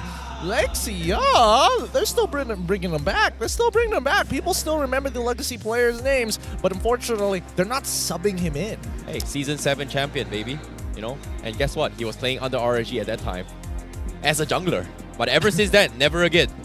Kind of ironic, to be fair. And more so, I'm more surprised that Team Hawk isn't pulling in any of their subs. Let's see some words coming in from RSG Loliels. We asked him, what does RSG want to prove this playoffs? He replied, we want to prove to everyone that we can still compete, that we will put up a good fight. And put up a good fight they have. I mean, they could secure this last one if Coach Wright is not careful with the draft. Because I feel like both teams are taking quite a number of risks when it comes to the draft, because especially with Coach Wright, his own philosophy is about something unorthodox. If they don't see it coming, then we're going to pick it up. I definitely thought you were going to say it's definitely about comfort, right? Because it just makes sense. Oh! Alvin? Whoa, post like your favorite hero. He's been spinning his way through. I wonder what that is. I mean, it could be Alman, it could be a Nakai. It's a Beyblade! Yeah, sure. Beyblade. If I remember the Beyblade song, I would sing now. I'm literally singing the song. It's as close as it gets. It literally goes, it's Beyblade. Spin it. You know what? Never mind. The only song that I can think of right now is it's time to he had a seizure. You're definitely gonna give me a stroke by the end of today. Someone save me. The caster's desk got crazy, but now going back to the game here. Apparently now match point for RSG MY, reverse sweeping the fight against Team Hawk. How will Team Hawk fight back? Are we gonna see the full game 5 today here in MPL MY season 13? In particular, the playoffs has been a script that no one can predict. Everyone is going all out, and in this case, will Team Hawk drag this out to game 5? That's what I was saying in the beginning. Good luck with your guest coins, because I'm pretty sure this is one of those few regions that you lose a majority of them. Team Hawk going to be on blue side, RSG MY on the red side. Pretty much seeing similar bans once again, but Yutong is going to get banned out by the side of Team Hawk. Not going to let it pass through over to Rippo again. Will Team Hawk ban out the Moskov? I mean, Lolia has shown that he can use a bunch of heroes, right? It really doesn't matter, even if he doesn't secure the Moskov. The fact that RSG is willing to pick up the Novaria first pick, I feel like it's just about not getting it onto Saken. Like, I feel like Saken just get donated. Doesn't matter what it was. Wow. What? You argue? This is. Do you not feel like this is an ego thing? I feel like it's an ego thing at this point. They're like, oh, you should pick it up for yourself when you're on red side. And they're like tying one hand behind their back. What'd you say? Huh? Play this game with one hand? I'll give it a try. It's like Sora is taking the philosophy of Coach Wright. The more you don't expect it, the more we're going to do it. To be honest, I wouldn't be surprised to see a Game 5 right here, right now, because Chips has been let through. We talked about how broken Chips in the recent patch as well. Team Hawk, do they want to give this to Noir? And question here is Noir able to play at that level? Because he didn't have a good game at all just now, because he's died twice and he has 12 times. 12 times. 12 times, not twice. Not 12 two times. times. 12 times, sorry. He's died 12 times and is the highest ever death in a single game in MPL. I'm not sure in the whole world yet. I'm pretty sure there are public games where people die 20 times, 30 times. I feel like people at most die once. Huh. You don't get a second chance. I mean, if you die once, then okay, yeah. IRL joke, yeah, I get it. Yeah, it's Is that not hilarious? That's not hilarious. I'm still snickering. At it. Loyin as well as Moskov get locked in for the side of RSG. Now, this doesn't really tell too much about the comp, but at the very least. Lu Yi? Yeah. He's not using Lu Yi? Yeah. Oh. I mean, that's what they left open on My purpose. boy grew up? I mean, we haven't seen the game. Hey. Just you. You were telling this about like game 1, right? Like for those of you who have not been here since the first game of this game, during the drafts, LaFell did mention Izanami doesn't play Lo Yi because every single time he plays it and they divergent into a fight, they lose the fight and they die. Do you have a problem with your headset? Have you not listened to what I just said? Oh. You should. You know what? Forget it. Don't worry. Forget about it. Forget about it. Just like Lo Yi slipping through the draft, Game right? 5 potentially? I'm starting to... I'm not 100% sure, right? Because now that we see the Natan as well as Fredrin, it's starting to look a little bleak, but that means Minotaur finally gets let through for the side of RSG MY. A potential answer on top of that Lo Yi to make sure that these chip flanks can be dealt with and can be slowed down. Oh, this is going to be a little bit weird here because when we talk about counters for chips here, personally I feel like Carmilla is one of those heroes that can actually do really, really well. But against a Minotaur, it's going to be a little bit difficult, right? Like, Minotaur need to be in position to actually set up for the fights, anticipating where this chip is going to be coming from. But if this chip comes from a different angle and Minotaur isn't able to scout out this chip, he's not going to be able to team around the fight. So I am expecting RSG MY to play a little bit more Ube unless the Izanami is able to take things in his own hands by starting the fight first before the chips get there. Starting the fight first before chip with the gets divergence there. These conditions need to be met. This sounds more like a cross-map play than anything else, right? And I think that RSG MY, the only cross-map play I see is Moskov by himself, 4 sitting around the neutral objective, right? And then you expect the Spirit of Destruction to eventually fly halfway across the map. We do see that the Terizla gets banned as well as the Vexana, both of which make sense in this context considering they're both very teamfight oriented. What kind of bans are going to be happening here? Because it feels like right now, Janus is in a very awkward position, right? They tried to cheese his strategy in the previous game here, but I feel like right now, the composition with chips is that they need to play something that can allow these chips to go absolutely out of control. And in this case, I feel like the Faramis ban from the side of RSG isn't too bad. If Team Hawk decides to pick it for themselves, RSG would not have any way to stop them at all. Unless, you know, Izanami is free shotting every single one from side Team Hawk. Or a 5-man with no inferior. Oh, yeah, true. Either or works here. And I think even with some strong abilities that can, you know, spread and have some decent AoE, the Lo Yi deals with both pretty fairly. Like, I think Farmis in this sector, especially in lane against that Lo Yi, can be a bit of a pain to deal with because you got to walk up a little close to get the maximum value of your Ghost Bursters, right? And every time you do that, Lo Yi is able to get a free yin-yang reaction off of you at level 2. Yeah, and seeing how this is happening as well, how are they going to play this? Because as of now, Team Hawk, they have to ban off one of those heroes here. In this case, what jungler does Vinogo play from RSGMY? Because Barat's completely left ignored. CC gonna be the ban here. They don't even bother about what Vinogo plays or do not play. I mean, he's guaranteed going to play Akai. I want to Lancelot? say that, but he did play Boxia the last time. Lancelot, too far-fetched. Really too far-fetched. It's not one of those heroes that you just pick up willy-nilly here, and I think worse yet, it's pretty difficult unless you're able to, unless damage items get better. It's tough to say. It's tough to say. But for the most part, base damage is too low to make it happen. The Akai is a pretty good option for the side of RSG if they don't want to reveal their EXP lane too early on, unless they've got, like, they lock in the Barats to kind of play the EXP jungle flex. Oh, what's it gonna be? 5 seconds left. And they do pick the Lapu Lapu. They still keep Vinogo's hero up in the air. So not really sure what they're going to be picking here. So Team Hawk, they have to deal with whatever's to come. Boxia maybe? Does RSGMY want to play Boxia Vinogo? I feel like picking up Akai would make sense going up against the Chips. The only thing that doesn't make sense is because they have the Louis. Right? Louis pulls everyone in, but then Akai pushes everyone out. Like, there's a possibility for that kind of mistake to happen. So I feel like they want to avoid it as much as they can. Try to get a hero that doesn't have a lot of displacement so that you don't mess up the Louis combination. Yeah. Yeah, I would agree. I would agree with that. Like that's why it feels weird that the Arlet gets banned out. It feels weird when we see heroes like these get taken away. But Farsa gets locked in for the side of Team Hawk, as well as Paquito. Finally, we see some Paquito in the EXP sector. Gonna be able to push out faster than that Lapu Lapu. But keep in mind that raw damage.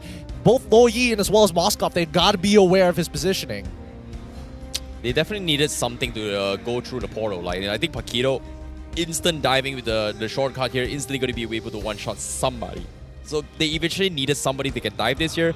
Farsa, Nathan, not exactly the greatest to join in the shortcut here, but Fredrin, if he is able to join the fight, catching a couple of taunts here is going to be good. But again, they need some sort of burst. And RSGMY, all they got to do right now is just find a way to stall. In this case, Akai isn't too bad just because it deals with the chip. But looks like, no, it's going to be the Roger jungle. What? Okay. Man. What do you guys think? Like, is this too greedy from RSGMY?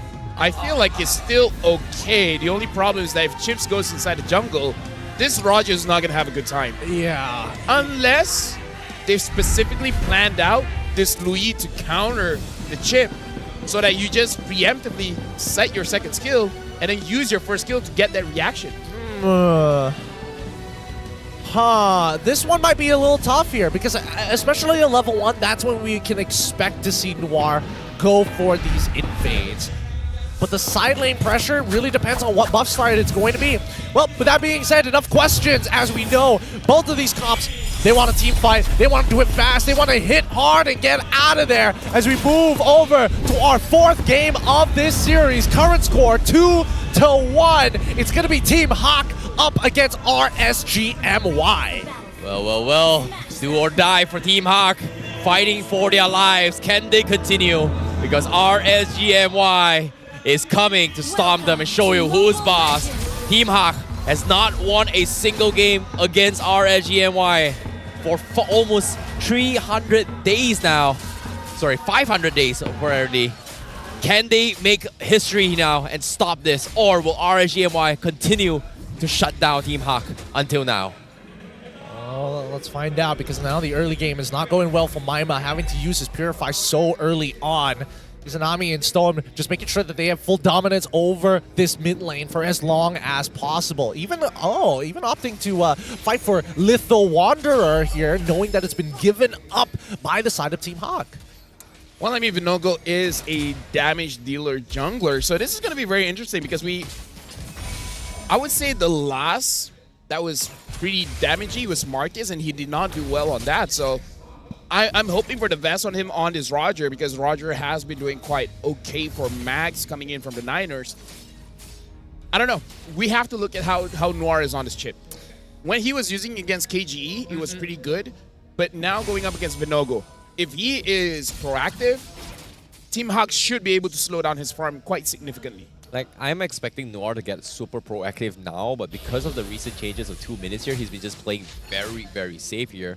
And on top of it all, they are going to be sending an ambush onto his repo here. They are anticipating this, but Vinogo does scout out Noir as well as Janice, so they know exactly where this chips is, so they don't have to risk anything at all. And I'm surprised, RSG MY, they should be having their backs against the wall, but look at that, Vinogo is so confident, and Noir is going to try and harass him, but nope, nothing super crazy yet. Both sides just don't want to fight at all. I think that Team Hawk recognized that we don't know where Izanami is going to be. It's better not to risk it for the time being, especially since it's going to be the first turtle up in a little bit. However, I will say, Janus, he's brought down to 50% of his HP. I don't think he's actually going to participate. Yeah, Noir also getting poked apart as well. Iris from the backsides. Can look for the flank Ripple, looking for the catch on Noir. But looks like Turtle will be in the hands of RSG MY. They just cannot afford to commit to this right now. Small wins for the side of RSG MY. While that turtle was going down, it allowed Janus to actually start working on his own jungle clear. Both mid laners will have to recall as they run out of mana. But here's that first gank on towards that top side, instantly stopped by Loliels. Right now, looking at the jungle, looks like Storm as well as Vinogo, they're the one actually pressuring Janice, but Iris is there. Okay, Olivia agreed to plays here coming in. Federer Astra comes in as well. Vinogo managing to steal the buffs away. Team Hawk, they're losing up a little bit of control here as RGMI somehow getting away a little bit too much as Team Hawk. Now Noir finally gets his forward. He does have the shortcut. He needs to make some kind of play somewhere in the map, but it seems like RGMY, they're just quick to react here. They're not making it easy. Now with no access to that mid lane, it's tough for Noir to make a confident call. Eventually, he might just have to test out the portals, the Y-Walk, just to figure out where everybody from the side of RSG MY is going to be. I mean, he still has the flicker. Worst comes to worst, you just lose a battle spell. It looks like RSGMY mostly are floating on top. The Midnight Fury is there for Stone. Only Saken as well as Maima have the Purify.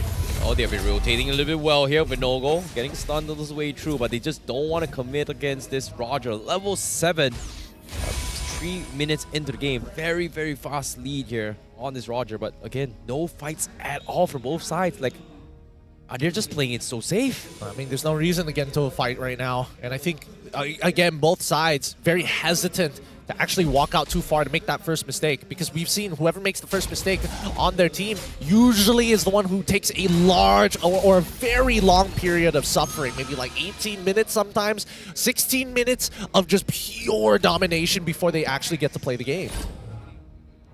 Right now, Noir is scouting, but it looks like he's not scouting aggressively. Like, he is not going for Vinogo at all. Maybe what happened in the previous game, dying 12 times, is really impacting him. Yeah, playing a little bit safe here, but shortcut comes in. They find Storm, but here comes the combo. Vinod's Rage catches onto Storm, managing to chain CC on Saken. He will lose his life, but the rest of the team's not going to be able to find anything here. Spear comes in. Izanami also able to get out to safety. Vinogo looking for the clutch plays, but he is going to be able to get out. So for a 1 for nothing here. RSGMY still able to contest this. They're quickly rushing the turtle for now. RSGMY, do they miss this? No, they don't, right? That's no way Janus misses this time. I mean, no way. But so far, the junglers today, you know. Yeah, and I think that even Vinogo recognizes, like, hey, I don't have my retribution. I might as well just power farm. I want to be able to double the EXP and farm that Janus has by the end of this game, and I think he's on track to do exactly that for the most part. Right now, the power spike coming in from RGMY, you got to figure out, like, when does Vinogo want to go in? After 2 items, after 3 items? I kind of feel like using Roger jungle, 2 items is honestly enough for you to go a little bit more aggressive. Well, speaking of a divergent play here down bottom, finally RGMY taking a little bit of initiative, but once more, where is this Chips? Like, why isn't he able to find anyone so far? It's weird to see how having a Chips and Team Hawk just playing this passively against RGMY. Well, to be fair, I guess both teams are relying heavily on their mid laners to scale up, or at the very least, their scalers to get into a better position. RGMY waiting for 3 items on Loliels, 2 items for Izanami. Team Hawk waiting for 2 items on Maima, waiting for 3 items onto Socket, arguably even a 4th. Right now, even Izanami as well. He's been trying to get this diversion plays, but so far hasn't been hitting the mark. Very different from what Maima did in game number 1. Izanami is unsure of the positioning coming in from Team Hawk. But to be fair, like I said, I don't know when is the true power spike coming in from RSG MY where they say, you know what, we have enough, let's go for it. Okay, Divergent comes in, they go down, they're trying to make an attempt on Saken. Looks like it will go, but Noir not able to stop that at all. He's a little bit too slow, but Maima from the sides, he gets one shot. Izanami cut. Oh no, not enough. He needed one more feathered airstrike, but he was so afraid. So Izanami able to survive this. Noir looking for the play, zoning them off here. Shortcut still available. Iris focusing on the turret, finally finds it, but Noir, just go for it. Like, you can. Do you want to? But he's afraid. Finally drops it as well. Instantly goes for the melt.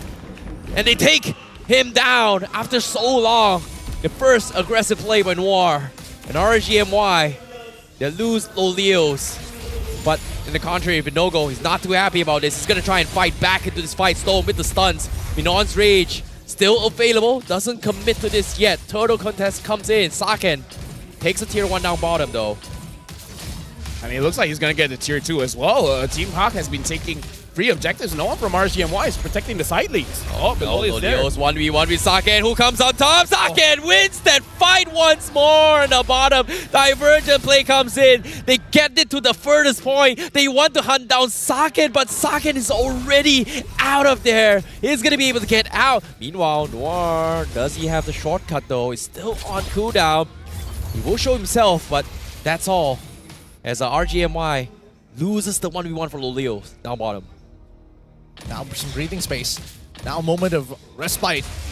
Team Hawk, they've been proactively probing at RSG MY to finally find that hole, and they found 3 kills, but at the same time, like I mentioned in the beginning, right? Whoever made that first mistake, that's why we saw them so hesitant. Just a large amount of punishment. Ended up losing a good amount of towers. They ended up losing a neutral objective at the same time.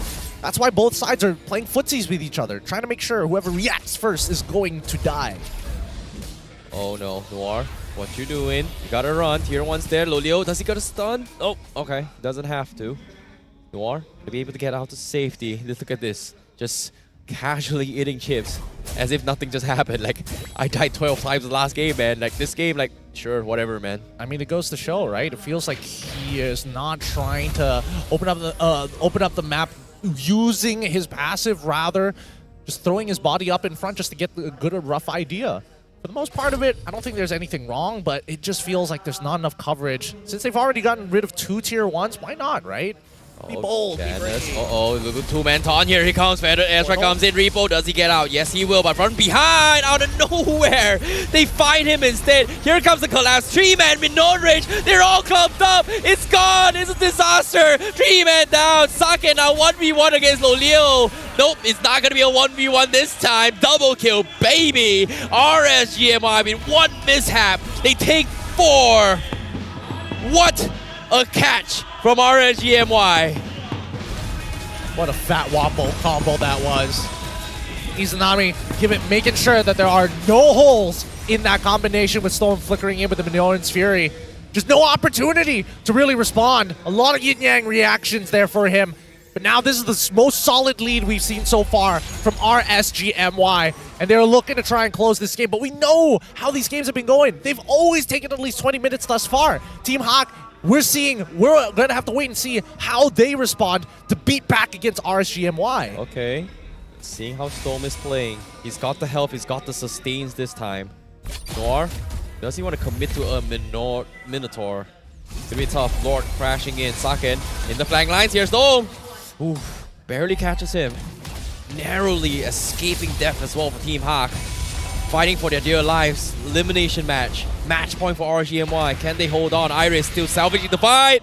Oh no, Loleos, he caught him. He needs to get out. Iris, does he though? Everyone is here. Izanami got Divergent out. He needs to buy time. There's a tier 1 standing there. Iris, does he force the fight? Oh no! The save the day. Noir brings in the cavalry. He finally falls, but RSG MY, they're ready to fight back. Team Hawk, they're all split off. Maima fights Izanami, but Saken, he got picked apart.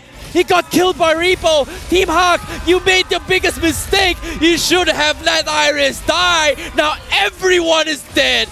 Only Noir and Ramaima remains, and RSG MY, they're gonna try and end things here for Team Hawk, ending their chances, ending their journey here in the playoffs. RSG MY knocking on the crystals, and they will do so. Team Hawk is out, and RSG MY makes it to the playoffs. There you have it, Ripple. Give it to him. Walks up, knocking them out, and goes for the immediate stare down.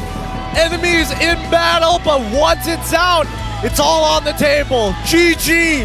Well played to RSG MY. RSG, I would say game number 1, blundered in the draft. But we were talking about it. If that's what they can do with a Bosch draft, imagine what they can do with an amazing draft. And I gotta say, game number 2, 3, and 4, they brought their A game. They brought the best draft, and everything went as planned. My goodness. After all that, they still are able to fist bump with each other. Let's throw it over to Rose to have a word with these two great teams. Alright, itu dia perlawanan terakhir untuk hari ini. It is with a heavy heart that we have to bid goodbye kepada pasukan yang kedua untuk hari pertama MPL Malaysia. Guys, sebelum apa, we would like to ask Stadium MBSJ to give a warm round of applause kepada Team Hawk for their performance untuk musim ini. Okay, hold on. Aiman Haq nak cakap something actually. Dia minta mic. Alright. Alright, hai, Assalamualaikum semua. Kami ingin minta maaf sebab kami tak dapat performance yang baik. Tapi dirinya, saya dan tim Hak di sini dengan duka citanya kita ingin maklumkan bahawa ini adalah pentas terakhir untuk tim Hak di MPL, dan kami tidak akan lagi continue perjuangan kami di MPL. So minta maaf sangat-sangat kepada semua fan-fans tim Hak. And insyaAllah kita orang doakan kepada tim-tim RSG dan tim-tim yang lain masih lagi di dalam pusingan kelayakan untuk playoff nanti. Apapun, again, thank you so much. Terima kasih. Minta maaf juga kalau ada salah silap daripada kami. Minta maaf kepada pihak Montun atau tim-tim lain. Dan juga thank you kepada semua, especially fans kita orang. Jangan lupa juga doakan untuk saudara-saudara kita di Palestine. All eyes on Rafah. Thank you. Alright, thank you very much to Team Hawk. And guys, we would like to give you guys a final bow. Thank you so much. An incredible run untuk pasukan Team Hawk. Unfortunately, it is their last season in MPL, but we hope to see the players in the future.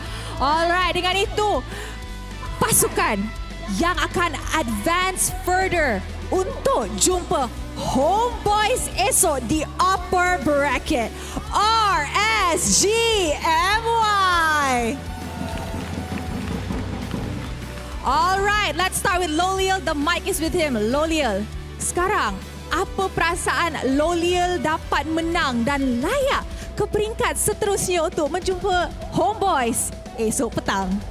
Saya dan pasukan juga rasa happy sebab season-season sebelum ni kami selalu kalah dekat playoff. Jadi harap-harap season ni akan ada kebaikan yang kami dapat lakukan. Alright, sekarang RSG MY dah dapat nafas actually sebab dorang dah keluar daripada zone bahaya mana dorang akan ada 2 nyawa esok dekat upper bracket. Alright, let's go to Storm. Storm. Okay, Storm, I want to ask you, it was a 3-1 game, but what actually happened in that first game? What mistakes happened and how did you guys actually fix that to bounce back for a reverse sweep technically? I think just miscommunication with the draft because in game 1 they really won the draft and just miscommunication in the draft for the first game, and after we fixed that we focused on our next 3 games and we were able to overwhelm them. I see. So has the draft issues been resolved? Yes. Okay, so draft issue dah resolve, pemenang dah ada. So setiap ada match pemenang, kita ada MVP of the match. So, Stadium MBSJ, siapakah MVP anda untuk perlawanan ini? Alright, mari kita tengok MVP untuk perlawanan ini. In 3, 2, 1. Jeng, jeng, jeng, jeng, jeng. MVP perlawanan ini jatuh kepada ting, ting, ting. Ripple! Ripo! Okay, first of all, Ripo, I would just like to say congratulations. Thank you. Adakah being a newlywed player bagi you satu buff yang lain macam? Tengok, your wife is there. Sekarang dah wife Sebelum playoffs, fiancé. Sekarang dah wife. So ada buff tak? Adalah, ada buff sikit. Sikit je? Tidur luar malam ni. Ada sikit lagi sini, luar lagi banyak. Oh, I see. Okay, so Ripo, dengan kemenangan ni, you guys akan jumpa Homeboys esok. How confident are you in this matchup actually? And kalau you guys, sebab you guys akan jumpa Homeboys esok, kalau you boleh bagi prediction of score, best of 5, anything can happen. Adakah you rasa esok game sengit 3-2 ataupun game senang 3-0? Kalau nak buat prediction, tak boleh lah nak buat sekarang sebab kita orang just keep consistent lah dengan performance kita orang. Jadi kalau nak bagi seru, 3-2 lah. 3-2. Okay, tapi how is it like? Apa RSG buat dalam 2 minggu break untuk get ready for the match yang akan datang actually? Kalau untuk 2 minggu match, sebenarnya diorang yang training. Kalau saya tak training. So, tak tahulah. Diorang dah training lama tapi kenapa kalah dengan training 2 hari? Wow, Ripo memang tak berubah. Okay, can we please give it to Vinogo? Okay, Vinogo, as a jungler from the Philippines, tomorrow you will be going up against Chibi. Now, in past interviews, Chibi always said he loves going up against import junglers. Now, one of Chibi's biggest nemesis is Demon Kite from RSG Philippines. Do you think you can do Demon Kite justice in tomorrow's game against Homeboys? Maybe. We don't know, but anything can happen. Maybe we win, maybe we lose, but you never know. Whoa, Storm. Also, I hope like tomorrow our game won't be like today's game too. My retry sucks. Wow, dia mengaku dia maret hari ni. Alright, can we give it to Sora? Coach. Alright, Coach. Did you expected the Team Hawk game to be this close, and did you actually predict the upcoming drafts from game 2 onwards? Because like what Storm said, game 1 punya draft tu korang agak terkejut dengan miscom. So, macam mana you dapat predict dorang punya upcoming drafts? So, untuk draft pertama tu ada beberapa miscommunication saya dengan player. So, untuk game kedua tu kita orang dah resolve benda tu. And untuk dorang punya upcoming draft, untuk Team Hawk, kita orang dah predict dah dorang punya strong hero, dorang punya winning condition apa. And also kita orang pun tahu yang diorang akan respect ban hero Ripo and also hero Izanami, Valentina. So kita orang benda tu buatkan kita orang senang lah untuk draft dan main dengan hero apa yang kami sesuai. Alright, very insightful words from the coach. Tapi for the final words and before we let them celebrate their new victory, apa kata let's pass it to Izanami for the final words. Apa Izanami nak sampaikan dekat the fans, and of course jangan lupa ajak dorang tengok game korang esok lawan Homeboys. Kepada semua yang datang ni, thank you lah sebab support kami walaupun sudah tengah malam ni kan, tapi still stay sini support kami. Thank you so much pada yang datang, dan kepada Team Hawk pun thank you sebab memeriahkan MPL ni. Thank you so much guys. Alright, thank you so much to RSG MY and congratulations on your win. You guys may now go celebrate your victory. Wow. Hari pertama playoffs kita, tapi perlawanan yang sangat-sangat sengit. Dua pasukan sudah balik rumah, tapi esok kita akan saksikan perlawanan upper bracket. Kita akan tengok SRG dengan Homeboys perform pertama kali untuk playoffs ni. Tapi before we wrap up our day, let's show it back to the casters to dissect what happened in the game 4 of this best of 5 series. Thanks, Rose. And once again, our MVP of the match goes to Rippo, ending today 14-3-16. I have a total of 3 matches, some low kill counts, but definitely a majority going over 20 minutes. I hate that Rippo is so good looking, so what's the wifed right up, word for it? so like I'm he's just gonna got call him out, hair. like, he's arrogant, but you cannot deny his skills. Like he's only played 2 days, and then straight up like it's so frustrating to see that Repo is just playing absolutely out of his mind, married or not, you know, lack of training, but. I don't know, man. Like, he just destroyed Team Hawk as if they were nothing. Hey, like, man. hello? What? Hey, man. It's just what you call talent. Just raw talent coming out from Ripple this time around. Again, I do think that he was given some pretty decent matchups to make some big impacts for the team, but it doesn't mean that RSG MY are completely out of the water. But first, let's discuss what happened in this game, because we didn't get to see as much impact coming in from Loliels in the previous games in comparison to people like Izanami and even Stoem coming out big time. In Vidogo, he's like, man, if I can't hit a retry, I might as well secure kills on players. Izanami died. How many times did he die? One. Ruined. Okay, I'm curious here. How many times Noir died? Okay, 1. He's fine. He's fine this time on this chip. I mean, Izanami could have had a flawless run going up against Team Hawk. That would be the bigger flex. I mean, he died on the Lu Yi. He should not have picked up the Lu Yi. He shouldn't have picked up the Lu Yi. That was the big mistake here. Maybe that was the miscommunication. That was also the miscall. It's like go far, so it's like Lu Yi. Okay, got it. It's like fair miss. Lu Yi? Lu Yi?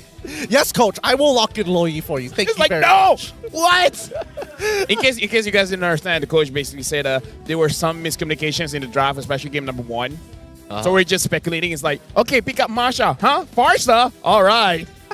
It's like, what? No! No, please, guys, no! But throughout this game, I think, you know, the one thing that RSG stood out a little bit more than Team Hawk was the fact that they're willing to walk in, right? I think that Stoem brings to the table very much a well, I wouldn't even say a disciplined trigger finger, but somebody that when he says go, you go. You don't ask questions about it later. I think when it comes to this game for RSG MY is that they understand their win condition and how to deal with these chips in particular, right? Like, personally, I feel like this was a good example on how the previous game, King Empire, who was it again?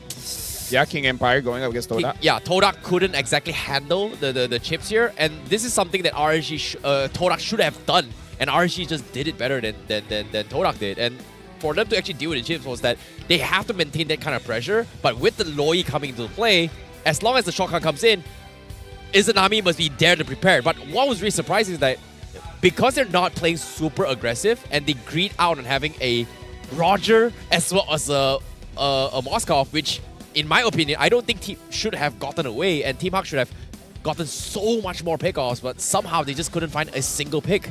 Well, I mean, considering that Janice's Fanny didn't exactly go well, I wouldn't think that he'd be like, you know what? After that game, lock me in on Roger. Same goes for Sakin, right? I don't think, you know, Roger Moskov definitely doesn't really suit his style. Yeah, it's more, yeah. he is the Natan, he is the Claude, he is like, especially a Clint style of player. I hold my ground, I only use my abilities when I need to give up ground to gain an advantage in health. I mean, one thing that Terrence did say, not everyone is suitable to go through the portal, right? Yeah. I mean, like, Natan goes in is pretty risky. The Farsa go in is pretty risky. So, because here's the thing. Did RSG counter the chip, or did the chip do nothing? I think it's more like there's no one that can compensate, utilize the chips really well. Like, the only one that really could do something was the Paquito. But again, if Noir is not starting the fight, and even if you start, what can he do? Because if they walk in and Storm gets like a 4-man catch, everyone's dead, which I think one of those fights did actually happen.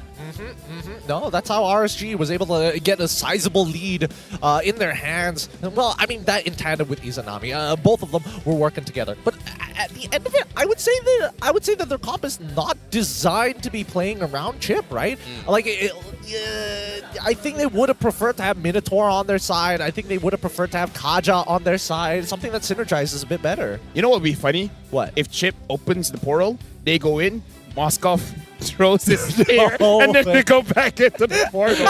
That would be a funny interaction. It would be. My only wish is that they take away the cooldown time for when you go in and out of the portal. Yeah. Just go in and dip back out, dip back in, dip back out whenever you want to. That would be a funny wait. counter. It's like, the first one is instant, The second one, basically the small portal outside is instantly teleported to the place. But if you take that big portal, it needs to be channeled before they can actually DP back. Boring. Cooldown. Boring. Take away the shield. Take away that cooldown. Be able to switch Oh yeah, between that would the be two whenever really cool. you want. That would be really cool. Then there's some skill. There's a new mini game to play on the Land of Dawn. That'd be a fun idea. But for this game, unfortunately, just not the case. So then the counter is like, okay, people pull in, Moskov pushes them back Pushes in. back in. People go in, Valir pushes them back in. People go in, Badang pushes them back in. Akai pushes them back in. It's like, there's so many counters for chips now. The ultimate counterplay. You get Akai to spin on top of the portal. You walk up to the portal, you get knocked up from the other side of the map. He's like, guys, come in. We can't. There's a Snorlax in the way. I don't have that flute tool. Please let me through. Rich guy going over to Loliels. And Carry going over to Izanami. Sandbag to Janus, and best wingman is going to be Stoem. 3 out of the 4 being RSG members here. And, I mean, at least you're seeing on the final screen your boy and as well as Stoem up there. I mean, Izanami carries everything, man. Rarely do you not see him being number 1 in terms of the damage. He just continues to do good work every single time. I would say that the team still feels quite volatile at the end. Like, I don't walk away leaving very satisfied. No, here's the thing. 5. You know what makes me so upset about him? What makes you so upset about Even him? with Angela, he has the highest damage. Don't even get me started. Make that make sense. Don't even get... This is on a live game during MPL. Make it make sense. Him on the Angela, he dealt the most damage. He ended that game like what, 0-5? 0-4? Yeah, like I remember. The rest of his team was not doing well. Not Everybody lost lane. Everybody was doing poorly, and yet he had the highest damage. It's just faceless. This is the big fight, right? Because I feel like RSG MY just waited and waited and waited and waited until Storm gets a big catch, and Izanami's just like, you know what? You set it up for me. I'm gonna help you finish this. And this is unfortunate. Team, it looked like a good collapse. But then it just ended in RSG's favor. This was just a desperation attempt coming in for here. Like, they dropped the shortcut, but they didn't really have the focus fire on who they should be fighting as well. Like, Maima and Noir was actually picking off Izanami, but aside from that, everybody else was split off from the fight. It was so awkward to actually take this composition. But as of yet, GG well played from RSG MY. Their comms was on point. We almost got the full 5 game. If we got the full 5 game, I would be really, really excited here as well. But as of now, congratulations to RSG MY because they will be the ones that advance forward into the playoffs where they will be fighting off against Homeboys and of course in a best of 5 series. But fortunately for them, they will have a second life. Same can be said for King Empire going up against SRG. So, with that being said, tomorrow's match, what do you think? I'm thinking that it's going to be a good one, right? Who isn't excited for SRG and as well as the Homeboys? 2 of our more polished teams here. First and second place, respectively, up against KGE and RSG. And honestly, I do think it's kind of funny, to be fair. In the regular season, like, SRG eventually had to face off against KGE, and I think KGE put up a pretty good fight against them. Same can be said about RSG versus the Homeboys. 2 things to say here. This is going to be the real test for SRG. Because we've seen multiple teams doing well during the regular season, but once come playoff, they choke. So we do have to see. If SRG chokes tomorrow, then I don't know, man. But if they don't, then they're the real chance, the real hope for Malaysia. I feel like we always say that. We say like, first it keeps happening. It's also true. It does keep on happening. If it stops happening, we stop talking about it. You're right. You're right. So we have to win international first, and then we can stop talking about it. And for Homeboys, it's like RSG. I wanted to go up against Janus. You took that away from me. Now you know what, Vinogo? We're gonna be Vino stop on you. Okay, fair enough. Vino stop. Okay, Vino go, Vino stop. All right. I hate the fact that I was looking in his eyes when he said that. You took him seriously, didn't you? Oh my goodness. You know what? You don't get that. I'm wrapping it up here. This is the end of the show here at the MPL MY, day number 1 of season 13. We'll see you guys right after this. We'll see you tomorrow. Okay, thanks. Bye. Guys, let's go guys. Boleh. Pedrin. Pedrin. Mati dia. Nice one. Santai guys. Guys, mati dia. Nice one. Gua aman guys, santai. Aman. Mati Moskov. Nice one. Nice. Good. Basa. Okay, nice one. Beri atas. Usong ulti. No pressure, Louis. Go. Don't flicker, Louis. I can still chase. Chase. Mati. Nice. Go. Ready. Mati dia. Nice. Reset. Nice one. Nathan dying. Nathan, Ben, go. Nice. Ben. Chase. Funny. Nice kill. No skills. Yuzong, no skills. Nice one po. Take bot po. Nice one po. Nice one. Extend pani. Extend must go. Silard. Pani no blue. Go juga man. Flicker lang. Low flicker. Nice one war. Timos ko, Roger ah. No ulti. No retry. Bisa turtle ah. No ulti mo. Okay. Pagkito, careful. Nathan. Heal. Nice. Careful. I can chase. Behind tan. Hey, careful. Ulti, stop. Fight to dead. Stun Pedrin. Nathan. Go. Nathan ulti. Heal. No revive. Pagsan, no ulti. Take mid. Someone. Chase them. I can end, guys. Chase them. Go. Partial recall, Elton. Partial recall. Oh, no. Go.